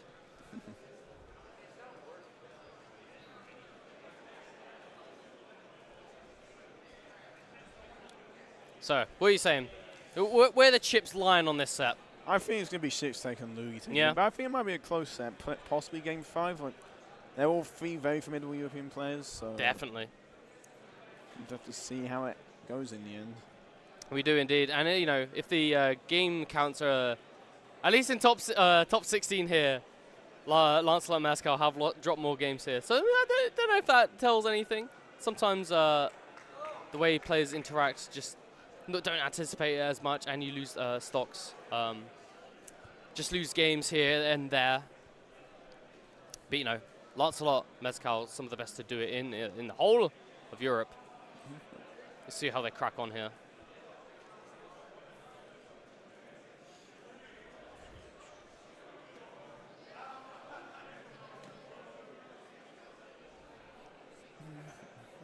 Should be ready to go any moment now, I hope. Yeah, I think they're done putting their controls in. I hope so. I'm ready to commentate some doubles, damn it. Oh, absolutely. Looks like it's calling for something. Oh, I see.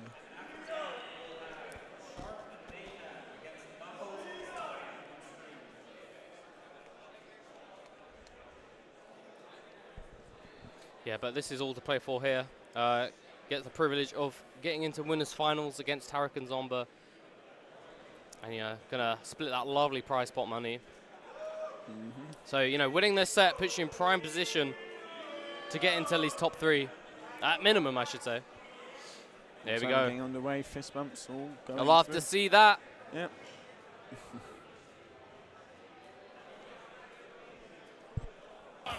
Fist bumps away, finally getting into it here. Yeah, Crom, interesting pick. We'll see how much damage this Crom can put out here without, you know, getting that cliched edge guarded here, and see if Mezcal can cover that at all. Obviously, Lancelot, no slouch is recovering smartly, so definitely. And the thing with Crom, of course, you can space your moves. I mean, you can space your moves with Roy, of course, but at least if you space them with Crom, it still packs quite a punch. Here we go. Oh, a little bit of friendly fire right there, but not going to quite suffer from it too much. Quick recovery from Mezcal. Oh, but the egg interrupt in the side B. Oh my gosh. What? Okay, might have just got caught slipping on the DI there, but Lugi taking the first stock loss here. I'm actually quite surprised by that one. Lugi, you know, quite a careful player, but just getting caught, holding left on the stick, unfortunately, I believe, on that DI. So blue team, with the slight advantage to start things off here. Dash attack off there. Oh! But the awareness from Schmixtape. Ready for that F smash. Uh-oh. Hitting your own teammate a little bit there was Lancelot, but the up smash just clearing out. Clearing out the whole immediate area. Schmixtape still on 3 stocks yeah, left. Still on 3 stocks. Oh, my jab block, F smash out of nowhere. That's a hefty amount of damage, but that back air from Luigi. Not going to quite take it, but that one will. Expertly done on that left side of the stage here. Weaving around that Ridley recovery. There we go, Hugo, Lancelot trying to cover Mezcal on the ledge there. But speaking of coverage, that up smash on the platform were more than equipped to get rid of that stock. From a second from Lugi. Trying to get that early stock loss. That would have been huge if Mezcal managed to give Lugi right there. So there we go. But nonetheless, despite enough about Lugi, is Schmixtape losing his first stock finally. Oh, team conversion. Love to see that. A lot of hefty damage. Already racked up on the recently respawned Schmixtape. Suddenly, blue team not too far out of it. Very easy, but blue team might be down slightly. Yeah, a little bit of a percentage deficit. Deficit, but I feel like who loses their first stop. Uh-oh, Lancelot's got grabbed. Oh, but Mezcal for coverage. Nice saving. Uh-oh. Oh, the fireball. Fireball. Oh, no. Oh, no, I think that's the Luigi jump taken. Oh, but I think actually body blocking Luigi there. Sacrificing percent for a whole stock. Well worth it. Comes back to it with taking... there you go, another shared stock. Yeah, coming back with a vengeance after that respawn. Yeah, shared stock complete. Everyone's going to have 1 stock apiece after that. Pretty even here. One teammate, low percent. One teammate, high percent on each team here. On each duo here. Here we go, neutral air. Trying to get a side B, catching Schmixtape lacking. Not going to quite happen. But just F smash coming out from Hugo. And a back air is going to clear out. Schmixtape taking first place to lose all their stocks. Yeah. 2v1 now. Oh, we're going to jump high. Retreat back down to safety. We're going to get back air. Did he use his jump? That might be it. Nope. Nope. Nice coverage. Look, good coverage there again by Metabug to take that. Yeah, very good stuff indeed. Just forcing that low recovery and then forcing that sort of jump side B as well. Try and get back to stages, Lugi. But going to be thwarted, damn it, by his Mezcal. Expertly done right there. Surgical precision on that edge guard. That was a lot of heavy hits coming in from Lancelot and Mezcal. Really capitalizing on offstage shenanigans and also just like ledge trapping. A couple of team conversions came through too. But I feel like most of the kills like sort of came off screen, off stage-ish. Yeah, I think mainly because Luigi is very susceptible to being edge guard, yeah. especially if he loses his. Exactly. Especially about his double jump. You know, we were talking about Crom's recovery so much, maybe we should be talking about Luigi's a little bit more. But here we go, down throw, not going to quite get any duff combos or even a hefty amount of percent from Luigi. There we go, a couple of 1v1s. It breaks down into Mezcal, breaking up the other 1v1. Very nice stuff indeed. Almost swapping opponents right here. F smash coming out of nowhere. Opposing teammates flying. trying to look for something new. Yeah, oh my god. A lot of liberal use from this F smash coming in from Schmixtape. There's a really good hit record in these F smashes so far, I've got to say. Oh, speaking of F smashes, Lugi's coming in with his own. That's a big stock. He's going to cement green team on the left. At least a little slight lead to start things off with. A lot of parries there. Damn. The auto parry is coming in crazy. Up smash does clear out that Ridley stock from Mezcal. Ooh! Perfectly timed F smash there. That's the thing with throws, you can just punish them perfectly if you want to. Forward throw. Sorry, the command grab side B. Whoa! Down He dead? No, good. Oh, he tried to grab the ledge. No, double jump, yeah, trying to grab the ledge, but just a bit too far away. A little bit too far away. That pressure that Mezcal was applying was crazy, crazy, crazy. It was really hard for Schmixtape to deal with. And both teams on 2 stocks each. Yeah. That is, despite all that great play that Mezcal playing, slight deficit for blue team right here, but anything can change at any moment's notice. Trying to convert off Hugo's hit there. Does that on that occasion. Can they get any more? Oh, not going to quite interrupt that Luigi combo. The throw armor coming in clutch for that one, Power Go. That's crucial. Unfortunately, not getting the time. Oh, I thought Luigi was trying to kill Mezcal off the top. Oh, rolls through the grab and... He's alive! Nope, Cyclone not killing just yet, but... Ridley just heavy enough, apparently. Oh! Oh, I wonder if that could have been something big. Mezcal on the prowl for this edge guard of Luigi here. You're not making that one back, are you? No. South bottom. Yeah, and no Lancelot to try and save you. But Luigi also falls. That second stock there does get taken. Not going to quite manage to make it back. We are 1 stock deficit for blue team here. But the F smash. Oh, but now we're at an even bigger deficit here. Uh-oh. Doubling down. No, oh, you're not making it back. No way. That slight missed space up B. Looks like a Luigi taking game 2, making even the scores up. Yeah, even it up indeed. That was great retaliation from the previous game on the part of Schmix and Luigi. Crazy, crazy stuff coming in there. I think the key with that one is just a lot of damage being racked up really quickly between these two. Not to say that you know, the other team, Lancelot Mezcal, weren't doing the same, but in the end, it proved to be more important for the green team. They really are the green team, aren't they? The Yoshi, Luigi. Yoshi and Luigi are green, yes. And using the green overlay, I love that. Okay, here we go. Getting straight back into it here. No funny shenanigans, no funny business. Just knowing that they can win this if they just keep on plowing through. But honestly, this is anyone's set to take here. Who's going to reach into winners finals? You have to wait and find out.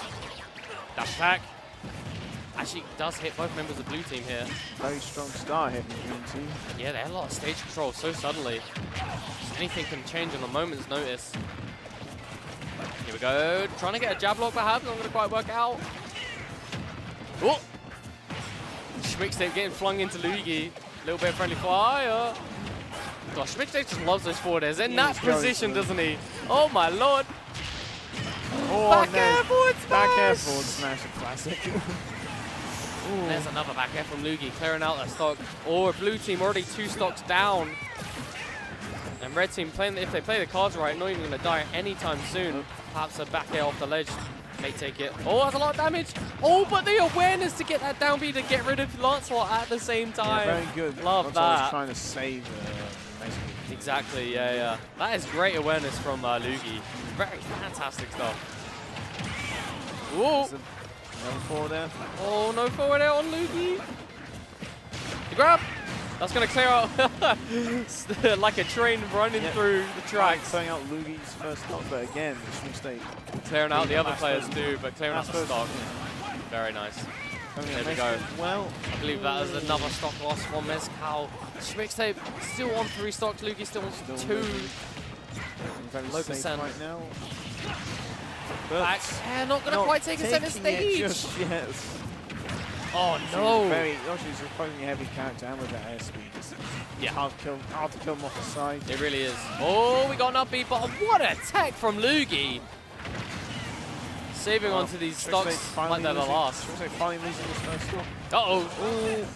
Damn, I thought... Oh, Lugi's dead apparently. I'm not quite sure what happened there. I think he probably must have lost his jump. Yeah, perhaps. Getting gimped one way or the other, even if it was a mishap by himself or the opponent. But Lancelot's second stock has been cleared up thanks to Schmixtape's up smash. One stock apiece on blue team here, both members of blue team. Barely making it back to Mezcal. Mezcal needs to be careful here. Needs to stock this tank just a little bit. Gonna get that back air on the punish. Ooh. Back air, not barely killing. Barely not killing, I should say. But Schmixtape on the prowl to get this dog. Back air, not quite can take it. As Lancelot. The up air will. Lancelot trying to get rack up some damage on Lugi on the left side, but perhaps that was a detriment because of Mezcal's death on the right. Nice. But what a chase! What a chase, but Schmixtape already being in there to get a combo off the laggy F smash. Oh my gosh, but this is Lancelot's chance. If you can get rid of this Schmixtape stock right now, you can do this. Oh, that might be it. But he saved his jump this whole time. Jump, very nice there. Lancelot, you are smart, my man. Here we go. Oh, kind of had a read on that one, but that's unfortunate. The F smash, the judo chop. Very nice. Wow. Lancelot played so well there, but it was just a little bit too much to handle. There was definitely an alternate timeline there where he actually managed to clear off that Schmixtape stock and make it a 1v1, but that's not the timeline we'd be living in. It's going to be 2-1 to Lugi and Schmixtape here in this other half of winners semis. But you know, there was a lot of back and forth moments in that game there, and a lot of like seesaw battles where momentum really could have swung in one team's favor than the other. But in the end, it was green team to really take most of that momentum that they obtained. Yes. A lot of edge guards, a lot of damage being racked up, and a lot of situational and player awareness, especially like that we saw from Lugi. Really, really good stuff. Yeah, but it's 2-1 now. 2-1. We'll see if Schmixtape, Lugi do clear out, punch their ticket into winners finals with a 3-1 victory, or if Lancelot and Mezcal have something to say about it. Finding out the F smash line. Hey, he's had a lot of liberal use of those F smashes so far in these double sets. There it is again. Another one. Whoa. Oh, someone's got a low battery apparently. And a low lifespan for that first stock of a Schmixtape. Damn. Team kill there by the side beam. Oh, it was, wasn't it? That's really unfortunate. Lugi will take another stock this time not of the massacre. Yeah, that's going to be a down for RB conversion. Ooh. Oh my lord, that down smash. If that didn't kill, that was still a disastrous angle for Krob. Yeah. Here we go, Lugi's trying to recover once again. Does take it. No way! Amazing reversal there. God damn, Lugi. Immediately dares the Vivi. The up B into the down air, that's nuts. That really sucks if you're Mezcal and the blue team as a whole. You're trying to pick up this momentum, but you're losing it. Well, loses oh no, the misfire? Can you make this back, Lugi? Oh, you're back. Crazy. Wow, insane. That's a crazy recovery. Lugi is like absolutely firing on all cylinders here. There we go. Despite everything that's happened in the past, I don't know, minute, it is technically even stocks on these teams here. A lot of percent racked up on blue team though. Can you make this back, Mezcal? Try to go for a second one. Yeah. It's a very good match there, Mezcal, to make sure it doesn't back input anything. Yeah. Helping out. Mezcal accidentally hitting Lancelot, but hitting him off stage, but then making sure green team did not advance on that. Very good stuff. Oh, actually getting back and out of that side B grab. There's another side B. Oh, Mezcal is trying so hard to gimp Lugi here. Last time it was unsuccessful. Will it work out this time? Not quite. Still in the corner though. Woo! But the bear F smash. Oh my god! Oh. Stocks are flying left, right, and center, aren't they? Wow, it's all up to Lancelot now. It is, isn't it? The action is so fast. This is very. Oh my goodness! No way! Not killing just yet, but still. My lord. Doing a percent, like one more combo will take. Very similar situation to the previous game here, but this time, can Lancelot change the future? Can he get rid of this? This time, of course, it's Lugi on the high percent. He's not approaching, he's waiting. Oh, yes, he does take it with the jab back here. He's going to take that trade. Oh my god! Very good tech there. very crucial. Lancelot, got to thank your lucky stars that you didn't die just right there. Down tilt. No way! Oh, Lancelot! Schmixtape unfortunately rolling in. Oh, my lordy, oh lord. Oh my goodness. Lancelot, clutch a lot. Man. He almost like 5 along. Oh my god. just willing that roll into existence there. No other option would have killed the right there. Charged F smash, rolling in. Lancelot, absolute clutch play here. Gonna claw his way, bring his team into a Game 5 scenario here. Who is going to punch their ticket into winners finals against Zomba and Tarek? It's all to play for here. We will see. Imagine we got PS2, a bit of tactical discussion going on between both teams. You do love to see that. It's like a game of chess, except for chess pieces you get, I don't know, dinosaurs, smash attacks, swords, and I don't know, flame breaths or something like that. Plungers, yep. Yeah, plungers. Here we go, back to PS2, tried and true. Same characters, of course. This really could go either way.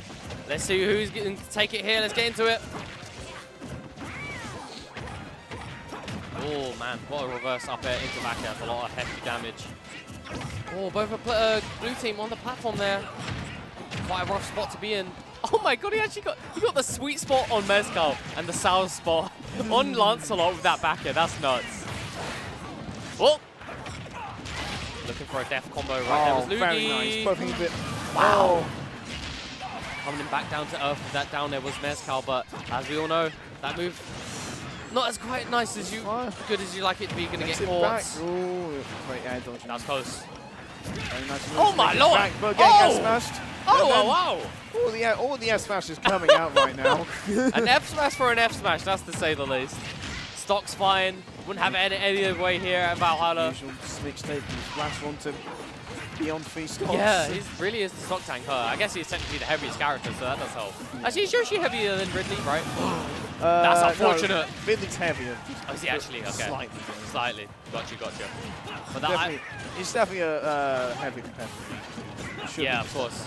But I'm not sure if moments ago we saw a upbeat crom spike on Mezcal, and that's really unfortunate. Yeah. I could be wrong, but I saw something crazy happen down that bottom left corner. Down smash out of nowhere, catching Lugi off guard. Lugi's on his last stock, so is Mezcal. Blue team on 1 stock deficit though. They need to get rid of Schmixtape's stock. Definitely take Schmixtape's stock. Oh, is that a jumpless Lugi? Nope. Oh, no, what happened to Lancelot? Did he get somehow reversals? I don't know. Well, that's rough for blue team. It really is. Schmixtape lose the extra stock. Oh my god, Mezcal, you're playing with fire, trying to edgeguard this menacing Luigi. Not quite getting that nair to RB. As Lancelot trying to pack the heat damage into Schmixtape. Not going to quite work out. Mezcal nairing Luigi off stage. Will he get this edge guard? I think he does. Oh, he actually does snipe out the jump. That's huge. Share stock now. 1 stock apiece. 1 stock apiece right here, Power Go. It's all to play for. Definitely is crispy. Definitely is. Although we do have the slight percentage advantage on green team. Blue team bleeding out just ever so slightly. Oh, there's the oh my god, an F smash for an F smash! If it works, it works. Exactly. Well, it's a big mountain for Lancelot to come. He did do it last game. But a little bit more of a percent deficit to climb. Yeah. Lancelot, can you do this? Can you cling on to your winner's life stock? Oh my gosh. He doesn't get enough time. Wow. What a set. Well, first game 5 you've had on stream. Yeah, for real. That is real. That's a heartbreaker for blue team, but clutching it out in the end. Schmixtape and Lugi going on to winners finals. Yeah, very well, valiantly fought. I think grand finals and winners finals. Yeah, winners finals against Zomba and Tarek. But yeah, clawing their way into game 5 was Lancelot and Mezcal there. Yeah, Lancelot doing a lot of 2v1s in that one, but unfortunately not being successful on that last occasion.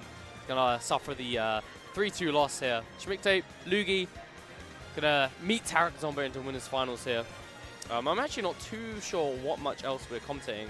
We've got actually... we have those 3 sets left, I want to say. That and then the 2 loser top 8s. Okay, gotcha. So yeah, we got a little bit of progress happening in the losers bracket of doubles here. Zatsu, Kikari taking it over Defong and Linox. Rickshaw Dragon throwing Sabaka and Johnny Banana. We saw on stream earlier. Jimbit's General Scales 3-0 Pyram in their movie. Very good from them. Let's go. Let's go North England. Very good stuff indeed. But our next cute set will be Dia and Nibidax versus Vexil, another England, and etc. Not too familiar with etc. No. Well, but Vexil, of course, we know English Sora player. We'll see it further. Play Sora into this doubles bracket here. Nibidax, I forget the region, perhaps Germany. Do not quote me on that, but I know they have a very, very solid Bayonetta. And that's a tricky character to deal with. I believe etc. is me, according to Oh, is it? Yes. Oh, is it really? Okay. That makes sense. Yeah, they're literally like from the similar regions. Same region, Preston, I believe. So Itme being a very strong Diddy Kong player from Northern England type of way. Vexil, very solid Sora player in his own right. And not quite sure who Dia is, but Nibidax. No, really strong Bayonetta. Okay. Yeah. And Bayonetta is tough to deal with even in 1v1. Now in doubles, Imagine in doubles. How on earth are you going to deal with those afterburner kicks? I don't know. So you get hit by one combo, next thing you know, you're getting sent up to the blast zone. And if you're not careful, you can get both of your opposing team into the Bayonetta combos, right? And you can really get some deadly conversions off it, right? Absolutely, yep. You get some Bayonetta bread and butters, and then just get your teammate to cover you and actually convert further on. That's a painful time if you're the opposing team. Lordy old lord, but I'm interested to see who Dia plays. Not too sure on that player, but Vexil, Sora, etc. As we know, is Itme. I'll probably say etc. on the stream over there, I'm sure. But Itme, Diddy Kong player from England. Are they sat down? Yep, I think so. Sat down. Well, I'm hearing them put the controls in. Yeah, so. I'm just having a quick look. I think I recognise Vexil sitting down there, so very good stuff indeed. So yeah, no, it'd be interesting to see who Dia plays, and so we can get a full picture of what's going to transpire here. But actually, what was the previous round there? So Vexil and Itme beating Eyelift and Canary Bird, two players I know of. Very solid, somewhere in Scandinavia or Nordic region. 3-2, clutching that one out. So fighting their hearts out to make it into this side of losers, this far into losers. Losers round 2. But the winner of this set on hers, we could actually see a little bit of an English clash here, because we might. Yes. If Vexil and Itme are victorious, we'll be facing Jimbits and General Scales in the next round. The North. Yeah, for real.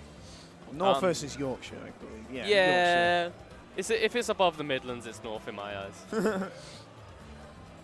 Yorkshire's a separate region, I believe. Yeah, no, it is. It's a tournament. But like in my mind, it's like it's basically up north. It's up north, damn it. North Scotland, basically. Yeah, but no, it'll be interesting to see who Dia plays, to see how that works with alongside Bayonetta. Assuming Nibidax does play Bayonetta, be interesting to see.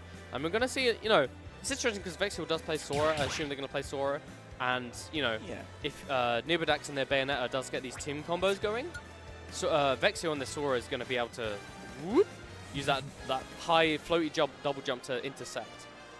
So we'll see how that plays out here. If it does play out at all, obviously, of course, Sora, not the quickest, but definitely can jump very high. And, you got the up B, the side Bs. And Sora's counter can come into play quite a lot as well, especially like Bayonetta's like recovery.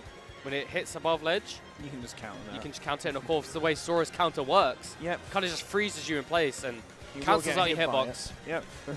Very good stuff indeed. Definitely got to watch out for that. But no, it's been some really good doubles so far. Obviously, we had pools alongside singles pools, but now working our way through this top 16 here. Of course, winners finals will be Tarek, Zomba, Schmixtape, Lugi. Yeah, going as seeded, I believe. So. Okay, very nice stuff indeed. And of course, coming up soon, Dia, Nibidax, Vexil, etc., aka Itme. Now, it should be a good one here. It's all to play for. Make it that next little bit around. I believe, is that top 8? Yeah, that should be third, fourth. Yeah, this is to get into top 8. Yeah, let's get into the top 8 losers. To get into top 8 loser side of a double A's. Very good stuff indeed. But no, I'm really impressed by the, you know, I love commentating and watching like really like solid doubles where, you know, you're covering your teammates, you're watching out for all sorts of scenarios. There's so much to keep track of, and it's hard. If you can even do it slightly, like it's commendable. Because like you gotta watch what your teammates doing, you gotta watch what two opponents are doing. You gotta watch what you're doing. Got a lot more to track on than what actually happens in singles.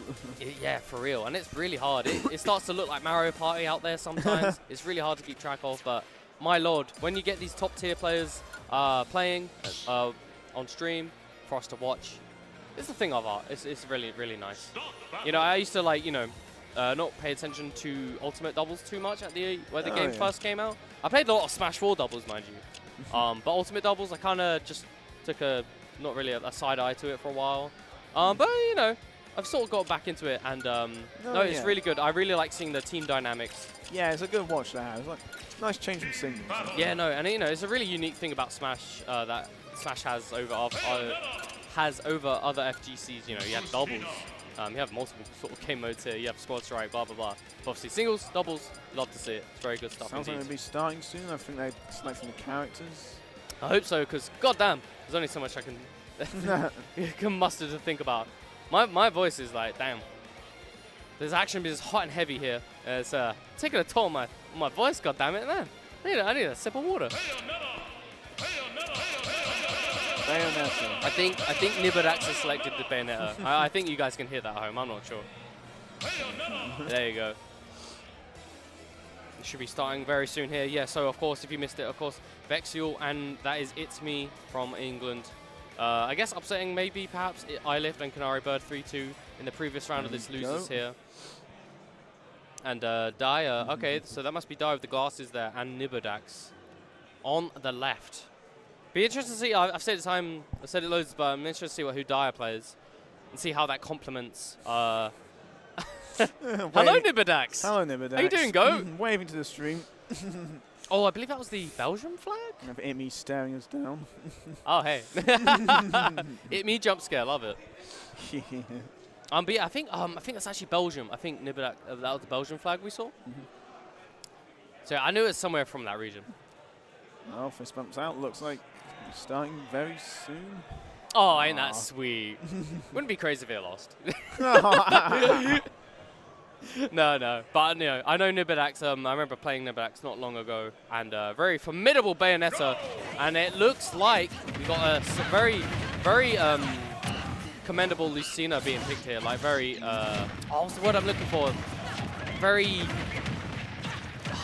Oh wow! The word escapes me. While I try to think of the dictionary, what just happened there, Power Go? We had the bound combos. Really already? Vexil just getting landed off the top. Jesus. I think on a stage like PS2, I feel like that was one of those better stages. I feel like all these characters like the stage, so I can see why they went. Yeah, it's a nice change of pace to see Battlefield, honestly. A lot of dangerous top platform conversions, that's for sure. And an extra little platform to cover as well. But that is a devastating, dastardly combo coming in from Nibidax there. Wait, hang on. So the Bayonetta here has the Naya tag, but the Lucina, I know Nibidax plays, do they both play Blayo? And is Nibidax play Lucina? I'm not really too sure here, because one of them got the 2v tag. That's from Nier Automata. Yeah. I don't know. But we do have Vexil on the Sora, It's Me on the Diddy. I do know Nibidax does have Bayonetta, but with the tag Naya, actually, I don't know. Well, nonetheless, I'm getting lost in the moment here. Well, both of your team have lost their first goal. They have indeed. It Me is only one, not two. Oh, an F smash. That's actually a team kill. That sucks if you are Vexil and It Me. Oh, we're not going to the skies this time. Oh, getting out. Vexil managed to get out of the Bayo combo this time. Yeah. It's going to be a forward throw. Yellow team in prime position here. I was getting mixed up by the Dia and Naya tags, so excuse me for that one, folks. Excuse Vexil as they get obliterated in that left blast zone. Now getting south to the side by Bayo. Aggressive. Trying to be aggressive with Banana is It Me, but the forward air to the top right corner. That is a lot of stock losses for green team here. Really solid start for yellow team. Nibidax and Dyer. Whoa. Okay, but you know, yellow team have put a lot of momentum so far. Suddenly so quick. That's going to be close on the left side here. Not going to quite come to fruition. But if green team can get these stocks off relatively quick, it will take it to even stocks at the very least. Down tilt, not going to get anything off it. I believe Nibidax coming in with the grab. Oh, the banana! Banana, but didn't get the F all up, unfortunately. Dyer looking for the down tilt check here. It's not going to work out thanks to It's Me. But there is a stock loss thanks to Vexil's F smash, I believe. Yeah, that's what it was. That's what they needed. Green team needed to get back into this. The Danger green team both looking to be at kill percent. Oh. Actually, F-tilting both the Bayonetta and Diddy Kong. Nearly made something out of it, did Nibidax, I believe. Right back, still recovery very good. Oh, the up air is going to clear Nibidax's second stock. Second stock. Well, so we are at even stocks here, but that is a heavily bleeding green team. Very big percent deficit. Very much so. Okay, nice little Vexil, nice little two-piece there. Oh, the rapid jab, no, but Vexil with the save with that dash attack. Well, yeah, dash attack. Yeah, that dash attack, such a good burst range move. F-tilt, gonna F-tilt both of yellow team. Oh no, the friendly fire sucks. That really is unfortunate. And then, yep, back throw very laggy, so you will get F-smash.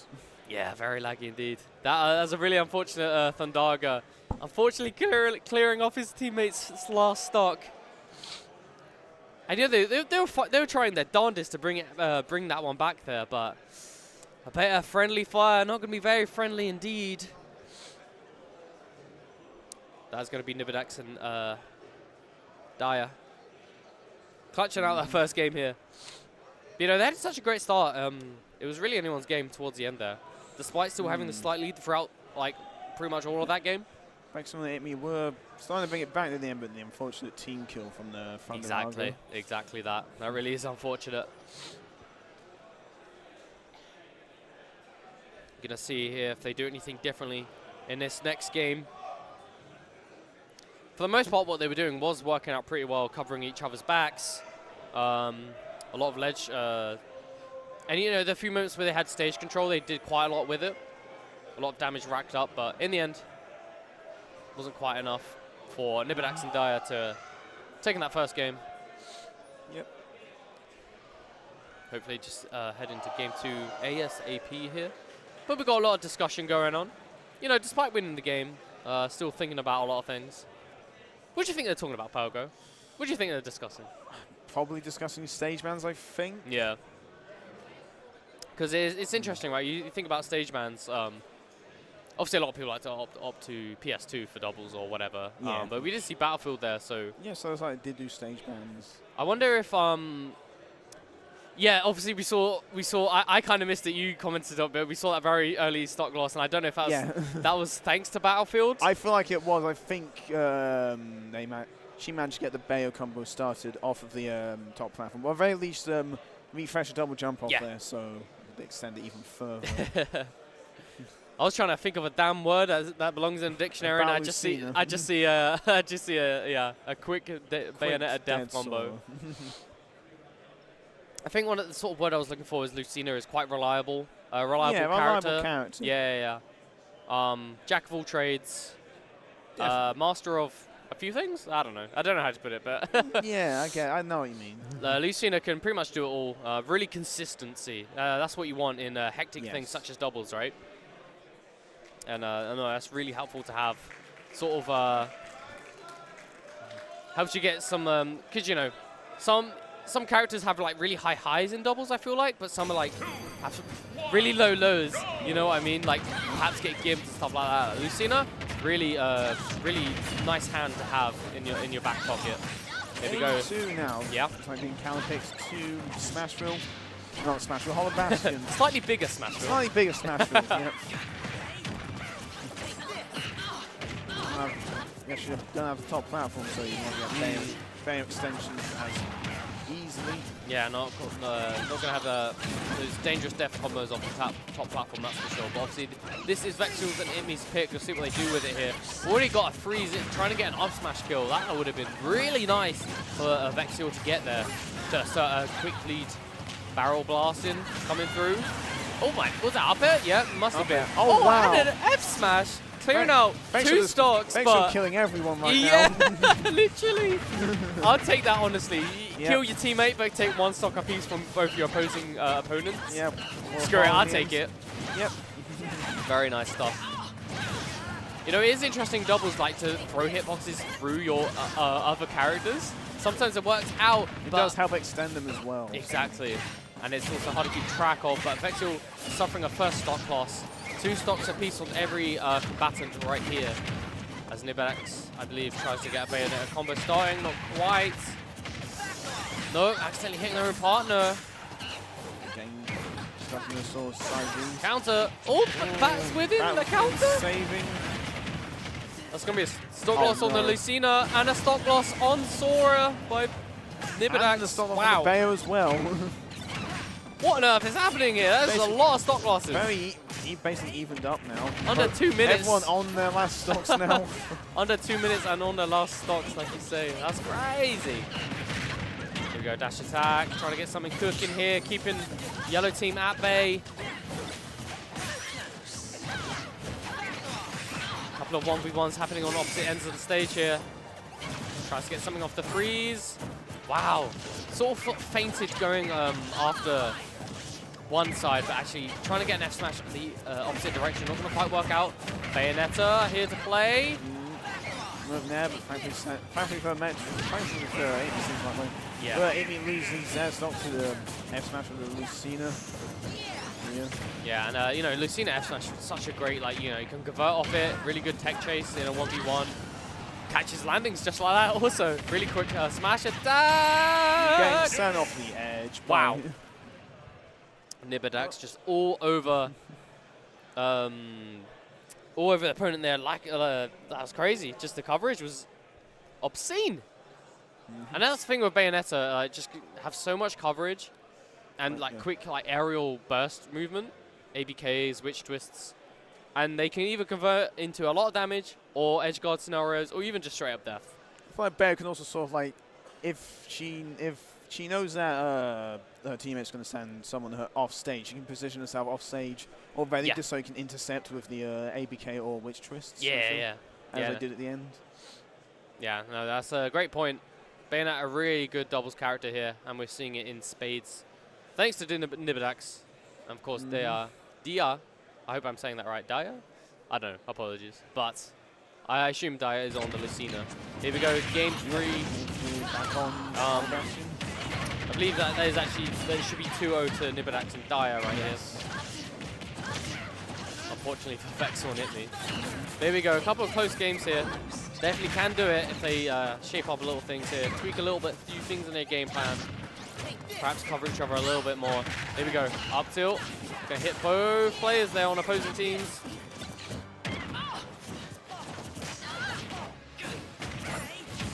Bit antsy with that F smash. Not gonna work out. Oh! Nibedax hitting that Diddy Kong in the air. Yeah, so like. Gonna send it to Lucina. Ooh! Here comes the giant fist. Here comes another giant fist. Goodness gracious me. Good team combos there from the red team. Unfortunately, much time there for Vexil. Yeah. But still though, Vexil still clinging on. Ooh, okay, just get up to the little nair into the dash attack. Probably saw Dia looming. As Itme has taken a lot of percent from this Bayonetta. Off stage, next B does get back to lane, thankfully. Counter coming in clutch.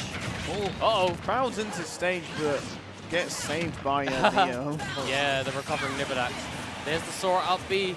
Is going to take out that first Nibedax stock, but yellow team looking pretty healthy here. FD is still living. Oh my god, here comes another giant fist. Yep, that taking both Dia and Itmi stock, but fair trade, I'll say. Yeah, fair trade. And you know, Bayonetta smash attacks, they're so large, it gives us such a space. Definitely more willing to crypt to hit more than one character, that's for sure. Oh! Itmi potentially on their last one of the tournament. No way! Oh, No way, that's a heartbreaker. You're going to have to share a stock on a bleeding out Sora from your teammate. Very scared not to be in, especially being disadvantaged by the Bayo. Especially off the ledge. Managed to get onto the ledge. That's really rough for green team on the left side there. Okay. Oh, nice use of Thunderarga there. Yeah, Thunderarga out of nowhere in the skies.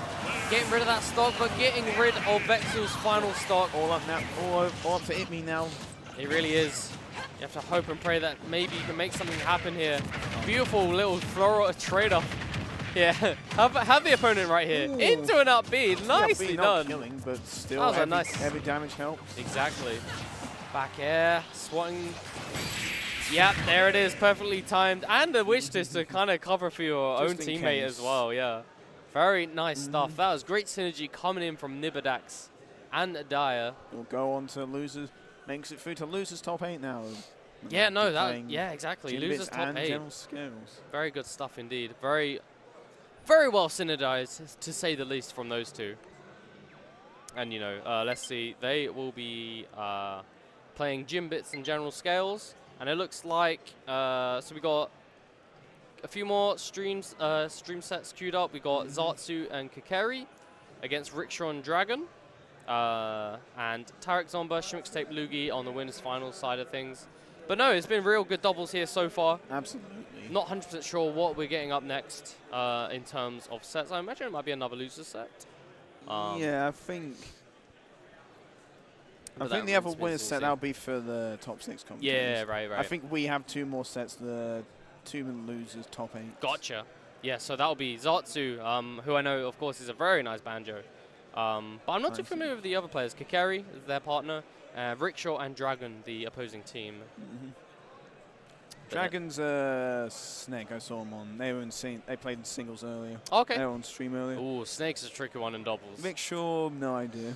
Yeah, me neither. It's unfortunate, but hopefully we get that on coming up for you next. Some people going up, so I think we're having another set soon.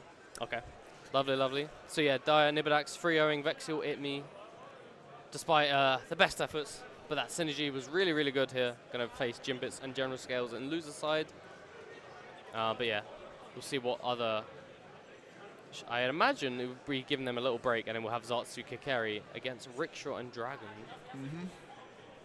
And I've definitely seen Zartsu play a lot on stream over the weekend. Like, a lot of people don't like banjo play, but I love good banjo play. Good banjo play is nice. It's smooth, I tell ya. silky smooth stuff. And, you know, you with like the neutral B combos and the like neutral air drag downs, grenade Wonder Wing combos, it's crazy. We'll see how that works out in doubles actually, because may not get as many setups with that in doubles. Perhaps Zartsu even plays another character. We've seen players play other characters already so far in this block. So we'll see how that plays out. But yeah, Zartsu, is that, oh, the shutdown, is that, do I recognize them? Oh, I can't quite tell. We'll find out momentarily. But yeah, we'll see if it's, I imagine we'll be giving, oh no, they report that score wrong. It's Dyer Nibidax 1-3-0.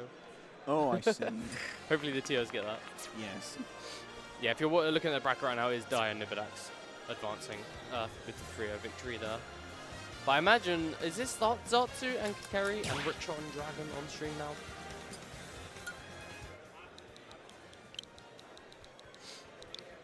As players just putting in their names here. Yeah, it must be right. So yeah, I'm really interested to see who these other players are. And that, you know, that's the great thing about like these sort of big events. You know, you can follow the scene as much as you want, but you're always gonna have those players where you're not too sure who they are. No, yes. You get to learn new faces, you get to learn new characters, play styles, and you know, in doubles, a lot of things meshing and intertwining. See how it all plays out together, whether it works out in the favor of one team or the other. That remains to be seen. But it's really cool to see new players or players you don't recognize that you might have a new favorite player, for example. Zatsu might make you a banjo believer, for I believe. We all have to see once they get everything all set up. Here we go. Yep. Yeah, that's Zatsu on the left there. I believe I recognize that face. Zatsu and Kakari, both fins. Then on the other side,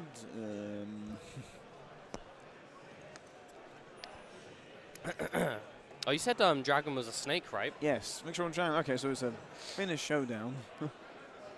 Lovely, lovely, lovely. And I believe that is the Finnish flag right there, if I'm not mistaken. Yes. Love to see that representation. It's it's really cool about these sort of events. Obviously, where we are in Scandinavia region, and it's like regions like Finland or even Denmark, where we're in right now. All the Nordics, yeah. Yeah, perhaps. Oh, this is actually a Finnish showdown right here. But you get these sort of regions that maybe don't get highlighted as much. No, yes. But they make the travel here. Denmark relatively close. And it's really great to see. You get to see players you perhaps do not always get to witness. Getting to see new players is always nice. It really, really is. It looks like almost getting ready to play here. So, Dragon, you say definitely plays Snake? Yes, I saw him go Snake earlier. Snake's a tricky one. Obviously, a force to be reckoned with in singles and doubles. There's got to be a lot of grenade trades. That's Let me tell you that. I feel like a very chaotic character. Like everyone's probably been hit by grenades at some point, including your own teammates. And I tell you what's hard also to keep track of, that pesky up tilt. That is just going to come at you like no other business. I also think C4 as well. Like yes. Control a lot of stage for you. Like make your opponents not want to go in there, therefore giving you more. It gives you just good stage control. Really. Yeah. Obviously, you've got You've got two members of the team covering stuff, and then you got a C4, it's almost like a third teammate. Now, it'll be really interesting to see if Snake is indeed a pick of Dragon here. But we've got Zatsu, Kakari on the left side of the screen there, and Rickshaw Dragon on the right side, if I am not mistaken. And we've got a little Finnish, showdown right here. See who advances here. A bit of a team kill, but that happens sometimes when you get to these later parts of the bracket. It just happens. Yeah.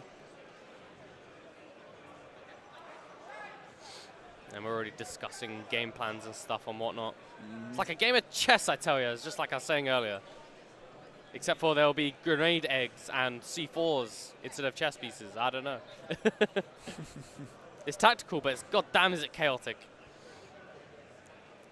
Granted, a lot of time doubles is very reactionary based type of deal here. Of course, singles is too, but there we go. The fist bumps have been dished out. Looks like we're ready and raring to get into this next losers game here.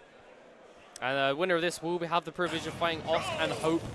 Here we go. So we have Zatsu on the banjo, Kakari Link, and Dragon, like you say, on the snake, and of course Rickshaw on the peach. Interesting combination of characters. Quite a lot of projectiles. We've go very lot of projectiles. Really. Every character literally has at least one projectile. That's crazy. That's gonna make things very interesting. Let's see how it plays out here as we get underway. Already going to disguise his Dragon. Yeah, landing safely. Ooh. So of course we need to keep track.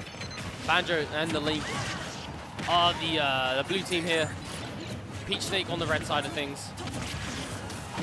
Okay. Oh, I love that. Keeping Dragon and their Snake at bay, but coming in, sort of covering Zatsu almost and clearing out that first Rickshaw Peach stock. Very good stuff to carry right there. Very smart play. The players close to dying, and sort of Zatsu losing their first stock thanks to the Peach gas attack. Yeah, that Peach, that's another thing, Peach back air, that's going to be really hard to even like keep track of as well. In this one, is that, trying to sort of save a teammate there, it kind of worked out.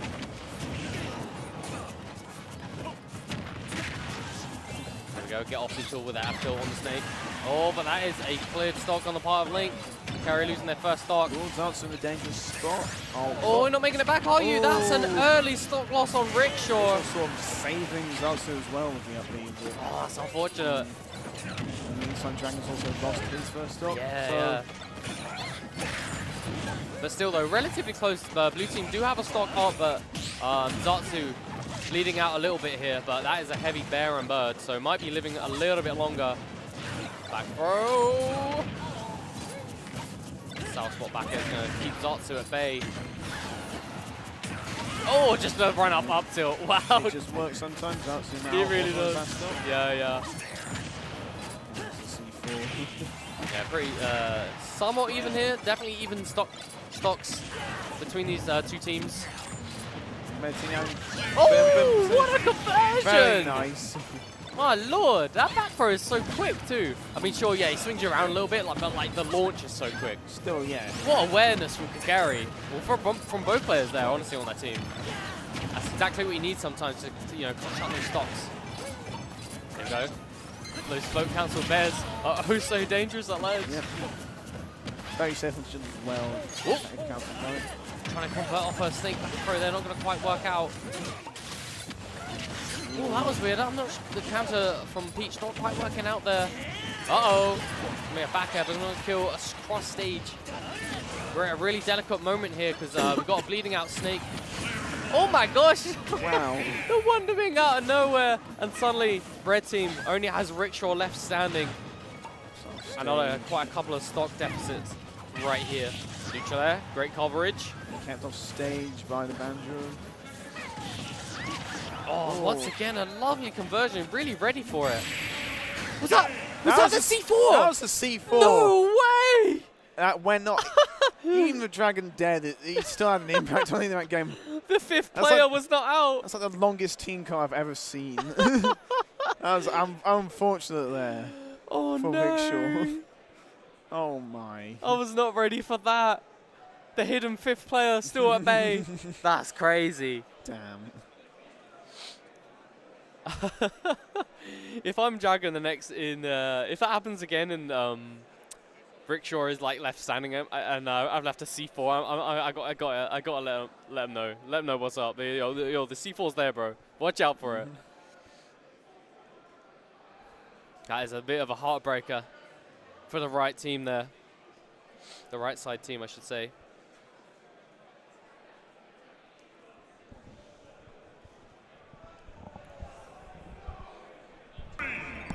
Well, game 2, same stage.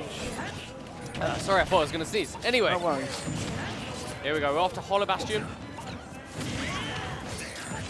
Yeah, that was a bit of a heartbreaker there for Red Team on that first game, but you know, there's a lot of delicate moments where the lead or momentum could be obtained on either way, either side of things. There we go. Oh, that's a crazy conversion. Jesus. Damn. We saw a grenade fair into Link up B. That was nuts. And Dragons lost their stock because of it. Oh, man, there it is once again. The neutral is out there. They are very good at conversion. They really, really are. And it can be the difference maker. The carries always seems to be in the right place to get everything up there. There we go, the C4. That one planned this time. And it's going to take out that, I believe. Another team kill. Yeah, that was actually another team kill, wasn't it? That is a heartbreaker. With the grenade in the shield into side B. Not going to take it across stage. There's a C4 out of nowhere, but that once again has a friendly fire. Red team kind of hurting themselves a little bit here, to say the least. Grenade. Oh, but they're, the descending C4. Stop. Harry's still alive. Smash! And Dragon out on down to his last. Very good lead here, very good start here for the team, capitalizing off the game. Yeah, no, Harry for sure. finally dying thanks to the snake effort. Go up B, barely not killing. Red team needs to make something happen here because they are a little bit of a deficit here. Perhaps a little team combo or a couple of explosions to swing things in the way of their favor. Here we go, a couple of sort of 1v1s here, one on the platform. Trying to get platform conversion there perhaps, but the up smash from Kakari eliminating that second stock from Rickshaw. Both of Red team on their last stock now. Yeah, already. Definitely will want to look for some kill. Definitely will look for some. Here we go, grenade keeping Snake up in the skies. Grenade from Banjo, I should say. A lot of grenades in play. Here we go, trying to get some sort of neutral air, perhaps another conversion into the carry up air. Oh, we're going on the stage. We good? Making it back. Very nicely done there. Oh, trying to sort of get conversion of that grab release there. Not going to quite work. All the arrows across stage menacing, but I'm not even quite sure what killed Zartsu there, but... You landed on the on the dragon. Oh, okay. Okay, this is the part where red team Dragon really needs to get, keep hold of this stock, in which unfortunately he doesn't. Unfortunately, Dragon got hit by the fair as well. Yeah, that really sucks for red team. It was kind of crucial. Oh, that's a beautiful conversion. Very nicely done there. Banjo Egg Ladder into the hero spin finisher. What a way to end that game too. That's crazy. That was like some of the best cohesion I've seen so far in this block. Zartsu and Kakeri playing like a well-oiled machine here. Absolutely. 2 peas in a pod. That was brilliant. That was like, wow, incredible stuff there. And these conversions, they really are the game changer here. And we're seeing like these dominant game wins, and it's 2-0 already so far in this set. It could be the difference maker, I tell you. That's what these are things you need to practice and put into practice to make it fight into these doubles brackets. Because these teams are no slouches, damn it. As we can see right here. A bit more discussion for game 3. From Dragon, two games down. Potentially this one could be their last in doubles. Yeah, Rickshaw and Dragon need to think about going back to the drawing board here. I know one thing for certain is that they need to start hitting each other, especially with C4s. That's one little thing they could do better. I'm not one to judge. No. Yeah, those team kills are definitely unfortunate. Yeah, definitely. Of course, obviously trying to C4 the opponent, but just Rickshaw getting being in the wrong time in the wrong place. Right time in the wrong time in the right, well, whatever. Well, we're seeing Chaos now, but I thought it favours all characters. Big, very big flat stage. So. Yeah, indeed. Oh, that's a Wonder Ring very early on. That's a hefty amount of percent. Already racked up onto red team.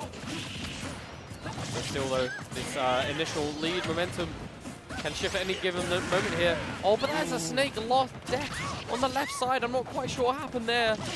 But that is devastating for red team. Wondering, but will easily be able to recover back. And yeah, it's basically just been all blue teams so far in this set.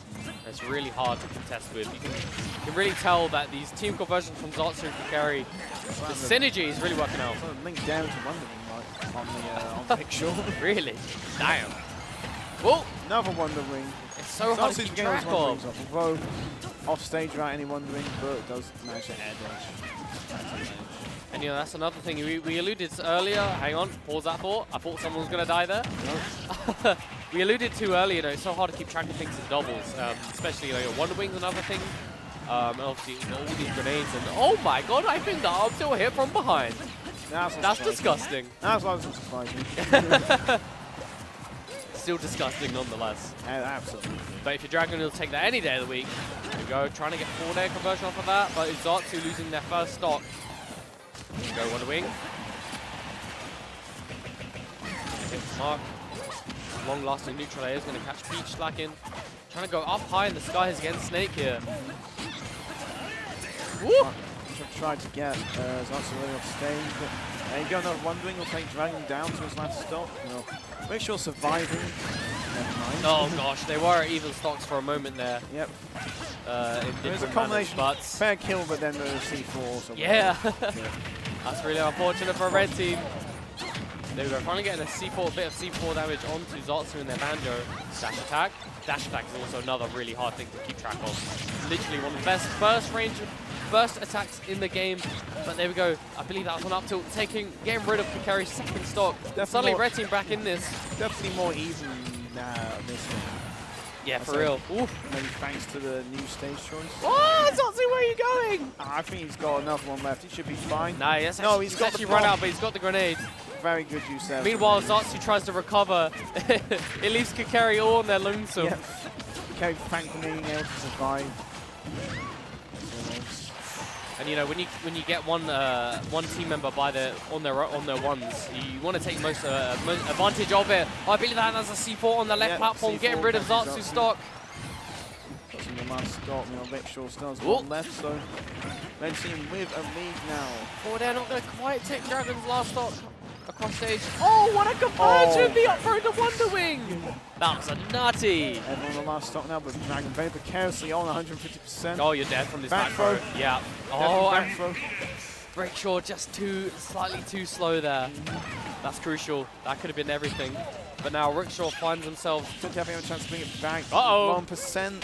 Oh, a rare miss from the Zatsu and Kikari. But, Rickshaw finding themselves in a 2-1v1 situation. But, however, does have the percentage lead. They get a kill, ideally now on even. It'll make it easier. Yeah, cheeky forward air at ledge or something. Oh, but no! That'll do it. No, not quite yet. Chaos is a big stage. Yeah, it is indeed. Perhaps coming in clutch there. Really smart choice. That Wonder Wing, though, despite not killing, does bring the percentages a little bit closer, but... Getting again! Oh! If it doesn't work once, why not try it again? The up throw, Wonder Wing will take it, and they will... Blue team will go on to losers top 6. Very good stuff indeed. Very nice Theo there. Yeah, I've got to say, I'm very, very impressed by Zatsu and Kikari there.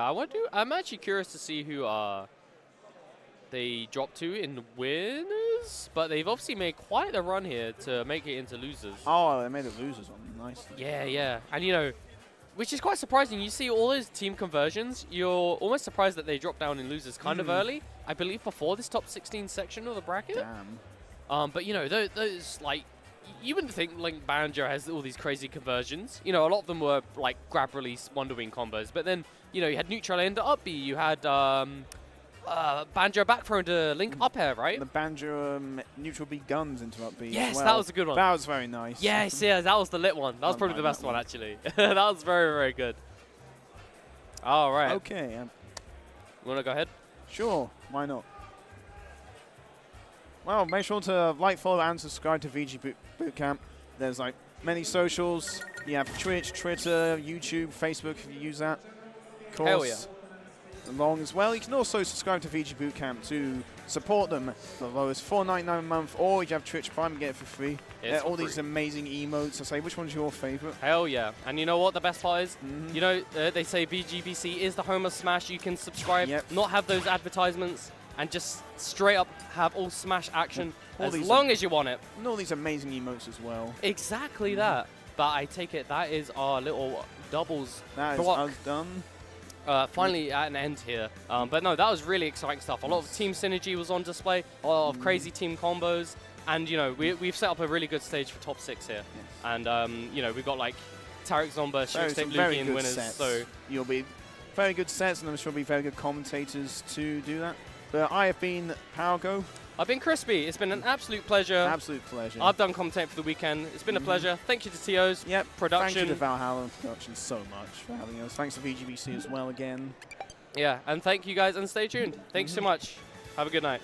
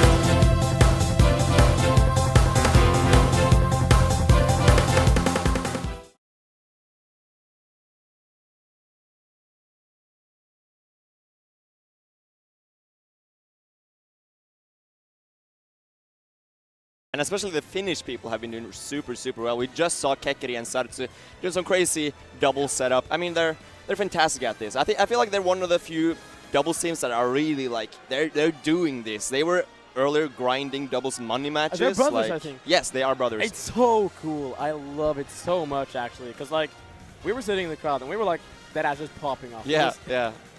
Oh, it was fantastic, really. I like some of the combos they do, like when they wait for the grab release. Oh Yeah. my god, it was crazy. I saw like Sartsu on one side of the stage, like grabbed someone and he waited, just looked where Kekeri was, and they're like, okay, Kekeri's in position. Kekeri noticed that he got a grab, and then he's jumping up and his back throw into up B. Like across stage. Who has that awareness? It's wild. It's crazy. I mean, they got to like play doubles online and stuff, you know? Because that's a function in the game, isn't it? Like playing doubles online? You can set up arenas, yeah. Yeah. I mean, if you do it like normally online, you get like team attack on and stuff, and it's or team attack off rather. So you get team attack on. Oh, imagine having team attack on. Yo, but when we were like kids, you know, playing Smash. Oh hell yeah. Back in like Brawl days, you know, you had like like if anyone turned team attack on, they were like, "What are you doing? Yeah. Team attack on? No, we can't have any of that." That's bullshit. It's actually so fun. Looking back at when you were playing Smash as a kid, I grew up with Brawl. You probably did too, right? Yeah, of course. Yeah, like growing up with Brawl, it was hilarious. Like some of the things, like I remember we thought Toon Link down there was broken. Like we banned Toon Link down there. Yeah. Yeah, we also had rules like, you can't do that move. That's too broken. Yeah. Like I remember there was something like hitting each other off stage and stuff that was not allowed. You had to fight on stage. If not, you're just like, yeah, you're carried if you edge guard. Like what's that? That's illegal. No, we should implement that as a rule. True, true. You would be. Mac just instantly bumps up to like top tier. You would be like the best in the Nordics. Like edge guarding not allowed. Yeah. All right, but we do have to recognize these people. That's not Sartsu and Kekeri, I can tell you that much. Yeah. I think it's Dia. Yeah, Nibbledogs and Dia. We got the Belgians. Yes. I think both of them are like top 10 in Belgium. And it's really cool that we have Belgians here because I think like the Belgian scene is not that well known. I think Nibbledogs is number 2. You have, of course, Super Striker, or aka Clement, in number 1. A crazy good player. Yeah. One of the best Sonics out there. But then like Nibbledogs, Dia, like Dia, great Peach player. Nibbledogs, fantastic Bayonetta. And they're putting on work. And we see general scales as well, yeah. Got some good upset in bracket here, and you know, doing really, really well. You know, the Belgians as well. Nibbledogs, one of the best Bayos in Europe in general. Been doing really well at this event so far as well. And in doubles, I think, you know, you got, I believe Nibbledogs and Dia are a couple as well. So they got that synergy on lock at least. Yes, and you know, general scales rocking the Incineroar. Incineroar, not a character that like, in singles, you know, bad mobility and stuff. Not a bad character, but in doubles, who cares about mobility? Yeah. You got side B. Just punch him. Just hit him hard. That's all you care about. And like the chaos in doubles makes it so you're allowed to do a lot more like quote-unquote mashy options that are hard to react to. If you're already focusing on 1,000 other things, it's going to be a lot more difficult to, you know, play around these kind of like what you would consider like, oh, that's just a gimmick in singles. No, that's a real proper strat in doubles because you can't really do much about it at the end of the day. Yeah, so nice start here for Nibbledogs and Dia, the Belgian team. I feel like Bayonetta is like not like a typical doubles character. Because with Bayonetta, you'll have these long combos, these multi-combos, but they're easy to intercept, which means they probably want to go for more like single hits and then have, because Lucina, fantastic in doubles. Yeah. You have these single hit aerials that just send far and then you can do team combos. So I think you see Nibbledogs going for a lot of these nairs, because nair is that type of move, you know? Yeah, I do agree with you, but at the same time, Bayo is kind of privileged in the sense, oh my god, that F smash! Almost taking both stocks. Yeah. Okay, but what I was saying is that in Nibbledogs in doubles is actually kind of privileged in fact that the combo sends so far up that very few characters can actually contest it. Once Bayo gets going, combing way off there or way off stage, their team partner kind of just have to, you know, stand by and watch. You can't really go up there and intercept. It's really difficult, at least. Yeah, and when like one of your characters on the opposing team is Incineroar, Incineroar isn't going to be able to like run up and jump up to like that point. Incineroar's going to just stand on the ground and be like, oh, can I please like get you soon? I can't get there. If you ever feel helpless, imagine being Incineroar in doubles watching your partner get comboed by Bayonetta. For real. What's Incineroar going to do? Spin his arms is what Incineroar's going to do. Taking a stock, but you know, that might be a bit too little too late. Yeah, we got a good sizable lead here for the Belgians. It's by no means over. It's like relatively even. You just need to rack up some %, but you know, the further we get, the worse it's looking. And with general scales being at the 132% now on his last stock, it's rough. Yeah, and there he's dead. Oh, yeah. Mario now 0% alone against these two monsters from Belgium. Who do you think wins? I bet $5 on Nibidax. You bet $5 on Nibidax? I bet $5 on Dia. Okay, yeah, cool. Yeah. I'll second that. I'll second that. Yeah. Nah, you would need something crazy, but I mean, at this point, you're just trying to get some information, right? You're doing the most out of the situation. Just what can I figure out? And dear viewer at home, like if you play doubles, you know the situation. Your opponent is at 80%. You just want to do some cool stuff. Yeah. Team combo, like you're not thinking like, how do we beat this guy now? You're thinking like, how do we style on them as good as possible? Or you're thinking like, if you're the Mario, you're just like, you know, I'm just different. I got this. You know, I'm so much better. Whenever I'm in this situation as like the Mario, you're gonna be like, yeah, these motherfuckers, these guys, they want to style on me for sure. They want to style on me. You're doing everything in your power to not get styled on. Honestly, oh! No way! Oh, we were talking about this, like going for the clips, and that's also the typical situation because like you go to the point like, okay, we're last up. Let's just finish this up right now. We don't want to risk it because if like the Mario here was able to actually close the stock of like one of the players, it would be like, oh no, we don't want him to be able to do this, you know? Yeah, no, that'd be embarrassing. I'd like pretend the VOD didn't exist at that point, right? The VOD starts like after the first game at that point. Right, 1-0 now for the Belgian team. They were looking very strong. I think what you saw from Nibidax and Dia was in general just good synergy. I feel like they were doing solid team combos and they were very good at like helping each other out. And in general, I just think they won the 1v1s. Because in doubles you have like a couple different strats. You can either just split them up and go for the 1v1s. I think like Bayonetta probably excels there. Because then Bayonetta gets her long combos and the opponent can't intercept because your teammate is keeping them occupied. Yeah. So Bayonetta probably excels in like the 1v1 situations.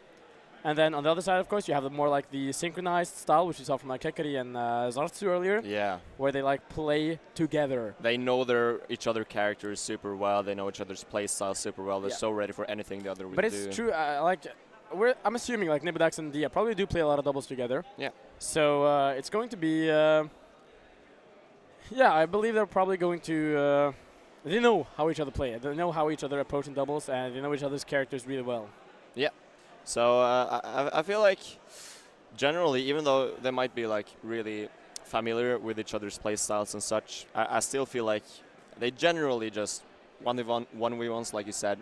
There were mostly one pair of opponents on the one side of the stage and another pair on the other side. Yeah. That's generally how the match went. And, you know, when you're playing Incineroar against Bayonetta or Lucina, you're like struggling either way. And then Mario as well probably struggles a lot against those characters. Yeah, you're right, Vavi. And I mean, when you look at like the team you have here, like no shade, of course, to the British team, but like Nibidax and Dia, they're very strong players. Oh yeah. If they get like the British team into 1v1s, that's good for the Belgian team because the Belgian team has players of extremely high caliber. So it's. I feel like the strat for the British team then is just kind of like collect yourself, right? Yep. Try to stay together, force your way through your opponent, and just like don't really care if you take a hit or something. As long as it sends you in the general direction of your opponent, you can kind of like make it work from there. Yeah, and with general scales, of course, on the Incineroar. Incineroar's strength in doubles is going to be the team combos. Yeah. Because Incineroar hits hard. And he sends like in directions that are very easy to do like follow-ups on. Yeah. And he has great frame data. He might not be fast on like the movement side of it, but he has good frame data, and that's really good in doubles. The forward air, the back air, the up air is all going to be like quick aerials you can just throw out and like start a good combos, a good solo combo, team combo, whatever. So like of course Incineroar's strength is going to be the synergy type of approach to doubles. Yeah. Which is why of course the British team is going to want to have that approach, and the Belgian team did a very good job of just keeping them separated. Yeah. And you know, I also want to point out that like Bayonetta is like kind of crazy in doubles, it seems. Like you don't even need to be close to your opponent in order to like F smash when they grab someone or something. Those you just smash like attacks seem like disgustingly good in doubles. Seems really hard to deal with, and they're strong too. Because they're so big, and like you don't have to worry about the fact that they're kind of risky in doubles, because your opponent, your teammate can often save you, like keep you safe. When you Boys are checking Twitter, like what's going on here? I wonder what's happening now. It's like They just have like a deep, like they're scrolling through the notes app, like, what do we do against this specific combo? If some old person opens Twitch last time, like, oh, these younguns always on their phone, you know? Yeah. We got like one 60-year-old watching the stream, like, these damn kids nowadays. Always checking the phone. Meanwhile, he's like sitting at home, like watching Smash Bros on Twitch. You think we have any old reviews? Like, shout outs. If we have some old reviews, shout outs. If like 40 plus. Hell yeah. That would be crazy. Shout outs to our oldest. Like Rykos. I mean, sorry, uncalled for. People don't even know who that is. What did Rykos do to the service? I don't know. It just came our out. homie getting shade for like all the viewers. And It's like muscle memory at this point. We just trash him all the time, so it's like, I don't care where I am. I'm just like, every Rykos viewer is old. like, just who is Rykos? Who the fuck are they? Who the hell? Sorry. Whatever. All right, yeah. Seems like they're off their phones now. Yeah, they're back in it. Like, oh yeah, sorry, I was. Nibodax and Dia with a Kiss power-up. I think that's going to lead into some crazy follow-up this game. They did that earlier as well. That was probably why they won. We gotta see like the Kiss confirm. If they have like a team combo, we gotta call it the Kiss confirm. Yeah, honestly, yeah. I feel that's Bea probably has a move where she like says something about kissing as well. So. Jim Bits rocking the Jim tag. Jim, I feel like it's like such a British name. It is, yeah. Like, and the bits as well, like Jim Bits. Jim Brits. Oh yeah, that is a very British tag. Oh no, that Incineroar already gone. Nah, but British people have like the most British tags. It's like maize beans. Like, come on, bro. You can't get more British than that. But the edge guard here on the palette. We got the character switch, by the way, from Jim Bits, the Palutena right now, instead of the Mario that we saw earlier. Palu is a very strong doubles character because you have the backer that's crazy good, the nair sets up good into combos, but that doesn't matter when Incineroar is getting obliterated off. Oh my god. Oh you no. think you're just getting edge guarded by one top tier edge guarder? Nah, you got two of them on your ass. Like he's chasing Incineroar down, for sure. This is looking really rough. Yeah. I would not like to be in the British team's shoes right now. Nah, all that like notes checking just to get like 6 stock? I don't know. I don't think they were checking their notes. They were checking their books, their flights home. Yeah, they were booking tickets for like 1 hour from now. Like this is a wrap. Like a doubles coaching or something. They're like going into Ramses. We're joking, but they're like they've gotten super far. They've gotten super far. Like Jimbits and General Scales. Oh, yeah. I think this is top 8. They are good doubles players. It just goes to show how good Nibodax and Dia are because they are polarizing them right now. I mean, this rule, General Scales is almost dead, and there has not been a single stock taken off of the Belgian team. Yeah. Finally, we see losing a single stock. I feel like the big difference is that even though Jimbits and General Scales are clearly a very capable doubles player, they don't seem super comfortable converting off of each other, right? Yeah. While Nibodax and Dia definitely seem way more familiar with each other's kits and playstyles in general, just like actually converting off of what the other player is doing. And I think one like interesting part here is we see the Belgian team in Nibodax and Dia, they're very good at punishing the fact that like, sure, like sometimes you see Jimbits and General Scales going for team combos. Like the grab into neutral B we saw from the Palutena grab and then Incineroar on neutral B. Problem is, the neutral B has a lot of head lag. So then Dia just comes in and just punishes the neutral B. Yeah. And yeah.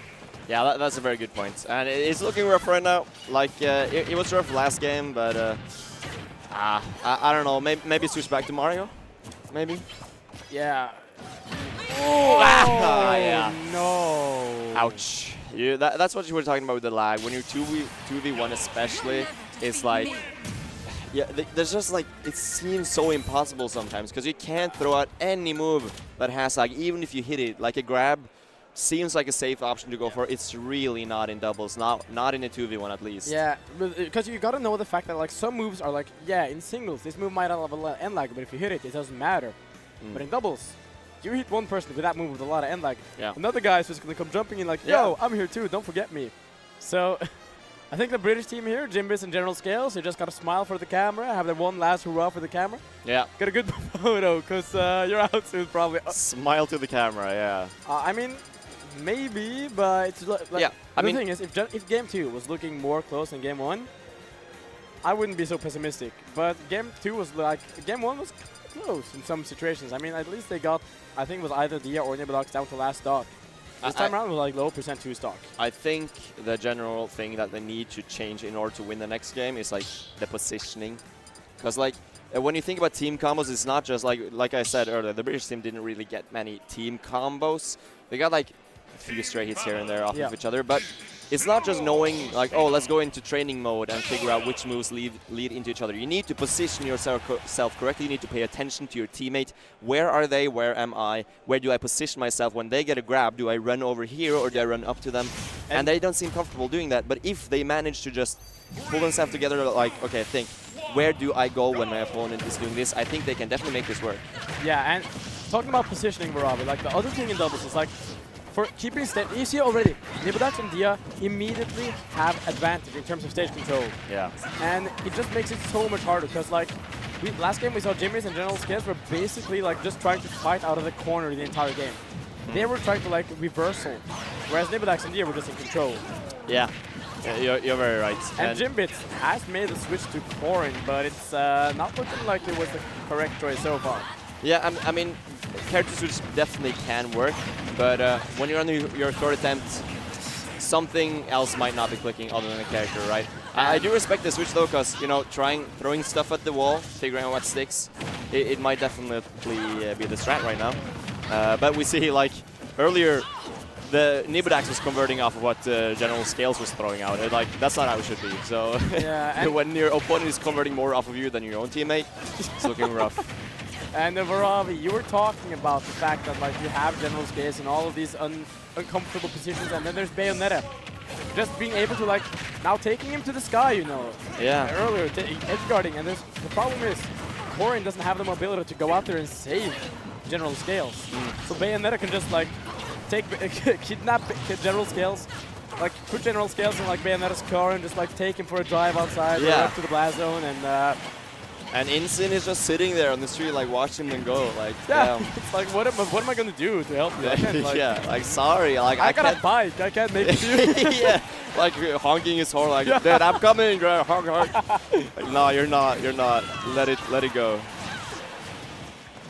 Right, in juggle positions as well. I feel like you're very right earlier when you said that they were all often in disadvantage last game. Although, this game is like low-key even now. It's not just even; it's a lead for the British team. Or actually, it's even. It's even. Yeah, because like you have the lower percent on Nibidax. Yeah, you're very right. But I feel like you said earlier, I feel like Incineroar, especially often off stage or in juggle positions, it seems very, very rough, because we said earlier, movement doesn't really matter in doubles. It's true to a certain extent, but when your opponents are playing like fast characters, like generally I would call both Lucina and Bayo relatively fast characters, especially compared to Incineroar. And it's definitely very, very rough to be Incineroar in this situation. Even if it's doubles, you can't really catch up, and then suddenly you get one little Bayo side B or something, just sweeping you up into the air, and you're stuck there for ages. And without the movement to land properly, what are you going to do? You're just going to get juggled, percent building, and then, yeah, does not matter, damn. General Scales is out, possibly his last stock here in the doubles tournament, unless Jimbits can pull off some insane stuff.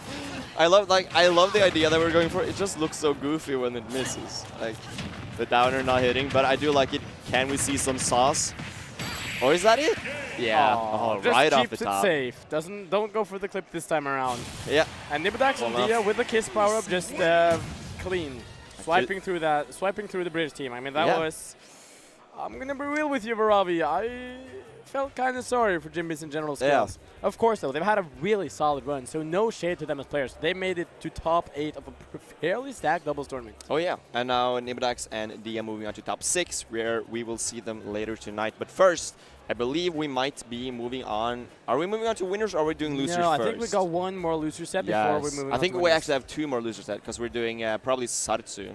Yeah, I really, really want to commentate Zartsu and Kekri.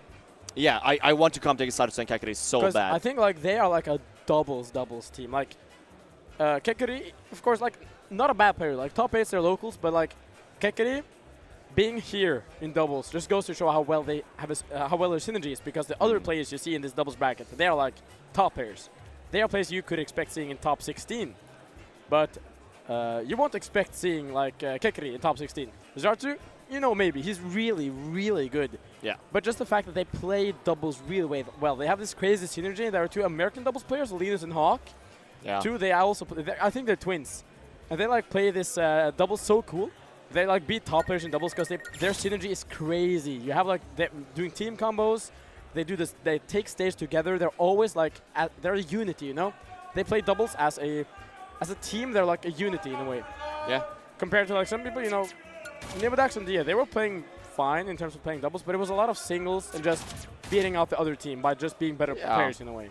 Yeah, I think they had good synergy, but there's a difference between good synergy and like these two have been friends for all their lives, synergy, right? Yeah, I mean, brothers. And brothers. That's basically what you are, if at least most. I think they are brothers. Aren't Yeah, they? I know. Yeah, they are, but you know, some brothers, maybe that's kind of brotherly rivalry. Not with these two though. I think they're really good friends. Yeah, no, for sure. And you know, if there were twins in America and we got brothers here, yeah, it definitely does help. They know each other super well, and I think I honestly can say I've never ever seen anyone have more synergy than Sartsu and Kekiri when they play doubles. Shoutouts to Smash Brothers, though. Not the game, but like brothers in Smash. You Oh know? yeah. Like shoutouts to brothers in Smash. Smash Brothers. Yo, yeah, for real though, because like yeah. I think a lot of people in the scene like come in because they have like a sibling who was also in the scene. Oh yeah. I, for example, did. Like my older brother used to be like a Smash 4 player, a Brawl player, and you know brings me into the scene too. And I think a lot of people have that experience where they have like a brother, like they. It was my cousin for me. Yeah, like and it's like.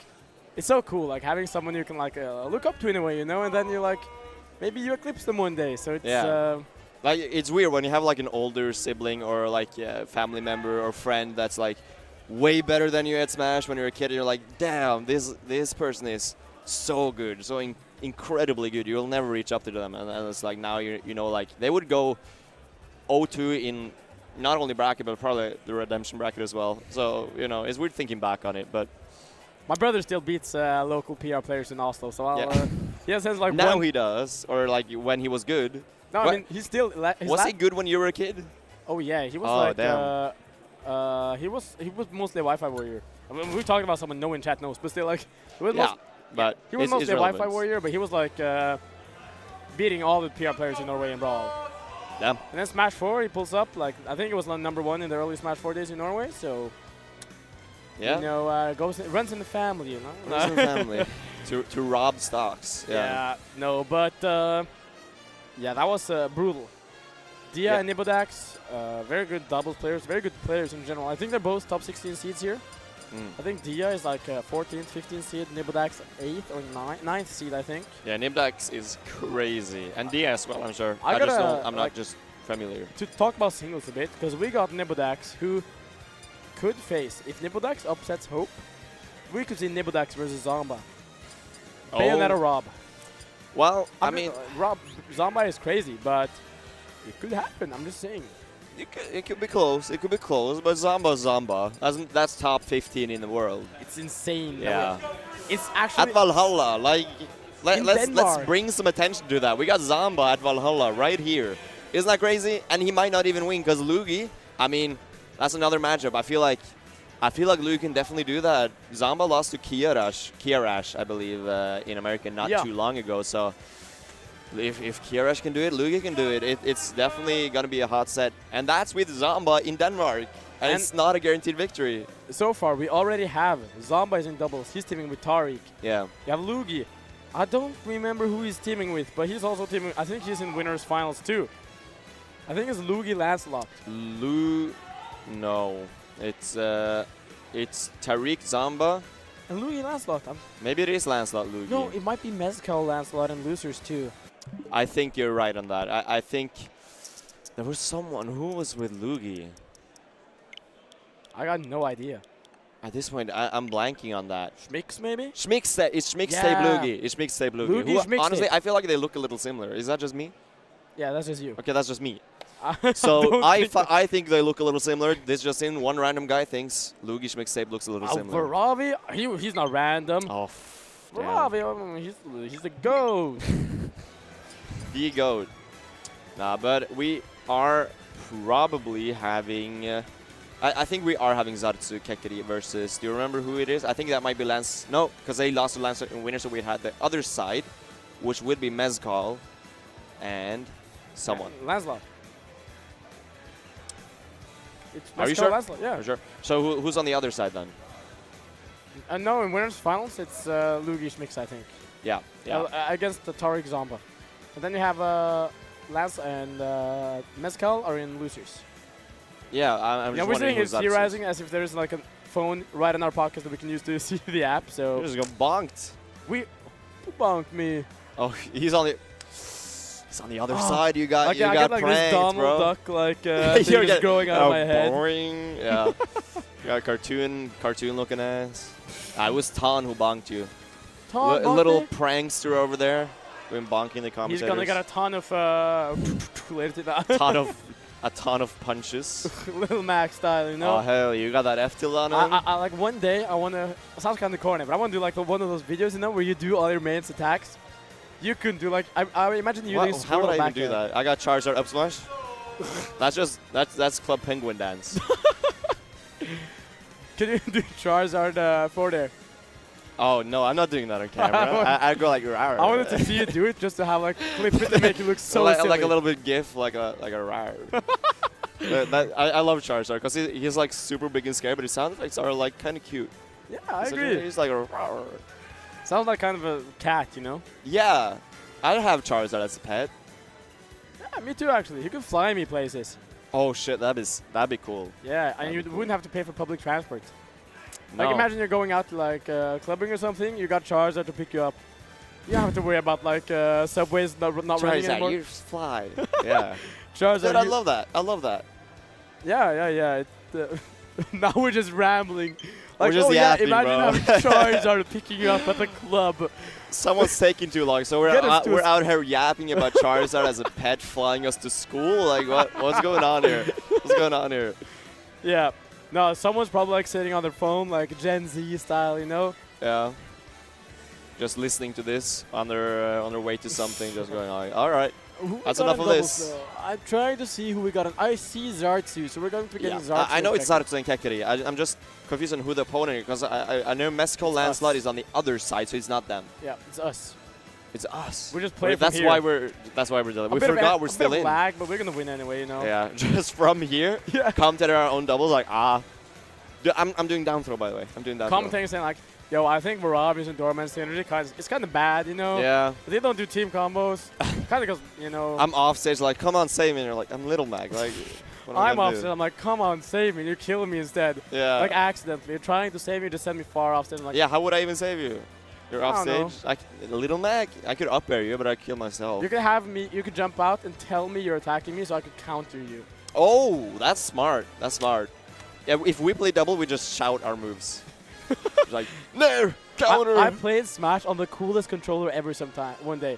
So what? Like back in Smash 4, a guy at our like local modded the controller where in order to use like the B button, You had to shout? you had to shout. Oh, Yeah. that's so cool. I've heard of that. I've heard of that. So like we had to sit there like every time you did like up, you like up and ah. Yeah, desperately trying to get back to stage, literally. That's great. I've actually seen that before. Did you play with Melee or? No, it was Smash 4. Smash 4. Yeah. Fake ass game, I beat bro. someone at the local with Smash 4, Jigglypuff, and the Screaming controller. The rest with ah!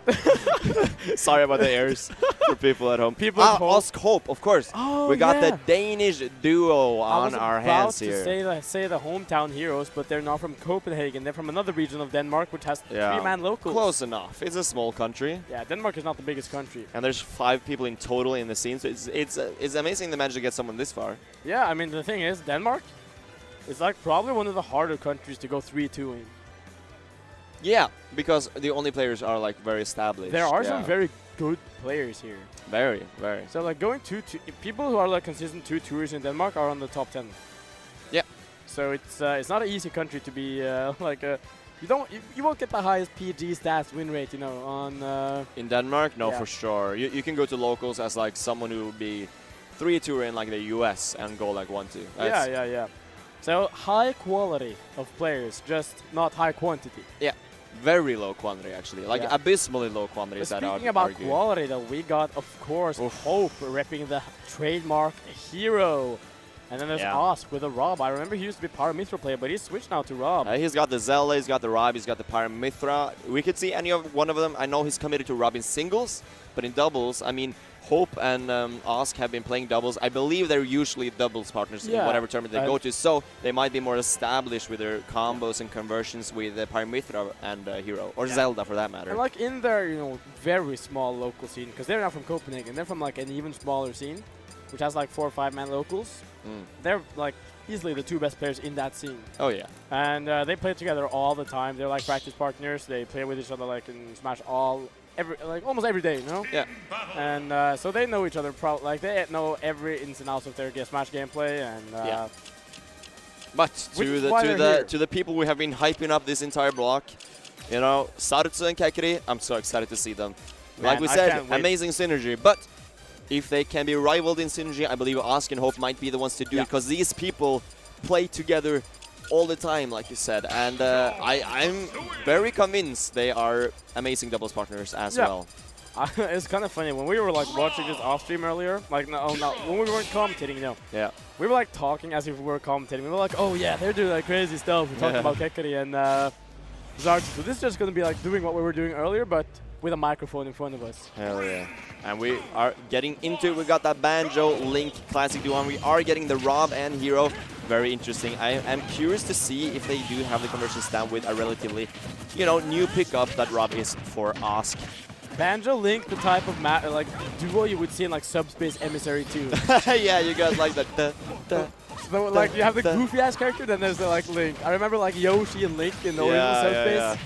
Subspace. Go to game mode. Speaking of go to game modes, though, doubles when you have players like Zartsu and Kekri who know each other so well. No. Don't go back to doubles. Go back to Subspace Emissary. I remember the cutscene with Link and Mario, like fighting for Peach and Zelda. Oh yeah! How crazy was that, dude? Like Mario and Link just Link just stabbing his work trying to murder Mario. Like damn, they were out for blood. Those guys did not get along, and then they beat each other, and they're just like shaking hands, like what? Link what happened? and Mario are like the 2 popular guys in school who like try to like put a persona of getting along, but actually they hate each other.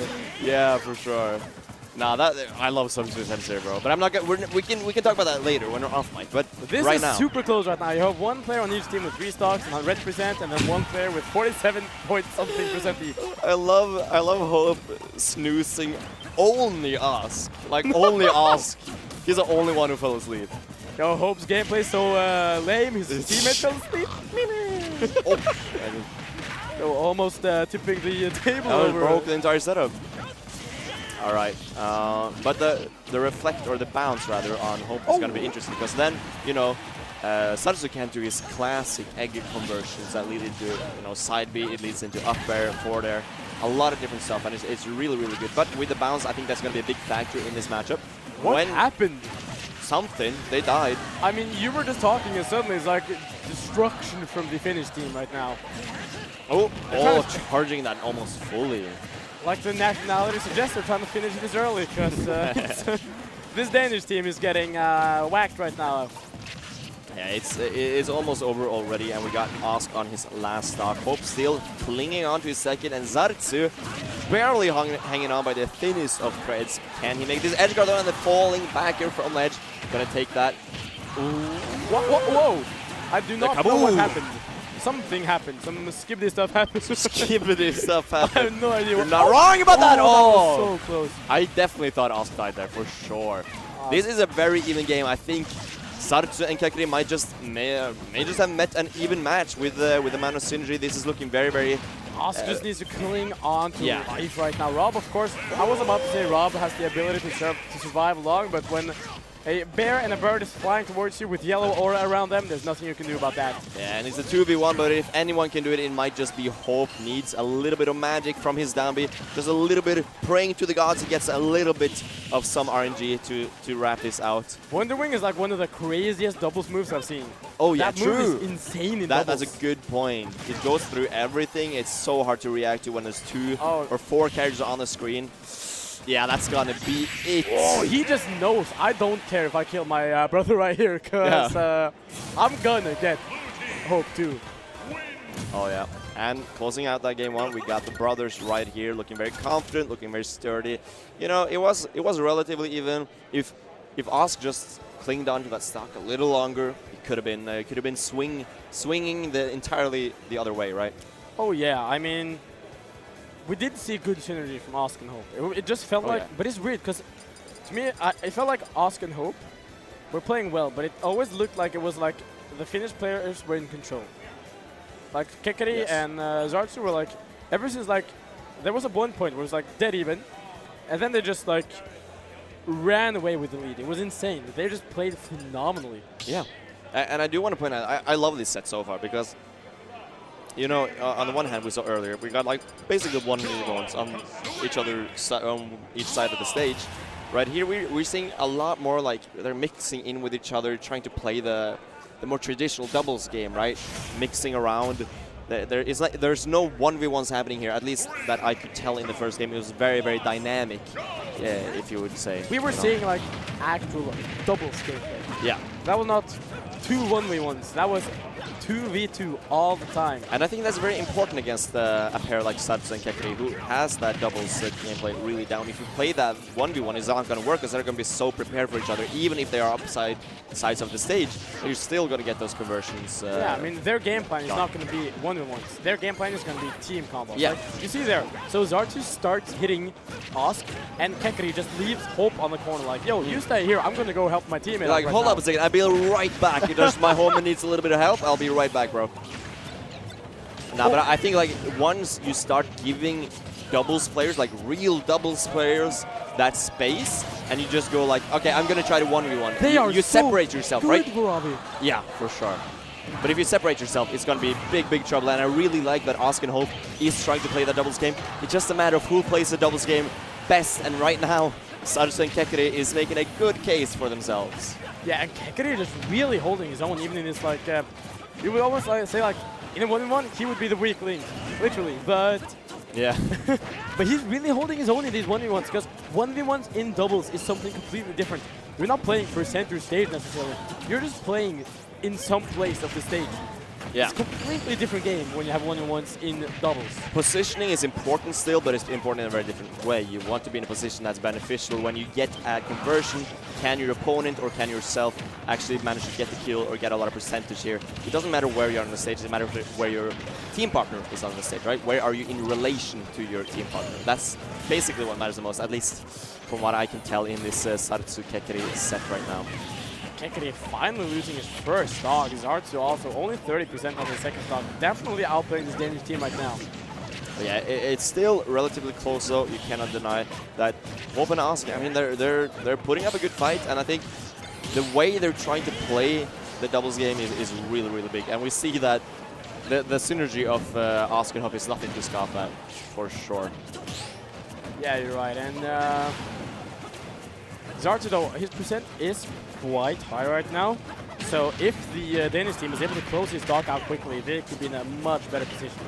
Because of course, like Zartsu, he is like, if you were to have a 1v1 by the end of this game, Zartsu is the player the Finnish team wants to bet on. Because, you know, Kekari, he's crazy in doubles. But in singles, he's good, but not on the level of these very, very, very talented players. Oh yeah, and we see one stock apiece for Osk and Hope right now. Looking a little bit rough, but you know, like always, it's Hero and it's Rob. I feel like those are two of... Oh, and the up air actually. He's not taking it, but it's still a lot of damage. I love that he just goes for that. He's so ready. He's so prepared. He's done... You know he's done that a million times, right? I'm so happy we get to commentate this for Vavi. These players are crazy. I mean, Osk... Oh, Hope is out. Like, their last hope right now is Osk does not want to land, bro. He's like, keep me here. I'm good in the air. I don't want to go anywhere near these guys. And I completely understand why. Sure, like Osk repping the Hope right now, but he's got to play like an AI. Rocking the Rob, but he's got to play like an AI in order to make this work. Oh, hell yeah. Would have been a good plan if I didn't screw it up. Almost. That was one for the reels. Very close. Nah, you're completely right. He's going to have to play perfect to make this work. And yeah. Once again, the grab release side B just always working out. Yeah, it's so good. Popping up. I'm sure that's a pretty standard double strategy on like the higher levels, but I haven't seen it utilize that. Any character, doesn't matter who, just always pops up, right? And Wondering, that covers up if you just jump first, and it's so consistent. No matter the character it is, right? It's always gonna send right above you. Yeah, Osk and Hope could need some extra hope right now because it's looking real rough for them. Yeah, it's Osk and Cope right now, bro. I don't know. Looking rough. Yeah, so still repping the same characters. We see the Rob, we see the hero. I mean, they are their main, the best characters. So if there's one character, if there are some characters they can do it with, it's these. Yeah. I think one thing that's like very important to keep in mind about Zartu and Kekri is the fact that they know their roles. Like in 2v2, like they often want to go for like the other team wants to go for the weaker link, like get the weaker link out first. So Kekri knows they're going to be going for him a lot of the time, but he's really holding his own. Like just holding them, and he's not spending time throwing. Because if you spend time throwing, you're going to get punished. So he's just holding them and letting Zartu come in and take the real punch. That's a very good point, because if you're just holding him, then your opponent is just standing there waiting for you to throw them, waiting, where's my punish, right? But if you never throw them, then, you know, there's no punish coming. Oh, and a little edge guard there from Zartu. The zoom coming in clutch though, Hope making it right back to stage. You're doing a lot better this game. Almost, you know, a little bit of a lead right now for Hope and Ask. The spinny arms able to close out Zartu's first stock, and finally a lead for the Danish team. I mean, this is sorely needed. Oh God, God, he startled me. He scared me. Zartu just back here there. I was not ready. I was just trying to like sleep. You scared me too. I was like, what? No, I was trying to do that. But then I like inhaled the wrong way. It was not good. It just sounded like a pig. I was like, what is he doing? Like, what? Why is he making pig noises next to me? What's going on? Nah, I was trying to snore, bro. Can you tell? Can you tell? How can you snore with this gameplay on the screen right now? That's true. That's this true. game is like just, they've been speedrunning this game. Like, what's going on? Yeah, Ask might be, or Hope might be casting spells, but there's no snoozing going on right now. At least not for the spectators. Hope is actually like insane this game. Yeah, he's been going crazy. Showing why he's one of Europe's finest, you know? Oh yeah. I feel like Ask, of course, is maybe a little bit of a weaker caliber player in singles, but like we said earlier, it doesn't even matter. I think both Ask and Hope is playing the doubles game really, really well, and we have been, you know, we've been talking up Zartu and Kekri a lot, and that's because they're simply amazing at doubles, but at the same time, we just have to acknowledge Hope and Ask, top 6 right now, definitely very, very skillful players, and I think they've been playing well the entire set. It's just a matter of, oh, damn, those conversions. That's what I've been saying. I feel like Zartu and Kekri have just been, it's been kind of the, whatever you can call neutral in doubles, right? It's been pretty similar. It's just a matter of Zartu and Kekri converting more. That game, Hope and Ask, they were converting. I mean, the stars were aligning for the Danish team right there. They were playing crazy. Hope just looking like the top player that he is. Ask doing his job perfectly. He got some really, really good kills. I think Ask found some perfect kills. Like the upper, for example, he called out Zartu's jump, and with the rotor arms, kills like at like 75% from the top of the screen. Crazy Rob kills. can kill crazy early from, especially with help from his doubles partner, right? It sounded so mean though. You were like, Hope looking like a top player and Ask doing his job. Like, wow, poor guy. Ask doing his job right now. Yeah, he's working at McDonald's, you know, getting the bills. Yeah, Hope like, oh, crazy. Paying the bills. Whereas Ask is like, oh, sorry guys, I gotta go. I got like a shift at everything right now, so. So he's applying for jobs right after this. Like, oh, this ain't working out. I mean, if they keep playing like they did the last time, last game, he gotta hold off on their job application. Might just quit his job. Yeah. Who knows? Maybe just full-time doubles player. Full-time doubles player. That pays well, I'm sure. I think no person in the world makes a living from doubles, but nah, those twins from America, you never know. Nah, they also got Burger King chips. I know. Respect for all our Burger King chips. I work at a grocery store, so hell yeah. We're all on the grind, you know. Same, bro. Not anymore though. I'm free. Right now, though, none of these teams looking free. Very, like, it's interesting. You see Ask, very high percent, whereas Hope is like very low percent. So kind of like an interesting balance, because right now Ask is like, Hope is stock tanking. Ask is taking a stock, but sure, you can attack the robot if like Hope is not taking any percent. Yeah, definitely Dane's looking pretty healthy right now, keeping it, you know, not getting hit too much. Of course, Ask has lost his stock, but at the same time. 90%-ish on the Finnish players. You can close out those stocks immediately with a B reverse neutral B. You don't see that often from heroes, especially not in singles, but in doubles, you know, anything can happen. You cannot react to that when you're already paying attention to Rob, your team partner, everyone. You can't be ready for everything, and it's so good to just throw that out sometimes. You know, Vavi, some moves are good in doubles only. Some moves are bad in doubles, but really good in singles. And this Finnish team definitely knowing which moves to use at which different times. However, Hope is just staying alive. Staying alive. Banger. You know when you do like the first aid passes, you like. Oh yeah, you're like when pushing you do like on pushing the the heart beats. of the lungs, you're like, you gotta push that beat. So if you listen at home, see someone like passed out, that's what you gotta do. Like start the. You're trying to save lives right now. Like you turn around the corner, you see someone like singing to that song, trying to save. So I'm like, what is going on here right now? Though, looking like Oscar's gonna need a lifesaver. 70% of this last stock is rough. Hope is on his chest right now, singing "Staying Alive." I mean, he needs to save Oscar right now, but he's doing a pretty good job of it, losing that stock. Only now, still staying alive for very, very long. 2 stocks apiece on Saturday and Kekri though, a very solid lead. Yeah, so of course this Finnish players quite high percent, but right now if Oscar loses his stock, suddenly Hope is down to 1 stock too, because Hope is not going to do this 1v2. Oh yeah. Not against these players, because these players, they are insane. I want to point out, like, that Kaboom, it might look like, oh, well, how can you react to that? But at the same time, in doubles, when do you read the menu? When do you have time to read the menu of your opponent? You can't. It's just, it's going to be so hard to predict what kind of spell Hope is going to be throwing out. And that's why, like, Kaboom like that is a lot better in doubles. The entire kit of Hope, or Hero rather, is probably a lot better. Another one. To be fair though, Kaboom is a double-edged sword because you finish your teammate too. Because Oscar's not going to have time to read the menu either.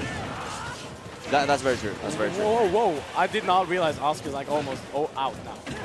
Yeah, he's clinging on, you know, last stock still very healthy, and Hope as well. Last stock, but it's last stock for everyone actually. How did this happen? When did this happen? Are we going to see a Game 5 Rob? It's not looking that way because Osk is having to carry this team on his back right now. Oh, what? Finnish team popping off, moving on to lose to semis, finishing the deal. And the Danes have to, they might not be from Copenhagen, but they're going to need some real coping right now because they are out at 5th. Strong run though. Yeah. That was really solid from Oscar and Hope, though. I want to compliment them on their doubles play. You can see the synergy. They were playing doubles correctly. They were definitely playing, you know, they were challenging Saratsu and Kekri at their own game, and they were giving them a challenge, always close. They were turning the heat up a lot by the end. Because like in the beginning, it was looking really rough, and then, like Finland was just running all over them. But by the end, it was close. It was real close. And if this was a best of 7, which isn't luckily for our schedule. Yeah. But if it was, I think we could have seen a very different set. Yeah. But and Saratsu and Kekri moving on to top 5, I believe. And now we are... Top 4, isn't it? Top 4, of course. Now we are getting winner's side, I would assume. What about the other loser's quarters, though? Is there... Was that not Nibodax? No, it wasn't. It was not. I think we're going to get Nibodax and Dia. So we're getting Nibodax and Dia again. And that would be against... that would be a landslide Mezcal. Lance and Mezcal. Yes. So Lance and Mezcal, I'm just going to go off on a limb and guess that as a doubles team, they're playing more the single style of doubles, where they just rely on the fundamentals. Because we're talking 2 top 20 players in Europe right now. Yeah. And, you know, Nibodax and Dia, they might have the kiss power up, but you're going to need a lot of kisses. Yeah, you don't have time for those kisses. Yeah. Like every interaction, just go for the kiss. Like just like between every stock, like quick. Yeah, like speed running the kisses.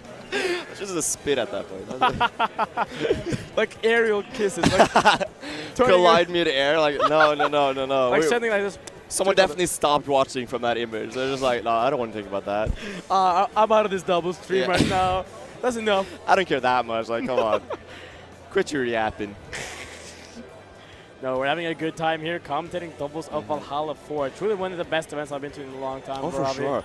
I mean, it's been pretty well organized as well. You know, everything's been running as scheduled. Yeah. The schedule is one of the few events I've ever been to, like large events, that have been running on schedule every step of the way.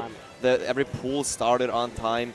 Nothing is delayed. They have such a big crew here Yeah. Helping out on the tournament. There are so many people. I mean, you don't see them, of course, behind the camera, but because they're behind the cameras, but they're doing such a great job. They've been super helpful. Really shout out to the production crew who've been helping us so much, like giving us so much information and water. And water, yeah. We need it because our throats are getting screwed up from talking too much. I was talking for like 3 hours yesterday commentating crew battles. So that's a lot. That's a lot. When I come back to Norway like this Monday, I'm going to be working at the store by the evening, I think, on Monday. I'm going to be like talking to customers like, hi. You want a bag? No. You want a bag? That's good. 40 cents. Like, I barely talk. I'm like coughing and dying behind the counter. Yeah. Oh, that sounds miserable. And we are seeing, I love this like synergy drip we see from what the? This is the same guy. The boys are looking dripped out. It's like Lancelot and Mezcal if they were born, like if they were like characters from like a video game. You can like customize your character. Is your character from Finland or is your character from France? Yeah.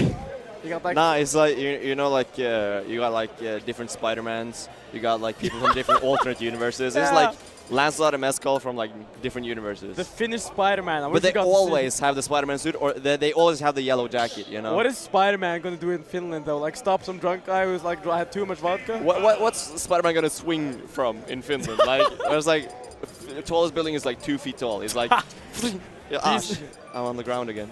True. Nah, Spider-Man is kind of just stuck to like these like metropolitan cities. Yeah, Spider-Man's just gonna run. Like, okay, bro. Spider-Man in Oslo just running around in the streets because they've got nothing to swing from. Just tired. Comes up to like the criminal people, just like, stop that. Nordic Spider-Man just like stuck in the mountains because there's no place else for him to be. He's got like a Viking helmet on. That's sick, bro. Someone needs to make that. Nah, a Nordic Spider-Man game would probably be really bad. Wait, Spider-Man has the Norwegian color flag. Flag colors, I mean. Color flag? Yes. My brain is very functional. No, it's, maybe Spider-Man is Norwegian. You never know. Right now, though, we're going to be seeing the... The Kiss power-up once again. Is it enough, though? I want Lancelot the Mezcal to do the Kiss power-up, too. Just random, like, in Norway, we had this hilarious doubles tournament once, where, like, it was grand finals, Black Renown and me, versus Gardex and Afrotwist, too. And we were sitting on each other's laps during all of grand finals. We didn't have enough chairs. Yeah. So we're like, we're just going to sit on each other's laps. It was, like, the most fire doubles grands we've ever had in Norway, like, the last years. I remember that picture. That's a legendary picture. It's so funny. And now it's looking, as what we talked about earlier, like you got Lancelot and Mezcal, these players are in a different caliber. Dia and Nibodax, like in the previous time we saw them, they could rely on being the stronger players.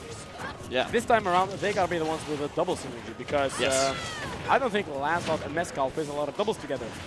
But they play a lot of singles and they play a lot of Smash Bros. And they know very well how this game works. They're definitely going to rely on that doubles or that singles fundamentally strong gameplay, right?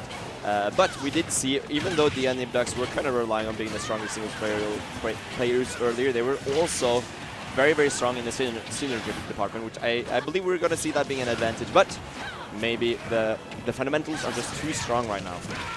Yeah, and we do see the Belgian team has lost their stocks, but they just need to close out the stocks of this very scary. We have like the name of the Belgian team, but what should we call Lancelot and Mezcal? Because they're like Finnish and French. They're Lancelot from different universes. We already established it. Yeah, the Spider-Man team. Yeah, hell yeah. Our team Spider-Man right now have lost a stock each, but on the other hand, you got Team Belgium down to only 1.5 stock, basically. It's 2.5 stocks. Yeah. Yeah, no, it's looking a bit rough, but I feel like there's not much needed, you know. I do want to get back to Ridley being a pretty strong doubles character, I imagine. It's kind of the same thing as like Bowser, where you have these big, powerful hitboxes. Yeah. And in singles, it can be a bit hard to land because, you know, it's a bit of startup, your movement isn't the best, you're very big, so you get combo easily. And you die easily too. Yeah. Because you're not too heavy. Yeah, I think you're right, Bro, because Ridley's Nair is going to be a broken doubles. He's already great in singles, but in doubles, that's going to just combo into everything and combo from everything. Like, you don't need the synergy with Lancelot if you just Nair, and it's just going to connect. Yeah, and you don't need the synergy with Lancelot if you're just getting them into 1v1s and playing phenomenally. However, Nibodax is going to show that. Oh, nice tech. No, a little bit of an SD from this is the chance for the Belgian team, because if they can close out Lancelot's stock now, That means they're 1-on-1. Like, that means they're in a 2-in-1 against Ridley. F throw, we might actually see an edge guard here. It's going to be super, super scary. Good recovery from Hugo, though. Can we see this stock being closed out before it's too late? So close off stage right here. He needs this edge guard. Oh, but that is a stop. Oh, we got the 1v1. This is very possible. Dia needs to play the singles game of her life right now, because this is Mezcal you're up against, and you have no jump, so... GG. Kept it very, very close, though. Yeah, if only, like, there was such a small margin. If Nibidax won that interaction against Mezcal, that would have been a wrap. Yeah, so Team Spider-Man currently up 1-0, but it was close. I think this could be a very good set if it keeps going this way, Vavi. Yeah, I'm really impressed by, like, now that we see Nibidax and Dia play against some very, very good players. I'm very impressed by how their doubles synergy is going.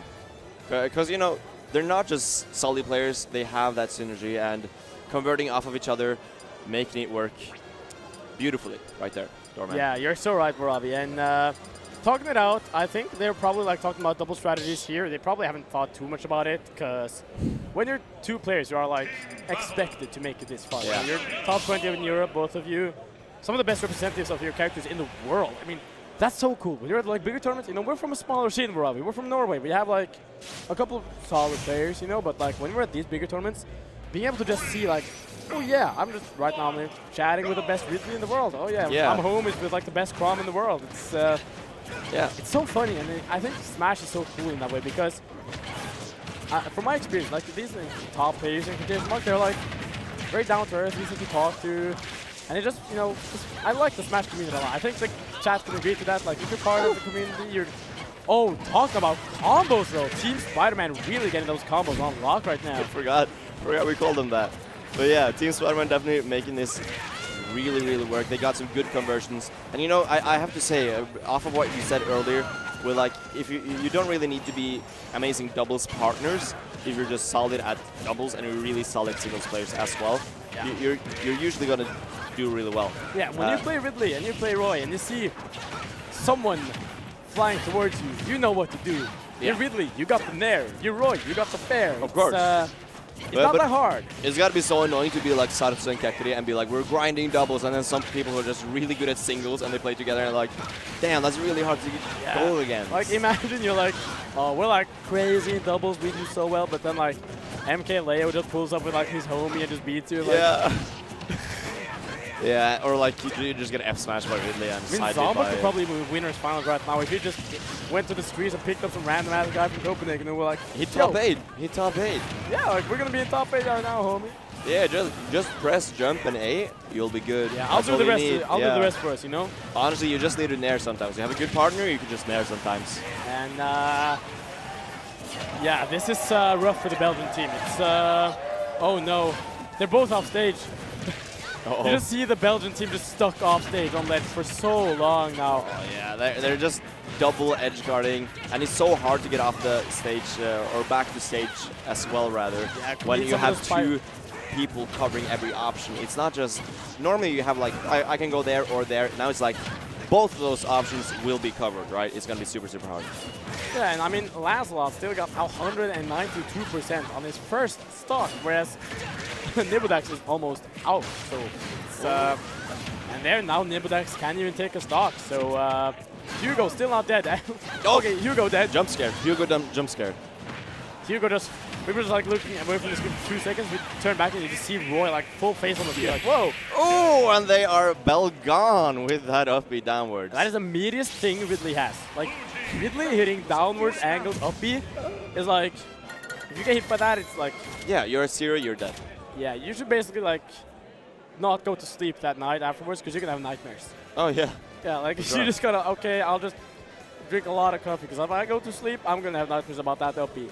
Just stay up for as long. Never go to sleep again, actually. I think that's the advice you're giving. Yeah. Yeah.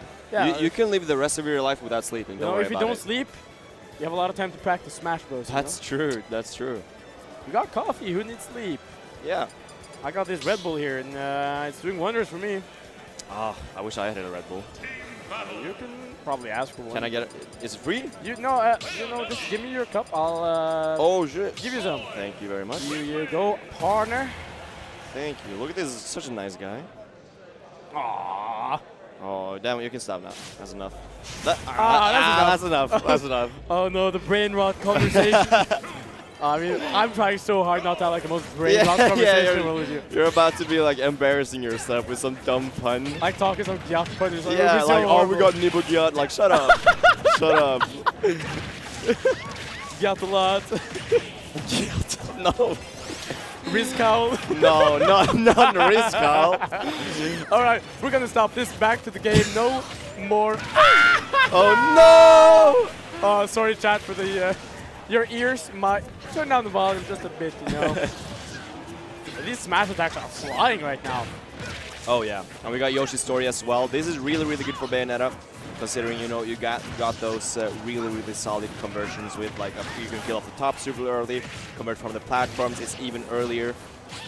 It's a really good stage, but at the same time, there's a lot less space for you to actually get away from these like up close characters that are from, or Roy rather, and really, it's gonna be really, really tough. Oh, just ripping the up. Oh, and it's interesting to see Dia on her main this time because Dia hasn't been playing Peach at all as far as we've seen her in doubles. But now she's very, very nice. Like thinking about that move, like what it actually is, it's so stupid. She just pulls out Toad and uses Toad as a human shield. And then he just like tears spits at him. Yeah, his tears his from tears, the pain. actually. Like the pain of his tears just coming out, just hurting, killing Mezcal. Peach is a terrible queen. Yes. Her citizens just like...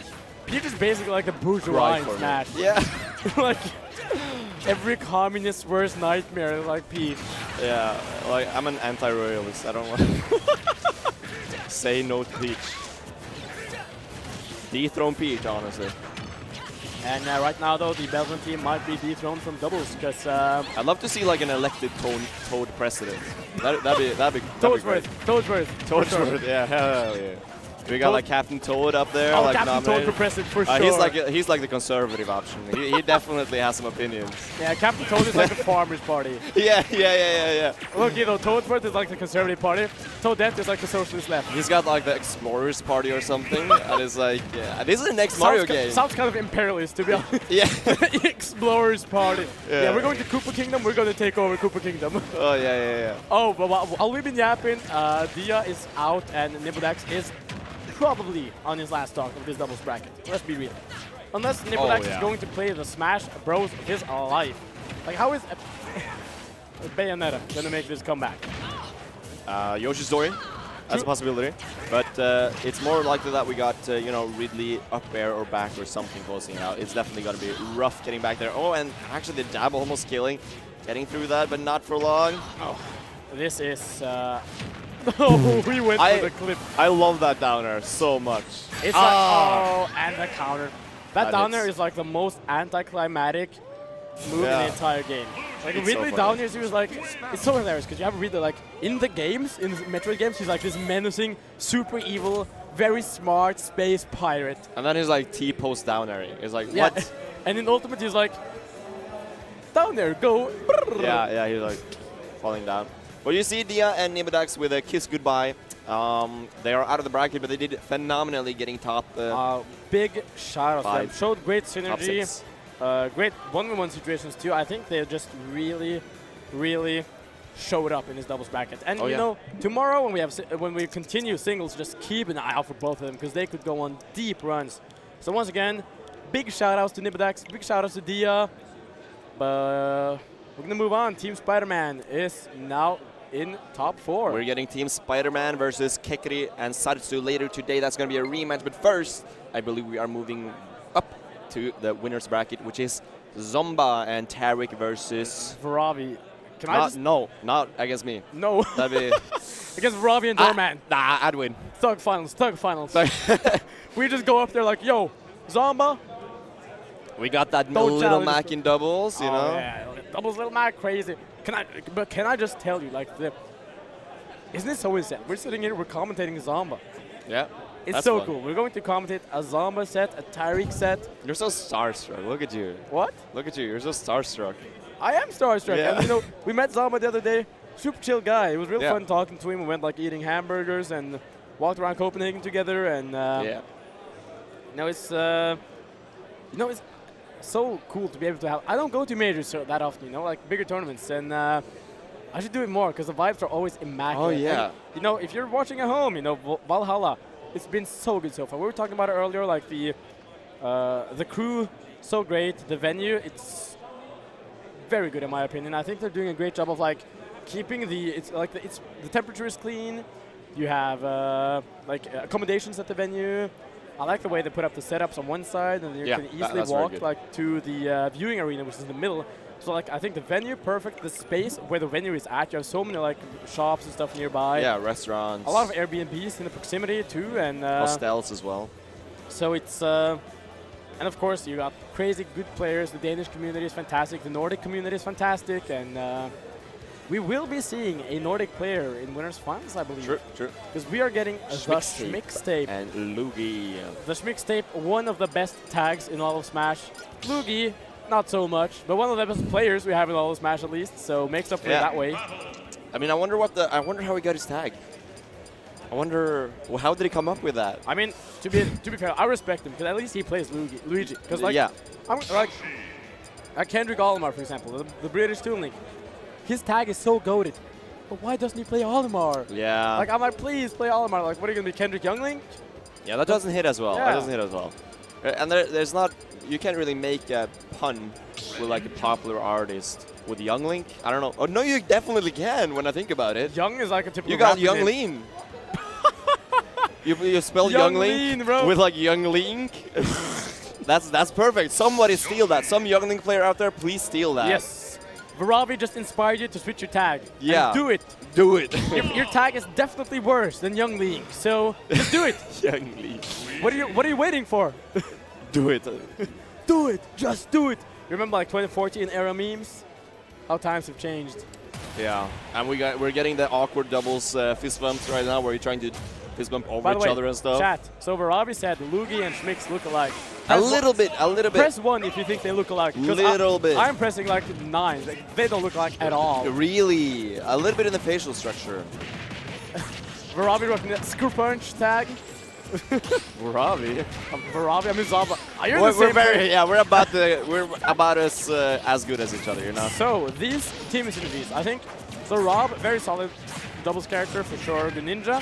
I'm not sure about how Greninja is in doubles. Because he's quick, so he can like quickly get to you too. Yeah. He's kind of a sweeping the floor type character. You know, he's very fast. He's gonna get up to you very quickly, and combo a lot. And I feel like that's a very negative thing in doubles because you're not gonna get your combos. You're gonna get one hit. You're gonna get a dash attack, maybe a forward air, maybe a back air, maybe an up air, whatever the situation brings. But you're not gonna get much more than that, right? Yeah, I do think though Luigi's 0 to that. You know, the path to Luigi's 0 to that. It doesn't take that long. So if like Schmix is able to keep like the other player occupied and Luigi just. Because it's easy to hit, it's way easier to hit a grab as Luigi in doubles. Yeah. Way easier. So if you're able to find that grab and Schmix can keep the other player at bay, it's going to be very nice for Luigi getting those confirmed. Yeah, the strat here is definitely more, let's do 1v1s, right? Yeah, you definitely want that. I think Luigi is pretty comfortable against Rob, right? You probably will be because the zero death is pretty consistent against like a huge character like Rob. Yeah. And just keeping Greninja out is probably going to be more manageable than a lot of other characters when you're just like, okay, I'm going to be a wall right here and you're going to have to get over me or get through me somehow. And you know, Yoshi's just going to back here and there, some fast kind of button. You can just keep Greninja away. I think that's definitely a strat they can go for. The side B right there from Zomba, way out there, definitely going to close out the stock of Lugi. Yeah, this game is flying by right now. I think it's interesting because I feel like I like the double synergy from Schmix and Lugi a lot. I think the double synergy is really strong. First, you have Tariq and Zomba definitely rapping more like as we were saying earlier, we're really good at the game style. Yeah. They're both crazy good at the game. Tariq like borderline top 50 in the world, and then Zomba number 15 in the world. Yeah. On the other hand, of course, you got Schmix and Lugi. Strong players. Lugi like around the same area. Schmix, he's getting there. He's gotten really good results this last season. And but right now, Schmix still with 2 stocks left. So, melee hitbox. Yeah, you got to reverse it. Sending it wrong. It would have been a stock probably if it sent the right way, but I love it. So Schmix did like a small, nice interaction there because Lugi was off stage and Schmix just stands there like a wall, like a Gandalf, like you shall not pass. Like if you're you're not getting to Luigi. You can hit me, but you're not getting to Luigi because he's got to recover. Because that's Luigi's weakness, it's recovery. So Smix just needs to take the damage if Luigi is off stage. Again, Luigi off stage and Smix just stands in the way. You can hit me, but do not get to my teammates. You need to do everything in your power in order to save Luigi right here if you are Smix Tape. And oh, it's going to be a 1v1, and this is scary because Zomba, like we already said, the best player in the venue, number 15 in the world. You cannot match this guy if you are in 1v1s, but you just need one solid hit and you can make just close his eye, go up 1-0 against Tarik and Zomba. Lucky for Smix, Zomba is at a 136% right now, and but does it matter though? Yeah, your percent is really rising and really quickly. Yeah, because you just see Zomba knows exactly what to do, but rolling away a little bit of a panic. Smix catching it with a nair, but he's not gonna get that like we call in the Nordics, but that's the Burunia, you know? Oh, almost killing with the up air, like, because you see Smix, he wants the kill, you know, he's not going for any like neutral wins, he's going for, I'm gonna kill you. But Zomba just making this comeback look easy. Like, Smix is a crazy player, but he's making Smix look like, oh, but a back air is not. He just needs one hit. He just needs one more hit. No matter what it is, basically anything will kill right now. Is that really? gonna do it? No way. Rob is so heavy. Okay. Throwing out some projectiles, and now this is basically an even game at this. Oh, that's so scary. That's so scary, but no punish still. Oh, Zomba making this work for him. Crazy comeback right now. Oh, is that going to be it? A throw? Oh, and that is it. The perfect percentage to get the kill. Zomba, not even phased. He's like, well, this mixtape guy. You know, you might have us in doubles, but when it's a 1v1, I don't even care. I've never heard about Schmixtape, you know? Yeah. I know Tweak. I know MKLeo. Schmixtape. Schmixtape sound. That sounds like some SoundCloud rapper, you know. Who you at? I'm Zomba. I don't go to SoundCloud. Nah, he's right on the stakes. I got the money he's to in pay training for Spotify mode. Premium. He got that from the last tournament. Yeah. He got that Spotify Premium. All right, so talking about the game, I think Schmix and Lugi had very good synergy, but we just saw the fact that Zomba is a beast, and you just need to play around the fact that Zomba will always be a menacing threat in this doubles match. And do you agree with me in the assessment that Tarik and Zomba were mostly just playing singles? I do think so. They have some conversions here and there, but it's like mostly it's just like doubles fundamentals, right? You can when someone throws to you, you can get a back in, right? Yeah, yeah. But you're not going to get some like specific setups that are like labbed out. Yeah, I mean, that's an American and a German. You rarely go to the same events, and when you do, there's a lot of other options to team with, right? You're probably, if you're Zombie, you're probably traveling with someone. But at this event, they are the ones teaming, and they are making it work. But it's like you said, mostly because they are really, really good singles players, and they have that doubles fundamentals, which is different from the singles fundamentals, but they have made it work from just playing doubles a lot throughout the years. Yeah, you're right, bro. I mean, right now this game is looking very different from the last game. I mean, the last game, Schmix and Lugi were mostly in control until it became a 1v1, and then everything changed. But this time around, Tarik still has mouse single stock, and whereas Lugi is very soon at his last stock, possibly. Oh, got that edge guard so deep for that, but is he still alive? Barely. Something happened. I could not tell you what, but people died. That's all I know. Yeah. Sounds, yeah, that's, that was really rough. Yeah, that looked really, really rough for the almost gets the combo, but it's not even going to hit. Okay, and we got the down throw. We nice know. combo. That's something Zomba probably told him like 5 minutes ago, like, okay, if I down throw, just like F-snap or something. Yeah, he's probably like, yeah, I got like items on my down throw. I'm never going to use any singles, but like, yeah. But those types of down throws are really, really nice in doubles, because, you know, if you're spending a lot of time, you got Kirby down throw, Charge down throw, Rob down throw, you're spending a lot of time on that animation, right? And at that time you have iframes, you can just F, smash your opponent, do whatever you want, really. And it's going to be really, really efficient. We got 2 stocks apiece on Tarik and Zomba right here, kind of destroying the competition. You know for a fact, Robbie, Tarik and Zomba, they just want to clip. They do not care. They just want to clip. Like, how do we make this doubles clip look cool? It's like, we take this to time or we hit a clip. We are not killing you, okay? Not the coolest doubles clip I've seen right there, but... Oh. Yo, that was crazy. Oh my god. Oh. Dude, clip that. The craziest. Clip that. Somebody clip that. Craziest doubles confirm I've ever seen. the missed air dodge into SD. Yeah. You love to see it. Just Nah. awareness from Team Tariq and Zomba to have Lugi, to just take Lugi's controller and air dodge for him. Dude, that's crazy. You got that IRL clip, you know? Wild.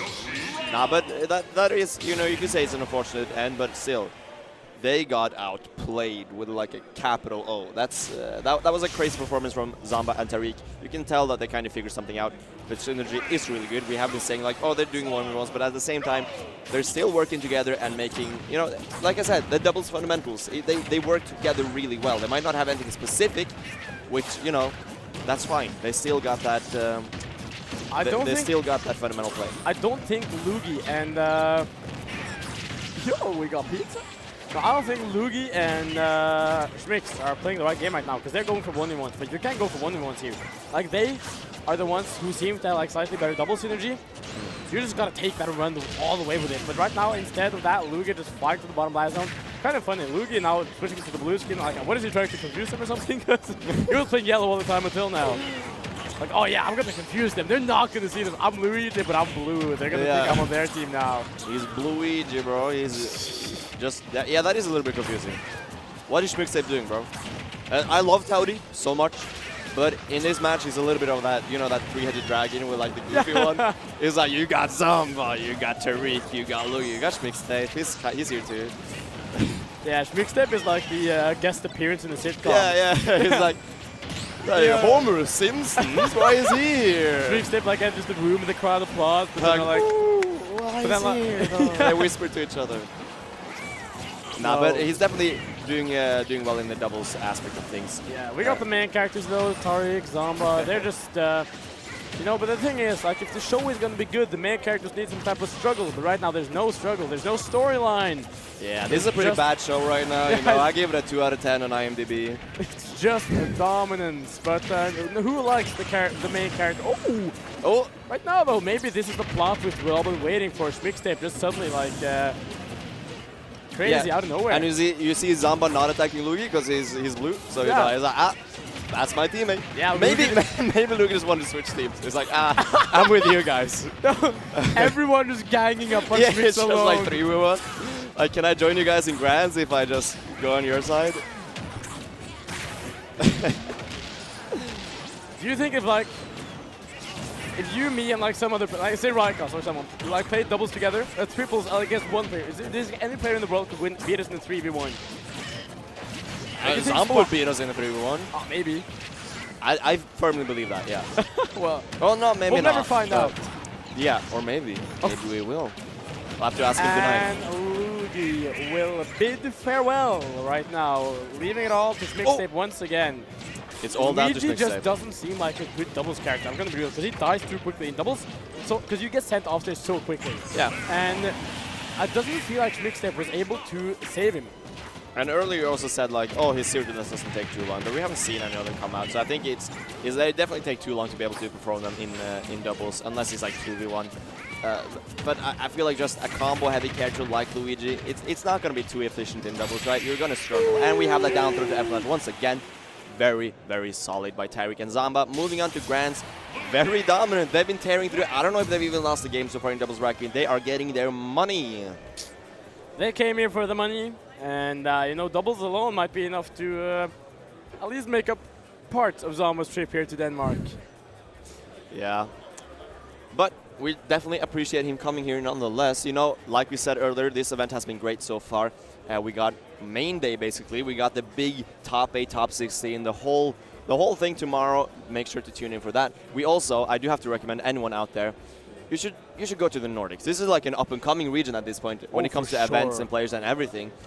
We have great events. We had Smashburg only like 2 weeks ago, and now we're having Valhalla. We're going to have a lot more great events in the future. I think the vibes at Nordic events are immaculate. So true. The community, I feel like, is very welcoming. You come here and like, you're embraced with open arms. You know, people ask you, yo, we want to like come and hang out and just have a good time. You know, and I think the Nordic community, just a big shout out for that. Of course. Yep. So, as you were saying, Vavi, tomorrow we got like main day in terms of top 64 for Ultimate. And like top 64s are always like the best part of the Ultimate tournament. Because like in top 64 there's always like a bloodbath. We have players in loser side. like Linox, he's in loser side. You're like, what? Really? Yeah. Like he got upset by Dragon, a Finnish Snake player, and there are so many like sets that are going to be bloodbaths. So many players you're going to be like, no way they're out that early. They got 49th. Like you're definitely going to be surprised. I love from like top 64 to like top 8. That part, that's my favorite part of a tournament. Oh, it's so cool because you see characters you never see otherwise. You see players you never see otherwise, and you can see some of your favorite characters, favorite players just battle away, try to get to that top 8. Well, in top 8 is like there's a lot of cool matches, but it's usually like the first seed, the second seed, the third seed, and maybe you have like one little like 17th seed in like 5th or 7th place, but they usually don't make it very deep. But I think this tournament's top 8 is going to be really cool though, because there's like this crazy statistic. I think this is like one of the first tournaments in a long time that's like a B-tier event where every single top 8 seed is from a different country. Yeah. And that's so cool. This is like a battle of countries too, not just like, because that's what makes the European scene so great, you know? You have like there are so many different countries and there's country pride on the line. We've seen like so many pop up from like different, like where you have like all of the country members just come up to you and it's like you're fighting for your country. You know? It's so cool. Yeah. And you got like the different chants in different languages. People are like shouting in their own language. It's so cool. You got different like groups, and you know it's all good vibes at the end of the day. But like just having that like. What do you call it? Rivalry, right, between countries. It's so fun. And I'm also looking forward to Zomba trying to defend his title as the first seed against players like Lugu, who has a very good chance of beating him. It's going to be so exciting. I'm so unbelievably excited tomorrow. I hope I can fall asleep in like 1 minute, so I'm waking up to a whole new day like of opportunities and kid in a candy store just thinking about tomorrow. Christmas Eve tomorrow. Yeah, you know? I mean, Christmas it got nothing on final days of Smash of Valhalla. Like Valhalla final day, I'll take that. And I can drop Christmas this year, you know, forget another final Honestly, day. If I get 2 Valhallas, I'll take no Christmases. For sure. Yeah. We can just remove Christmas. Have Valhalla replace Christmas. Dude, I drop every holiday for like, if I could like, December 24th every year, I got like day 3 of a major. Oh, oh that would be fantastic. But also with like a turkey dinner or whatever. Well, we don't eat turkey here, but in whatever Norway, you eat. we have this thing called pinnekjøtt. No. Quiet, we don't. You don't like pinnekjøtt? It's good, but it's not Christmas. Oh, we're going to take this off stream. Sorry, we got that ribbe, you know. We got that ribbe. I'm not a ribbe. It's so much Norwegian better. viewers, we definitely have some.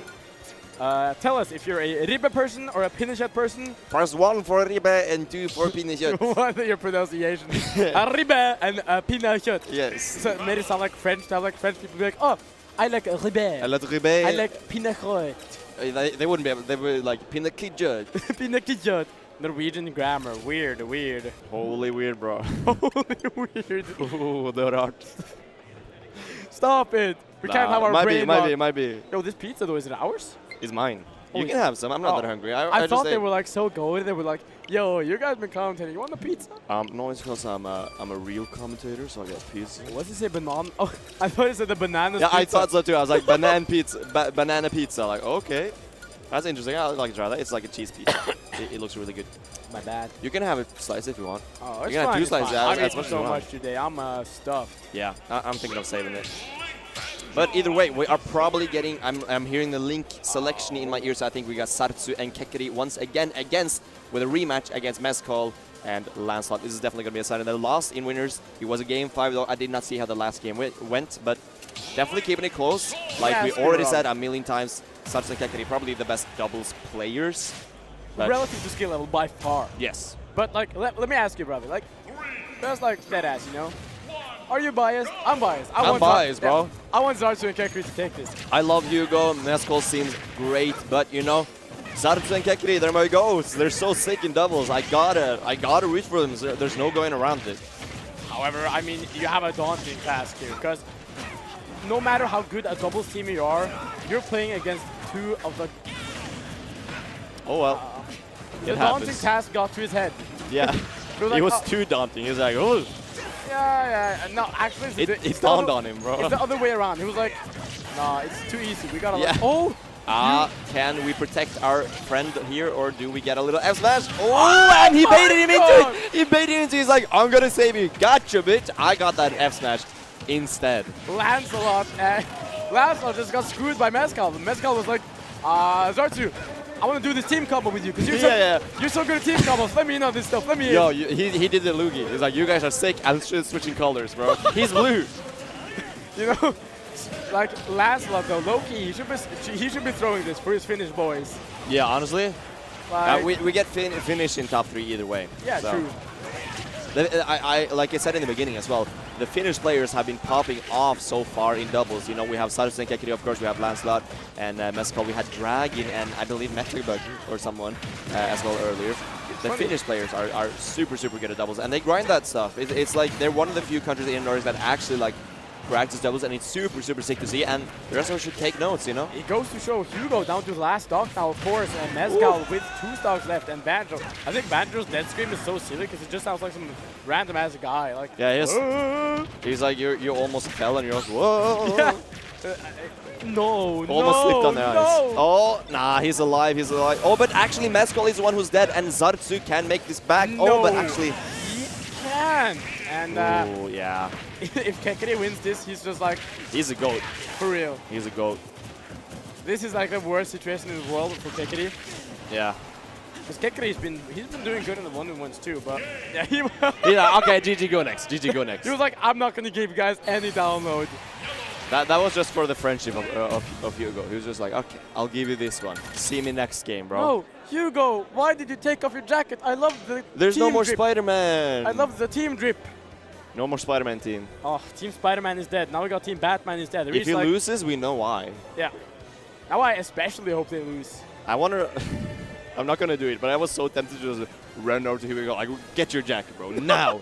I need it. Just leave a comment or like, so after sorry, guys, 2 seconds. I show up like right behind him on the camera, like, hey. Hugo, put your jacket on. You do it for the fans. He's even right behind him. Honestly, after this game, I might consider doing it. Like, you entertain the stream a bit, I'm just going to run him and tell him. Let's do it, you know, let's do it. Yeah, fuck it. I mean, yeah, let's do it. Let's do it. All right, chat, let's pay attention between games after this one. We'll see Vavi running up to Hugo and telling him, put your jacket on, Put Hugo. your darn jacket on, bro. Do it for the fans. For the fans. Do it for Spider-Man. Hell yeah. All right, now, low-key though, I think Zartsu and Kekiri were kind of unfortunate with some of the SDs because they were doing a great job. I think generally they played really well, but of course some SDs here and there are gonna, they're of course gonna make a difference. But Hugo and Meskal definitely, needless to say, off the caliber to definitely be able to pull this through, even if the SDs don't come through this time. Very important for the Finnish brothers though is the fact that they do not want to end up in a 1v1 with Lancelot. Because Lancelot, he farms locals in Finland. You say that, and I think, oh, Zartsu has like often considered the second best player in Zartsu, despite what rankings say. He's often considered that still. And you know, he's one of the few players that actually is able to give Lancelot a run for his money, right? Yeah, for sure. And now Hugo and Zartsu each 1 stock down, and 101 on the other 2 teammates. So super close. You'd love to see it, Vavi. Yeah, for sure. And like you said, it's been super close, but there is a slight lead here that we've been seeing that trend entire last game as well. There's just a slight lead to Lancelot and Meskal, and it seems a little bit hard for Zartsu and Kekiri to close that gap. Their conversions aren't as clean because, simply put, Lancelot and Meskal are not giving them the chance to get the positioning that they need in order to get the conversions, right? Yeah, they're stopping them entirely. That was a beautiful team combo from Lance and Meskal that they definitely have been practicing. Yeah. They just Hugo grabbing, I think it was Zartsu, and then Meskal ready with the F smash. That F smash is so big, so strong, and just gets the job done. For sure, and Zartsu as well, being able to punish the end lag of F-tilt. That's another thing like we talked about earlier. You don't think about that in singles. Oh, I can F-tilt. If I hit it, it's fine. If you hit it here, you're gonna get a Banjo, you're gonna get a big bear right behind you, F-smashing you with a big bird. We talk about that, and we see like Zartsu going for the throw, and then Hugo is ready immediately. Oh yeah, for sure. I think Meskal and Lancelot have definitely been, I don't know how much they've practiced doubles, but they definitely have some synergy. A lot of synergy, actually. They've been doing really good. They've been challenging Zartsu and Kekiri in like the doubles play as well, not just the one we want. I think they're doing, especially like their conversions, like their team conversions are really solid. Yeah. Hugo not even dying from that up smash, and now it's up to Zartsu too. Oh, somehow. That's an edge guard. Oh. See, he's actually alive. He saved his jump. He was like doing so well with that edge guard, but it was also not. Yeah. Meskal making it back either way. And they're covering every option, but this is no, it's not a 1-1. This is a wrap. Zartsu basically. needs to just somehow kill Mezcal without having his Lancelot right behind him to kill the moment he hits Mezcal with anything. I think the strategy is get Lancelot or Mezcal off and just get some crazy edge guard, because that way you can really safely challenge him, right? If you kill him on stage, it's not going to do it. But that jab actually taking the game 2-0 to Lancelot and Mezcal really quick. Yeah. All right, chat. Now I'm solo because you're going to be seeing Vavi in the background going to Hugo, telling him to put on the jacket for Team Spider-Man. We need the Team Spider-Man. Hugo looking a bit confused. Smiling. Good vibes here, Hugo. Such a cutie patooey. And Vavi's already back. Truly a speedy man. I'm a speedrunner, bro. Look at that. So they might be Team Spider-Man. We're Team... There we go. What's like the speedy superhero called? The Flash. Yeah, so we're like Team The Flash. Team The Flash. That doesn't really... Yeah. Team Quicksilver. That works. Flashers. No, let's not do that. Let's not go there, bro. I don't know about that one. But we are Team Quicksilver. That's us. Yeah, we'll keep it that way. Yeah. Have you seen The Boys? Yes, I have. Oh, it's such a good show. Chat, what's the speedy one called? What's the speedy one called? Oh, no, the guy that... Oh, it's... what's his name again? He's like A-Train. A-Train, he's such an interesting character. Yeah. I think he's like one of the more interesting characters in the show. For sure, yeah. And we got Team Spider-Man as well, you know, that's an amazing superhero as well. Yeah, one for the fans. Of The Boys, we have The Boys on screen right now, and the two brothers need to step up their game because they have been playing phenomenally all bracket. But phenomenal doesn't cut it when you're playing against two of the best to ever do it in Europe. For sure. I mean, Hugo just been in the game for so long at this point. Truly a veteran at this point. You know, once upon a time, he was a new kid on the block. But now, we have Vavi. We don't have Vavi. You overestimate me, bro. You think I'm up here like twice a match. Now we have Zartsu and Kekri. You know, maybe in the future, and one of them will maybe we will be there next year. Who knows? Who knows? Maybe we should enter doubles next year. Yeah, maybe we should actually enter. That would be good. No, we have to keep our doubles inside for commentary, because if we take that to the sticks, everyone is gonna have a hard time. The world match is in Poland. We might be too good, you know.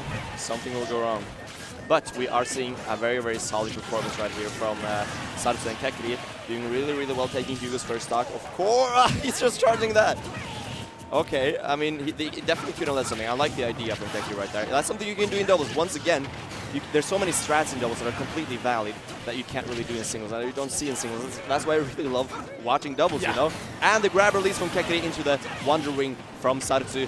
Tried and true, works every time. Yeah, really, really nice. We should almost find like a name for that combo, because it's like their go-to combo. It's so good. Yeah. I feel like grab release Wonder Ring works, but you know. It's a toss and toss and floss. Toss and floss. That works. Yeah. That doesn't make any sense. He's flossing on him with the Wonder Ring. No. All right, though. We're a very even game right now. You'll have to see, because I want this to go further. I want to see this Finnish team just put in some more work. Isn't it 2-0 right now, though? It is 2-0. Yeah, chat is 2-0, not 1-0, just for information. But Hugo, though. Yeah. Ooh, the golden commentary. Insane commentary right now. That's Bing bong. Bing bang bong. No, I love commentating with it, because earlier I was like, the toss, and I was thinking floss, but I'm like, that's too dumb, I'm not going to say it. And they do it for me, I'm like, yes. I got nothing to lose. I don't make a living off of this, you do. So if you say something, I'll just say the cringe part for you. Yeah, good. I'll blame you in the clips. It's like you'll be like, oh, my bad, this clip is so bad. I can't believe this block, you know. My co-caster was so cringe, you know. He's just throwing me off. Oh, but throwing off though, right now, he's off. That was such a Throw him off. You definitely threw him off. You're not wrong. Yeah. Last stock on every single play right here. Zartsu not looking very healthy though. Come on, Zartsu and Kekri, do it! Kekri, Suomi, do it for Suomi. Kill Hugo. Kill Hugo. Literally. Literally. Okay, chill out, bro. All right, we are getting a stock on away from Hugo, which means it's just Mezcal, you know. Even if it's a 2-1, and I'm sure Zartsu and Kekri are amazing at this, it's still gonna be Mezcal. You know, if you give him one opening, he's gonna run away with it for sure. Absolutely. However, I think this is a situation where they are the most strong. Because the doubles synergy type of teams, they have like this stuff unlocked, and as we say that, The toss and floss actually coming into action once again, and Kekri having a little bit of a pop-off. Him and his bro, he's in it. We have a set. Team Doorman. Spider-Man now actually dropping a game to the toss and floss. Someone's like tuning in right now, like, what are they talking about?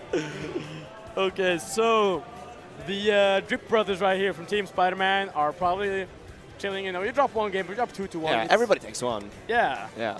It's okay, you know, you can chill. If they lose the next game, they might like have to theory craft some stuff. But now, you know, stuff happened. Hugo doesn't look too chill though.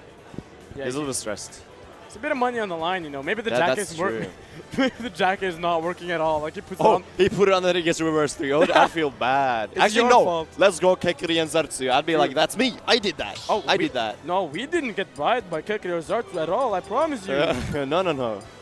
Sartsu like PayPal me to go take off his jacket, put on his jacket. Like his helper, like, oh, I'll take off your jacket for you. It's fine. Yeah, Are you feeling hot, Sartsu? Don't worry, I got you. Here's a cup of water.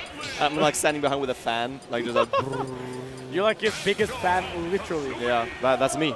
Sartsu for life. That's my GOAT right there, and we are getting into another game from the GOATs themselves. All 4 of them GOATs in their own way. They're all GOATs, having made it this far in doubles. I think like making it this far in doubles just goes to show you're like a crazy good player. And you know this game, you play this game more the way Sakurai intended it than a lot of us singles players just do. So I'm just saying like these are actually the good Smash players, you know. True. A singles player, we got nothing on these guys. And then early SD from Mescal, that's so unfortunate. But you know, Sartsu and Kekri, they will take that to the bank, make whatever they can make from it. And this might just be a bright day for Finland if they can make this into Game 5. Yes. Their GOAT might be losing, but they got 2 more GOATs who might be moving on further. Of course, R2 Kekri needing to make a strong showing in order to have that happen. Right now, though, they're looking really strong in this game for it. You know, it might be the jacket. And we got that one ring actually getting a punish from Mescal, but it does not matter. If you're taking a stock from Hugo, you're going to be very, very happy about that. Have you noticed, Vavi? Kekri almost always lives the longest. He's definitely the stock tank of the team. Very true. I mean, Sartsu's a lot more out there. You know, his moves have a lot more end lag. They're going to get punished. You know, getting those Wonder Rings out, as they're going to get punished a lot of time, but getting an early kill when you're at like 150 or like 120 even, that's definitely going to be worth it. Oh, and that was a team combo from Zartsu and Lapslot, a different Finnish team. Yeah, true. Team Finland actually getting it. Team Finland 2.0 accidentally playing against each other. Yeah. No, but I love, by the way, I want to say like Kekri F-smashing is really good because if Sartsu gets hit by the first part of F-smash, he can just stop. Yeah, and here we see Kekri being the stock tank because Zartsu down to 1 stock, but Kekri got so low percent. Oh, does not go for the second hit, but it could have been big. Lancelot actually dying a little bit wrong, and the toss and floss once again. Taking that stock. On the competition right now. And by the way, production 2-1 right now in the yellow team's favor. So we will level to have the scores updated, and we're back to the game. It's looking very strong for the Finnish team right now. Zartsu and Kekri, like brothers in real life, brothers on the sticks, but oh my took that in his gut and pulled it right out. That's a lot of damage. He's going to be dead right after. Meaty move, and everyone down to the last stock right now, Robbie. This is actually super intense. I mean, we've been joking around, but I'm on the edge of my seat right now. Yeah, this is the type of double set you love to see. You got everyone evenly matched in this doubles match. Super, super close. If you can close this out on Hugo right now, wondering, but it's not going to connect. Can you get back? Who will be the first player to go? That will determine. Oh, and the knockback! Hugo the knockback is gone now. Out of Wonder Wings though. Oh, not Lancelot, but Mescal is off stage. Throws out some fireballs. Okay. Got the grab. Oh, beautiful combo. Not going to get the Wonder Wing though. Okay, we got the ledge trap. A lot of options covered, and the jump call out with the 4 there. Kekri out of his seat, popping off, going for Swami. I know for a fact Kekri loves doubles. That is what he does. He lives for doubles. He was walking around asking all of the Norwegians like, yo, you guys care about doubles? Yeah. He's having the time of his life right now, and so are we, Vavi. Did you see Mescal while Kekri was popping off? He was like, what's going on, dude? It's game 5. GG, go next. You know, but these singles top players, they don't know that for some people, doubles is the main bracket. Yeah. And Kekri, you know, I love the dedication. So, like, sure, singles is not his thing. He plays singles, and he did all right, but he came here for doubles. He came here to play with his brother. and they don't want to be out in the wash here in losers semis. They want to win this and move on further for Finland, for their family. Moving on to top 3 here would be insane. For their fans. I'm a fan of theirs, you know. Hell yeah. Biased commentary all the way right now. Oh, the jacket is off. No. Oh, no. Oh no. He thinks I jinxed him. He's like, no, the jacket is... But there's no longer Team Spider-Man. Can they pull through if they're not Team Spider-Man? PayPal me. I'll get him to put his jacket back on. All right, game 5 here. Vavi. Once again, chat, it's game 5 right now. Lancelot, Mezcal, Zartsu, Kekuri here. Loser semis of doubles at Valhalla 2024. And my God, what a set we have, Vavi. This is what we came for, Doorman. We've been sitting here on the edge of our seats waiting for this very moment with the game 5. It's been so evenly matched the entire set. Last stock almost every game. But an early SD from Kekuri is already dead. He's already dead. The jacket is back on. Oh, Mezcal also. What's we going got on? once again the little hitbox, knockback, weird little thing from the uppy that sometimes happens with multis, you know. This game is oddly programmed, so sometimes that just happens. But we will take that to the bank. We got an SD, but we got a little bit of a cheese right back. We are still in it if you are a Kekuri Zartsu fan. I love how Kekuri just throws out the up smashes. Like, he just lets it rip. Yeah. Maybe there's someone in my general area. Who knows? Oh, getting a little bit of a juggle with the up air, and the up smash. Is that going to take it? Not quite. But Zartsu also down to his second stock right now. Ooh, what an up B from what is Kekuri. going on? It was looking so brutal in the beginning with the Kekuri's SD, but now Mezcal down his last stock. Oh, yeah. This might just be really rough, but then again, Hugo is stock tanking. That last stock though, or that first stock though, not looking very healthy as he takes that from Kekuri. It is still a little bit of a lead from Lancelot and Mezcal, despite throwing out the Wonder Wing. That's a bit of a desperate Wonder Wing. That's a limited resource, and it's your biggest combo tool. Yes. You can't be throwing them out randomly in neutral Zartsu. Have to be sparing them, but I think no, another one.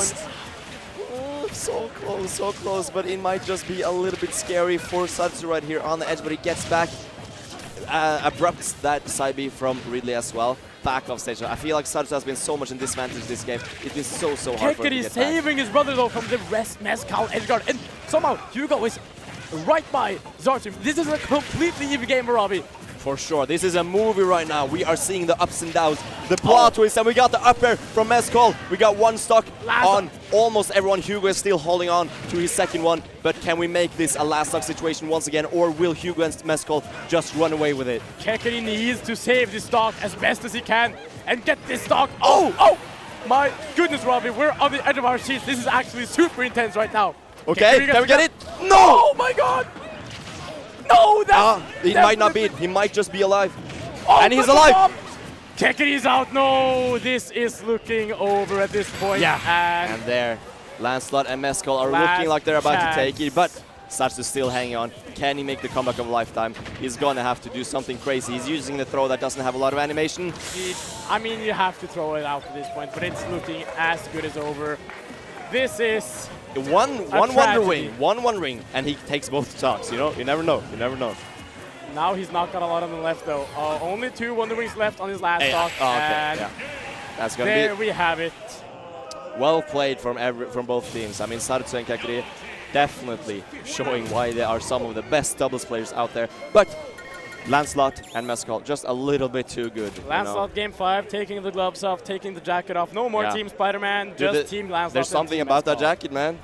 Something about it. He will never wear that again. And the heroes are out. After their monster run, at least they put up a heck of a fight against 2 of the best players to ever do it here in Europe. What a fight was that. That was so good. And we are moving on to losers finals right now, where we have Lancelot and Mezcal once again against Schmixtape and Lugi.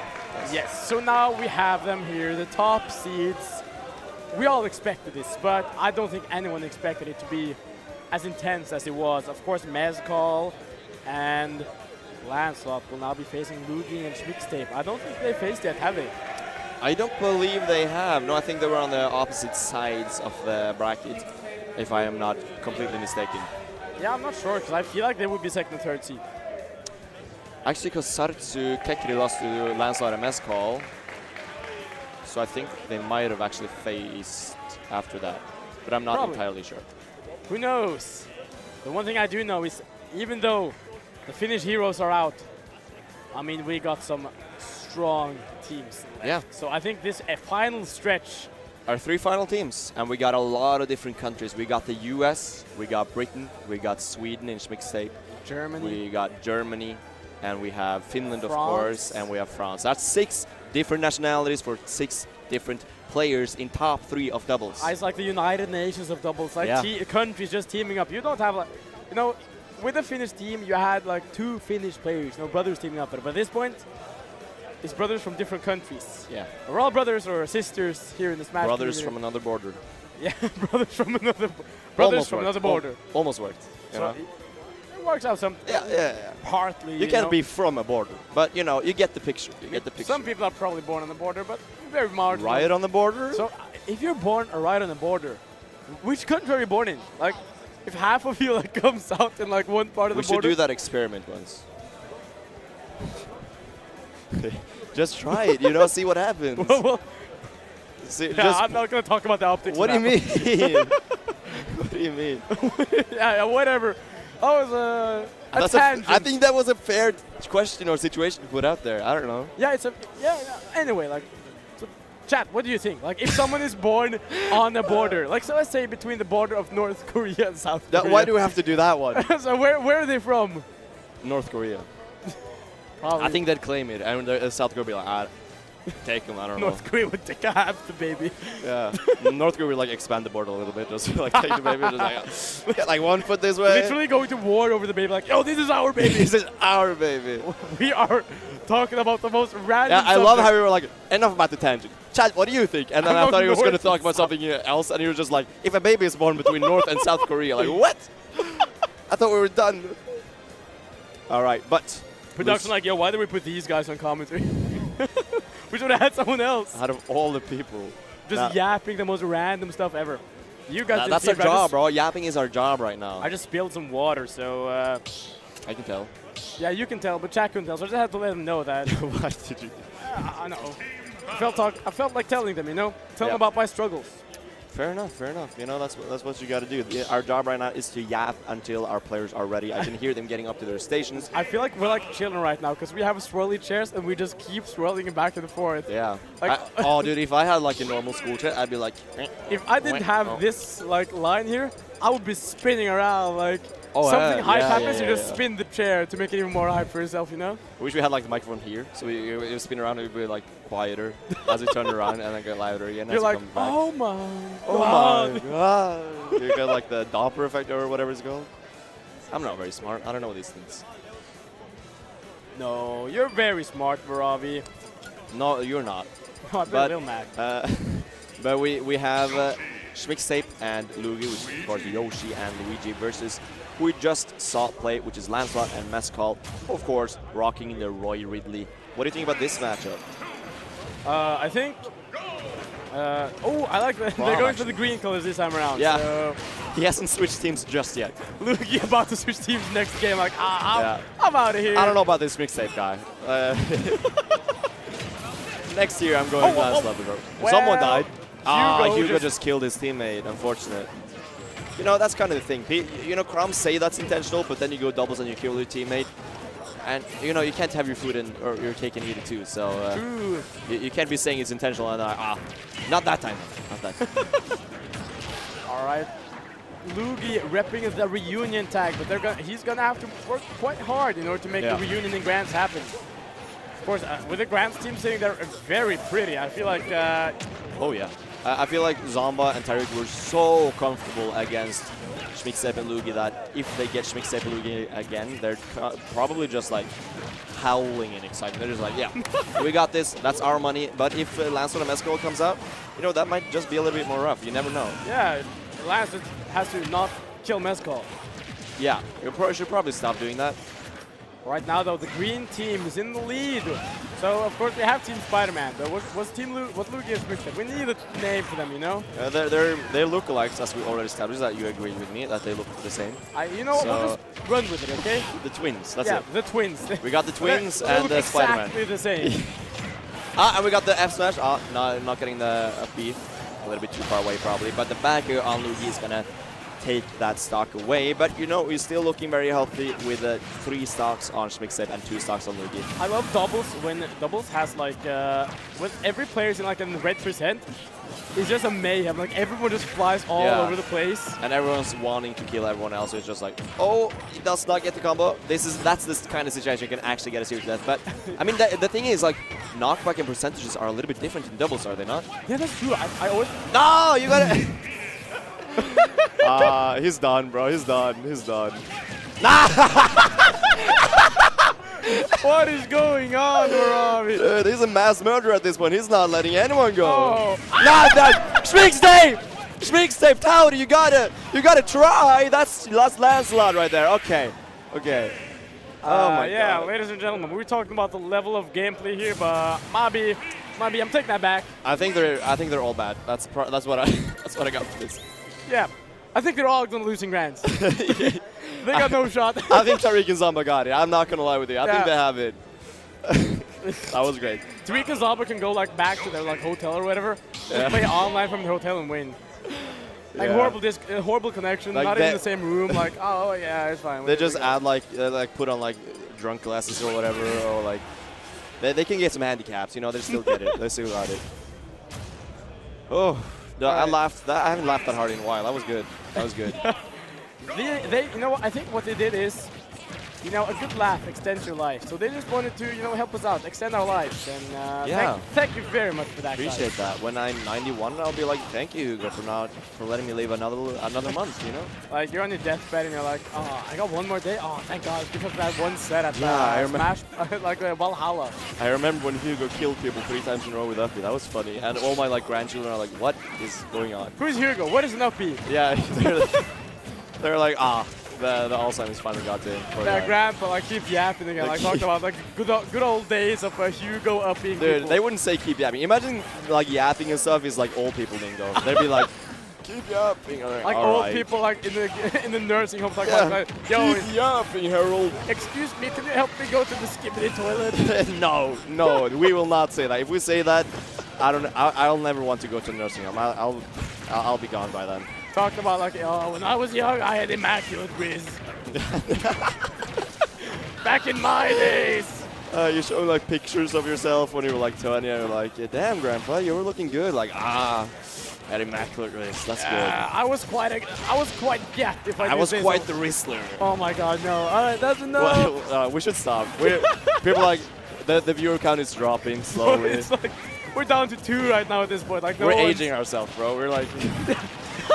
Some like actual like 15-year-olds watching like, dude, these old people. Yeah, like for some people out there, we sound old right now. Yeah, and some people we sound too young. It's like, yeah, we're in the sweet spot of nobody likes you. That's where we are right now. The melee community would like hate us right now because they're like way too old for this stuff. But like the like Steve players, they also hate us because it's like, oh. Like these memes are 2 weeks old. You gotta be up to date. Steve is always like rocking the newest meme as their tag. Rykos is laughing at us. Those who know, they know. Rykos always got our backs. Yeah. Anyways, you know, it's a pretty good performance right here from Lancelot and Mescal. They've been doing like they have the entire time. You know, last game, you know, Green Team had a pretty good handle on them, but this time they've been like kind of having. They've been having a slight lead the entire game, basically. Yeah, and you know. Can we get it, or is he gonna get saved?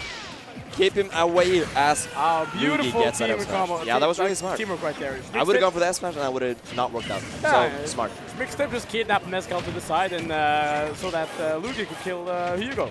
It's actually really, I hadn't thought about that until I thought about it earlier. Like the knockback being different when you do the series to that in double. That's really interesting because it's not going to be true the same way. You're going to have to do different routes and stuff. Oh, yeah, that's actually, wow, that's a very, very interesting remark you have there, Vavi. Definitely, and we have seen Lugi not being able to pull out the suit with that, and that might just be the reason. Ooh, but in an instant, in the blink of an eye, this is actually looking like the twins are winning again. But as I say, that Mixtape alone, I mean, we're talking about the 300 Dragon. Yeah, he's the goofy dragon. Is going to need to make quite the play right now. In this match, he's a little bit less goofy. He's just like a little bit different, you know? Yeah, he's like slightly goofy. They're all goofy, but he's like just he is a bit goofier. He's just a little silly, you know? He's not full goofy. He's just a little bit silly. He's in his silly era. In his silly era. Oh, the upstage not taking it, but that would have been huge. Close. No, you can't do that right here. Oh, this is so scary, but it just needs one little backer on one of them, and it's very much doable. It's so close. It's so doable. You know, if he just gets that, does not quite die just yet. You know, a Ridley little for bit the too first early. time ever not dying to something you would think he's going to die to. Oh, again in the back air, but that side is going to take it. Ridley, no actually. Yoshi is a very heavy guy. Is Yoshi or Ridley heaviest, do you think? I feel Ridley. Yeah, die, someone, bro. This is crazy. What is this hateful comment? They're just screaming, die! Why is nobody dying? It's so stable, but now that back air is actually going to take it for once. That was like, how many kill screen was that? That was like 5, 6? Yeah, we got... At one point, I was just like tired of seeing kill screens. I was like, yeah, stop with these kill screens. You stop believing it at some point. It's like the boy who cried wolf. It's like, kill screen, kill screen. You're like, all right, little boy, you're lying, bro. And...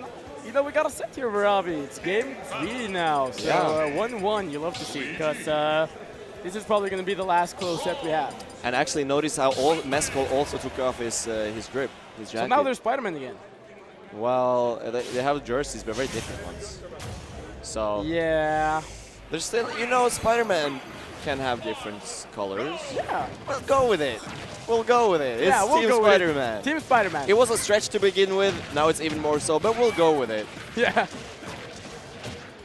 All right. It was a stretch, Mr. Fantastic. Yo, Team Mr. Fantastic. They are Mr. Fantastic, though. Let's be real. Oh, true.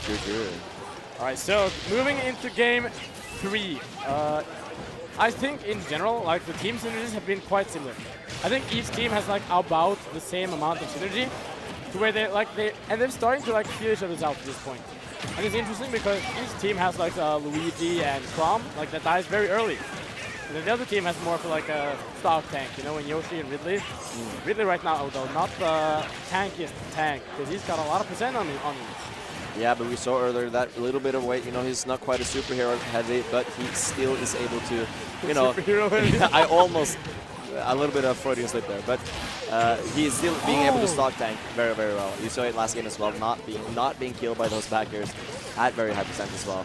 But, you know, Luigi definitely getting walled out. It's not just disjoints, it's fast disjoints. I do think Chrom does it really well against both Luigi and Yoshi, I would imagine. Especially Yoshi with those fast disjoints. You're not going to be able to, you know, get in very easily and on Chrom. There you see it, Vavi, the combo not being true because of the difference in knockback you have when you play double.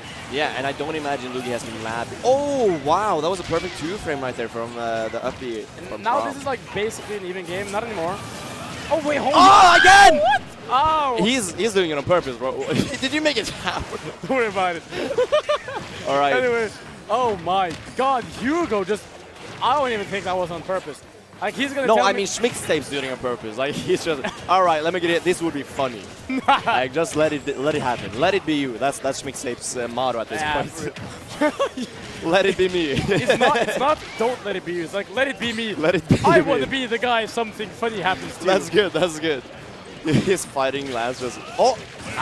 Once again with the uppy, killing Luigi. Only and one stock on this at dinosaur. One point, this was looking like it was the Twins game to win. You have Schmickstape and Luigi. Very good start, but then... Oh, Spider-Man's pulling through. Spider-Man lands up with the up B twice, just randomly killing 2 people in like a span of 5 seconds, and everything changed. Yeah. And yeah, that's that is gonna do going it. to be it. Lancelot and Mezcal now in the lead 2-1. I think you had a really good observation in the sense that both teams have like about the same type of synergy, but I do think I just have to say plainly out loud, Lancelot and Mezcal is a higher caliber of 1v1 players, so when those situations happen, they are better at gauging each individual situation. They're better at doing the scrambles properly, and that's what's making them win.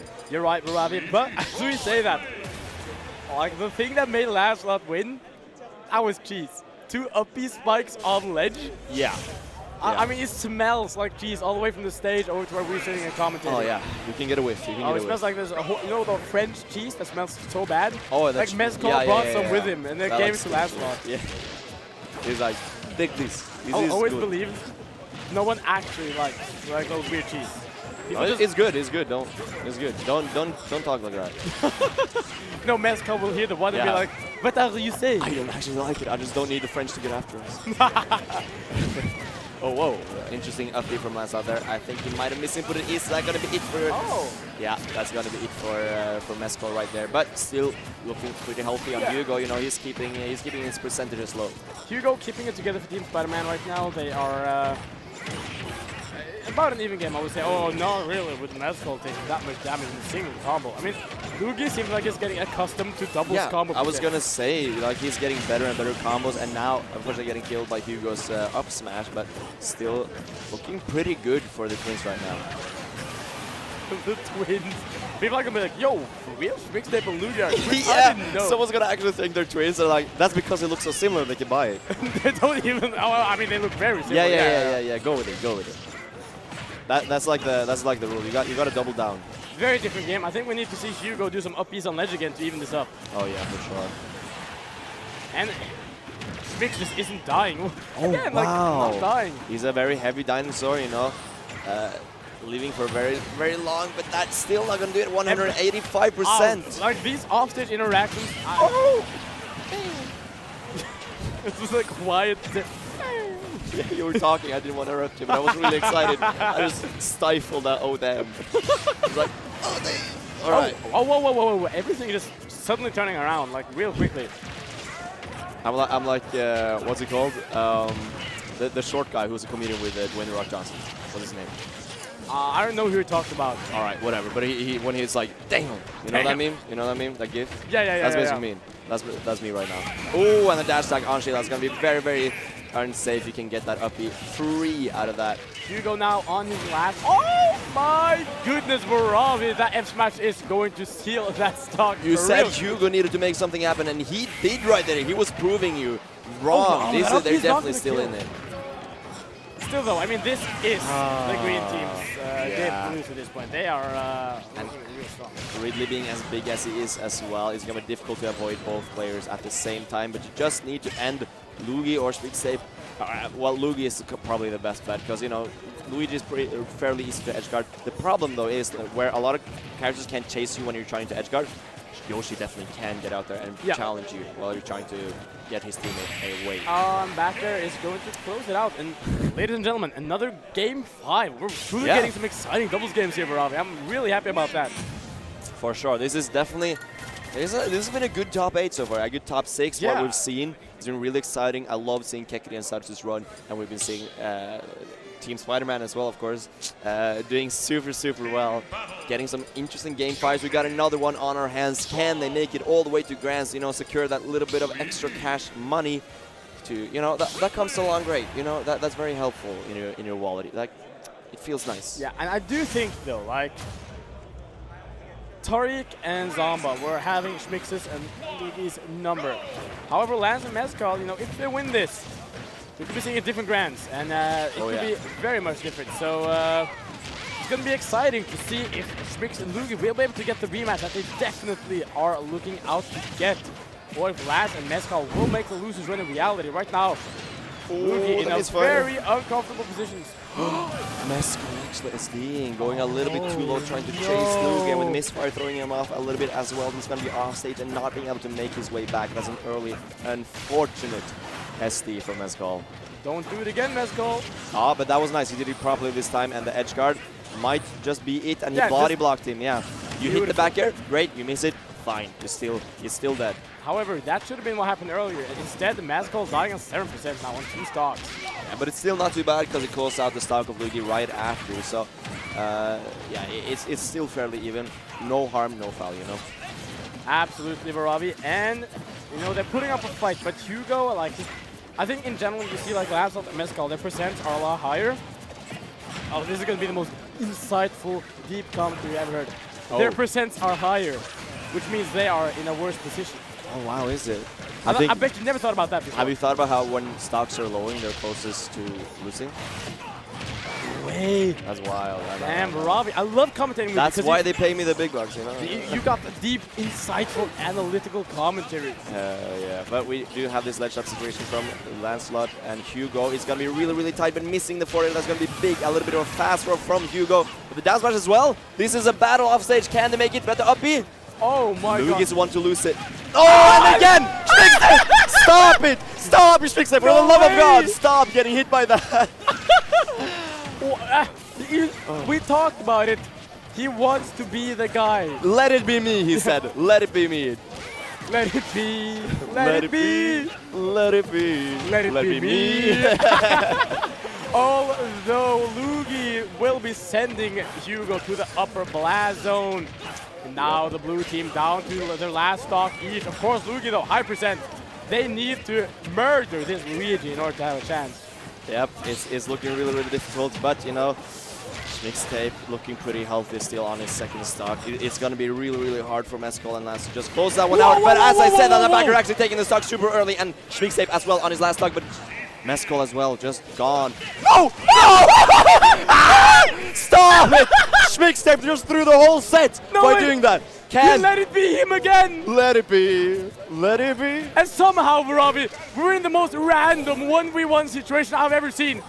How did this happen? How did we get here? Can Hugo clutch it out? Or is Lugi actually gonna make it work? Just say it's okay, Schmixtape. It's okay you got hit by that 5 times. But the tech situation, the mistake, actually making sure they move on, and the defenders from winners final move on to grands to re-challenge. Say, we're not done yet, Zomba. We're not done yet, Tariq. We still got some more fire in us. Of course, and you, Schmixtape though, just gotta not have it be him again. I mean, that was scary. Schmixtape just wanted to make it interesting for us. Yeah, that was, dude. If I'm Schmixtape, I'm paying Lugi more money.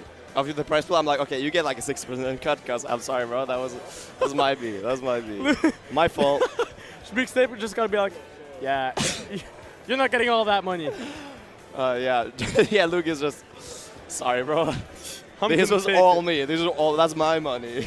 If they lost that because Schmixtape just put himself there, no. How many? Can someone like count?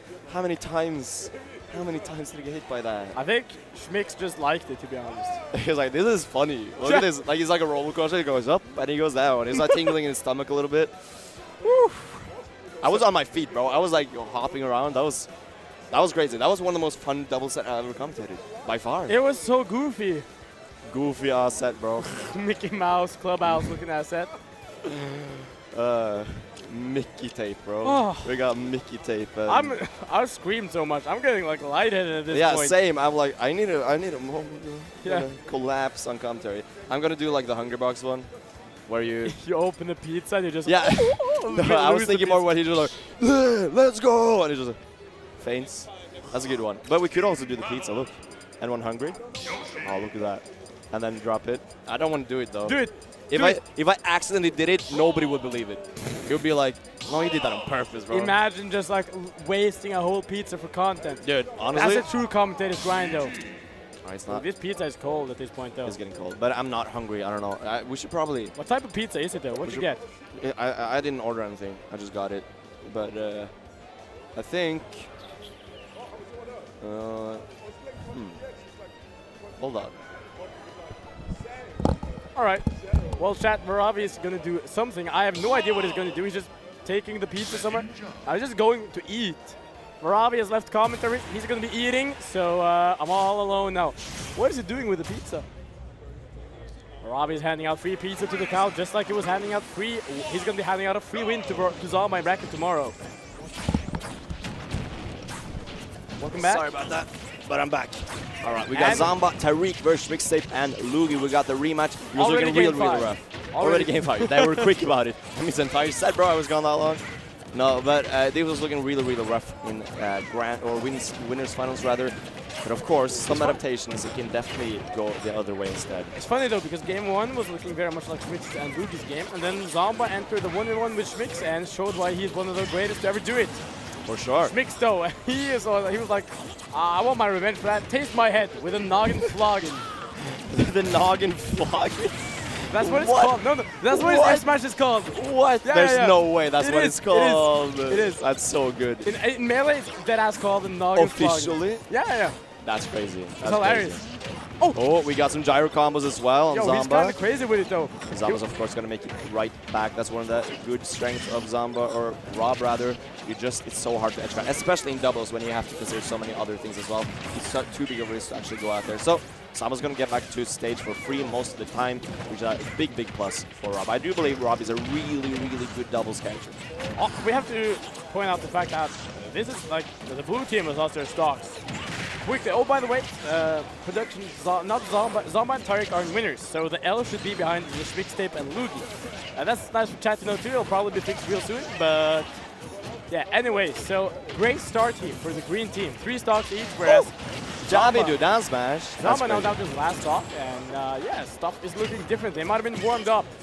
Yeah, they just need a little bit of a moment to get used to the playstyle maybe. But you also see a lot of the time. Grands is a very different set than Grand Finals Reset, right? You get a little bit of time to get used to the playstyle of your opponent and just, get warmed up. Zomba and Tariq, they're coming in cold right now, while Schmix and Lugi, they're coming up red hot after that game 5 set. For real, finally taking the stocks and reach the players, but Zomba is like at death percent right now already. Yeah, for sure. It's going really well for the European team right here. Oh, but the down, or the side B rather, is not going to quite cut it right there, but... Now if they kill Zomba, there's no stock left to take. On that high percent, it's not going to be too difficult either. You just need one solid hit, and Zomba, or Yoshi rather, and Luigi definitely have that kill power to take that very easily. One straight hit without much commitment. Tariq though playing a doubles phenomenally right now. However, now it's 1v2, and no matter how good you are, I don't think you're going to make this happen. However, I actually haven't seen Schmixtape and Luigi get much like team combos. They've just been playing very solidly, fundamentally, like position-wise as well.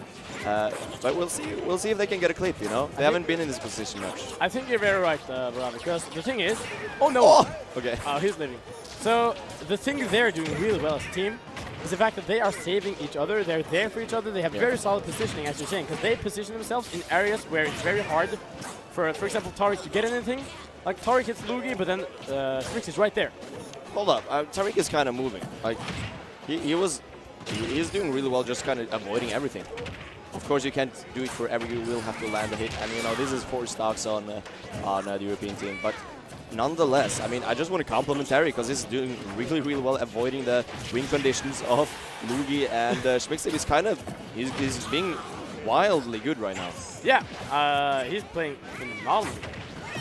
Like even if he probably doesn't win this because that would be insane. Yeah. But still, that's I'm crazy. I could have outplayed the both of you for like a minute. In general, I think Zomba for the blue team was definitely the MVP in that set. Because not Zomba, I mean Tariq. Because Zomba was kind of just getting hit a lot. Because Rob is big and Rob gets hit. Whereas Tariq was really like moving, weaving all over the place. And yeah, it's a different set right now. Schmix and Lugi in the lead. Yeah. Definitely looking very different from the first set in winners finals, but I do expect Zomba and Tariq are not discouraged at all. There are a few silly things happening here and there, so it doesn't take much adjustment to just get back in the game. We have already seen how dominant they can be if they are on their A game, and I don't doubt we will see it later this set. Whether it be this one or reset, we will see Zomba and Tariq the way they were in winners finals once again. Absolutely, Vavi. Now moving into game 2, grand finals. And I'm really happy we have a set. Because we were joking about the fact that Zomba and Tariq were just going to run away with it. But it wasn't looking that way. No, it was the other way around, rather. A really solid start here for Zomba and Tariq. Yeah, getting that early kill on Luigi. That's that. It was an edge guard, if I'm not mistaken. Yeah, and that's where Luigi Luigi losing his first stock before Tariq lost a single digit percent. So again, like Tariq just being the MVP right now, he's playing so well, like avoiding the win conditions. Because you were saying like Luigi and Schmixtape, they aren't really doing team combos, so you can feel kind of safe just chilling and avoiding one, because the other one isn't really going to be there to get you. Yeah, and we're seeing a lot of 1v1s right now. Like that seems like kind of the thing that Zomba and Tariq are doing right now. They're just like, okay, let's separate them. Let's just play the 1v1 game. We're better players. We can take them. Yeah. If we just play well. And we're seeing kind of Zomba is kind of dominating both of them and taking that stock of Lugi really, really quickly, and the stock of Schmixtape right now looking really, really rough for the European team right now. Just the grab from Schmixtape, knowing that like, yeah, he's gonna shield. Like very good game knowledge. You don't always like get to see that solid fundamental game knowledge in doubles. Yeah. But just goes to show like there's a reason why Schmix is up here with these players. Oh, for sure. He's phenomenal. And that's kind of what's interesting, because it's really interesting to see the doubles gameplay where they're all around each other, like they're fighting each other all at once, and you get that doubles gameplay. But it's also interesting to see those 1v1s, because there's a different type of vibe to it, but you still get that, you know, singles type of fundamental style gameplay that we all love to see. So I think they're both very interesting, but the Hydro Pump almost taking that stock super, super early on Lugi. That would have been his last stock. That would have been big trouble for Schmixtape and Lugi. But he's holding on still and actually taking the stock of Tariq instead. Still, though, this is 4 stocks against 2. It's kind of difficult to make this comeback, but not impossible. I do wonder why Schmixtape is rocking the 4 Tariq tag. Yeah, I'm fighting for Tariq, you know? Yeah. Just switches teams in the middle of the set, like, true. yeah. He's doing like Lugi did it to him last time, and now he's just like, okay, I'll get you back on this one. Good on Schmix keeping his jumps. I thought he used it, so I thought it was just dead. Yeah. Yeah. Yeah, you were saying like this is looking very rough right now for the green team. Of course, they got a game already, so they're kind of chilling, you know. It's a set. It's just looking a lot more like the first set of rounds, right? Or winners, rather. So, okay. Yeah, bad to state, though. Oh, I thought he was going to give me an upper into like a Zomba upper or something. Greninja just being Greninja hits you with like a normal up air. I'm just going to fall out. Oh, what a snipe. Today, I feel like would have been funny to take him with him to the desk, though. That doesn't spike. Doesn't? No. I thought it would. No, you sure? I'm like 90% sure that doesn't spike. Yeah, you're probably right. It just looks like it would spike. Because Bowser has like the exact same move, and it spikes. This is a game knowledge of a Little Mac player. I don't want to make fun of you because I might just be wrong. You're right, for sure. Yeah, okay. It does look like it would, though. Yeah, it looks like Bowser down B, and you know, Bowser down B spikes. It's the most funny spike ever, bro. Bowser down B sits on him, bro. Yeah, he actually just, like, if you're on ledge and you jump and Bowser just down B's and spikes you, you actually just got sat on. Yeah, and he's so happy about it. Bowser's like, what are we seeing? Whoa, what is this? The camera quality. Crazy camera quality. It's just a little bit blurry. Let it focus. Let the lens pros. Oh, is that the doubles trophy? Probably. That is a sick trophy, though. If you can drink from that, that's worth grinding doubles for. That's why Kekri and Sarsu work so hard. They just want that trophy. Yeah, I mean, I would want that trophy. Oh, yeah. We can steal it. They won't see it. All right, off stage once again. Can he make it back? Not with Tariq on your ass like that, but there's misfire. Lady Fortune is on his side. Yep. Ooh, it's so scary to be honest. honest. I was really lucky. Suddenly getting a reversal, right? For Lugi, like these offstage situations have been like his Achilles heel. Yeah. It really has, and that's no surprise. Yeah, but he's dead though. He's dead. That's like you know, luck gives some and he takes some. Sometimes it saves you, sometimes it just kills you. Yeah. Unfortunate from Lugi, but you did get saved earlier, so you can't be too mad about it. And yeah, kind of looking like the previous game too. Like Zomba and Tariq just needed a game of warm-up, and now they're back to being the crazy players that they are. For sure. We are having some solid leads from Zomba and Tariq, but you know, it's not too bad. They're still on high percent. We can definitely close this out. It's just so hard when you're always off stage as Lugi. It's just you just got to find a way to just keep that stage positioning, right? But it's so hard when you got 2 other world's best players constantly hunting you down. Wow. Oh. Okay.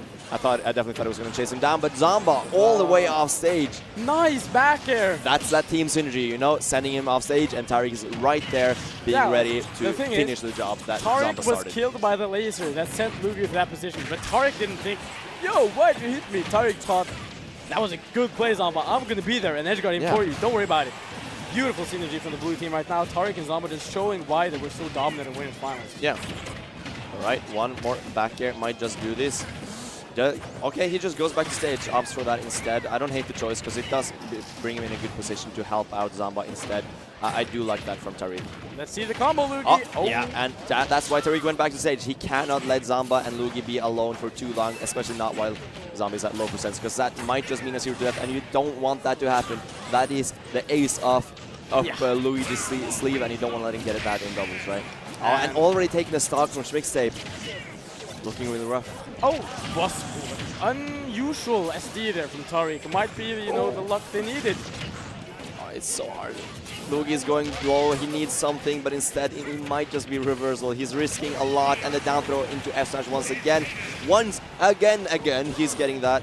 The edge guard, it's gonna be rough. Yeah, because you're in the corner, one hit away from being off stage. You know any hit is gonna send them either off stage or into a kill position, just like that. But actually surviving. That was the bread and butter though. You see them like do that all the time. It's just their go-to kill confirm in 1v2s. As a wrap. Yeah. Body blocking is that you get back here. Good. Oh, we're back at the Valhalla trophy. The Valhalla IV. What a beautiful trophy. Yeah. And that is the trophy these two teams are fighting for. You got, of course, Luigi and Schmixtape versus Zomba and Tariq. It's so good putting it on the desk right before them, because that's your motivation, right? That's what you're fighting for right here. You might be down, but you're still going to be grinding. You're still going to be pushing every last drop of try-hardness you have in you to just make this match work in your favor. And ladies, gentlemen, and everything in between, we might be looking at the final doubles game of Valhalla IV. Or, you know, maybe we might be looking at the start of a beautiful comeback from a Schmixtape and Luigi. Might, but Zomba and Tariq have been doing super well these past two games. They were starting a little bit rough, but it seems like they might just have been warming up a little bit, and such a good job just sending both Luigi and Schmixtape off stage to edge guard, but they seem to be doing the same thing right now. Zomba, as Rob is getting so pressured off stage, just get back home. Once you go high like that, there's no more edge guarding, only juggling. Oh, I do like this though. Already a strong start for Schmixtape and Luigi. Oh. Not quite getting the conversion, but that would have been big. That would have been a kill early. Yeah. And there goes Tariq's stock. Now let's see if Zomba's stock will be next up. All right. That gets the up smash on his own teammate, not what he intended, but sends Zomba off stage once again. Opts to just help out his teammate Luigi to maybe get the stock of Tariq instead. I do like that. You're not going to get much out of edge guarding Zomba anyways. Does the spot dodge into up smash just to bait out that grab. Oh, gets both of them, but Tariq is the one to survive. Really nice from Zomba. He knows exactly. Yeah, there we go. The aerial noggin flogging right there. Yeah. Half of his moves are noggin floggings. For real, that head is big. I don't know if there's a term that can make me sound more Norwegian than noggin flogging. That's so hard to say. Sounds like a Norwegian word almost, like urga dinga, like whatever. People like think like hinga dinga durga or something is Norwegian. It sounds like it could be. True. We do kind of talk like that. Although right now, Schmixtape and Luigi is preaching what it means to be a good doubles team. Really just dominating right now against Zomba and Tariq. They're pulling out every trick in the book right now, trying to just keep them off stage, but Zomba and Tariq making it back. You know, Zomba getting right in there to help out his teammate. That's what you got to do. You can't let your boy be out there unprotected. Oh, actually falling out. Nice tech though. Does not get the reversal. And now they just need to close out this stock from Tariq, and it's definitely going to be a game 5, Robbie. Yeah, we might just see it. I mean, however though, we say definitely, but with the movement we've been seeing from Tariq, that might not be happening at all. He could just keep this stock for forever. You've seen how quickly Tariq can take stocks off Luigi with that edge guard, you know? Yes, Luigi's recovery is definitely the sour spot of the team. Oh, but this might just be it. You got Zomba 2v1, but we did see how Zomba almost made it work last set. He almost made a crazy 2v1 comeback, but Zomba, it's time to prove you should have been above the bus on the global rankings. Make this 2v1 comeback. This might just be on the next ranking, but he did 2v1 Luigi and Schmixtape, so yeah, might just put him above this time. Like he's about to be number 11 or something, like, yeah, you know what, he did that crazy 2v1. Oh, what a nice conversion. Oh, immediate switch. Yeah. And you know, Luigi's happy about it at least. He's going, yep, I love Luigi when he, I did that. Luigi always like bobs his head when he's winning. He's so in the game, bro. He's so into it. Oh, and they're the other guys. They're like chilling. We got the live camera. You love to see that. Zomba with his gum, and then you got Tariq just chilling. Yeah, I mean, Zomba's super chilling. Yeah. Zomba always looks like super chill. True. Zomba's like chilling in grand finals of a super major. Yeah, he's like, this is just another day, you know. Yeah. Of course I'm here. Whereas I'm like popping up winners round 2 of Valhalla. I'm like, yo, let's go. Yeah, Zomba wins the super major, like, chilling. Well played, well played. No, I love Zomba. All right, though, but Vavi, It's game 5. Sure is, Doorman. Game 5 of one of the most hyped doubles tournaments I've ever seen. And we are about to get right into it. You know, Zomba and Tariq been so dominant much of the tournament, but at the same time... Nice save there from Zomba. All right, can we get some early combos going? You see Tariq so ready to just abandon Lugi and go to help out instead, but we are getting the 1v1s on each side of the stage right now. This might just be... And the backer as well, is he dead? He's just dead. I mean, these are not the 1v1s you want, because Tariq keeps edgeguarding Lugi, and we saw what happened earlier in the 1v1 between Zomba and Schmixtape. Yeah, you want it the other way around for sure. You actually, I think Schmixtape and Lugi definitely wants it to be like an intertwined 2v2, and Zomba and Tariq definitely wants to split them up, and they've been doing a wonderful job of that so far in this game. Reaching a bit with the down smash, but won't be punished for it. I mean, at least, you know, for the green team, Schmixtape is still staying alive. They just, and there we go, closing out Zomba's stock right now. Keeping it very close for Vavi. So even, it's so even, and this is what you love to see in these Grand Finals Game 5s. But can we get an early little stock? You saw he was ready for it with that gyro. That save is so crucial from Schmixtape. Lugi was off stage, and Schmixtape just dash attacks Zomba and Tariq at once. Still though off stage. Ooh, you know, Schmixtape are also chasing him down as Tariq is trying to edgeguard Lugi, but it's looking so difficult. Zomba out there to just try to send Luigi back off stage once again. 1v1s, we're back to 1v1s. They definitely want this position. They are working so hard to get there. We see them working right there, taking the stock each, and this is looking so good for the American and the German. Absolutely right now. This is the last stock of Lugi, possibly. It sure is. You gotta make it count. He really has to make it count, because you don't want to get edgeguarded again. Yeah. If you lose this last stock to an edgeguard, it's going to be so rough, and you can't let Schmixtape fend for himself out here. Now, of course, though, Schmixtape stock tanking like a god right now, truly putting the tank in the stock. A healthy second stock, actually. But the restock, this is going to be 1 stock apiece. They need to close that Tariq very soon, but the down smash, he has no jump. He has no jump, and one little aerial is going to scare. But the back air not quite hitting. That's so big. That's so big, actually. That might just be the last chance that Schmixtape and Lugi needs to get back into this. That stock from Schmixtape is what needs to stay around for just a little bit longer, but... Yeah, Schmixtape needs to keep this stock, otherwise it's curtains for the green team, because they have really been doing a number on Lugi when he's been alone. We got Tariq on Lugi off stage, but does make a little bit of a reversal instead. Important, yeah, gets the jab lock! Once again, trying to chase Zomba, but can't quite do it. Let's see, can Schmixtape get this? Okay, very intense right now, Vavi. No, and that's how we lose it. This is Lugi fending for himself right here. It's looking like a wrap, but can they just end it right here? Nice up air though. Very big, very big. Does stay alive for a bit longer, misses the down smash too. And with the up smash, Zomba and Terry closing out game 5, not dropping a set, but Schmixtape and Lugi did keep it competitive by the end there. For sure, they did an amazing gentlemen, job. And everything in between, we have our winners of Valhalla IV doubles. It's going to be Zomba and Tariq, and really, are you surprised, Vavi? I am not surprised, and I was about to ask you that same question. And, you know, they were first seeds going to this, barely dropped any games. I don't think they dropped a game until Grand Finals, where they were pushed to Game 5, but still closed it out with a pretty comfortable Game 5, right? We got our champions right here getting handed the trophy. And it's so nice to see it close with kind of a cool team combo, too. Yeah. Because, you know, sometimes it's kind of an anticlimactic end, but that was a cool ending. Because Lugi, quite unfortunate, being put alone by the end, and... I believe we're about to hand it off to Melody, saying some final announcement right here. Yeah, and then we see Lancelot, Team Spider-Man finishing 3rd, of course. Yes. So, of course, we have Team Spider-Man, yeah. Back with the jacket. He's like, I don't need to play anymore, so, you know, the jacket's back on. 3rd place, you have Lancelot and Mezcal. Yeah, Mezcal. Lancelot taking the medal for Mezcal as well, pulling through. You know, they as well did super well. Finland placing super high. We're getting, of course, Lugi and Schmixtape 2nd place runner-ups, almost making it all the way to the bank. But, you know, that's still a very respectable placement. You know, that's 2nd place out of a lot of teams, a lot of really talented teams. Yeah, and they, you know, made it very close. Look how similar they look, though. There they are, the GOATs, with that little symbol from Lugi. And there we have them. The winners with their trophies in hand, Zomba and Tariq. Those are your GOATs of doubles at Valhalla 4. And you know, they might be teaming here, they might be teammates here, but you know, they might be the ones who face in winners finals tomorrow.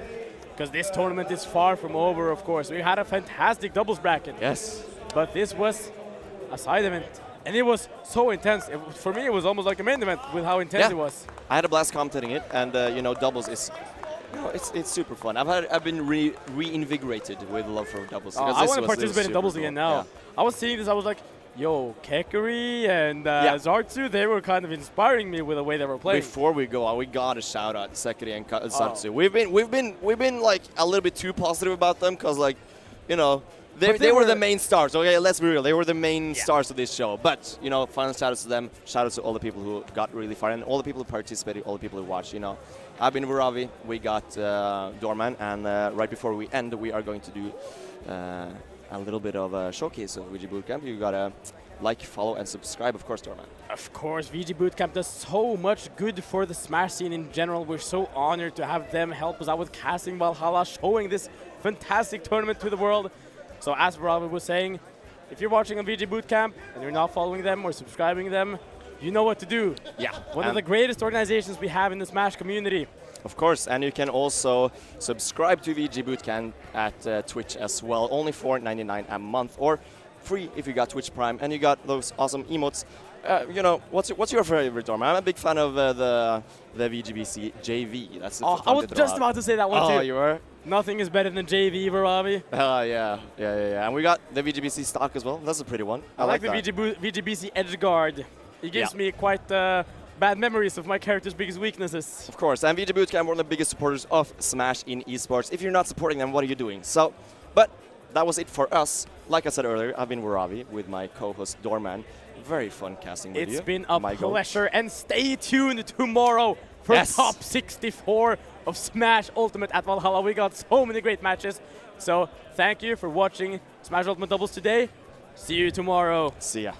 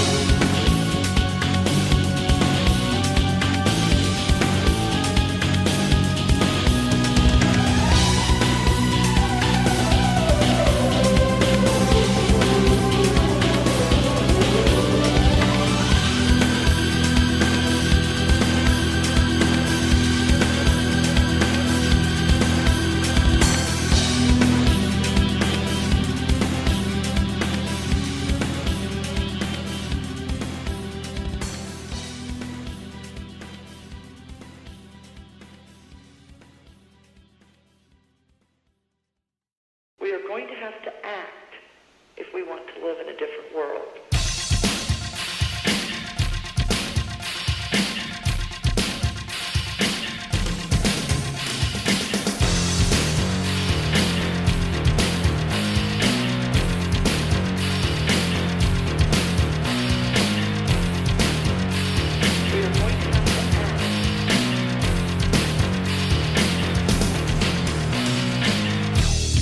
There is a very unstable situation on the ground that is unfolding very quickly.